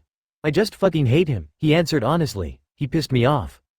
All for One sighed and backed away from Tamura, leaving the 2 swords pining him to the ground. He said one word, and that word was more damaging and damning than him brutally sticking 2 swords into his legs. "Disappointing." Tamura could see Dabi holding back his laughter in the corner of the room. "Damn that asshole," Tamura thought bitterly. Because of Dabi's infatuation with his family and their sensei's understanding of it, the master and student got along swimmingly, unlike the sometimes turbulent relationship between Tamura and All for One. "Well, whatever. This is salvageable. If the Nomu you sent were on the same caliber as the one we sent to the USJ, I might be a bit more upset, but fortunately for us, the 3 you sent were a part of the weaker batch." All for One perked up, and Tamura could almost hear the gears turning in his head. "We make some calls, get some newspapers to say some unfortunate things about our Izuku." This time, Tamura saw the light bulb going off over his sensei's head.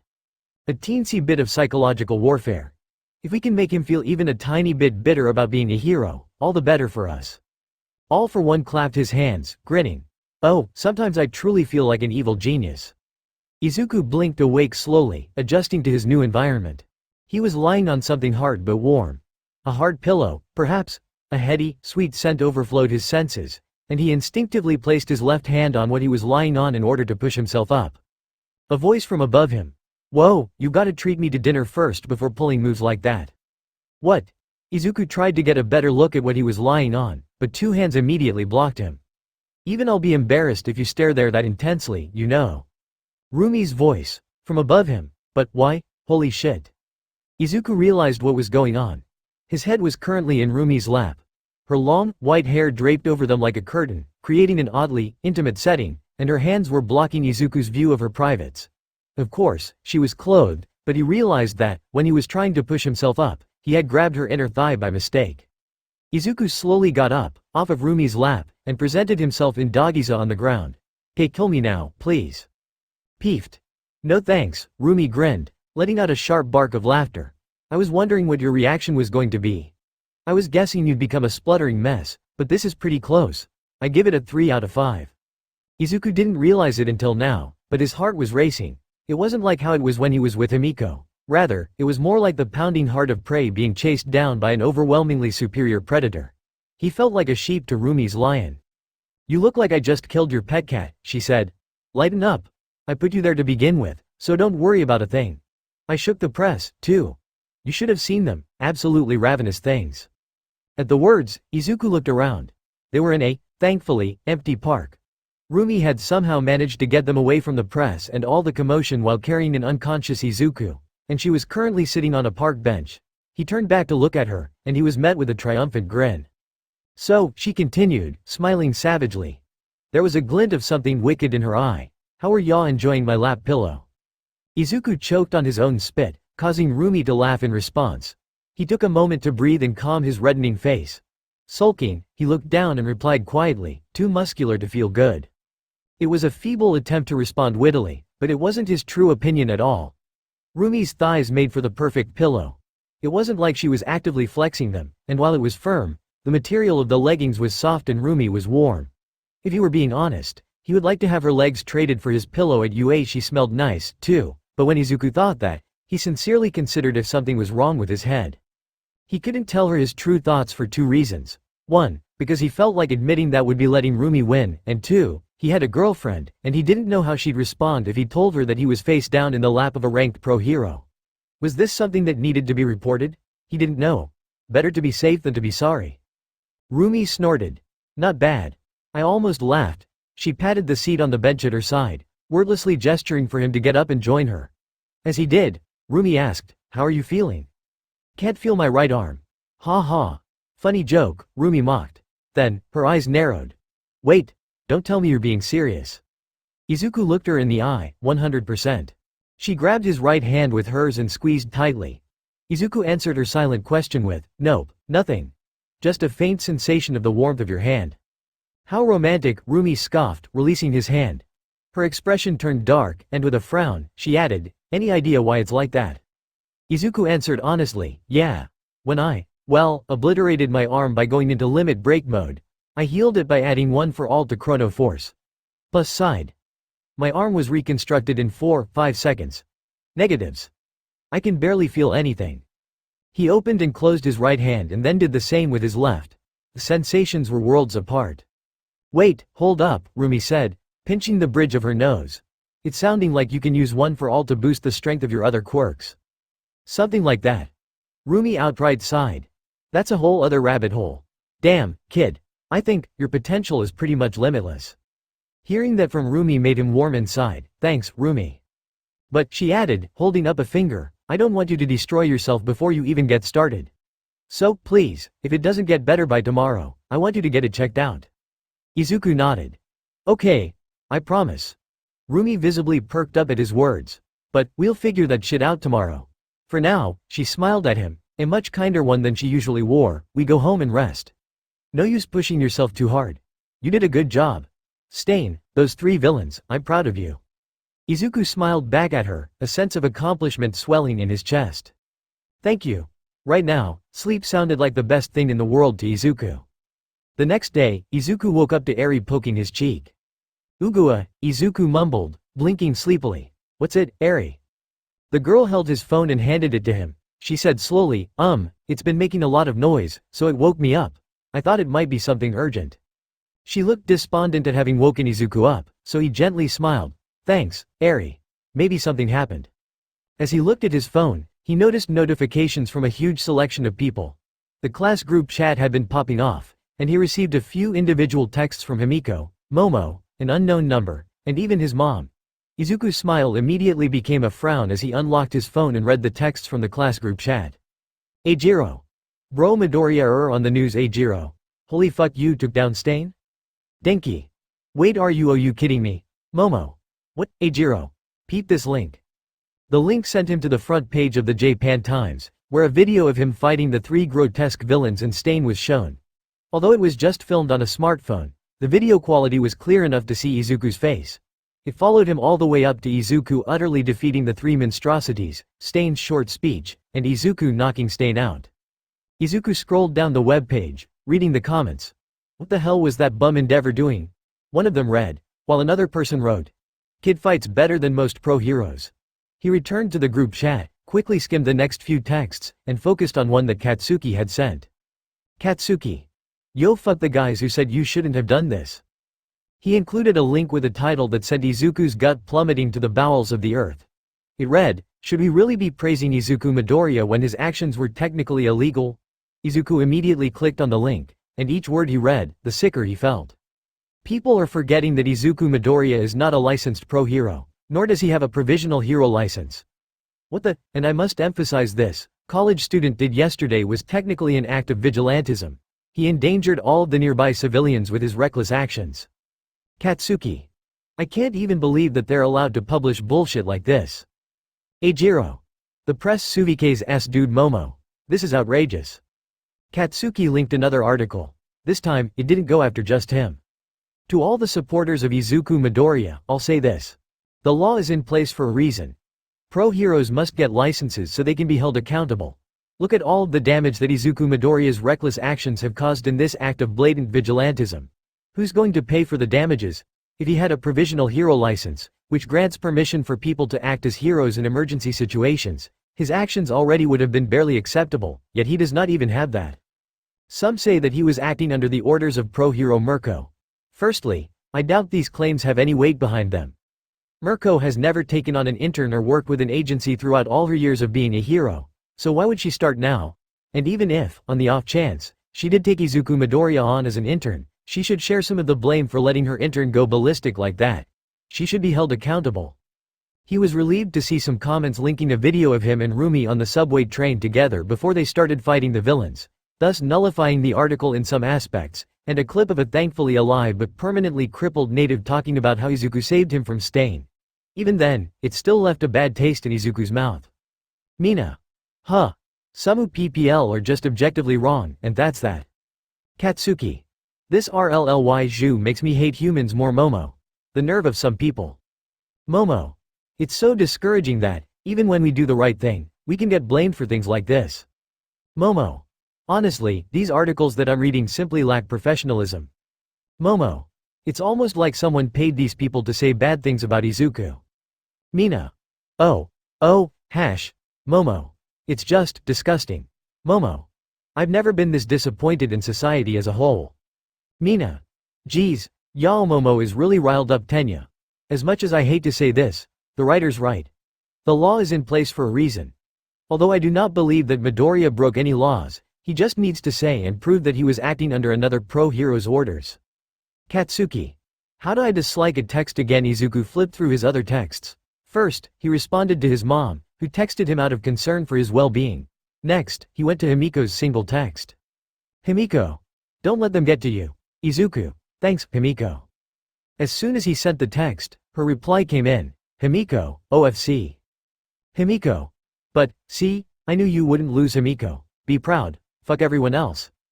Himiko. And if you need cheering up just ask winking face. Izuku. Thanks, I really appreciate it. Just the thought is enough to cheer me up. Izuku. I still have my internship today, I'll talk to you later. Himiko sent him a kissing face emoji, and he smiled. She could always bring a smile to his face, no matter what. He quickly opened Momo's text, reading through it quickly.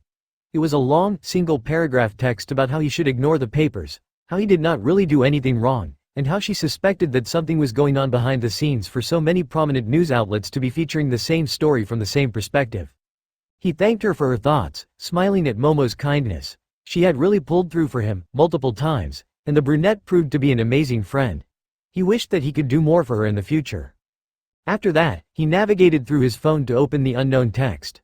The sender of that text quickly identified herself as Nijire Hato, and her bubbly personality was even translated over to her texts. Nijire. Izuku, Nijire. I heard you took down Stain, O_O. Nijire. Not bad, for a first year. Ha ha ha ha Nijire. But SRSLY, don't worry about everything else. Nijire. SMTHN similar happened my freshman year Nijire. Provisional Hero's license should fix things. Izuku texted her back, thanking her for her thoughts and advice. She replied almost immediately, saying, "Lolololol, you text just exactly like I imagined you would." To be honest, he was surprised Nijire got a hold of his number, but he appreciated her words nonetheless. With her words came the wisdom of someone who was once in his shoes, and her advice was very helpful. As he was about to shut off his phone, it vibrated 4 times. Reopening the application, he saw that Rumi had just texted him. "Rumi. So I think we should probably take it easy and lay low for the next few days." Rumi.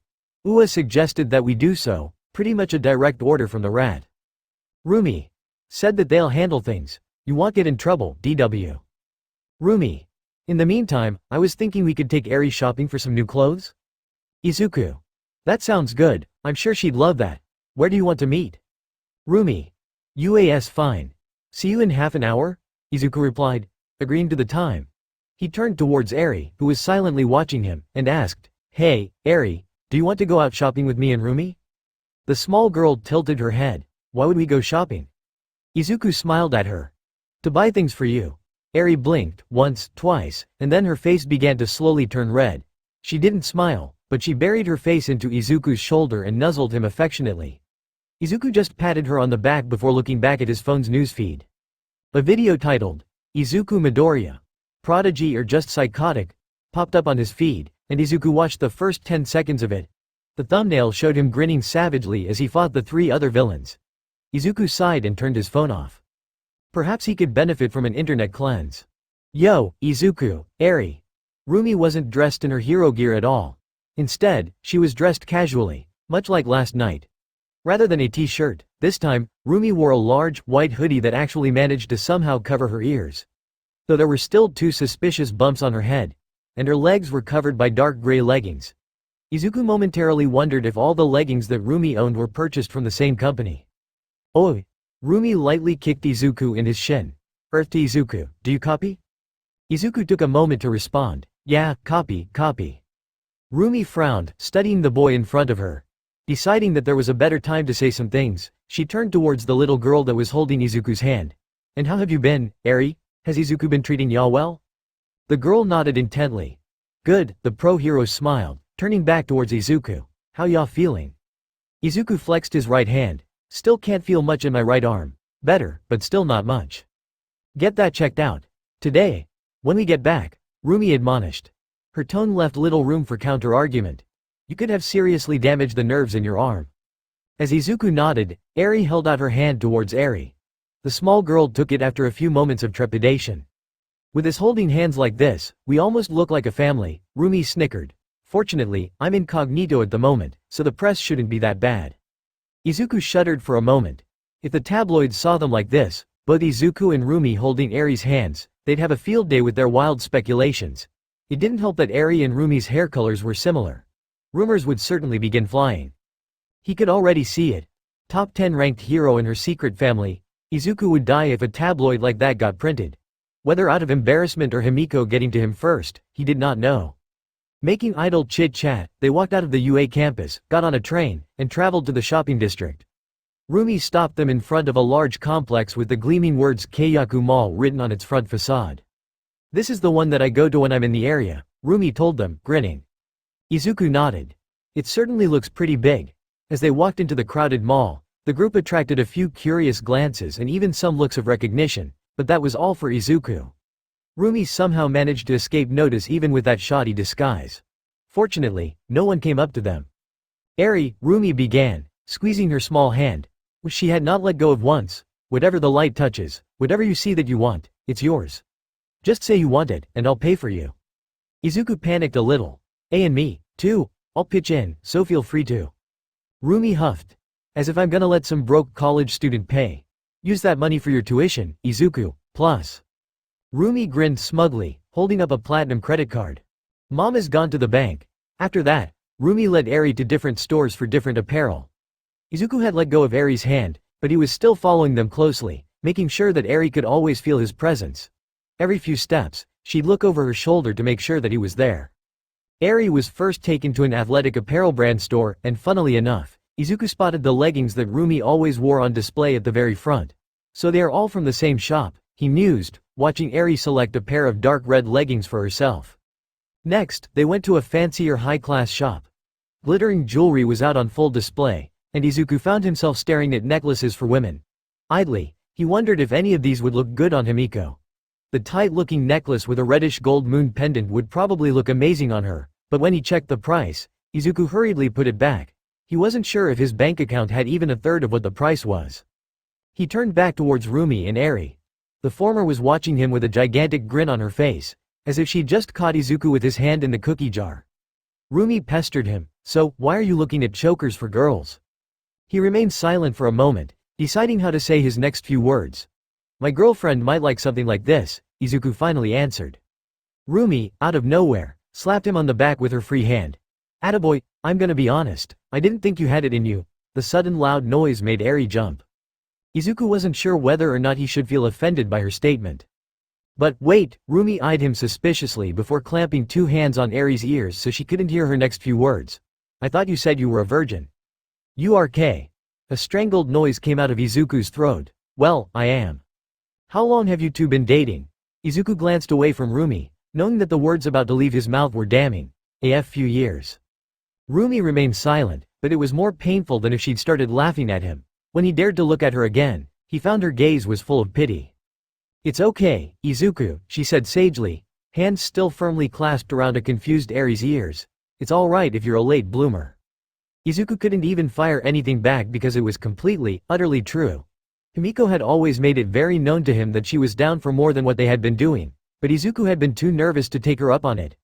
Rather than the typical boy who hid his nervousness during his first time by going gung-ho and overcompensating, Izuku was more the type who just shied away from it in general. "Yeah," was his pathetic response.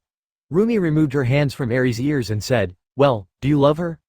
Faced with the unexpected question delivered in Rumi's typical straight-shot style, Izuku could only let out an embarrassed, "Why yes, I do." The pro-hero hummed, re-grabbing Eri's hand so naturally that they truly seemed like mother and daughter in that moment. "Well, I'm not gonna tell you to rush or anything, but it's best to do something sooner rather than later while you still have the chance. You can think that you have all the time in the world only to have it ripped out underneath your feet." Contained within that advice was an unfamiliar sense of self-loathing.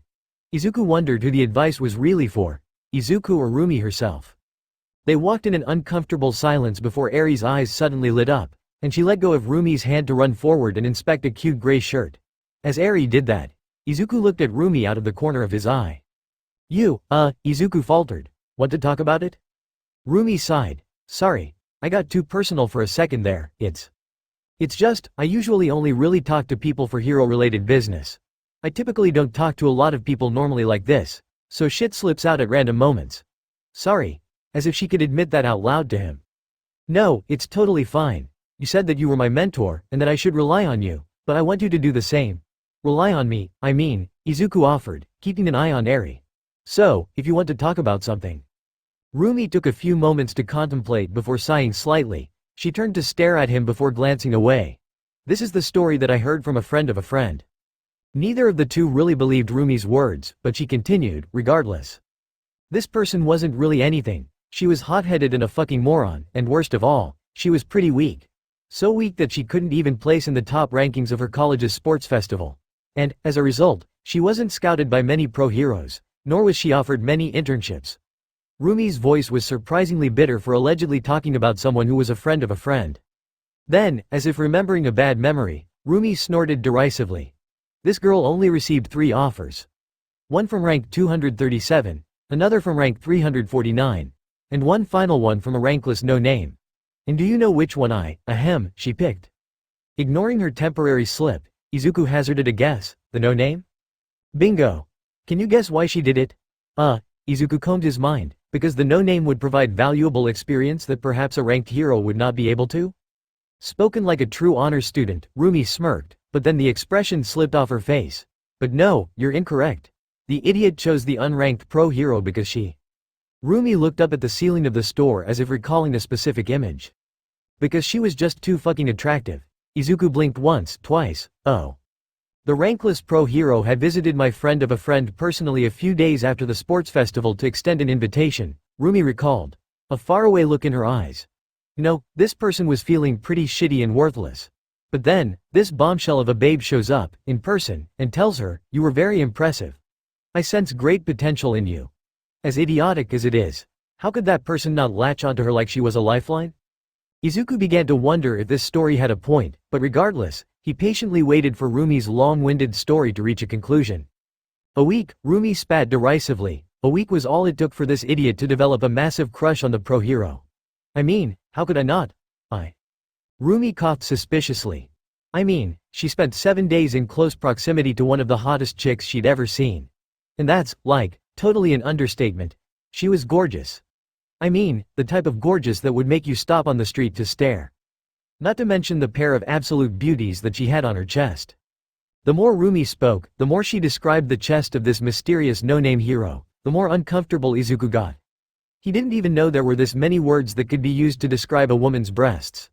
Thankfully, Eri was too absorbed in looking at t-shirts and probably too innocent to even begin to grasp the words that Rumi was using, probably. Finally having enough, Izuku raised a hand to partially cover his red face. Rumi noticed this, and her description of the bountiful hills and fruitful valleys slowly petered out as she waited to hear what Izuku had to say. So, sounds like this person quite liked the no-name hero? A somewhat pained expression overcame Rumi's face. She looked like she swallowed something nasty, and the muscles on her face scrunched up. Yeah, she said despondently. But, remember when, early in this internship, I told you something along the lines of there's no value in a dead hero? Izuku, beginning to figure out the direction this conversation was going, could only remain silent. The no-name hero died. She went and fucking died on me, Rumi snarled, not caring to hide who this story was about anymore. Some real suspicious stuff. Dead Kana, dead heroes. Dead president of the Public Safety Commission. A damn massacre, all covered up. Not even a fucking body to bury her with. I tried for so many years to get to the bottom of it, but there's no answers, only more and more questions. Rumi must have been pretty riled up. Generally, she made somewhat of an effort to not cuss in front of Eri, but she was just ripping F-bombs and dropping nukes like no tomorrow. Sure, Eri was doing something else right now, but it wasn't like she was out of earshot. It happened so suddenly, Rumi continued, staring up at the ceiling as they stood there. It was like All Might sucker punched me with a United States of Smash. Shit hurt. All I was left with were some random fucking words she'd mentioned to me offhand when we parted. A bitter memory washed over her. The sun had been setting, casting the sky into a gorgeous collection of reds and oranges. They were arguing over something stupid. Well, more accurately, Kana had been teasing her, calling Rumi cute and flirting nonsensically, and Rumi had been getting too flustered to come up with a good comeback. Their interactions were typically like this. Kana pushing her buttons and teasing her, Rumi acting like a stupid moron. They were going to split up for the day, and the last words Kana had said to her were, whatever happens, promise me this one thing. Make this shitty world better. What did Rumi see in Kana's eyes at that point? Was her mentor frayed at the edges? Was there a hint of madness in her gaze that Rumi could not see? Did she know that she'd be dying that night when she said those words? It just sucks because, I don't know. Rumi sighed. She had a pretty twisted view on society and heroes, and I definitely picked up on some of that. Kana, she always warned me to not work for anyone, to be a hero for yourself and the people that you help, and not for some corporation or organization. She warned me about losing sight of what I became a hero for. Did she?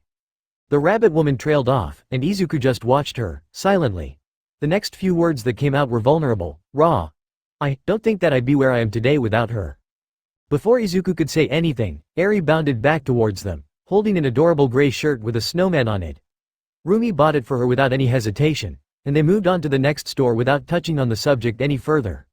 Rumi didn't seem like she wanted to continue the discussion, anyways. After some time had passed and they finished window shopping at the fifth store, Eri's stomach grumbled. Rumi let go of her hand temporarily to go and check what time it was, and all three of them were surprised to find that it was around 1:15 in the afternoon. Some lunch? Izuku suggested, and the two girls with him both nodded enthusiastically.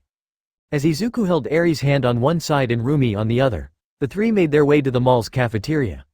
Just when they were about to get in line for some shoyu ramen, Eri suddenly flushed bright red. She hesitantly said, face growing redder and redder. Izuku stopped walking, and Rumi paused on the other side of her. He smiled kindly at her. What is it, Eri? Aries stared at the ground. I need to go use the toilet. Smart, Rumi remarked. Clear up some space for ramen. You got a good head on your shoulders. The praise just caused her face to grow an even darker shade of red. Rumi led the trio towards the bathroom and let go of Aries' hand. She stared, hard, at Izuku, seemingly waiting for something. Go on, Izuku said.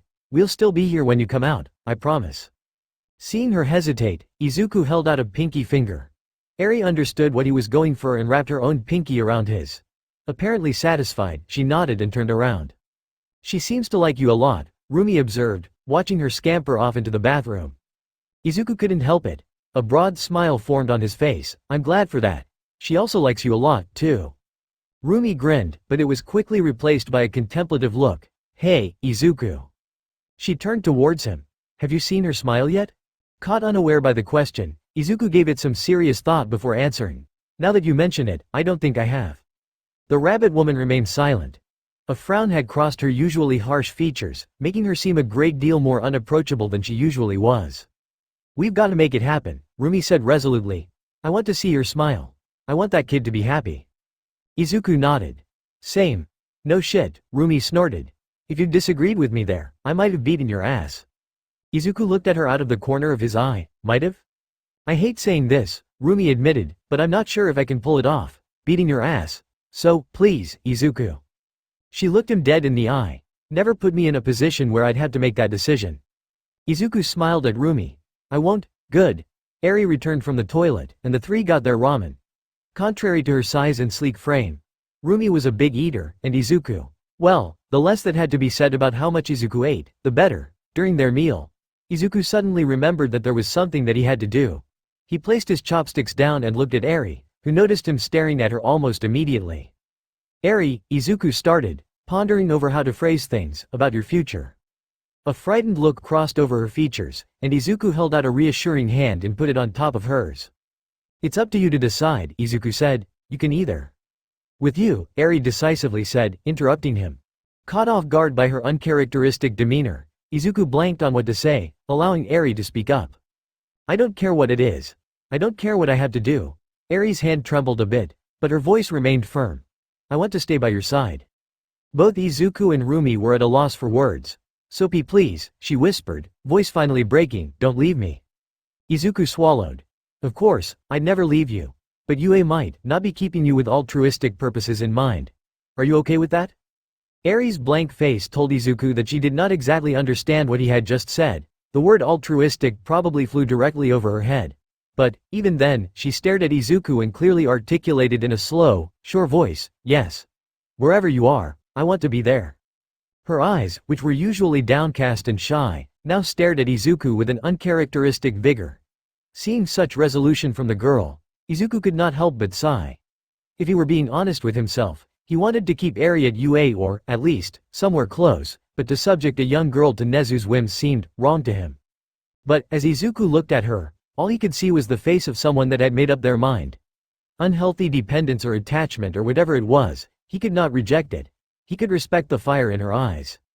If you're really fine with that, Izuku relented, smiling gently at Aries. Yue would be more than happy to have you. I don't know if you'll keep on living with me, but I'll be close by, no matter what. She nodded, suddenly flushing and looking down. In her usual, trembling tone, she murmured, I want to be as close to you as possible. Rumi let out a weird noise, a mix between a squeal and a laugh. You better treat her right, Izuku, or else I'll come looking for a fight. Of course, he said, patting Aries' head, of course. On a nice, private beach, the symbol of evil enjoyed the pleasant weather as he laid on a beach chair. In his hands, he toyed around with a phone, looking at the plethora of articles he had ghost-written about his creation, Izuku Midoriya. He watched, or perhaps more like he sensed, but that was mere semantics by this point. The videos of Izuku thrashing the Nomu and Stain. It was a shame that Tamura had wasted 3 perfectly fine Nomu, it truly was. And perhaps the only bright side to the situation was that All for One could see Izuku's skills. The green electricity that arced off of him, oh, it was just such a dead giveaway for his family's quirk. The green tint was perhaps original, due to Izuku, and he could even use Black Whip. It was interesting to see that Izuku could utilize some of the previous One for All users' quirks, but All for One didn't see all of them manifested yet. He didn't even quite know about all of them, himself. It also seemed like he couldn't use all of the quirks that All for One had given him. Regenerator was probably always running, and All for One thought he spotted Chrono Force's usage. There were no signs of Shadow Sneak, King's Wool, Electromagneta, or Hydro Cannon, which was a shame. Izuku was decently strong. The stupid little hero school had been training him well, but he could be so much better. All for One sighed, turning off his phone and lying back in the beach chair. If talking about potential, Izuku was at like probably 15–20% of his overall output right now. All for One would have to train him well once Izuku returned to him. It might be a slight setback for him once All for One took One for All back, but Izuku was resilient and already had tons of other quirks that he could play with. Even if, on the off chance, All for One couldn't take One for All from the boy. Well, he had a plan for that. All for One would end up reunited with One for All, no matter what. That was a promise he'd made to himself a long time ago. 612 Chapter 16. No more about you. Izuku Midoriya sat on a plush, comfortable couch, video game controller in hand. By his side, the symbol of evil rested, a similar controller clutched between his much larger hands. What were the two, the world's most feared villain and his weapon in training, doing? Why, playing Super Smash Heroes, of course. All for One idly wondered how he got roped into playing video games with Izuku. The day had started out simple enough. A friendly, if a teensy bit violent, battle royale between the experimental test subjects. The promise of having a wish granted to the victor. Izuku had won, of course. He was pretty creative about his methods, too. Somehow, he had recruited that one girl, Himiko Toga, if All for One was remembering correctly, over to his side, and the two had utterly decimated the competition. With a combination of Crimson Hydrokinesis, Blood Counterbalance, and Bloodblade, Himiko had managed to catch all their opponents off guard and disable their quirk usage. Then, Izuku cleaned up the mess by using Hydro Cannon and Electromagneta in conjunction with each other. It was a truly inspiring display of teamwork. Even if the point of the exercise had been to force the experiments to duke it out, after such a show, All for One decided to let it slide, and Himiko surrendered obediently to Izuku. Creativity should be rewarded, not punished. When All for One had asked the young boy what his wish was, Izuku quickly answered with, "I want to spend the rest of the day playing games with you, sensei." Oh, bless this innocent child's heart. All for One would have teared up at his wish, if he still had functioning eyes, that is. It had been a test, of course. If the victor wished to be set free or anything similar to that, they would have been subjected to a session or two. But Izuku passed his test with flying colors. And so, the current situation. All for One hadn't played video games in a very long time, but the chance to kick back and enjoy modern entertainment was not an unwelcome one. He learned quickly, but if there was one issue that he had with this game, it would be All Might saves the day again. A voice called from the screen. Izuku cheered, and the voice followed with, and he was aided by Crust. All for One was Crust, and Izuku was All Might. The game was basically a 2D fighter with both PvP and PvE elements, and the two were currently playing the game's main campaign. The main gripe that All for One had with the game was that it was all heroes. Where was the villain representation? So many villains, some that he had even worked with personally over the years, could have made the game. Evil Eye would have been great, and the Juggernaut would have been inspiring. It was just like Japanese society to create a game that stroked the egos of its heroes without paying any respect to the villains that made them great in the first place. Izuku, All for One called out, a strained smile on his face. Why did you choose to play this game? Izuku, completely oblivious to his mentor's inner turmoil, answered with, "It was really popular when I was at school. Everyone was talking about how they played with all of their friends, and I." His voice trailed off, and All for One dimly recalled the circumstances that he'd found Izuku in before he took him. He was probably a victim of bullying and ostracization for not having a quirk, which led to him not having many friends. All for One wasn't a certified psychologist, but he liked to think that he had become pretty good at reading people, especially children who weren't really trying to hide anything. "I understand," All for One said warmly, patting the young boy on the head. Izuku likely did not have any friends that he could play the game with. Anyone at home to play with? Izuku shook his head and looked down. "Mom was always working, and my dad." All for One watched Izuku closely, barely managing to suppress a growing grin. His tone, his voice, his downcast gaze, they made his home situation far too obvious. This was far too good of a chance for All for One to pass up on. "Your dad?" All for One asked, purposefully making his tone seem innocent.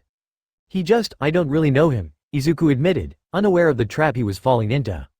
"That's terrible," All for One insisted, filling his voice with emotion. "Every child ought to have a father figure in their life. The man didn't say anything more than that, but when he saw Izuku's face as he looked away from the ground and stared at All for One, he knew that he had said enough. Ingraining oneself takes time. He'd settle with sowing the seeds for today. Naturally, All for One changed the subject. By the way, Izuku, are your quirks giving you any trouble? Izuku blinked, knocked out of his own thoughts by his sensei's question. No, actually, I can't figure out how to use Regenerator. All for One stroked his chin, thinking. Well, when I had Regenerator, I struggled to use it to its full potential as well. On paper, it should be a strong quirk. It basically constantly changes the body, the mind so that it returns to an optimal state.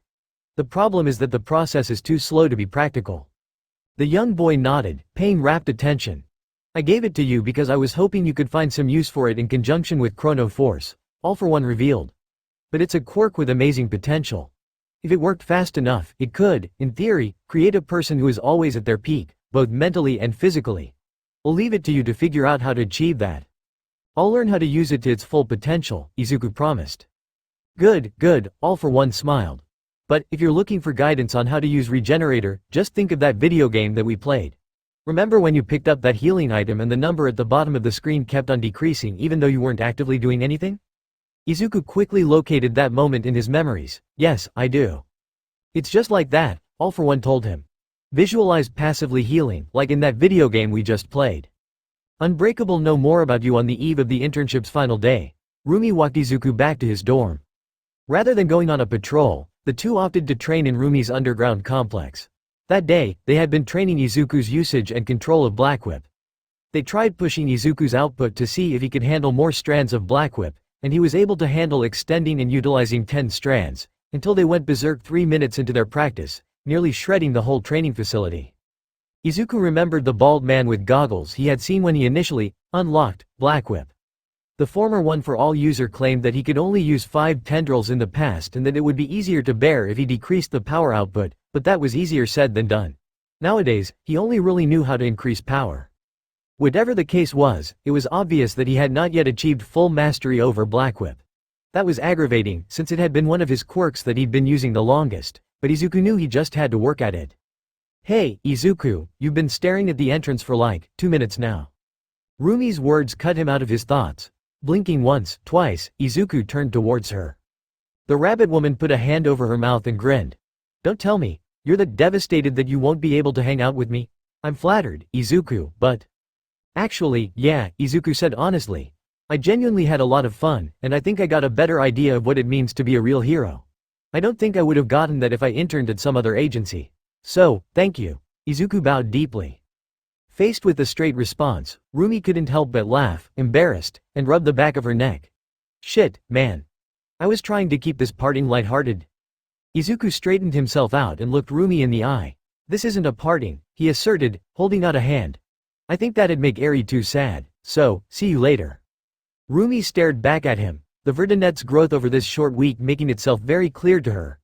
When she first met him, he was nervous, shy, and stuttered a bit.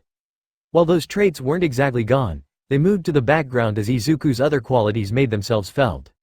It seemed that, after fighting Stain and those 3 villains and after training with her, Izuku was able to gain some confidence in himself. Rumi smiled, not her usual battle-crazed smirk, but rather a gentle one, a rare expression for the hero to have. Yeah, that sounds better. See you soon, Izuku. She took Izuku's hand and pulled him in for a quick hug, releasing him shortly after. Oh, and call me if you ever need anything. Izuku smiled broadly. Same for you. When you and I are free sometime, want to come over and hang out with me and Eri? Sure, but, Rumi smirked, that's rather bold of you, Izuku. Izuku sighed, raising a hand to hide his embarrassed look. You know I have a girlfriend. She snickered. Yeah, I'm just fucking with ya. Izuku rolled his eyes, but the smile on his face betrayed his true emotions. Whatever, see you later, Rumi. Same. Rumi turned around to leave, but then she suddenly stopped and turned around. Also, go get your arm checked out because I know you haven't done so yet, and text me what they say. URK. Being called out like that, Izuku could only sheepishly respond with, yes, mom. Rumi made a face, never call me that again. The next day, Izuku woke up late, having taken advantage of the fact that he no longer had to wake up early for the internship and that they were given a day off from school. Spotting a slew of unread text messages on his phone screen, He gently moved a still slumbering Eri off of his stomach and picked up his device.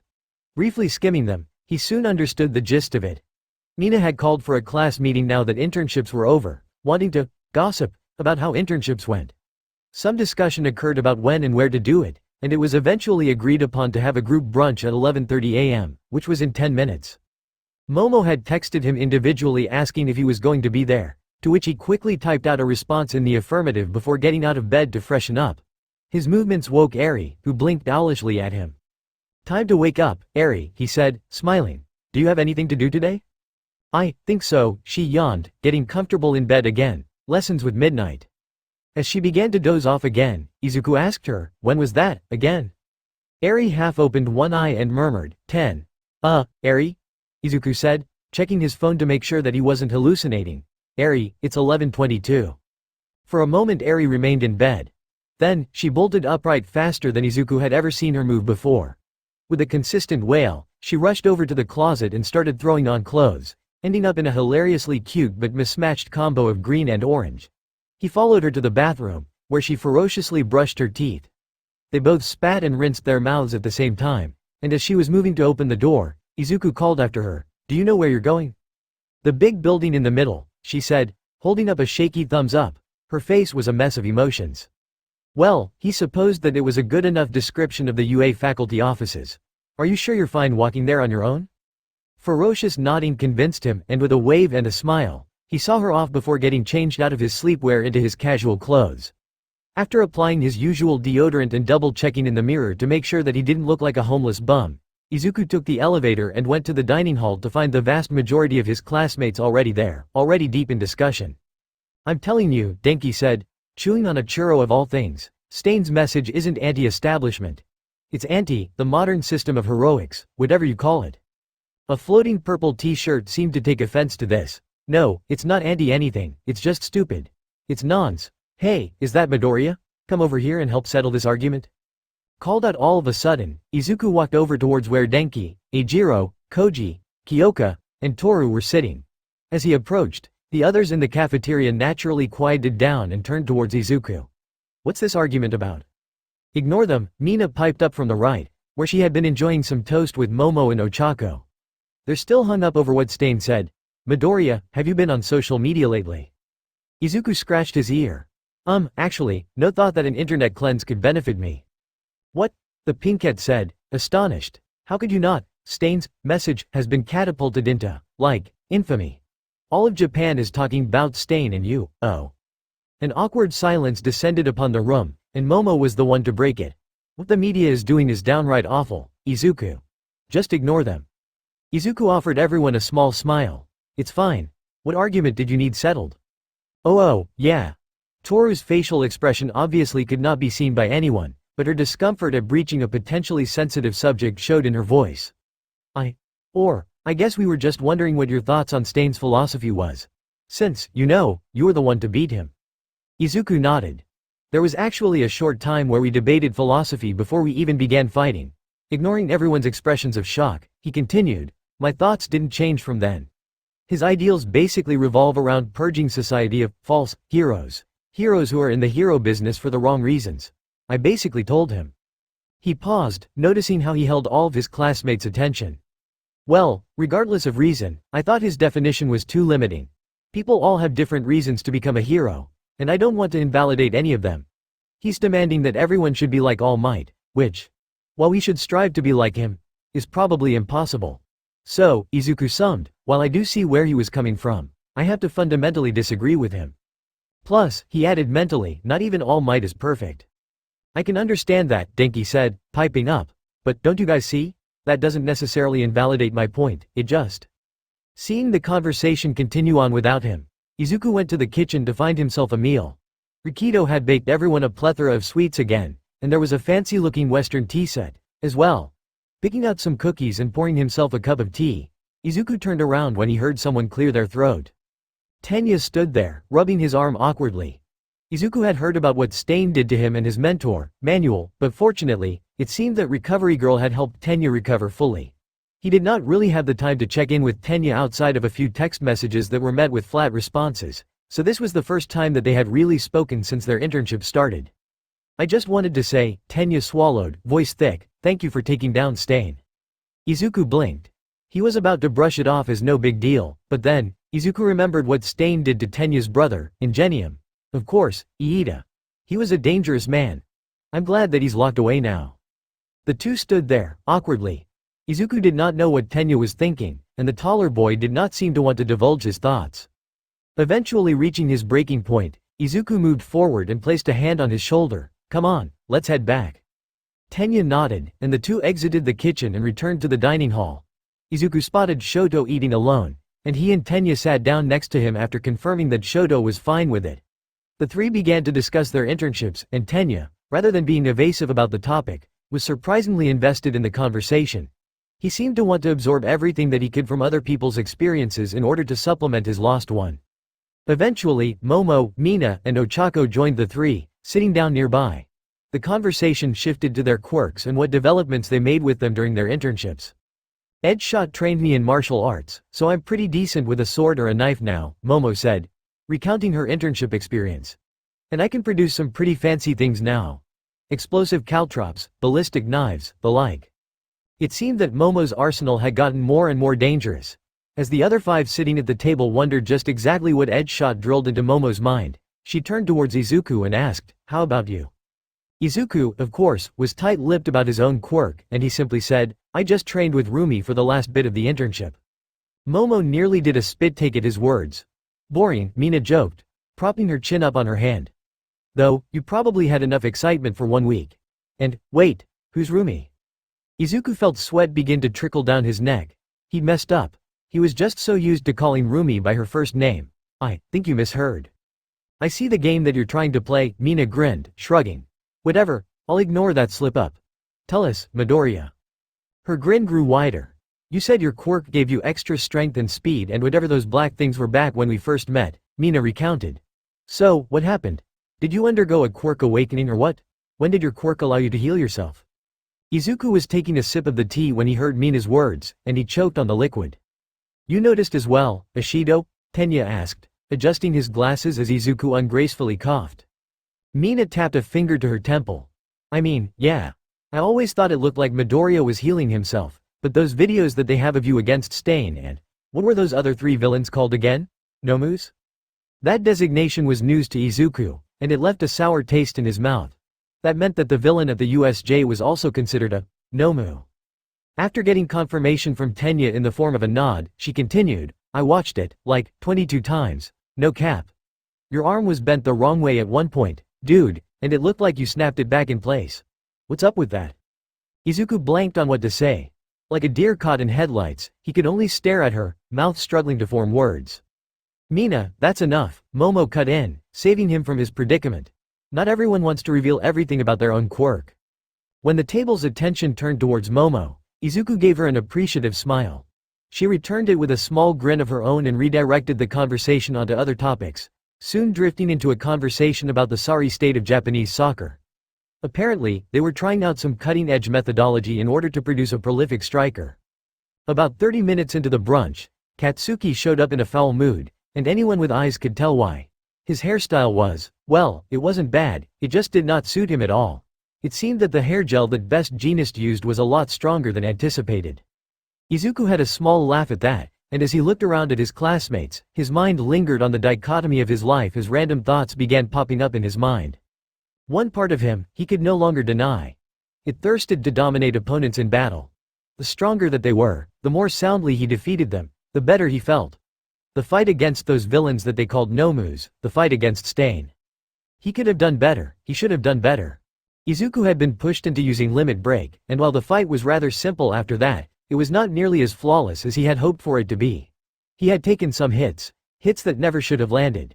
It was not nearly as dominant of a performance as it could have been. As alarmed as he probably should have been about this aspect of himself, it felt like he was regaining an old friend. And the other part of him simply sought to enjoy everyday life like this. Hang out with Himiko, go to classes with Katsuki, Shoto, Momo, and the others. He wanted to spend even more time with Himiko, doing this and that, seeing various things together, and experiencing the unknown. Spending time with the other members of Class 1A like this was fun.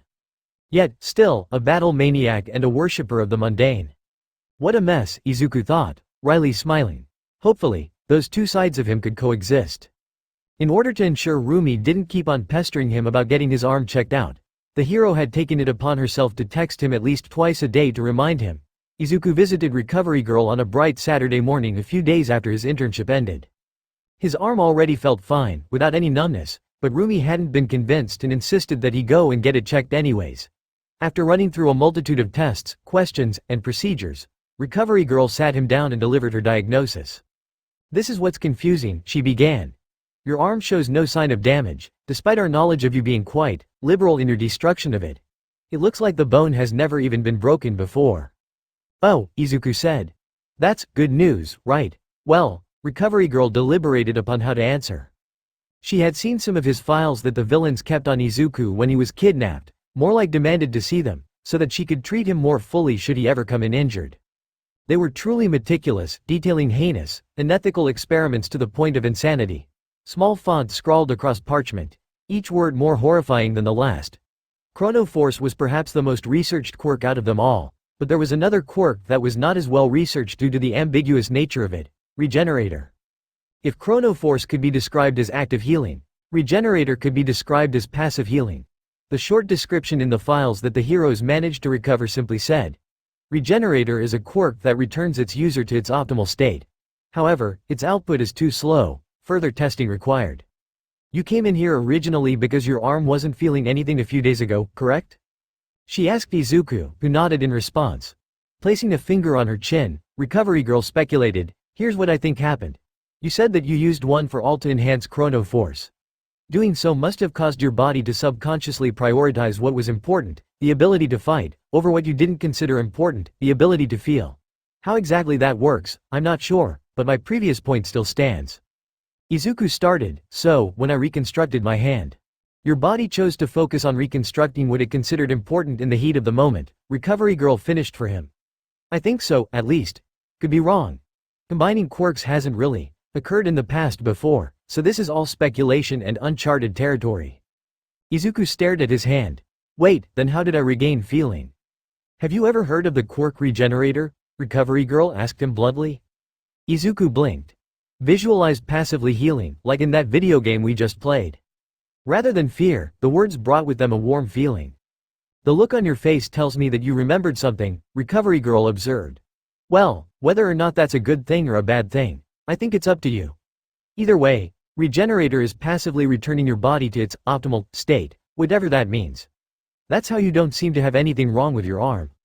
Recovery Girl leaned back in her chair and studied him closely. "You're in a unique situation, Midoriya. People don't have to worry about quirk interactions within their own body because typically, people only have one quirk. But you're different. Who knows how many quirks you possess? I just..." Her voice broke. "Be careful, Midoriya. We have no precedent, no knowledge. Who knows how your quirks play off of each other? You're a promising hero, and I've known you for years at this point. We've had to bury far too many heroes that died because they didn't fully understand their quirk." Caught off guard by the sudden display of emotion, Izuku could only say, "Don't worry. I don't intend on dying anytime soon." "No one intends to," Recovery Girl sighed. "But, anyways, enough of this dour subject. Point is, your body seems fine, but we don't know anything about the interaction of quirks in your body, so be careful. Come see me if anything feels off." "Thank you," Izuku said, bowing, "and I'll let you know if anything feels wrong." After he thanked her and left, his mind lingered on Recovery Girl's words and the worry she exhibited. Whenever he had those quick flashbacks, recollections of the past, the people around him had been appalled or terrified if they noticed. But strangely, Recovery Girl was different. Her attitude indicated that she felt like it was up to him to decide whether or not it was a good or a bad thing, which was markedly different from almost everyone else who automatically assumed that the return of some of his memories was problematic. He could appreciate that.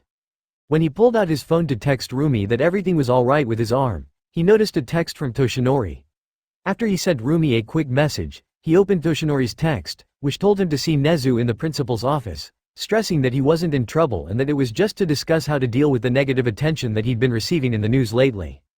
Deciding to go see Nezu now since he did not really have anything else to do, Izuku quickly redirected his course and made his way to the principal's office. On the way, he passed a few students from Class 1B along with some upperclassmen. They regarded Izuku warily, not really saying much, and Izuku gave them a brief nod. Once he arrived at Nezu's office, he knocked once before immediately being instructed to come in. The diminutive principal was seated at his chair, and he jovially raised one of his arms to welcome Izuku in. "Well," Nezu began as Izuku took his seat, "I'll make this quick, as I'm sure you must be studying hard right now for exams." Izuku froze. Right, exams. Given everything that had been happening with the internship, he completely forgot that exams were rapidly approaching, even when he was usually on top of these sorts of things. School was still happening. The principal laughed upon seeing Izuku's reaction. "I'm sure you'll be fine. UA isn't known for having the hardest written exams. You should instead focus on the practical." Izuku nodded numbly, thinking to himself, is he allowed to tell me that type of stuff? "You're here today," Nezu said, reaching the main topic at hand, "because a few recordings of you fighting Stain and some villains known as Nomus have surfaced and caused quite the kerfuffle, so to say. Quite a lot of negative press, I'll say." Quite a lot was an understatement. Before he went on his internet cleanse, Izuku had yet to see one article from an official news source praise him for his actions. Sure, the public seemed to largely favor him, if the comments on any of the sites were indication, but the official outlets all detested him. And, once again, the moniker of Nomu, for some reason, the name still irked Izuku. "Some suspicious stuff, but that's not the topic of today's conversation," Nezu insisted, crossing his small arms. "We're in damage control, here. Don't worry, UA will help you take care of it. All you need to focus on is securing a provisional hero license. With one of those, the press will have no choice but to shut up." Izuku nodded attentively. Sunejire had been right. "We'll have you take the exam in early September," Nezu said, "along with the rest of the class. But until then, I'll have to ask you to refrain from doing anything public with your quirks unless, of course, absolutely necessary." "Got it," Izuku confirmed. "That is all," Nezu said kindly, but as Izuku got up to leave, he quickly called out, "Oh, before I forget. Spoiler alert, but we will be bringing back the inter-class war exam this year. You'll find out soon what it means, but you can probably guess from the name. Vlad King had me swear to not allow you to participate unless you promise to not use one for all. He's just being protective of his students, that's all." The implications hung in the air, heavy. Vlad King, Class 1B's homeroom teacher, probably thought poorly of Izuku's ability to control his quirk, and with the USJ serving as evidence, Izuku could not really disagree with him. Even though he'd refined its usage through the sports festival and training with Rumi, who knew when it could potentially slip out of his grasp. "You won't be penalized if you don't participate," Nezu told him. "This is just a special circumstance." No, I'll do it," Izuku said resolutely. After giving it some careful thought, he came to a singular conclusion. "Even without one for all, I can win. Are my other quirks allowed?" Upon Nezu's nod, Izuku smiled. "Great, there won't be a problem limiting myself, then. Will I be able to use my full strength for the practical?" At his question, a sneaky smile made its way onto Nezu's face. "Oh, I think you'll need it, actually." The practical exam was the same as all previous years, with one exception. This year's primetime matchup will feature All Might and Unbreakable in a solo, 1-versus-1 matchup as per Toshinori's own request. The former holder of One for All versus the current holder. Toshinori claimed that he had one final lesson to impart onto young Izuku Midoriya. But Nezu couldn't tell him that, yet, that would ruin all the fun. Izuku chuckled. "Really?" A fire lit in his eyes. "I like the sound of that." The next day, Izuku was doing some light studying for his upcoming written exams when he received a text on his phone. "Himiko. Hey Izuku Himiko. IK exams are coming up but I wanna see you one more time today befbre them." Izuku. "Sure, I'd love that. When do you want to meet?" Himiko. "Say less, I am already outside." Izuku grinned, quickly throwing on some clothes and running down the stairs instead of waiting for the elevator. He passed by a few confused classmates and dashed outside to find a grinning Himiko eagerly waiting for him. She looked great. Well, she always did. Himiko was dressed in a white t-shirt with a bunny design and a black miniskirt with matching black thigh-high socks. The bit of creamy pale skin that poked out between her socks and skirt had him delirious. "You're staring an awful lot," Himiko smiled, spreading her arms for a hug. Izuku swallowed, snapping his gaze back to her yellow irises.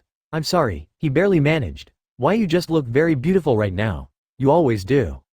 The delivery was getting better. Himiko made a noise, face rapidly reddening. "You're getting more and more dangerous by the day, Izu." Izuku smiled broadly at this, pulling her into a hug. She sighed contently, saying, "Though I could get used to this, too. I love every type of Izuku, you know." When she pulled away and saw the slight blush and dumb smile that Izuku no doubt was sporting on his face right now, Himiko hummed in satisfaction. Hey, she whispered conspiratorially, I want to go bowling, you down? She didn't even have to ask. Anything that Himiko wanted to do, Izuku felt himself naturally wanting to do, as well. It was truly dangerous, the influence that this girl had on him, but Izuku trusted Himiko. They found a bowling alley after around half an hour of meandering through the streets, yet it was 30 minutes that Izuku enjoyed. She told him about her week, and Izuku told Himiko about his internship experience and the new modes that he came up with for his quirk usage. Her expression soured when Izuku started talking about Rumi too much, and this time, Izuku picked up on it, stating that they had a strictly professional relationship. Himiko didn't really seem to buy it, pouting, but the conversation quickly shifted towards Eri as they entered their bowling lane. So she's been staying with you, Himiko said, a frown etched onto her features. Yeah, Izuku confirmed, inputting their names into the system. I'm really bad at bowling, by the way. Don't worry, so am I, the blonde said with a pat on his back. Wait, don't sidetrack me. How am I supposed to feel about another girl staying over at your place all the time? Himiko, Izuku laughed, shaking his head, she's like, 8, 9. Regardless, Himiko muttered, it's the principle of the thing, and, plus. She shifted slightly and her eyes grinned at his own. I can't do anything with you if she's always there. Izuku froze. That was a very valid point. With a face that was being quickly darkened by a blush, Izuku responded, I'm sure she'd love to sleep over at All Might's place every now and then. That's what I like to hear, she said, quickly giving him a peck on his cheek. Izuku, thankfully, did not scream, though he was close. How's it been, though, taking care of her? I'm not really even the main person who's taking care of her, Izuku admitted. We'll wake up together, eat breakfast together, and then she'll leave on her own to head to UA's faculty offices. From what I hear, they've been training her to use her quirk and teaching her so she has a basic education. She's practically every UA teacher's daughter, and they all love her to death. In the evening, she'll either eat dinner with a teacher or come back to eat with me. Himiko hummed, gripping her bowling ball hard and chucking it down the alley, scoring a perfect strike. I'm still jealous. Himiko, I thought you were bad at bowling. I am, she said, just venting some frustration. Izuku smiled at his girlfriend's antics. Look, I still meant what I said. After exams, for summer break, I'm all yours. I'll convince All Might in the school to look after Eri while I'm on vacation. Just you and me. Her back was turned towards him, but Izuku saw the way her posture stiffened. Promise? Of course, Izuku said, reaching over to take a bowling ball into his hand. He tried rolling it straight for the first pin, but it ended up careening off to the side and knocking out 2 pins. The next time he rolled, he ended up with a gutter ball. He turned back towards Himiko, who was now sporting a wide grin on her face. Izu, she called, waving him over. Let's put some stakes on this game. Izuku looked at the score. Himiko, 10, Izuku, 2, depends on what type of stakes. Himiko looked up at him through long eyelashes. A bet. Winner gets to make the loser do anything they want. ANY thing, she repeated, stressing out each syllable. Izuku's mind instantly went to the gutter. Anything? Himiko smiled demurely and whispered into his ear, yeah, anything. He couldn't help it. A blush started growing on his face. Just for reference, what will you make me do if you win? Simple, Himiko tittered. Then, in a low voice, she murmured, I'll politely ask you to lie down, face up. Then I might, I don't know, sit on your face or something. I really don't know. Izuku realized something at that moment. This wasn't a win-lose situation. This was a win-win situation. Oh, Izuku croaked out. Got it. I'll agree to the bet. Himiko studied him closely. No losing on purpose, by the way. I'm kinda curious as to what you'll make me do if you win. Will it be something wholesome, or something filthy? The way she whispered that last bit, Izuku sincerely believed that Himiko was going to be the death of him. For the next hour, Izuku honestly competed to his utmost potential. But, try as he might, he could not come close to toppling the tower that was Himiko Toga. She had to have lied about being bad at bowling, because she was a woman on a mission. Izuku stood no chance, and at the end of it all, he lost by 25 points. On their way out of the bowling alley, Himiko was all sunshine and rainbows. A bit nervous, Izuku asked her, about that bet. I'll hold it in reserve for now, Himiko said simply, winking. Look forward to when I redeem it. Suddenly, an ominous ringtone sounded from Himiko's pocket. She whipped out her phone, cursed a bit, typed something, and shut it off before returning it to her pocket. Izuku, who had been watching her the entire time, asked, what was that? Himiko's eyes wandered. Study group. Ooh, Izuku said, pulling out his phone. That's actually a really good idea. I should ask Momo and Iida if they want to make one. We should invite some others as well. As Izuku was lost in his thoughts and focused on his phone, he failed to notice, this time, how Himiko's entire countenance changed. Gone were the rainbows. Instead, doom and gloom rolled off of her in waves.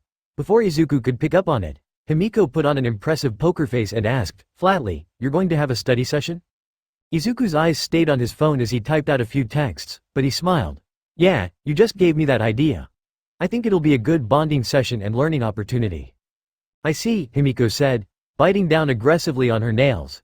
Then, an idea came to her. "Mind if I join?" "Of course not," Izuku immediately replied, beaming. "I'd love to have you there. But, wait, is the material the same?" "Pretty much," Himiko said. She had no idea if they were or were not, but she was going to be there no matter what. The moment she heard that bitch's name come out of his mouth, it was already a foregone conclusion. Himiko wasn't planning on doing anything drastic, yet. Just scope out the scenery, size up the competition, something mark her territory. Nothing too crazy. In front of Izuku, at least. The written exam should be on Wednesday, so I'm thinking of holding the study session tomorrow, on Monday, Izuku said. Does that sound good to you? Yep, just perfect. So how was Momo spending her Sunday afternoon? Studying? Relaxing? She would have been doing one of the former, but she received a mysterious text from Shoto. We need to meet up. Urgent. After deciding on the meeting place, Momo quickly made her way towards the location, opening a door and seeing Shoto already there, waiting. As Shoto and Momo stood outside, under an awning, a gentle rain shrouded them, giving them a greater sense of secrecy than their obvious location would suggest. So, Shoto began shortly, status report. How are things with Midoriya? Momo hung her head. Really? I thought something was wrong. Something is wrong, he stressed, namely, your lack of progress. A vein bulged on Momo's forehead. You don't need to remind me, Todoroki. But what can I really even do? He has a girlfriend. Have you tried the method I suggested? Momo's eyes narrowed. What method? Shoto was acutely aware of the danger he was in, but he soldiered on regardless, showing up in his room in nothing but an apron. Whoa. He was not expecting the two incredibly sharp-looking knives that Momo created out of her forearms. She did not do anything with them, just holding them loosely, but the threat was clear. I was kidding, of course, Shoto said, face completely impassive. Ha ha ha, Momo quipped mockingly, twirling the knives with a practiced ease. What a funny joke. I wasn't joking, by the way. Momo really wanted to put her newly learned knife skills to the test. Deciding that it would be too dangerous, for Shoto and for her own rapidly deteriorating self-restraint. If she kept on holding the knives, she set them carefully on the ground and looked back at Shoto. Well, she recalled, he has invited me to study with him. Sent me a text about it a while ago. I don't know if that counts, though. Shoto choked on air and coughed suspiciously. What? Momo asked, sharpening her gaze. Shoto placed a hand on Momo's shoulder and said, sagely, we must prepare ourselves for the inevitable.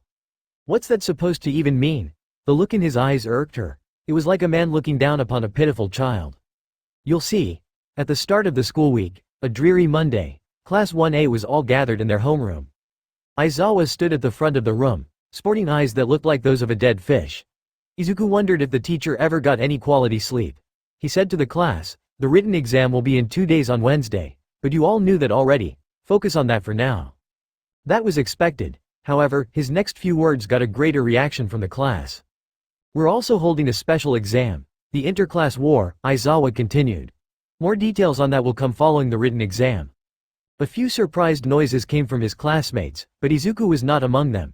He had known for a while that the interclass war would be a thing since Nezu had spoiled it for him, but his classmates were caught off guard by the announcement. Sounds like we get to fight those Class 1B fuckers, Izuku heard Katsuki mutter under his breath. Fuck, yes. Aizawa sighed. We can hear you, Bakugo, stop cursing. Katsuki gave the most insincere-sounding apology that Izuku had heard in quite some time, and Aizawa rolled his eyes, looking like he was completely over it. After the interclass war, you will all undergo the practical exam. Times for that will be sent to your school emails, so check those. Aizawa rubbed his nose and sneezed. You're welcome to watch each other's practical exams, as it is something that the UA faculty have determined is close to impossible to actually prepare for, so. Aizawa stared blankly at the students, and his eyes seemed to linger upon Izuku's. Izuku was becoming more and more curious about just what this practical exam was going to be, but for now, he was going to do as Aizawa suggested and focus on the written exam for now. Do your best. To be fair, Momo wasn't sure what she was expecting. When she saw the text from Izuku that invited her to study with him for the upcoming exam in one of the common rooms, she did not know why she expected it to be just them, alone. Just them, all alone, huddled together, working through practice exam questions. Now that she thought about it more clearly, nothing in the text, "Hey, would you like to study together?" implied that it would have just been them two. Momo was shocked out of her pretty dream by the cold reality. Izuku had evidently sent the text out to a few of their classmates, as evidenced by their presence in the common room. Katsuki, Eijiro, and Tenya greeted her, quickly returning to their studying. Her eyes passed over an impassive Shoto, but the ghost of a smile betrayed his internal feelings. He must have been trying his hardest not to chuckle. Momo really wanted to sucker punch him. He must have already known about it when Momo reported to him. She shook herself and cleansed her mind of violent thoughts. Spotting Ochako, she made eye contact with the other brunette, and a sort of camaraderie passed between them. Momo knew, somewhat instinctively, that Ochako probably had the same thoughts and misconceptions that Momo did, namely, this being alone time with Izuku. Her heart reached out to the other girl in solidarity. The girl looked distinctly uncomfortable with something, though. Finally, Momo's eyes passed over to Izuku and a blonde. She instantly picked up on how the blonde was utterly invading Izuku's private space, but before Momo could say anything, Izuku said, "Hey, Momo. Glad you could join us. Himiko, this is Momo Yayorozu." "Ooh," the blonde cooed, "nice to meet ya, Yayorozu. I'm Himiko Toga, Izuku's girlfriend." Momo instantly put two and two together. The blonde girl before her was Izuku's girlfriend, the one she heard about at that girl's night after the sports festival. She instinctively began to assess the girl before her, eyes quickly scanning and soaking in her appearance. Himiko was shorter than Momo, but her proportions were well balanced, with athletic-looking legs peeking out under a small skirt.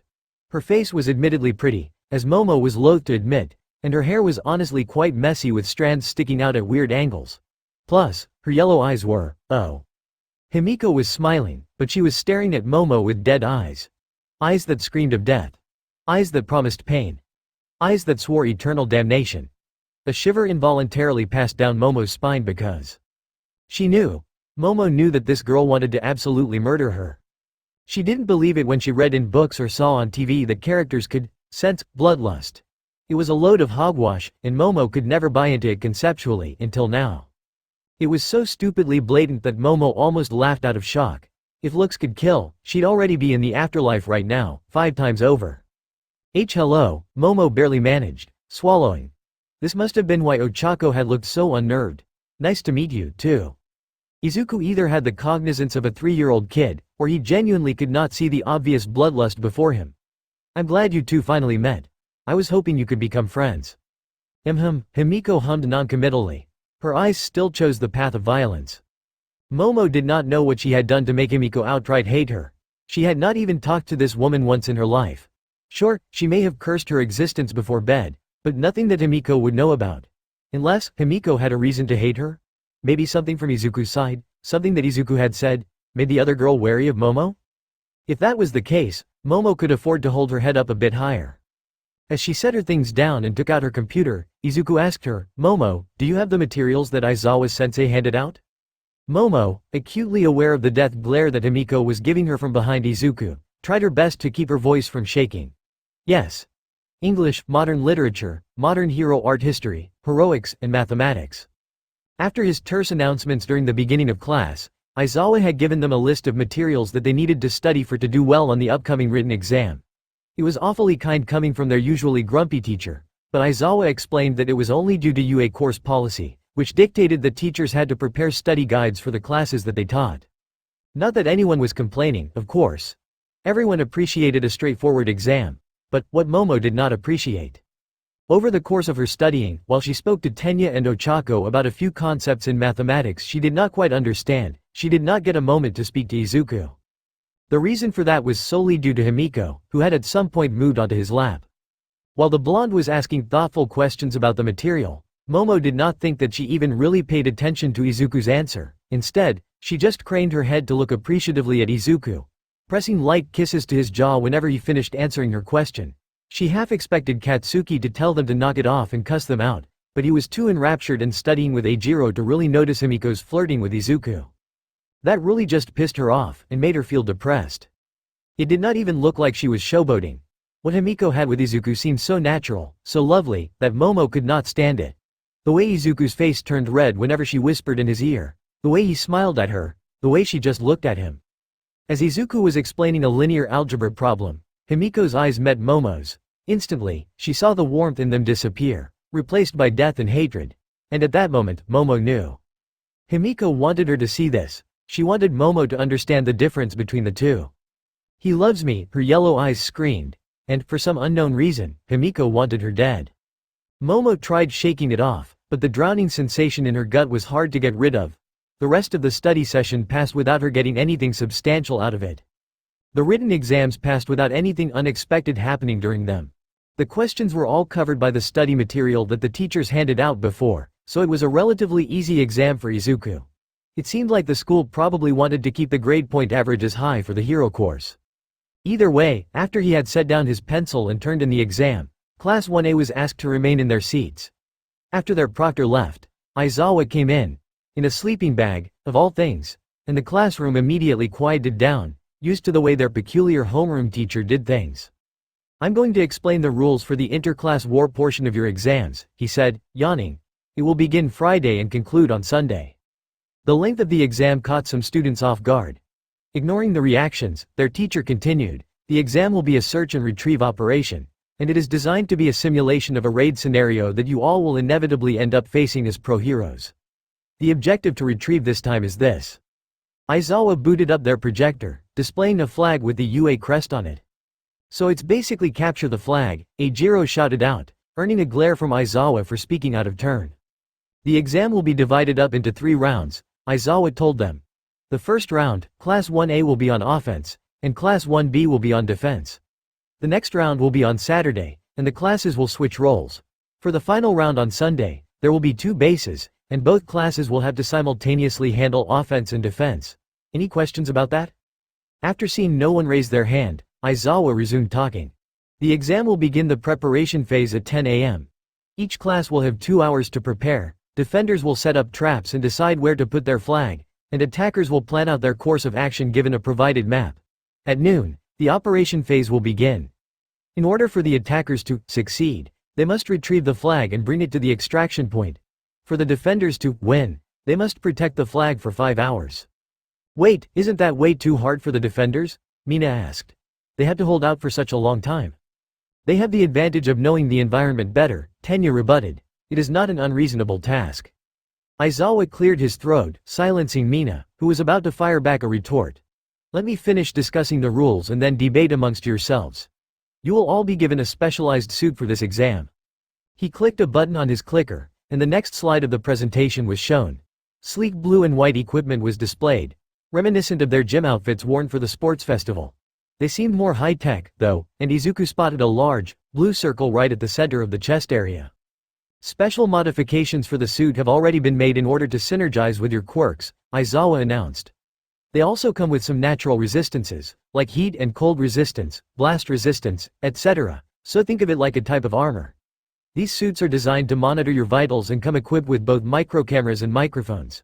In the hours that you are taking this exam, everything you say and hear will be closely monitored by UA faculty. So basically, for the entirety of the exam, they were going to be watched by someone. Izuku felt that this was somewhat of an invasion of privacy, but he supposed that it was a sacrifice he was going to have to make. This blue circle on your suits, Aizawa pointed at the glowing blue circle in the suit's center, represents your life. If it is broken or damaged, for the purposes of this exam, you will be considered dead. Your suit will lock down, making movement extremely difficult, and a teacher will come to collect you. This is another way that you can achieve victory, retrieve the flag, or annihilate the opposition. If no one on the other class is left alive, victory will automatically go to the class left standing. Katsuki grinned savagely. Oh, this is getting interesting. Your grade on this exam will be impacted by 2 things, Aizawa said, ignoring the sinisterly laughing Katsuki. The first, results. Whether or not your class wins. Second, personal performance. How do you behave on a team? How did you contribute? What have you done? Were you helpful or a hindrance? How many of the enemies did you take out? Some special rules. Attacks that may critically injure another student are strictly prohibited. As you will be watched by the cameras on your suits, if you perform any such attack, A teacher will come to collect you and you will be denied participation from the rest of the exam. Best case scenario. You get a 0. Worst case. You are expelled and get sued by the family of the person you injured. If you cannot control yourself, you should ask to be excused from this exam. Do I make myself clear? Katsuki, this time, at least raised his hand before speaking. You say that's the case for attacks that may critically injure someone. What if? We expect some injuries to inevitably occur. Aizawa cut him off. We have the best medical team in Japan on standby for any freak accidents. But I must stress this. Your opponents are not villains. They're people training to be heroes, just like you. Have some empathy. Katsuki was left uncharacteristically cowed by his words. Some people-specific limitations. Aizawa pulled out a crumpled-up note from his pocket and read, Yayorozu cannot use her quirk to create duplicate flags. So no stunts like the one you and Midoriya pulled off during our first combat training session. Speaking of Midoriya, he is not allowed to use the strength-enhancing aspect of his quirk. Wait, Minoru groaned. That was our sure-fire ticket to victory. That comment earned some stink eyes directed at the purple-haired boy. It's for the safety of the other students, Aizawa said flatly. Midoriya already agreed to it. Izuku nodded in agreement. It was a good opportunity to test out some other quirk synergies and not rely on the super strength and super speed that One for All gave him. Black Whip was probably going to be the MVP of this event. Oh, right. Be ready for some. Aizawa tilted his head, looking for the right word to use. Unexpected things to happen. Heroes must always be ready for the unexpected, after all. Some chitter began to spread through the room at his words, but they were immediately silenced by a stone-cold glare. That should be all about the interclass war. Any questions? A hand immediately shot up. Aizawa-sensei, Eijiro immediately asked, not even bothering to wait to be called upon. What unexpected things might happen? Ask your senpais, Aizawa responded flatly. Come on, he pleaded, surely you can tell us that much. No, was the short reply. But Aizawa-sensei's words got the gears turning in Izuku's head. A senpai to gather information from, a certain bubbly girl came to mind. It might be risky, contacting her and especially given her disposition. It wasn't like she was a bully. She just slightly terrified him, and that was not something that happened that often. Well, Izuku had to bite the bullet for his class. To be honest, I wasn't expecting this. Nijire Hato twirled a bit of her waist-length hair around a finger as she sat across from Izuku. She smiled prettily up at him, showing her white teeth, and resumed eating the ice cream he'd bought her. So, she said in between bites, what is this supposed to be? Another scoop of ice cream disappeared into her mouth. A bribe. Somewhat, Izuku said honestly. Think of it as a thank you gift in advance. Nijire made a cute noise, humming as she licked the ice cream cone. She made eye contact with him as she did so, darting out a pink tongue in the process, but she seemed more like a kid than anything truly adult or dirty. At least, that's how Izuku rationalized it to himself. Well, I'll bite, she grinned. What's up? We're having exams right now, Izuku told her. Inter-class war and the practical. We were told that there might be some unexpected events in the class versus class section of the exam. Any hints you can give me? Nijire giggled. Wouldn't that be cheating, Izuku? Not that I care, by the way. Well, Izuku said, Aizawa told us to ask our senpais about what unexpected things might happen, so. The girl sighed, slamming her head on the table. Bro, why is that gloomy teacher so much nicer to you guys than he was to us? He was being nice. Izuku deadpanned, shaking his head. Anyways, regardless, it would be appreciated if you told me what you know. Nijire lifted her head up from the table and glanced at him. Fine, if you insist. For a price, though. Izuku frowned, pointing at the ice cream cone in her hand. I thought I already paid my price. This, Nijire said, brandishing the ice cream like a sword, was the price for getting me to come. What I want from you is. Suddenly, she leaned over the table and placed her lips close to his ear. Your quirk, Izuku, she sang, warm breath tickling the side of his face. I want to know what it is. How you used it to defeat the hero killer and those monsters. I want to know everything about you. For a very brief moment, Izuku was slightly scared of the person sitting before him. Well, if that's what you want, Izuku started after Nijire returned to her seat, my quirk just gives me more power. Lying will get you penalized, you know. Nijire was smiling, but the expression did not reach her eyes. I'm not lying, Izuku said lamely. Nijire's expression did not falter. Not telling the full truth counts as lying in my book. Izuku remained silent. I don't think you'd believe me even if I told you the truth, he finally said, eyes pleading at her to cease the line of questioning. What? Nijire said innocently, about how you somehow have multiple quirks. What? Izuku froze. Time seemed to stop. Nejire watched him, the smile on her face growing wider and wider. That was a guess, by the way, Nejire giggled, seemingly incredibly amused by her trick. But your reaction sealed the deal. Poker faces, Izuku, you've got to practice them. Izuku frowned, looking around them. No one was nearby, they were all alone at the seats next to a fountain. Sighing in relief, he looked down, staring at the table. Nejire continued. A grin still plastered on her face. Well, it was an educated guess. I've been pretty interested in you for a while now, and I've been watching you, you know. Well, Nejire had warned him that he was bad at hiding things from the very first conversation that he had with her. Izuku cursed himself for not being more prepared. To be fair, she hummed, it would be pretty obvious if it weren't such an outlandish concept. Tell me, what does super strength, black strands of energy, partial invulnerability, the ability to deflect things with your body, and, I'm pretty sure you were floating in the sports festival, what does all of that have in common? Izuku smartly replied, attempting to quickly rack his brain for a suitable response. That's a rhetorical question, Nejire told him before he could make a bigger fool out of himself. They have nothing in common. And I'm almost 1,000 million billion% sure that your quirk is not called, not sure haha. Izuku remained silent, wondering how he should respond to this sudden predicament that he found himself in. Should he just run out of there at 100% one for all? He really wanted to do that. No, he told himself. Izuku came here to find out more about the interclass war, and he wasn't going to let a cute yet slightly terrifying senpai get in his way. Don't worry, she said, I won't reveal your big secret to anyone, it's safe with me. To Izuku's great relief, 3 girls took the seats right next to them. After sending a pleading look at Nejire, she relented, we'll finish that discussion later. I got what I wanted anyways, confirmation. She licked her ice cream a few more times, closing her eyes and humming in delight. Well, the interclass war hasn't happened since I was a freshman, but if it's the same, Nejire started, then those unexpected events that Eraserhead was alluding to are gonna end up being weather dynamics and the presence of civilians. Basically, UA teachers pretending to be a random old Joe walking on the street. Weather dynamics Izuku could get the gist of, but how were civilians factored into the equation?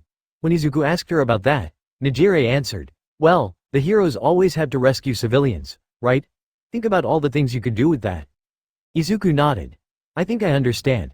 Thank you so much, that was actually very helpful. Nejire chuckled. No problem.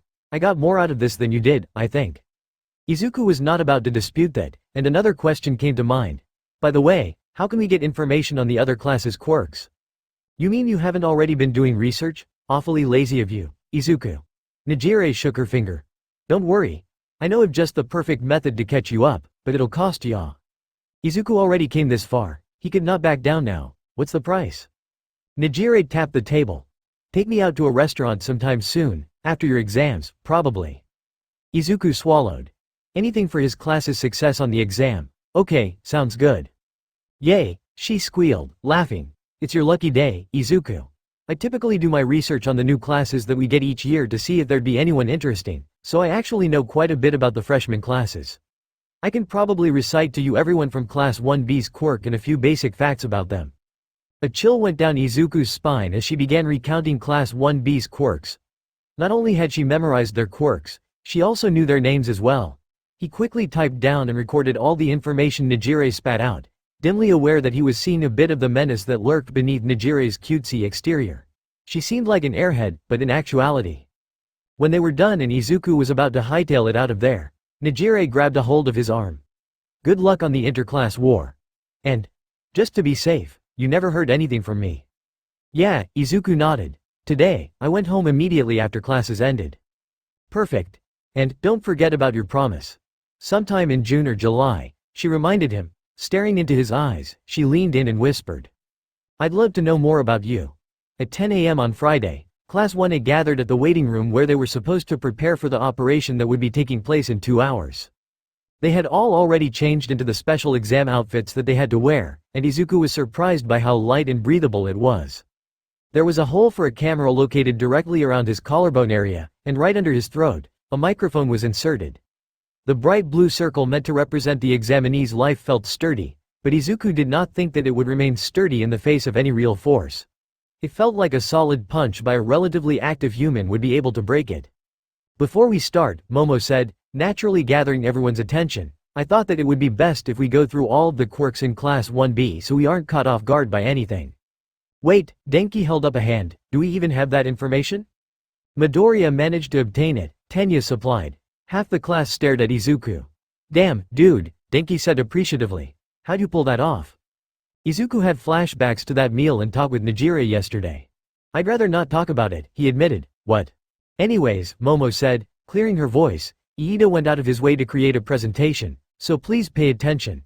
A large part of how we perform on this exam is how we perform as a class. Iida, please. Standing and stepping out in front of his classmates, Tenya turned on a TV screen and plugged in his computer, displaying a presentation. Back ramrod straight, he began. Thank you all for coming to my presentation. Today, I will be presenting on. Cut to the chase already. Relax, Iida, no need to be so formal with us. With a bunch of comments flying at him, Tenya panicked a bit, but he managed to pull it together and recover his composure. Very well. First, we have Yosetsu Awase. An image of a boy with spiky black hair and a headband appeared on the screen. His quirk is Weld, and we should be wary of him. He scored top 10 in the entrance exam. His quirk allows him to fuse together objects, possibly at the atomic level.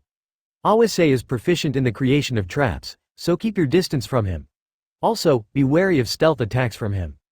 Looks like a punk-ass bitch, Katsuki huffed. Ignoring him, Tenya went to the next slide. A picture of a plain-looking boy was displayed before them. Next up is Senkaibara, who possesses the quirk Gyrate. Looks like a punk-ass bitch. Please hold any questions and comments until the end of the presentation, Tenya professionally requested before moving on. Gyrate, from our understanding of it, allows him to rotate parts of his body. Tenya meticulously went through and analyzed the quirks of their opponents in Class 1B, making a few remarks on potential ways to fight them. Of course, the suggestions on how to fight their opponents all came from Izuku. He'd spent the better half of the night after meeting with Nijire going through Class 1B's quirks and drafting potential countermeasures. Then, he had sent the data to Tenya, asking him to put it in a presentable format. Still, as Izuku followed along with Tenya's informative presentation, he found himself thinking about what the biggest problems for his class would potentially be. Yosetsu Awase, quirk. Weld. Senkaibara, quirk. Gyrate. Tagaru Kamakiri, quirk. Razor sharp. Shidai Kuroiro, quirk. Black. All four were proficient in close-quarters combat with some supportive capabilities. When Tenya began talking about Atsuka Kendo, Izuku focused up. Although he had already seen her multiple times due to student council activities, she always stared at him, looking like she was trying to ascertain something. Her quirk, Big Fist, made her a frightening opponent to face in melee combat, but she did not appear to possess many ranged abilities. Next were Yui Kodai, Kanoko Komori, and Abara Shiozaki. Their quirks were Size, Mushroom, and Vines respectively, and they were excellent long-ranged fighters. They were probably weak in close quarters, so most likely, they would have guards in the form of melee combatants. Following that was Jiroda Shishida.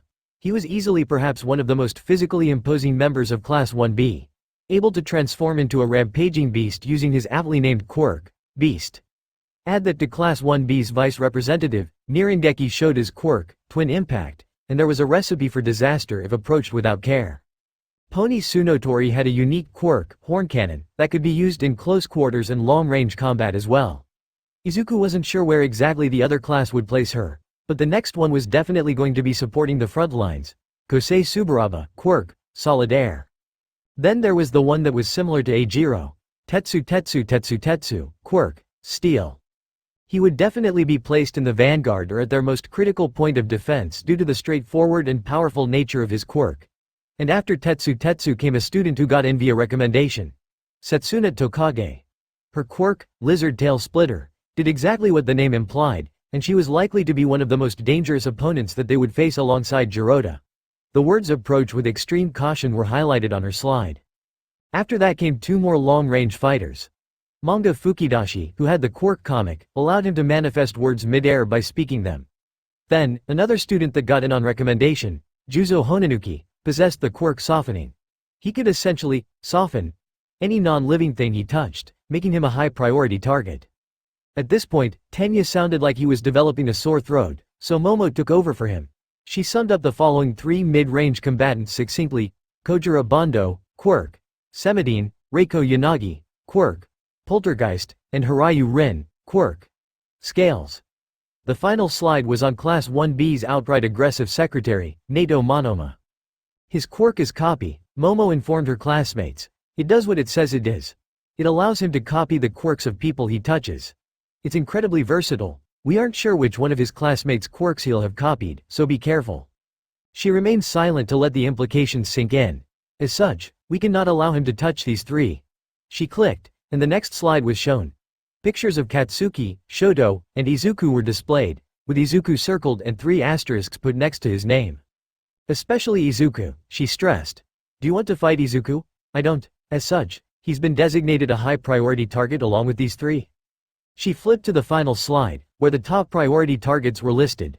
Jirota, for his physical prowess, Setsuna, for her proficiency using her quirk, Juzo, for his ranged capabilities, and Nato, for his versatility. Momo switched off the presentation and looked at Izuku. He stood up, drawing the attention of his class, and spoke. Note that this information may be incomplete or outdated, so handle this first confrontation with the utmost of care. Go into this under the assumption that they know everything about your quirk. Additionally, we have to play the long game here. A few of his classmates looked confused, so Izuku began to elucidate his point. This is an exam that takes place over 3 days. As such, I am perfectly willing to use this first day purely as a day to gather information about the other class. How well do they work together? How do their quirks synergize? What are their strategies? Getting a solid grasp of these will be crucial to our success on the 2nd and 3rd day. Seeing his classmates begin to understand his point, Izuku added, so, as such, use today's battle to uncover information. The more, the better. Then, we'll debrief after the exam ends at 5 o'clock, if it lasts that long. How does that sound? After hearing their affirmations, Izuku continued. We'll begin going over our plan of attack in a second. First, I want to tell you guys about what unexpected things might happen that Aizawa-sensei was alluding to. The presence of civilians and weather issues. We'll use this first day to determine what's up with those as well. Wait, Katsuki said, looking incredibly confused. They're letting civilians into the exam? Izuku shook his head. Apparently, it will be the teachers acting as civilians. Bruh. Yeah, so we'll have to see what's up with that, Izuku said, looking around at his classmates. Are you all ready to hear our plan of attack? Seeing a bunch of enthusiastic nods, Izuku smiled. This was going to be fun. 612 Chapter 17, Interclass War. Izuku Midoriya stood in a featureless room. The room was completely closed off except for a glass wall, where researchers in white lab coats sat on the other side. They watched him, very much akin to onlookers in a zoo staring at some rare beast, and wordlessly gave him a signal to start. Remember what he said, Izuku reminded himself. Assign a feeling to the activation of a quirk. With a tug on his gut, the palm of Izuku's hand split open. A torrent of water was summoned and begun spilling out from the opening in his hands, splashing about carelessly. The point of this exercise was to see how long Izuku could maintain a constant stream of water, so he didn't try to push himself to conjure more, rather, he took deep breaths and tried maintaining his consistency. As loath as he was to make this connection, Izuku had to admit that it felt the same as using the toilet. Just, from his hands. It was a bit hard to describe. The important thing was that he could feel his supply draining, and it took a lot of effort to summon the final spurts of water within him. Ultimately, the stream from his hands petered out and nothing would come out, no matter how hard he tried. 2 minutes and 14 seconds, his sensei said from within the room. A slight improvement from last time, good job. That little bit of praise was all it took for Izuku to light up like a Christmas tree. Thanks, sensei. The faceless man grinned, putting a large hand on Izuku's head. We don't know much about that quirk, and a lot of its nuances are a mystery to us. Where does the water come from? Is it stored, or is it like a muscle that can be trained? We have no idea, so I'm glad that you can help us with it. Izuku nodded happily as he looked down at his hands. They were torn open in the middle, but Izuku simply visualized reconstructing and the wounds closed unnaturally. His sensei watched the process from the side, smiling at the ease in which Izuku used his quirk. His masterpiece was progressing smoothly. As they walked out of the testing room, he asked the child, so, Izuku, how are you planning on spending the rest of your day? Izuku held a finger against his chin. Probably going to go see my friend. For some reason, she gets upset if I don't check in on her often, so I'm swinging by to say hi. Ah, Himiko Toga, the older man said, remembering her name. He only really remembered her because of Izuku's peculiar friendship and partnership with the young girl, but he was glad that his subjects were getting along well with each other. Interpersonal connections could be utilized to make a person obey, but he did not see that problem occurring with Izuku. Please continue being good friends with her. Yep, Izuku nodded. Then, a bit shyly, I think she's my first girlfriend. All for One grinned and decided to tease the boy a bit. Girlfriend or girlfriend? Is there a difference? As Izuku's big innocent eyes blinked up at him, All for One realized that he was fully about to explain the difference between platonic and romantic relationships to a prepubescent boy. Ah, well, he didn't have anything else on his schedule. Unbreakable inter-class war. Looking at the map provided to them by the teachers, Izuku outlined the plan for his classmates. They had 5 hours to retrieve the flag, which was frankly quite a lot of time given the relatively small size of the exam grounds, but the defending team could place it wherever they wanted to. Thus, the advantage for the offensive team was the limited space, while the advantage for the defensive team was that the other team did not know where they were going to put the flag. The exam simulated a real-world scenario where one team had to retrieve valuable intel in a raid. As such, Izuku, after consulting with Tenya and Momo, decided to split the operation into 2 parts: data gathering and flag retrieval. For the first phase, data gathering, we'll operate on 2 levels, Izuku said, facing his gathered classmates. He pointed at 3 locations on the provided map that had been circled by Tenya. The battlefield, this time, was an urban one, similar to the one used for the entrance exam. These are 3 locations that would make the most sense to put their flag, Tenya supplied. Right, Izuku continued. Because the defenders aren't allowed to start out further than half a kilometer away from their flag, we can assume that, at the beginning, the vast majority of noise and human traffic will be right around where the flag is. Jiro and Koda. Katsuki interrupted, hurry up and tell us what the plan is. Izuku sighed, deciding to humor his tempestuous classmate. We travel as a group. Those with high mobility can scout ahead for traps, but you must remain within eyesight. Ashido, Asui, Iida, Shiro, and Kachan, this task will fall onto the 5 of you. Really, your job is to bait out any traps that 1B might have set for us. The real reconnaissance will be done by Koda with his animals and Jiro with her hearing. A few of the gathered classmates nodded, seeing where Izuku was going with his plan. Have the 5 high-mobility quirk users act as decoys while the main sleuthing is done by Koji and Kyoka as they are protected by the rest of the class. I will provide you all with earpieces that we'll use to communicate with each other, Momo said. As she started making the equipment from her hands, Izuku informed the group, Koda, Jiro, when you 2 find something that looks suspicious, let us know. Since I can't be certain what exactly we'll find out there, we'll adapt as the situation calls for it.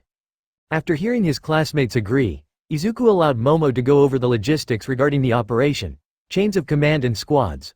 From an extended perspective, Izuku was the commander, and if anything happened to him, Momo would step up to the plate.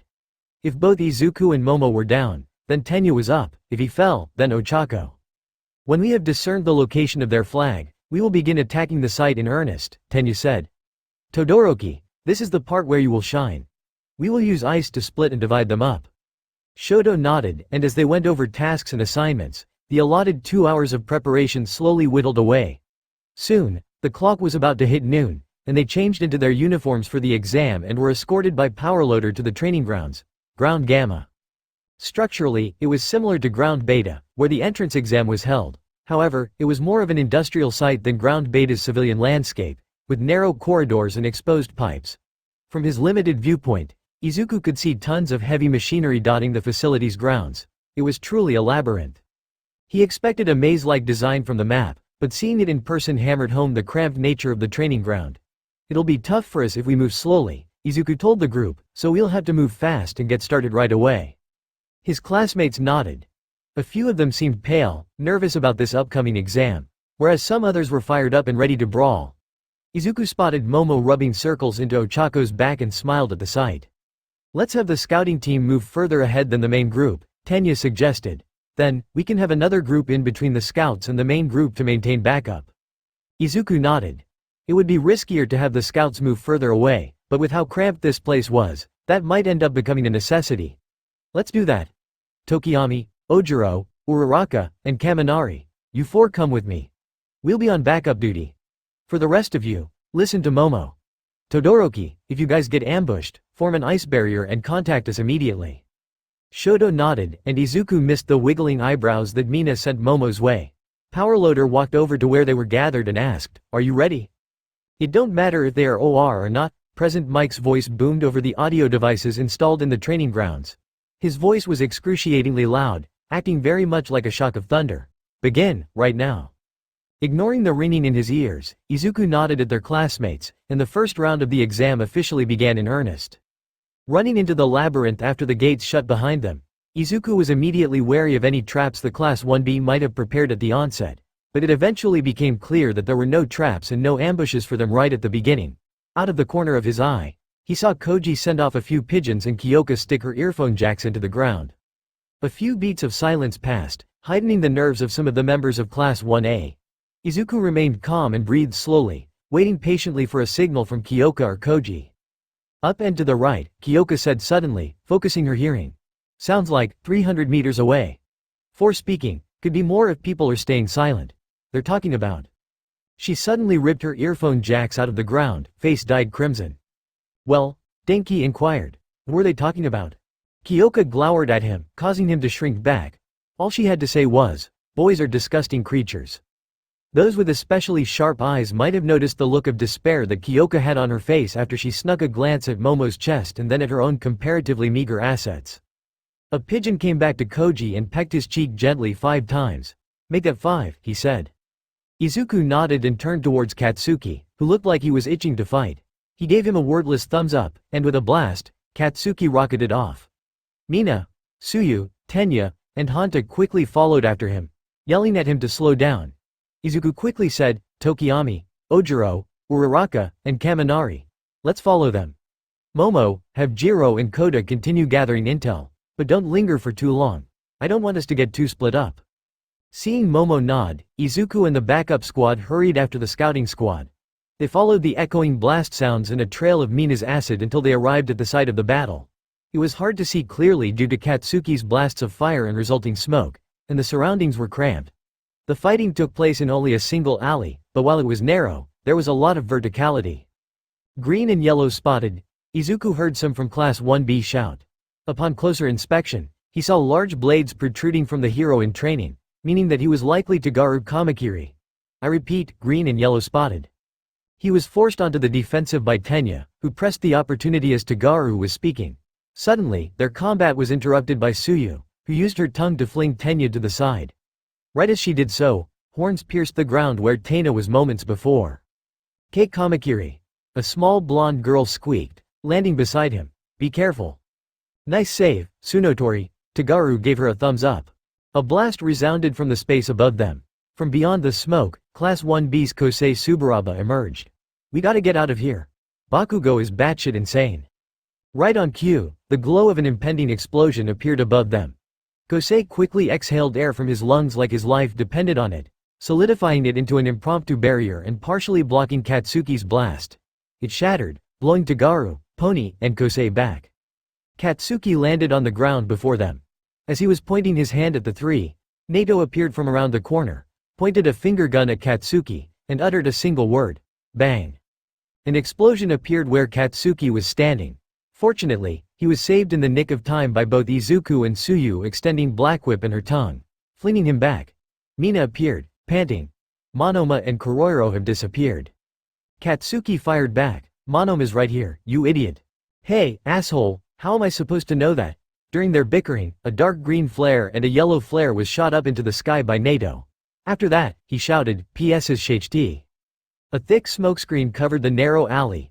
Katsuki growled at Mina before firing off a devastating blast, but when the smoke cleared, there was no one to be seen. Katsuki's hands sparked, eager to pick up the chase, but Izuku held him back. Careful, it could be a trap. A voice buzzed into their ears. There's a group of 10 up ahead, Koji said. The group of 5 that you were all fighting fell back to another group of 5. I see Shiozaki and Shishida, over. Izuku nodded, turning his gaze towards the corridor that the group disappeared down into. So that meant Jiroda and Abara were there as well, which implied that there. Wait a minute. Who was their 5th? Mina answered for him. The shadow guy, Kuroiro.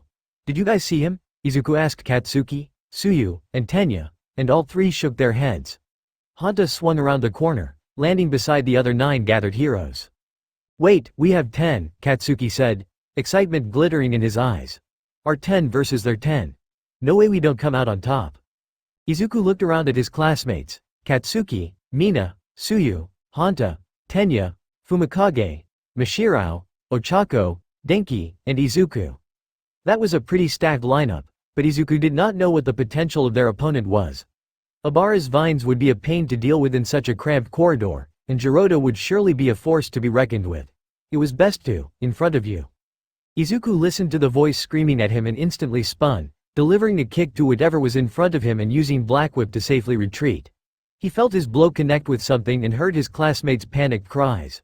When he turned around, Katsuki had already taken the attacker out with a blast to the chest while he was stunned by Izuku's kick. "Your reaction time is fast as fuck, bro," Denki remarked, kneeling over his frozen assailant. Shidai laid there, body frozen into an extremely uncomfortable-looking angle by his uniform. His cheek was starting to get swollen from where Izuku kicked him, but otherwise, the uniform protected him from the vast majority of Katsuki's blast. "I'm sorry, what just happened?" Ochako asked, still bewildered. "He jumped out of the darkness within us all," Fumikage answered cryptically. Ochako turned towards Tenya for an explanation. "It seems that," he said, "Kuroiro jumped out of this pipe to sneak attack Midoriya." "Man, I told Monoma it wouldn't work, too," Shidai complained despondently. "Now look at me. Uncomfortable and the first one out. Midoriya won't react in time," he said. "There's no way," he said. "No way my fucking ass." "Let's go," Katsuki said, pointing in the direction that Nito's group retreated down. 9 verse 10, "We clean house." It was an undeniable numerical advantage. They should press the advantage before any reinforcements show up. Pressing down on his earpiece, Izuku said, "We are giving chase. Follow Mina's marks quickly and notify us if anyone from their class is coming as reinforcements, over." "Roger that, over," Momo's voice echoed in his ear. "Be careful," he warned Katsuki, but the boy snorted and rocketed off. Tsuyu leapt after him, with Mina, Tenya, and Honda following soon after. The rest of the backup squad looked at Izuku, and he sent them off with a nod. As he followed them, he decided to send a string of Black Whip to hoist himself up to the upper levels of the path. Maintaining a bird's eye view, Izuku followed his classmates, and soon, he stumbled upon the field of battle. This time, rather than a narrow corridor, his classmates were fighting Class 1B in a relatively open plaza. Explosions courtesy of Katsuki rang out, covering half of the plaza in thick smoke. The explosions were partially being deflected by Kosei's solid air. But Kosei looked blue in the face while Katsuki looked like he was just getting started. On the other half of the plaza, Tenya and Mina were locked in combat with Jiroda, his massive stature dwarfing even the tall Tenya.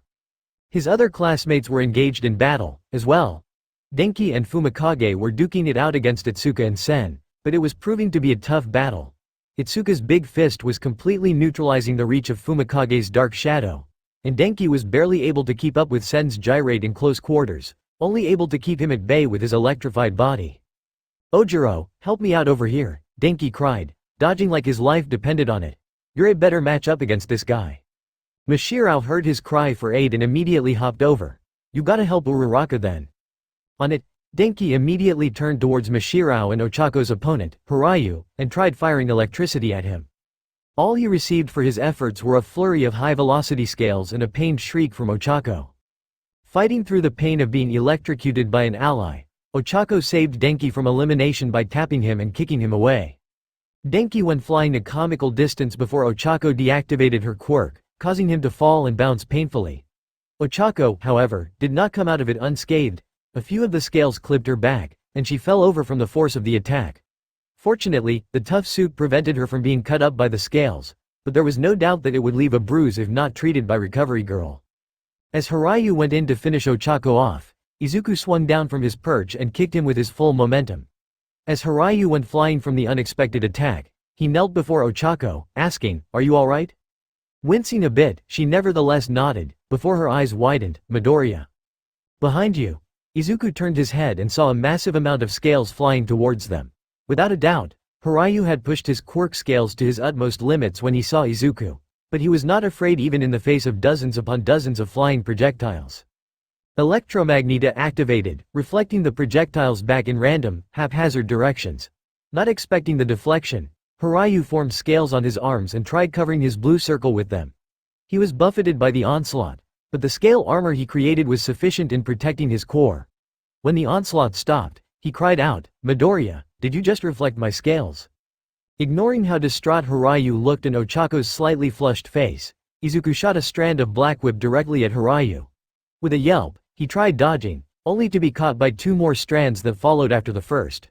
"Just what is your quirk, dude?" Without answering, Izuku retracted the strands and leapt forward, swinging for the blue core on Horyu's chest. Once again, Horyu went on the complete defensive, covering his blue circle with both arms covered in scales. Izuku's blow, one without enhancement from One for All, at a level even weaker than safe mode, cracked some of the scales on his arm but was ultimately unsuccessful in eliminating Horyu. "Monoma, help me out, please," Horyu called, but the man was nowhere to be found. Izuku received a point-blank volley of scales from a desperate Horyu, but he just imagined opposites and sent them right back to sender. Buffeted by his own scales, Horyu was helpless as Izuku pried open his hands with brute force and Ochako shattered the blue circle with a well-aimed punch. As his suit began to rapidly harden and constrict his movements, Izuku let Horyu down gently and flashed a thumbs up at Ochako. Meanwhile, Denki had gotten himself trapped in a ball of vines from Abara.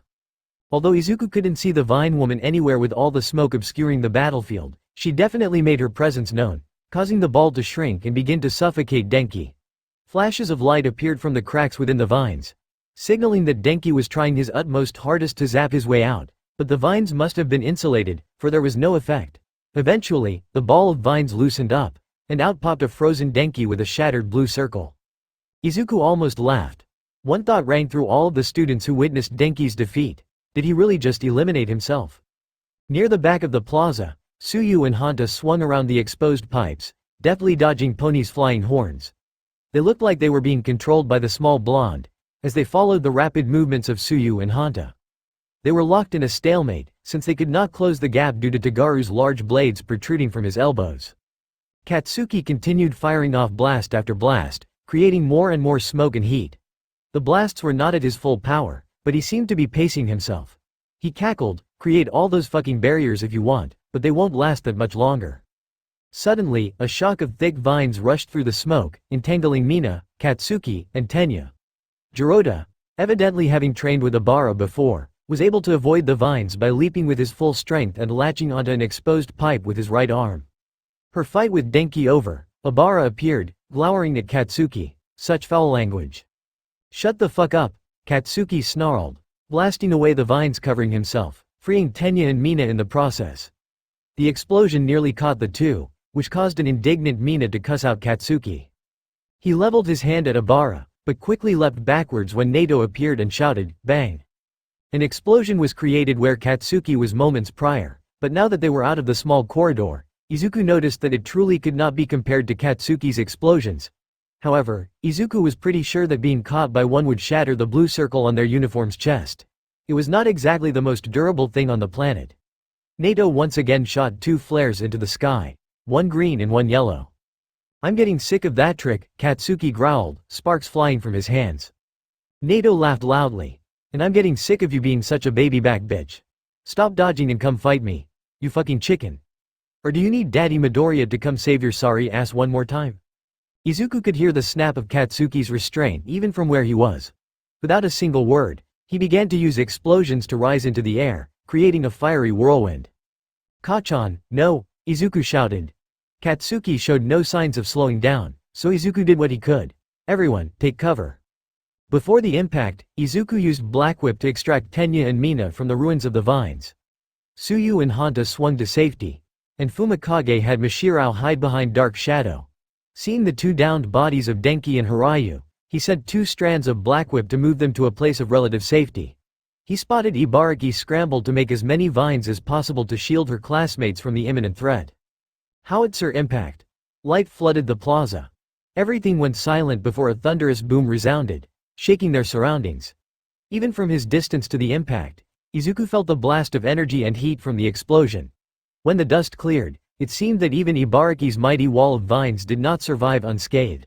They were almost completely burned away, and a plume of smoke rose up from beyond the vines. "They're fucking running again," Katsuki seethed, appearing from the smoke. "I'm chasing." "Hold on," Izuku told him. He pressed a finger to his ear and spoke through the comms. "Do you have any information?" "Screw that," Katsuki said. "I'm chasing, and I'm gonna kill that motherfucker Monoma." Without another word, he flew off in the direction that they last saw Class 1B. Question: Does he even know where they went? Tsuyu asked. Mina snorted. Doubt it. As much as it pains me to say this, but we have to follow him, Tenya said. The thing is, it is just so obviously a trap. Trap, yeah. Definitely a trap. Literally screams trap. The gathered Class 1A students looked at the Class 1B student that they conveniently had with them, but Hirayu just started whistling. It would be against the rules to torture someone for information, right? Mina asked Tenya, who looked offended that she would even suggest such a thing. Of course. Tenya blanched. You're in luck, she told Hirayu, whose whistling was becoming more and more strained by the second. Momo's voice came in through the earpiece. What is Bakugo doing? It looks like he's… What was that, Kyoka, Koda? Izuku braced himself for the worst. He's solo engaging almost the entirety of Class 1B? What, is he insane? Let's get going, Izuku said to the gathered Class 1A students. As they started pursuing Katsuki, he told Momo, we're following. Any idea on their numbers? Over. Momo hesitated. Almost their entire class.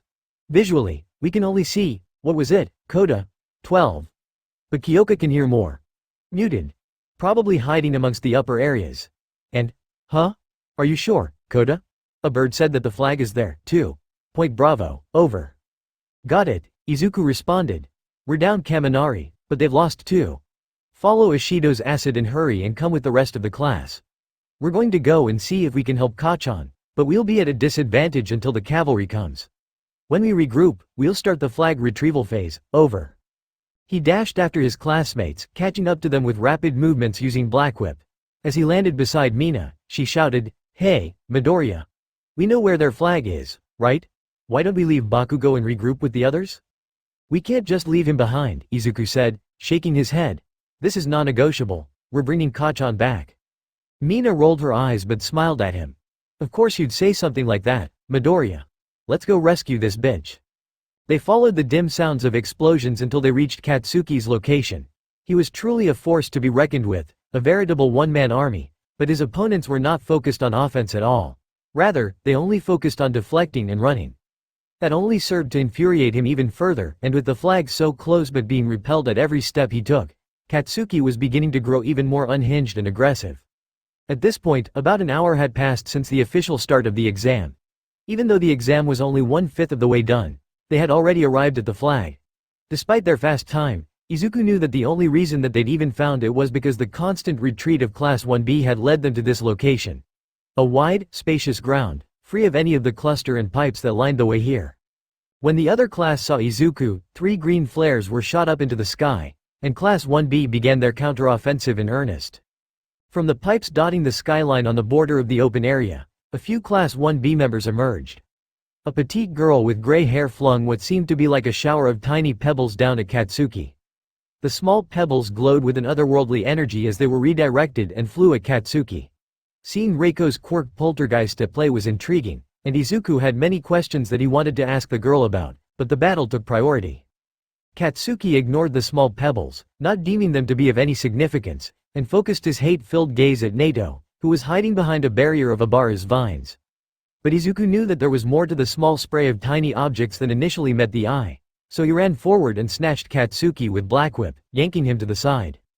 Katsuki was about to turn and yell at him when a dark-haired girl pressed her fingertips together and the small pebbles turned into a gigantic landslide of random items. From barrels to microwaves to toasters to pipes, everything and anything came crashing down at them from such a wide range that Izuku and Katsuki were still struck by some of the debris. Izuku simply reflected them with electromagneta and Katsuki blasted them away with a curse. However, a few of the objects still made it through his explosion, pelting him on the shoulder and leg, but fortunately, his blue circle remained intact. But Class 1B's onslaught did not end there. As Izuku was about to bolt out of there with Katsuki whether he liked it or not, his foot sank into the solid concrete ground like it was quicksand. It must have been the work of Juzo's softening, and Izuku grit his teeth and shot a few strands of Black Whip at one of the metal pipes on the outskirts of the battlefield. Feeling the strands connect, Izuku was about to pull him and Katsuki out of their terribly exposed position when vines suddenly overcame them. Via Dolorosa. Izuku and Katsuki heard Abara cry. Capture the unfaithful, oh lord. Can we get some fucking help here? Katsuki finally called out, becoming acutely aware of how bad the situation they were in was. He tried putting his all into his blasts to blow the vines away, but the combination of the quicksand ground and never-ending vines were proving to be too much. The pain in his forearms from the repeated blasts was starting to become unbearable, as well. Using howitzer impact like that had already drained his tolerance. But the rest of their classmates were caught up in their own battles. Suyu and Hanta were busy evading Pony's horns. Mina and Tenya were caught up fighting Jiroda. Fumikage's dark shadow was weak in the direct sunlight of the open area. And Ochako and Mishirao were dueling Tagaru, Itsuka, and Sen. None of those were particularly winning matchups. Izuku tapped his earpiece. How long until you guys get here? Over. We're almost there. Over. Katsuki finally blasted free of the vines, and Izuku was about to swing out of the quicksand like concrete when he heard two distinct voices. Nito's voice and another voice, presumably Manga's. Bang, kablam, bam, shazam, kabloom, boom, pow. The warning cries resounding in Izuku's head nearly split his mind in two. But, they all had one word in common: dodge. Izuku was about to zip out on Black Whip, but he was not sure if he could get Katsuki out at the same time. Weighing his options, he quickly decided against leaving Katsuki behind and instantly leapt it and pulled him close with Black Whip at the same time, pressing their chests together and bending over him, shielding him from the worst of the blast. When the blasts faded away, Izuku peeled off of Katsuki's body. He looked unharmed, if a bit sunburnt, and both of their blue circles were intact. Izuku breathed a sigh of relief, but Katsuki was livid and broke free from Izuku's grasp. I don't need your protection, F. They were given no respite. Immediately, Abara's vines came again and Reiko scattered more small objects. Yui tapped her fingers and activated size to make the small objects their normal size again, and this time, it was refrigerators, ovens, and closet doors that came raining down on them. The words being screamed at Izuku from within his mind blended together and started becoming nonsensical. In front, dodge, roll backwards, move forward, behind you, to the left, up, down, jump, jump, jump, right in front of you. There were too many threats to deal with. From the vines to the quicksand ground to the raining refrigerators to Nato and Manga saying onomatopoeias, his attention was being torn apart in all directions, but he zeroed in on one thing as he was repelling the falling debris. An odd detached fist flying right at him at full speed. Izuku angled himself away from it, but another 4 blobs, was that flesh, came zipping at them from an opposite angle. Izuku was able to deflect the refrigerator and closet door that came barreling down at him, and Katsuki was able to once again blast away the worst of the debris, but the corner of an oven clipped him on the head, stunning the blonde. As Izuku was reaching out a hand to support Katsuki, underneath you. Izuku almost did not react in time. With his legs sunk into the ground, his lower torso entangled in vines, and extending an arm to hold a barely conscious Katsuki, the only thing Izuku could do was backhand the incoming threat. Juzo had swam through the softened concrete underneath him and leapt out of the ground, aiming at Izuku's core, but Izuku's backhand, which landed squarely on his cheek, caused him to stagger backwards a decent amount. However, Juzo's objective had been completed. With Izuku sunk in the ground, restricted by vines, one arm holding Katsuki up and the other just having completed the backhand motion, Izuku's chest was exposed. 9 blobs of flesh and one disembodied hand rushed at his core from all different angles. With the alarm bells going off in his head, Izuku quickly activated Electromagneta by flexing his hands. But not even Izuku, with all his time using Electromagneta since the start of the school year, could have been prepared for what happened next because he did not have access to a certain sensei's notes about his quirks, there was no way that Izuku could have known. Electromagneta does not work on organic material. Setsuna's fist, split off from her main body via her quirk lizard tail splitter, struck Izuku's chest, right on the blue circle, and it was instantly shattered. As Izuku's suit began to harden, signaling his elimination, a lot of things happened. First, Katsuki immediately followed after. He was easy pickings for Setsuna, as he was not even really conscious at that point. A flying oven certainly did the trick. Second, Setsuna flew down from her perch on the outskirts of the opening, exclaiming, I did it, I got green and yellow. Third, the combination of Abara's vines, Juzo's softening of the ground, and Setsuna joining the fray, Katsuki's and Izuku's squad mates were almost entirely massacred. At some point, Shoto had arrived on the scene, as evidenced by the ice wall, and Momo's frantic voice could be heard through his earpiece. But his mind did not even register a single one of those events. Instead, it had fixated on one thing. Setsuna Tokage, the girl who had gotten him out. He stared at her for as long as he could, catching her gaze at one point, before succumbing to his own world. He had lost. An ugly emotion whirled up within him. It was hatred at himself for being weak, doubt for his own abilities, but also a raw, primal fear. Now that he had lost, would he still be useful? Would he still be counted on? Would he still even be fed? Of course, the rational side of his brain said, why would you think anything else? But a deeper part of him, the child within him, the irrational side of him, the most basic, primal Izuku went somewhere else. He had lost. That meant no food, no hot water, and sessions. Oh, those sessions. Izuku was lost, deep in his delusions, unresponsive even as his classmates bitterly fought to retrieve the flag. But with their morale shattered, it was only a matter of time before Class 1B snatched victory in a stunning upset. Izuku only returned to reality when midnight came to him, half sunk into the ground, and undid the locking mechanism on his uniform. "Alright, let's have a productive meeting," Tenya said, standing up in front of his gathered classmates. The atmosphere in the common room was tense after their defeat earlier that day. A few of them still had bandages from being treated by Recovery Girl, but none had serious injuries that would affect their performance the next day.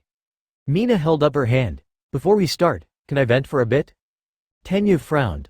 Do not think that will be conducive for a good meeting." "Bakugo," Mina immediately started, staring at the blonde. "Hey, shit for brains. I'm talking to you. Because of you, we lost out there today."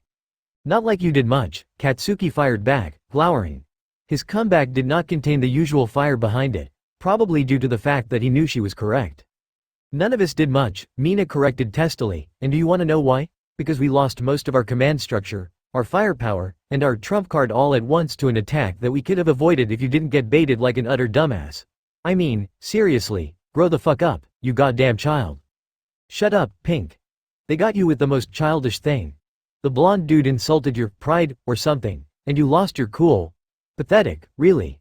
The thing is, I know you're smarter than that, which is why it's so infuriating watching you act like a foo." Katsuki looked like he was about to unleash an unholy inferno of expletives back at Mina, but finally, Izuku stepped in. "Ashido, Kachan, enough." Their retorts died in their throats at Izuku's words. He did not scream or yell. Izuku just spoke firmly, a departure from his usual soft tone. Indeed, now that his classmates observed the Vernadette more closely, something seemed distinctly off.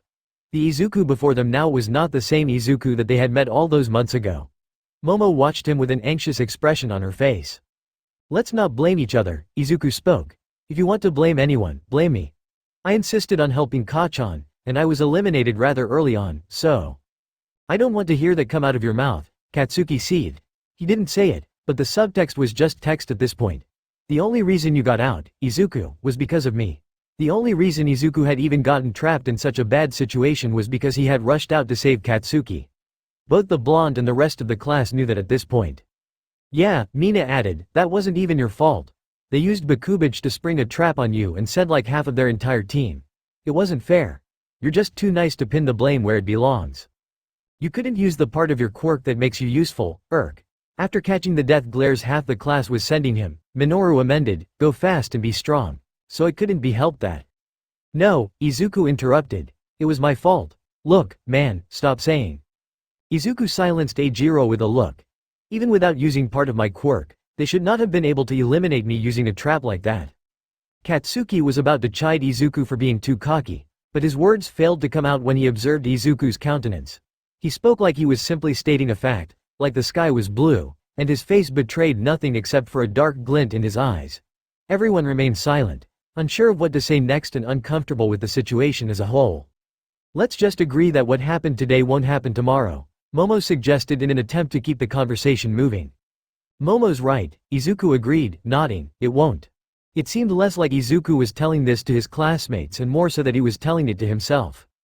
Acutely aware of the strained atmosphere, Momo continued, "Tomorrow, we'll be on defense, and we'd like to go over our plan for that."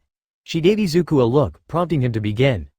"I originally had a conservative approach to dealing with this," Izuku said, "but, after today, I wanted to adopt a more aggressive approach."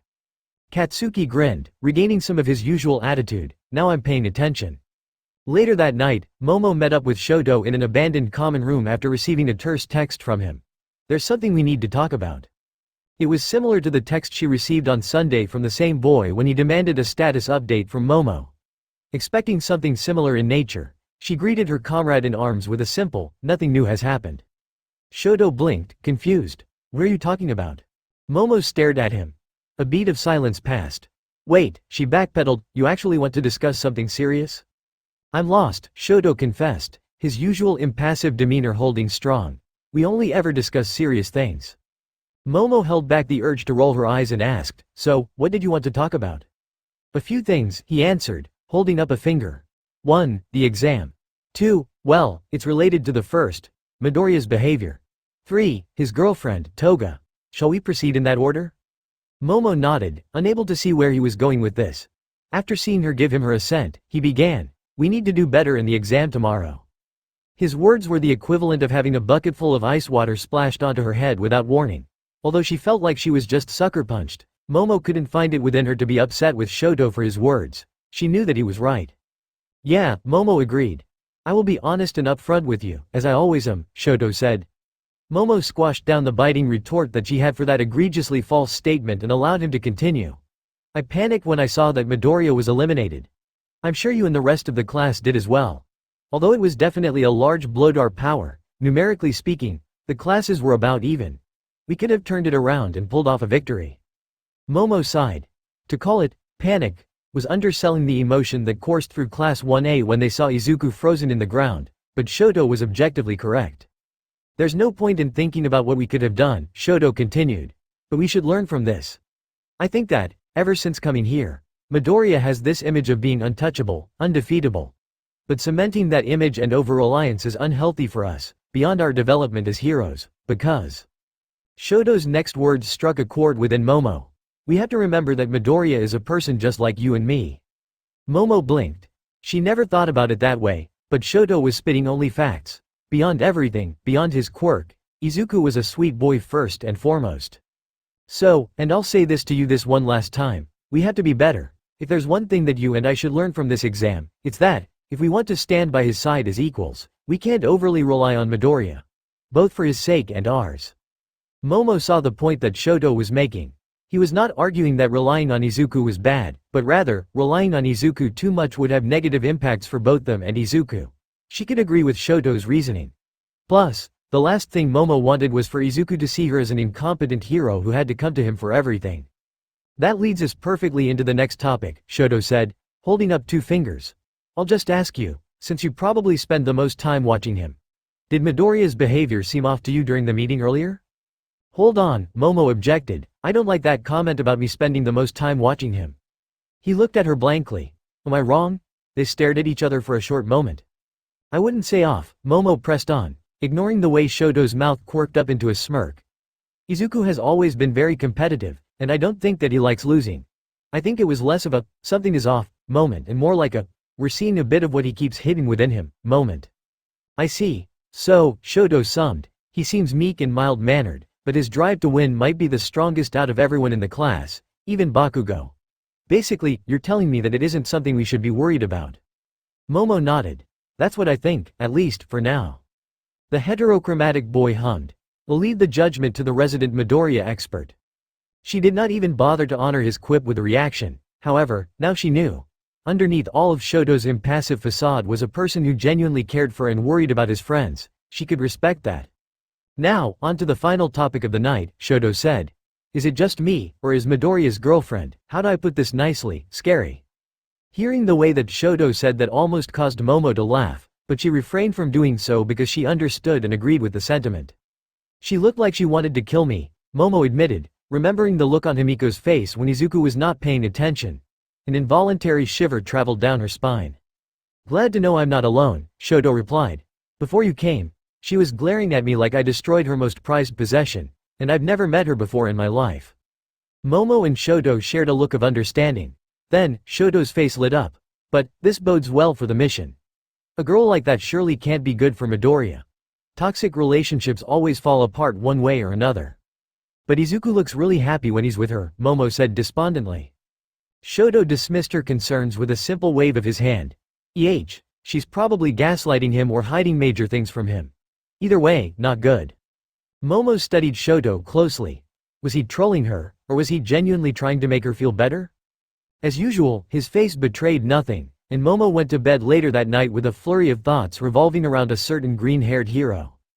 Around the same time that Momo and Shoto were having their talk, Izuku arrived at an ice cream store located near UA University. The moment he walked in, he was greeted with an ice cream cone of his favorite flavor shoved into his face. The person holding the cone grinned at him, cat-like, "On me." Izuku frowned, taking the ice cream cone. Before him, Himiko stood, dressed in a nice white blouse and black jeans. How much was it? I'm not going to let you pay for me. She frowned right back at him. You paid for me so many times already, just this once. Izuku looked at her, but she didn't relent. Knowing how oddly stubborn and particular she could get about things like this, he finally managed, fine. But next time we go out, it's on me. Right, she said suspiciously, switching back into a grin. I'll definitely let you pay. Izuku decided not to press the topic and licked his ice cream cone. The whole swirl of emotions that he'd felt ever since being defeated earlier that day was finally starting to condense and relax now that he was with Himiko. He followed her to a booth by the window, where Himiko sat down and Izuku followed. So, she started, genuine concern laced into her voice. What's wrong? Her eyes darted around him, never once meeting his gaze. Himiko must have been referring to the short text that Izuku had sent her. Usually, it was Himiko who asked him out, but this time, Izuku asked if they could go somewhere to talk. Looking at the noticeable, even to a socially unaware person like Izuku, panic on her face, he decided to assuage his girlfriend. Nothing, really. Relax, I'm not trying to break up with you or anything. Good. All the tension left Himiko's body, and she laughed nervously, because I wouldn't know what I'd do if you did. Probably kill everyone around me and then myself. Izuku blinked. What? But seriously, what's wrong? Aren't you in the middle of exams? Did something bad happen there? Her voice dropped an octave, and her teasing tilt came back. Want some comfort? Not today, Izuku sighed. In a brief summary, he told Himiko the condensed version of their first exam earlier that day. I don't know, Himiko. I just feel like there's two sides of me. Or not even that, but rather there's a true Izuku that I don't even know about. And, I just don't know what to do. Himiko remained incredibly quiet. Typically, Izuku liked to think that he could get a decent read on his girlfriend, but right now, at this moment, it was impossible to guess what Himiko was thinking. There was no way for Izuku to know the mess of emotions that Himiko was feeling. You've talked to me about this before, Himiko said, remembering, after the incident at the USJ. Izuku nodded. It's somewhat similar. But these ghosts of memories, like I'm supposed to be remembering something, are seeping into my consciousness, but I never know where they come from. Well, actually, I have an idea of where it's coming from, or where it could be coming from. Probably the time I was kidnapped by that villain, but… Himiko waited patiently for Izuku to put words to his thoughts. After I was eliminated earlier today, I felt a lot of things. But the most pressing question was whether or not I'd get food, or if I'd have to undergo a session. Izuku laughed weakly. Totally nonsensical things, right? I mean, I don't even know what a session is, but my mind just went right to it, and I was scared. Several times during his monologue, he noticed Himiko open her mouth, as if she wanted to interject, but now, she kept it firmly shut. Her face was twisted in what could very well have been hope or despair. I guess what I'm trying to say is, Izuku said, I don't know what to do. I don't know what to think. I feel like even my own mind is starting to become compromised. He looked at Himiko, hoping, praying that she would have an answer for him. Just do what you want to do, she said gently, reaching over and grabbing Izuku's hand with her own. Don't think too hard about it. Whatever Izuku you are, I'll love him. The look on Izuku's face told her that that was not the answer he was looking for. He wanted something concrete, instructions. Himiko thought for a bit before saying, the Izuku that you choose to be is the true Izuku. So, two sides? Who says they can't coexist? Ghosts of memories? Embrace them, because they're still a part of you. I'm sure you'll do good no matter what you do, and I'll love you no matter what. Isn't that enough? Izuku mulled over what Himiko said. Yeah, he smiled. It is. Thanks, Himiko, for listening. Like I said, Himiko returned, anytime. Really, anytime. I meant it when I said that I'll always be here to listen to your problems, and… She leaned over and kissed him gently. For as long as you have me, you'll never have to think through things alone. On the second day of the exam, Class 1A gathered in Ground Omega at the start of their preparation phase. They had discussed their plan the night before, but naturally, there were a few students still apprehensive about Izuku's more aggressive approach. Midoriya? Nishirao asked, holding onto the flag. Are you sure you want to put the flag here? Yes, Izuku said. Right there. Nishirao shrugged and planted the flag right where Izuku pointed, 500 meters from where Class 1B would be entering Ground Omega when the exam starts. A clear line of sight ran from the flag's location to the entrance point for Class 1B. Jiro, Koda, Izuku said into his earpiece, pressing a finger to it, how is the civilian rounding up process going? Over. We found 3 out of 5, over, Kyoka answered. Perfect. When you find all of them, bring them to the flag, over. Izuku switched his attention to the tall brunette hard at work by his side. Momo, what's the status on your end? Almost done installing the speaker system, she told him. She was creating wires and a microphone from her torso, but due to the nature of the uniform that they all had to wear, she had to hold up her shirt with her chin and expose her toned stomach to use her quirk. Cannons and launchers are ready, too. But Izuku wasn't paying attention to the feast before his eyes. He was a man on a mission. To utterly rout Class 1B. Kachan, Todoroki, are your squads in position? Over. Born ready, Katsuki replied. Born ready what? Over, came Shoto's voice. What? Over. Are you really picking a fight right now? Katsuki realized the meaning behind Shoto's behavior. Man, fuck you're over. Fuck my what? Over. Katsuki let loose a string of curses and clogged up voice communications. As he did so, Momo rolled her eyes, used to Shoto's antics by now. Izuku cut in, saying, now. Let's save that for Class 1B, Kachan, over. Your plan better work, was the reply. Regardless of whether or not it works, Izuku spoke, slowly and methodically, this is a chance. Surely I'm not the only one annoyed by how we were trapped yesterday. This is a chance for you to cut loose and exact revenge without worrying about any traps that they could have up their sleeve. Over. You make a good fucking point. Izuku lowered his hand from his ear, and he turned towards Mashirao, who was still standing next to the flag, unsure. You can go join Uraraka's squad now. On it. With a final look at their very exposed flag, Mashirao asked, Midoriya. How positive are you that this strategy was the best one? I don't know if it was the best one, Izuku answered honestly, but I can say this for certain. With a fierce look in his eyes, he declared, within an hour, this exam will end in a victory for us. Class 1B's preparation phase was a lot more relaxed than Class 1A's. So what I'm saying is, Kosei said, holding up an open palm with a wad of cash in it, 3,000 yen on Bakugo charging at us right off the bat. I don't think so, Tagaru countered, retracting a blade from his elbow. I think Midoriya must have given him a stern talking to. Nato snorted. Doubt it. Dude's a fucking animal. Same with the rest of Class 1A. Just a bunch of beasts locked in a cage. He looked at Jirota. No offense. Stucco whacked him on the head with a moderately sized fist. Stop it, Monoma. We still have to take this seriously. Yeah, Setsuna said, immediately drawing her classmates' attention. Ever since she took down both Izuku, Katsuki, and later on, even Shoto, her position in the upper echelons of the class had been further cemented. Monoma, I think your plan is pretty good. Have me scout, report back, and then attack the flag together. The only issue is. She bit her lip, pondering how to phrase her words. I don't think we'll even get the chance to implement our plan. What do you mean? Nirengeki, Class 1B's vice representative, asked. It's nothing but a hunch, Setsuna answered, but Midoriya, he's smart. No he's not, Nato immediately countered, but he flinched when Itsuka raised her fist. Yes, he is, the green-haired girl retorted, brushing up her bangs with one hand. Point is, he's pissed. Bakugo's pissed. Both of them are going to be out for blood. I don't think they're gonna wait around for us to come to them. They're going to come to us. Nato frowned. Isn't that a good thing? And on what basis are you making that claim? Setsuna thought back to Izuku's gaze when she eliminated him. Though he could not move, his eyes followed her every movement, burning holes into her back, with a look that indicated that he wasn't entirely there. It was, for lack of a better term, terrifying. She heard he was a sweet guy from idle gossip about how Momo, Tsuyu, and Ochako from Class 1A were all crushing on him, but there was nothing sweet in that look. Let's just call it instinct, Setsuna sighed, stroking her hair. Anyways, we just have to be ready that Class 1A will actually go on the offensive. He'll probably sick a rabid Bakugo on us at the very start of the exam. Fine, Nato waved her off. We'll consider it. Regardless, they have to start within a certain distance from their flag, right? Just like us. A few nods from his classmates.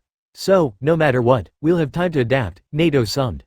Stop worrying so much, Tokage. We're chillin'.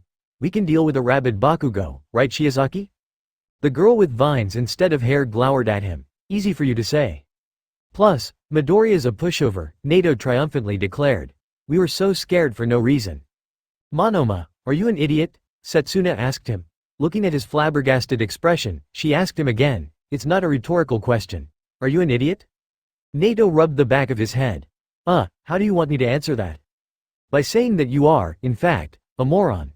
Setsuna smacked her forehead, unable to comprehend how deeply deluded Nato was. We all saw him at the sports festival. He shattered Todoroki's ice wall like it was nothing.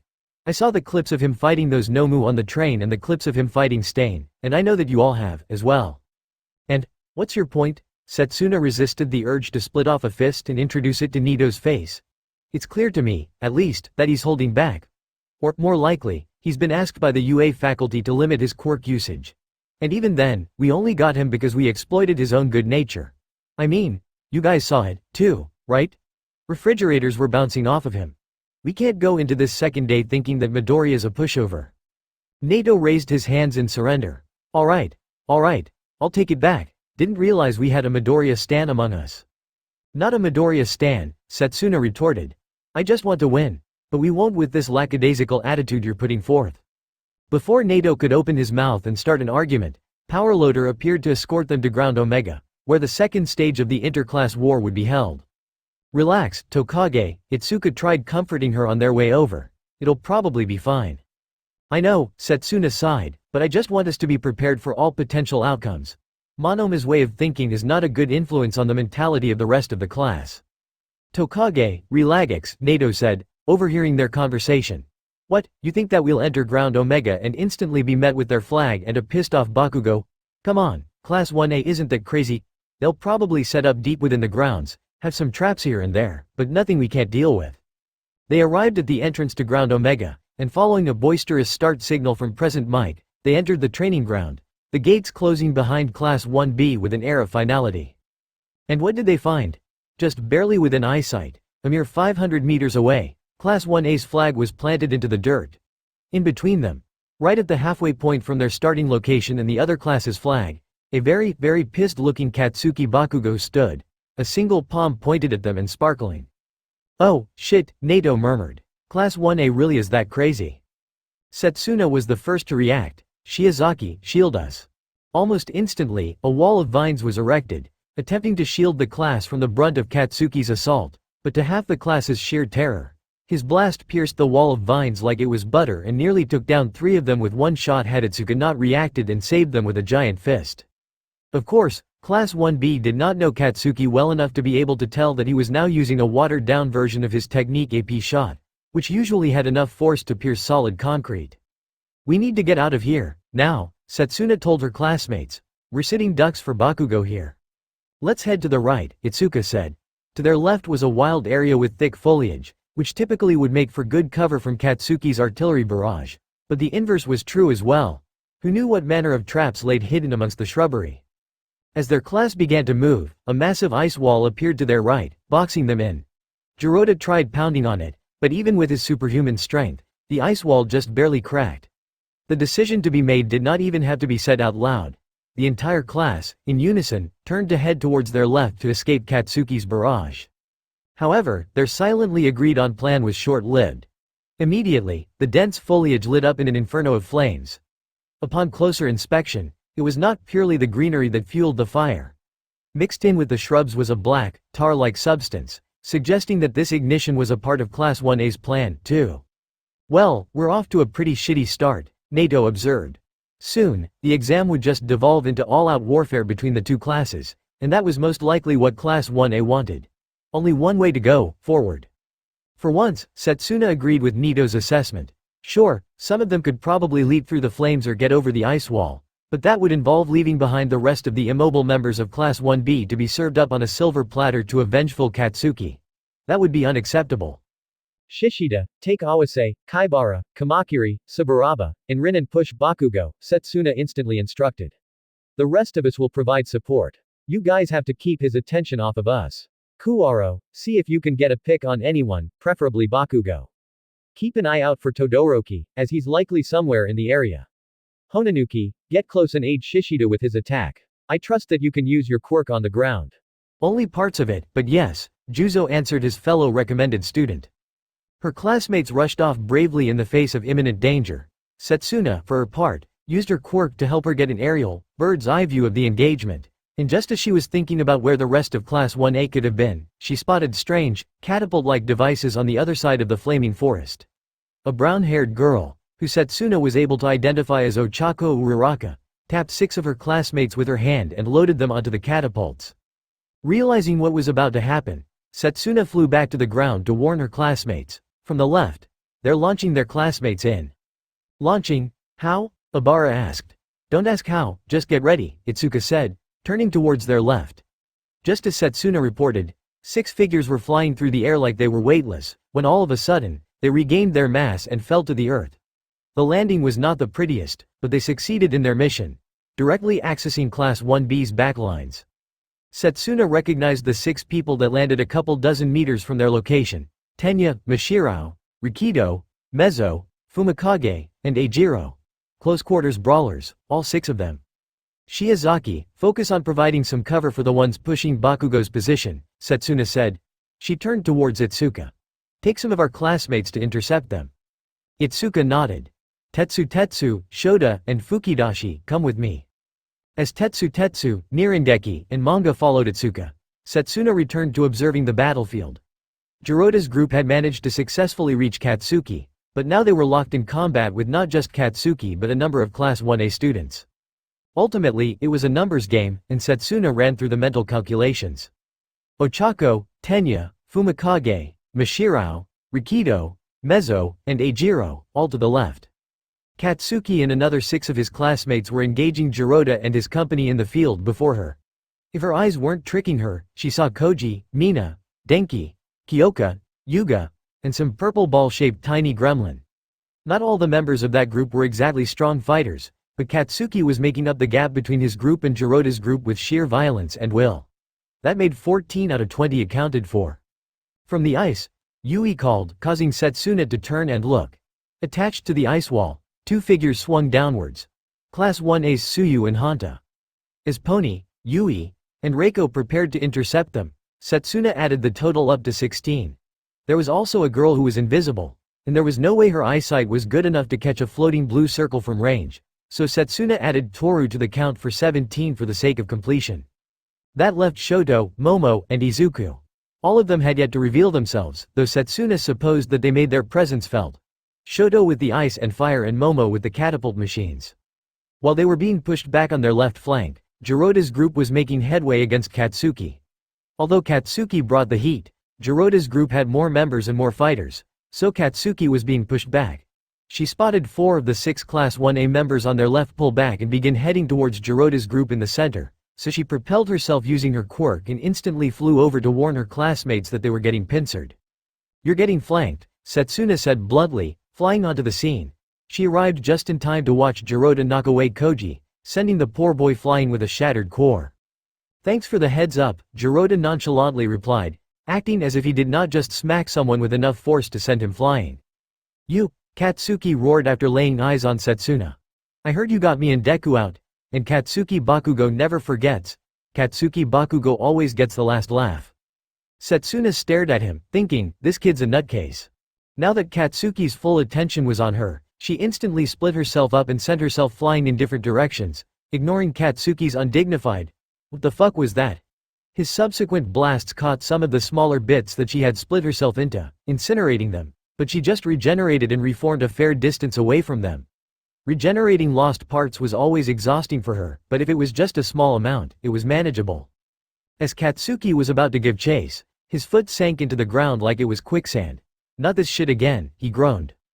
Katsuki pointed his hands at the ground and blasted upwards, screeching into the sky after Setsuna and almost blasting poor Juzo, who was swimming in the ground. With a single look at Jirota, Setsuna reached an agreement with the beast of a man. You take care of the rest, and I'll distract Katsuki. She flew through the air, splitting off bits and pieces of herself to try and see if she could catch Katsuki by surprise.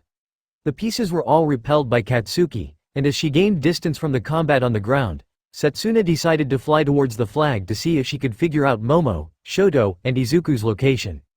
The metallic sheen of something amongst the trees caught her attention, and Setsuna immediately called off her solo recon mission, turning around and heading back towards the entrance to Ground Omega.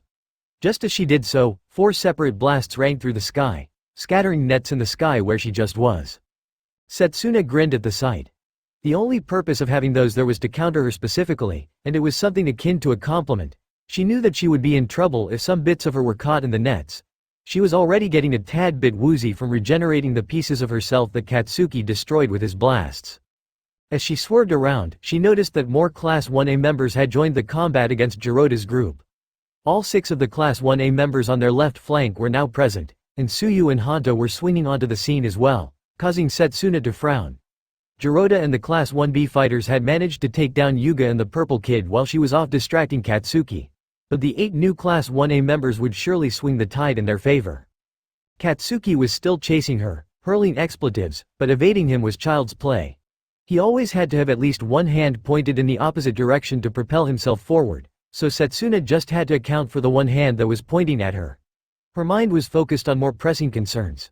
If Class 1A was able to regroup, what happened to her classmates on the backlines? "Hey, Bakugo," Mina called, dancing under Jirota's swipes, "need some help here?" Katsuki growled, but he gave up on chasing Setsuna and flew back down to join the fight against Jirota, allowing Setsuna to switch her attention to her classmates on the backlines. Right as she was thinking that, a second ice wall was erected right before her eyes, splitting Jirota's group and the members of her class with Abara in two. Immediately filled with dread at the sight, she picked up the speed, separated into more pieces, and flew over the ice wall to see the area shrouded in a very thick, dense purple smoke. Regathering herself and landing, she immediately noticed that the smoke was so thick that she could barely see 5 feet in front of her. She followed the muted screams and ran into Nato and Itsuka. "What's going on?" Nato flinched, but when he realized that it was just Setsuna, he breathed a sigh of relief. "Hey, Midoriya-stan." Setsuna glared at him. "Not a Midoriya-stan. When did Midoriya have a quirk that allowed him to create this?" he asked, gesturing around at the smoke. "He's here?" Setsuna asked. Itsuka nodded. "Somewhere within this smoke." "What about the rest of the class?" "We're trying to look for them," Itsuka told her. A cry of surprise echoed somewhere to the right of them, and the 3 heroes in training shared a look before running off to the source of the sound. They found Kanoko lying in the dirt, blue circle shattered. "You guys have to help Shiozaki," the mushroom girl pleaded with them. Setsuna and Itsuka nodded. "Of course." Suddenly, the sound of a boy screaming came closer and closer. They looked at the source of the sound and saw a strand of darkness throw Kojiro gently to the ground before disappearing into the smoke. After confirming that he was eliminated, the 3 followed in the direction that the strand disappeared off into. "Why do I feel like we're in a horror movie?" Itsuka grumbled, "Can't see anything." "If we were," Nato remarked, "we're doing that thing where the characters go towards the obvious red flag danger, rather than run away from it." The smoke was beginning to clear, though. Setsuna began to make out the fallen over, frozen bodies of her eliminated classmates. None of them looked like they had sustained any injuries whatsoever. Instead, it looked like they were all eliminated in a single, precise blow. They began to see Abara fighting someone who was presumably Izuku, so they rushed to her aid, URK. A sinister pressure caused Setsuna's knees to almost crumple beneath her. Itsuka managed to remain upright, but Nato had fallen to his knees with an almost comical, "Huh?" It felt like she was sinking deeper and deeper into the ocean with the pressure building up and no way out. She forced herself to move forward, but her movements were slower, unsteadier. "Shiozaki. Run!" Abara shouted, not even sparing Setsuna, Itsuka, and Nato a glance. "I'll hold him here, just run." Setsuna gritted her teeth. "We'll fight him together." A whole swath of vines cut them off and separated the 3 from Abara. Strands of darkness looped over the vines and flung Izuku into the sky, landing before the 3. With a swipe of his hand, the purple smoke was dispelled, revealing Abara's form and the downed bodies of Class 1B's back line. Her mighty vines were tied down and hampered by 7, 8 tendrils of darkness emanating from Izuku's left arm. Instinctively, Setsuna fired off a fist directly at his core, but this time, Izuku had his right hand covering it, and when her fist struck his, it felt like she was striking a brick wall. He smiled. "Setsuna Tokage, it's nice to officially meet you." Though his words were spoken genuinely, the sheer pressure emanating from him, the aura that manifested behind him made her feel like she was an ant on the wrong side of a magnifying glass. She felt like she was being crushed under the water pressure in the deepest parts of the sea, where even moving was a gargantuan effort. The effect was partially broken when Abara's vines broke free and attempted to entangle Izuku. With his attention split, Setsuna, Itsuka, and Nato felt as if they could breathe again. "Please," Abara pleaded with them. "Flee. There's no one left here. Don't let Class 1B lose here and now. If you guys make it out, there's at least a chance." Setsuna looked for gaps within Izuku's defense, but he always had that right hand covering his core. With his attention turned towards Abara, she looked at Itsuka and Nato. The former looked torn, while the latter already made up his mind. "She's sacrificing herself for us," Nato said. We can't let her decision be in vain. Itsuka still looked unconvinced, so Setsuna made the hard decision for her. Let's regroup with Shishida. Monoma, copy my quirk and help me carry Kendo. I don't know how to use your quirk, he complained, but he tapped her and did so anyway. Grabbing a hold of Itsuka and encouraging Nato to do the same, she instructed, just imagine splitting yourself in two and flying. Easy. Easy my ass, Nato glowered at her, but then his legs popped off and sped into the distance. What the fuck? The overbearing pressure was returning, and Setsuna turned, watching Izuku refocus his attention on them after having dealt with Abara. With strands of darkness prying apart her vines and entangling them at their roots, she became a much easier target, and from her rapidly freezing body, Abara mouthed, sorry. Now or never, she warned, and Setsuna zoomed off with Itsuka and Nato following close behind. She had to do the brunt of the heavy lifting because Nato was not that familiar with her quirk, but they made it over the ice wall only to be confronted with another ghastly sight. The grassy field had turned into a winter landscape, with frost and ice accumulating on the ground. Some Class 1B students were frozen to the ground, with ice around their legs and cores completely shattered. Nato managed to reconnect himself and become whole again as they landed in the shadow of a small hill. With tears in his eyes, he said, Kendo, let me copy your quirk. I'm gonna throw up if I have to use Tokage's quirk again.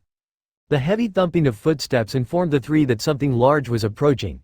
As Setsuna turned to look, she saw Jiroda crest the hill with Tetsu in tow. I thought that I saw you guys land here, the giant beast said, skidding to a stop. Todoroki and Bakugo are going bananas. We only got away because Rin, Kamakiri, and Honanuki are distracting them for us. What's the situation from the back line? Surely they're alright. Nato smiled sheepishly. Wiped by Midoriya. Wiped by Midoriya? Jiroda cried. In, 10 minutes?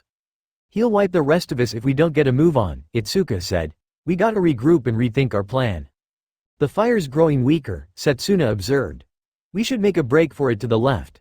We only have to be careful of Uraraka there. Unless, of course, you guys want to try climbing that.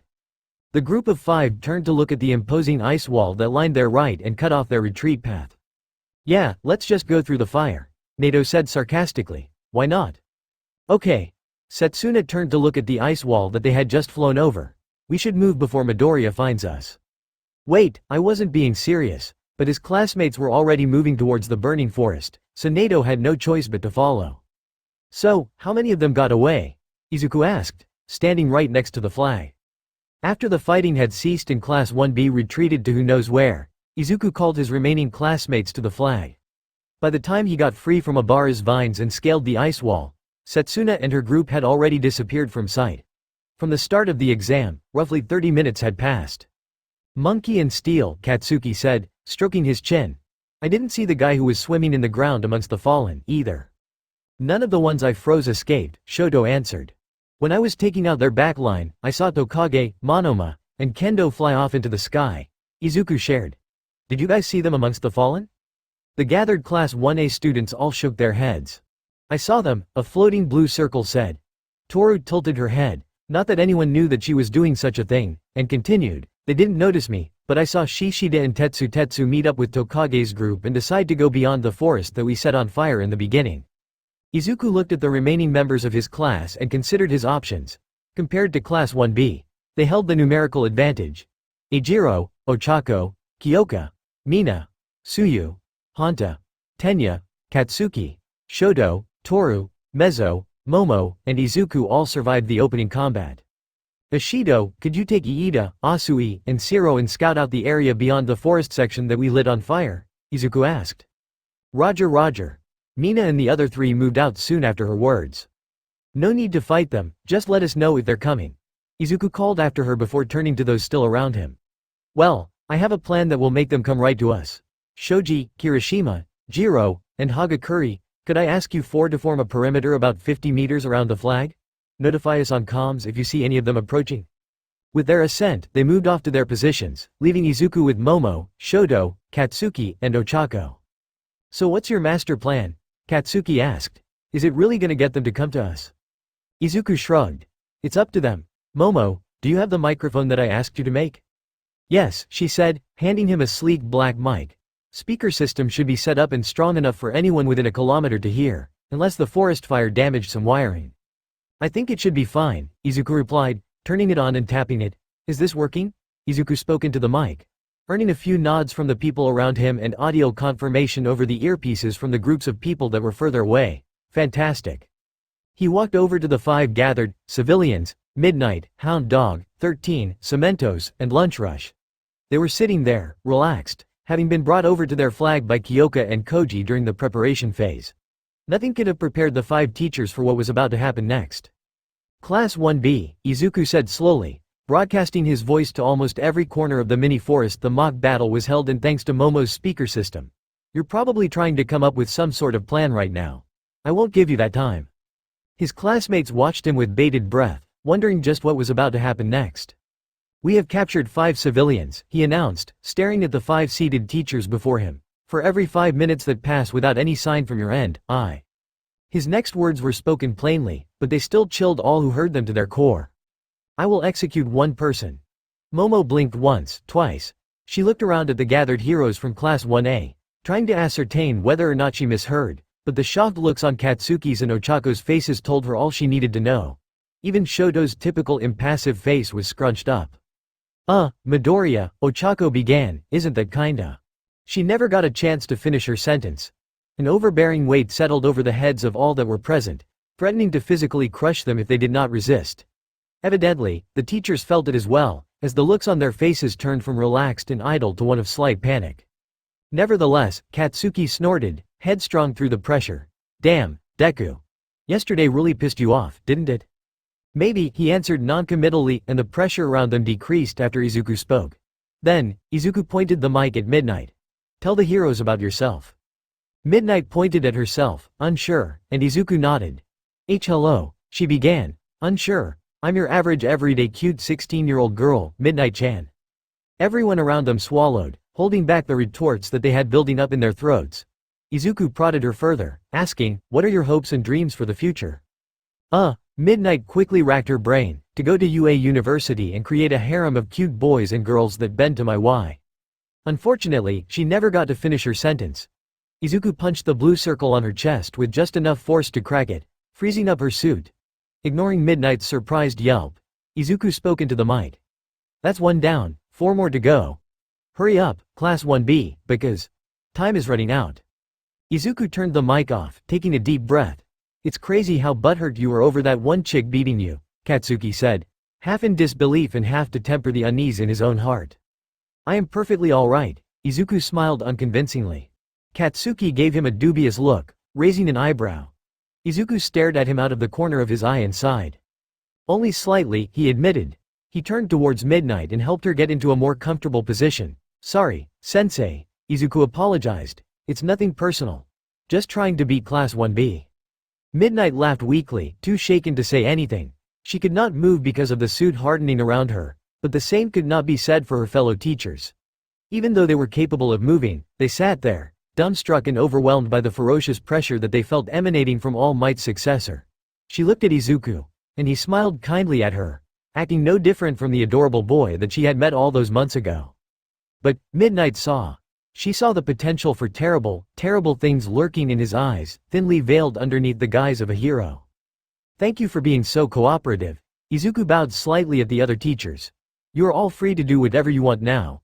I won't stop you as long as you don't interact with Class 1B. The important thing is the illusion, after all. He stared off into the distance towards the area beyond the forest that they had burned down.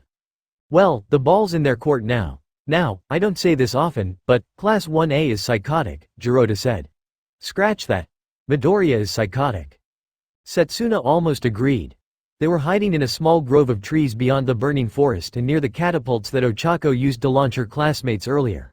All that separated them and the flag was a large hill sparsely decorated with trees and bushes. She looked around at her classmates. Of the original 20, only 6 survived the brutal opening melee. Juzo, Itsuka, Jirota, Nato, Tetsu, and herself. With their back line single-handedly decimated by Izuku and most of their front line wiped after they were separated by Shoto's ice, things were looking bleak for their class. Juzo only managed to escape Shoto's ice by the skin of his teeth and join up with them. Tetsu grumbled, we can't sit here and do nothing. I mean, Nato suggested, we could, technically. Itsuka whacked him on the head. Dude, they've captured civilians. Treat this like an actual raid. We'll be sitting ducks if we go out there, Nato countered. They outnumber us, what, 2-1? That's just an estimate, though, Jiroda said. Tetsu frowned and scratched his head. Say, even if we are successful, turn the tables on them, and make it out with the flag, our grade is going to be hurt if we don't do anything about the civilians. The six stared at each other, struggling to come up with a plan of attack. Nato closed his eyes, pinched the bridge of his nose, and sighed. Well, regardless, it's clear that Midoriya is the brains of the operation, Nato huffed, taking his fingers off his face and interlocking them. I officially take back what I said earlier. Midoriya's scary as shit. Sorry, Tokage. I'm not gonna sit here and say I told you so, Setsuna sighed. That'd be a waste of time. We need to figure out what we'll be doing from here on out. Instead of having a few hours to think about a new plan and whittle down Class 1A, Midoriya just gave us a 20-minute time limit.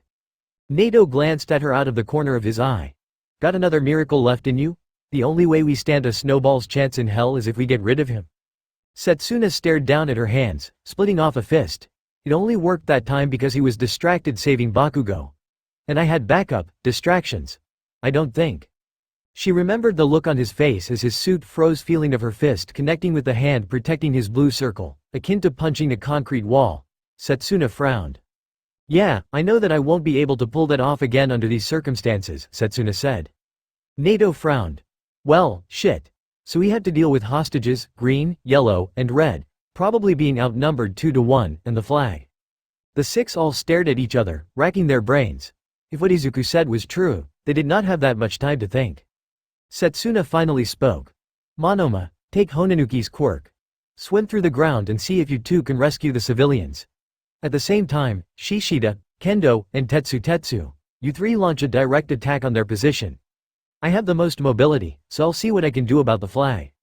Tetsu grinned as Nato copied Juzo's quirk. So you're basically asking for us three to be bait. Put simply, yes, Setsuna said. I'll be the best fucking bait to ever bait, he declared, looking at Jiroda and Itsuka. With an exasperated look on her face, Itsuka agreed to the plan, and Jiroda gave a simple nod. Well, Setsuna looked at the other 5 remaining classmates, good luck. She watched as Jiroda, Itsuka, and Tetsu ran up the hill, and the sounds of fighting almost immediately broke out the moment that they dipped beyond her view.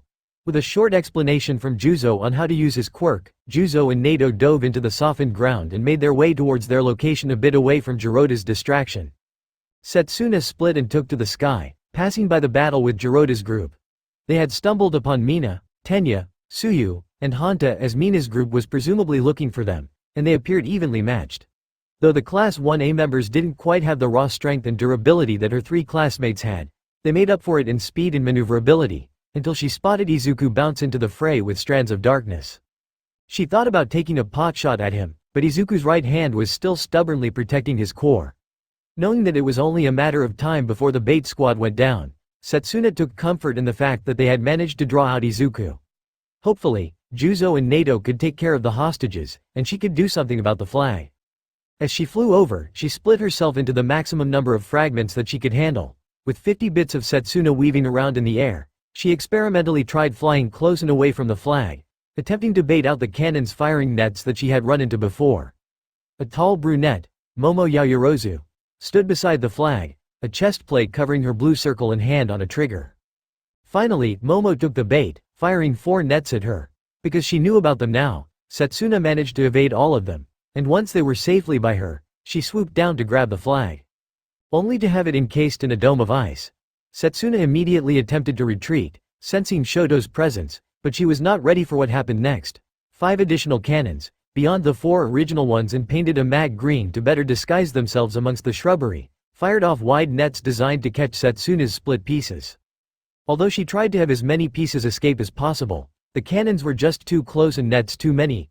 Over 80% of her was captured in those nets, pinned down by the sticky substance on the nets. Setsuna immediately made the decision to abandon those pieces, forcibly regathering into one whole and regenerating her lost pieces. Setsuna was not able to remember the last time she had to regenerate such a large portion of herself, leaving her completely winded as she landed on the ground and collapsed to her knees. As she fought the urge to throw up, she looked up and saw Momo pointing a blunt short sword at her through her blurry and spotty vision.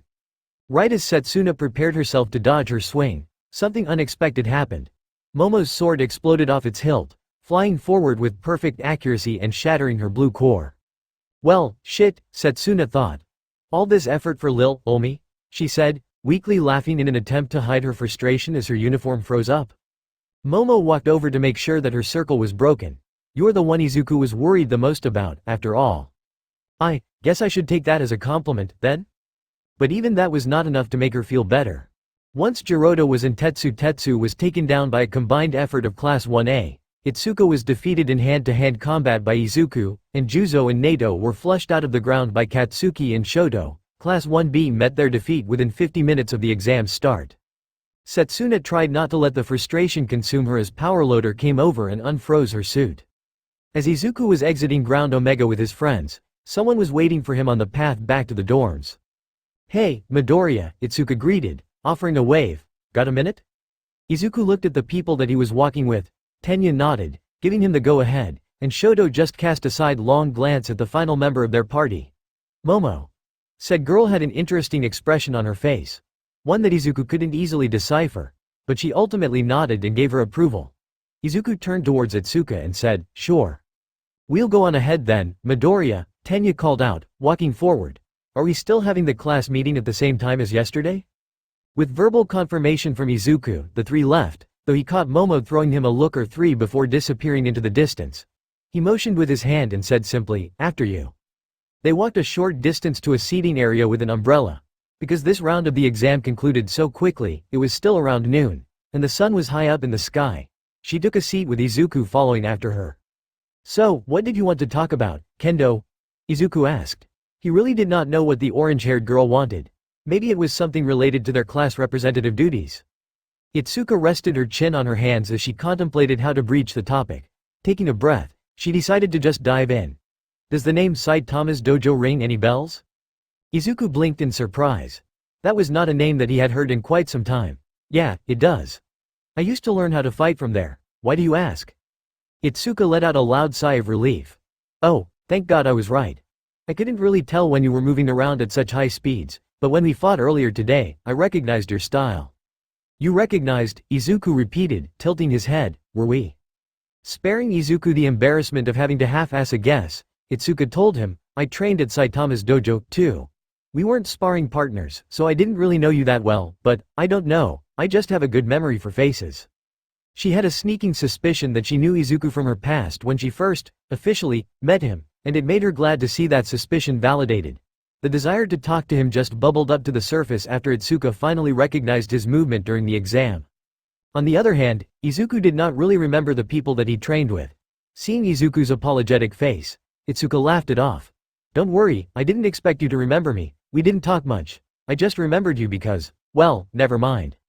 Itsuka laughed and looked off to the side. Thankfully, Izuku did not pry, and even if he did, there was no way that she could tell him that.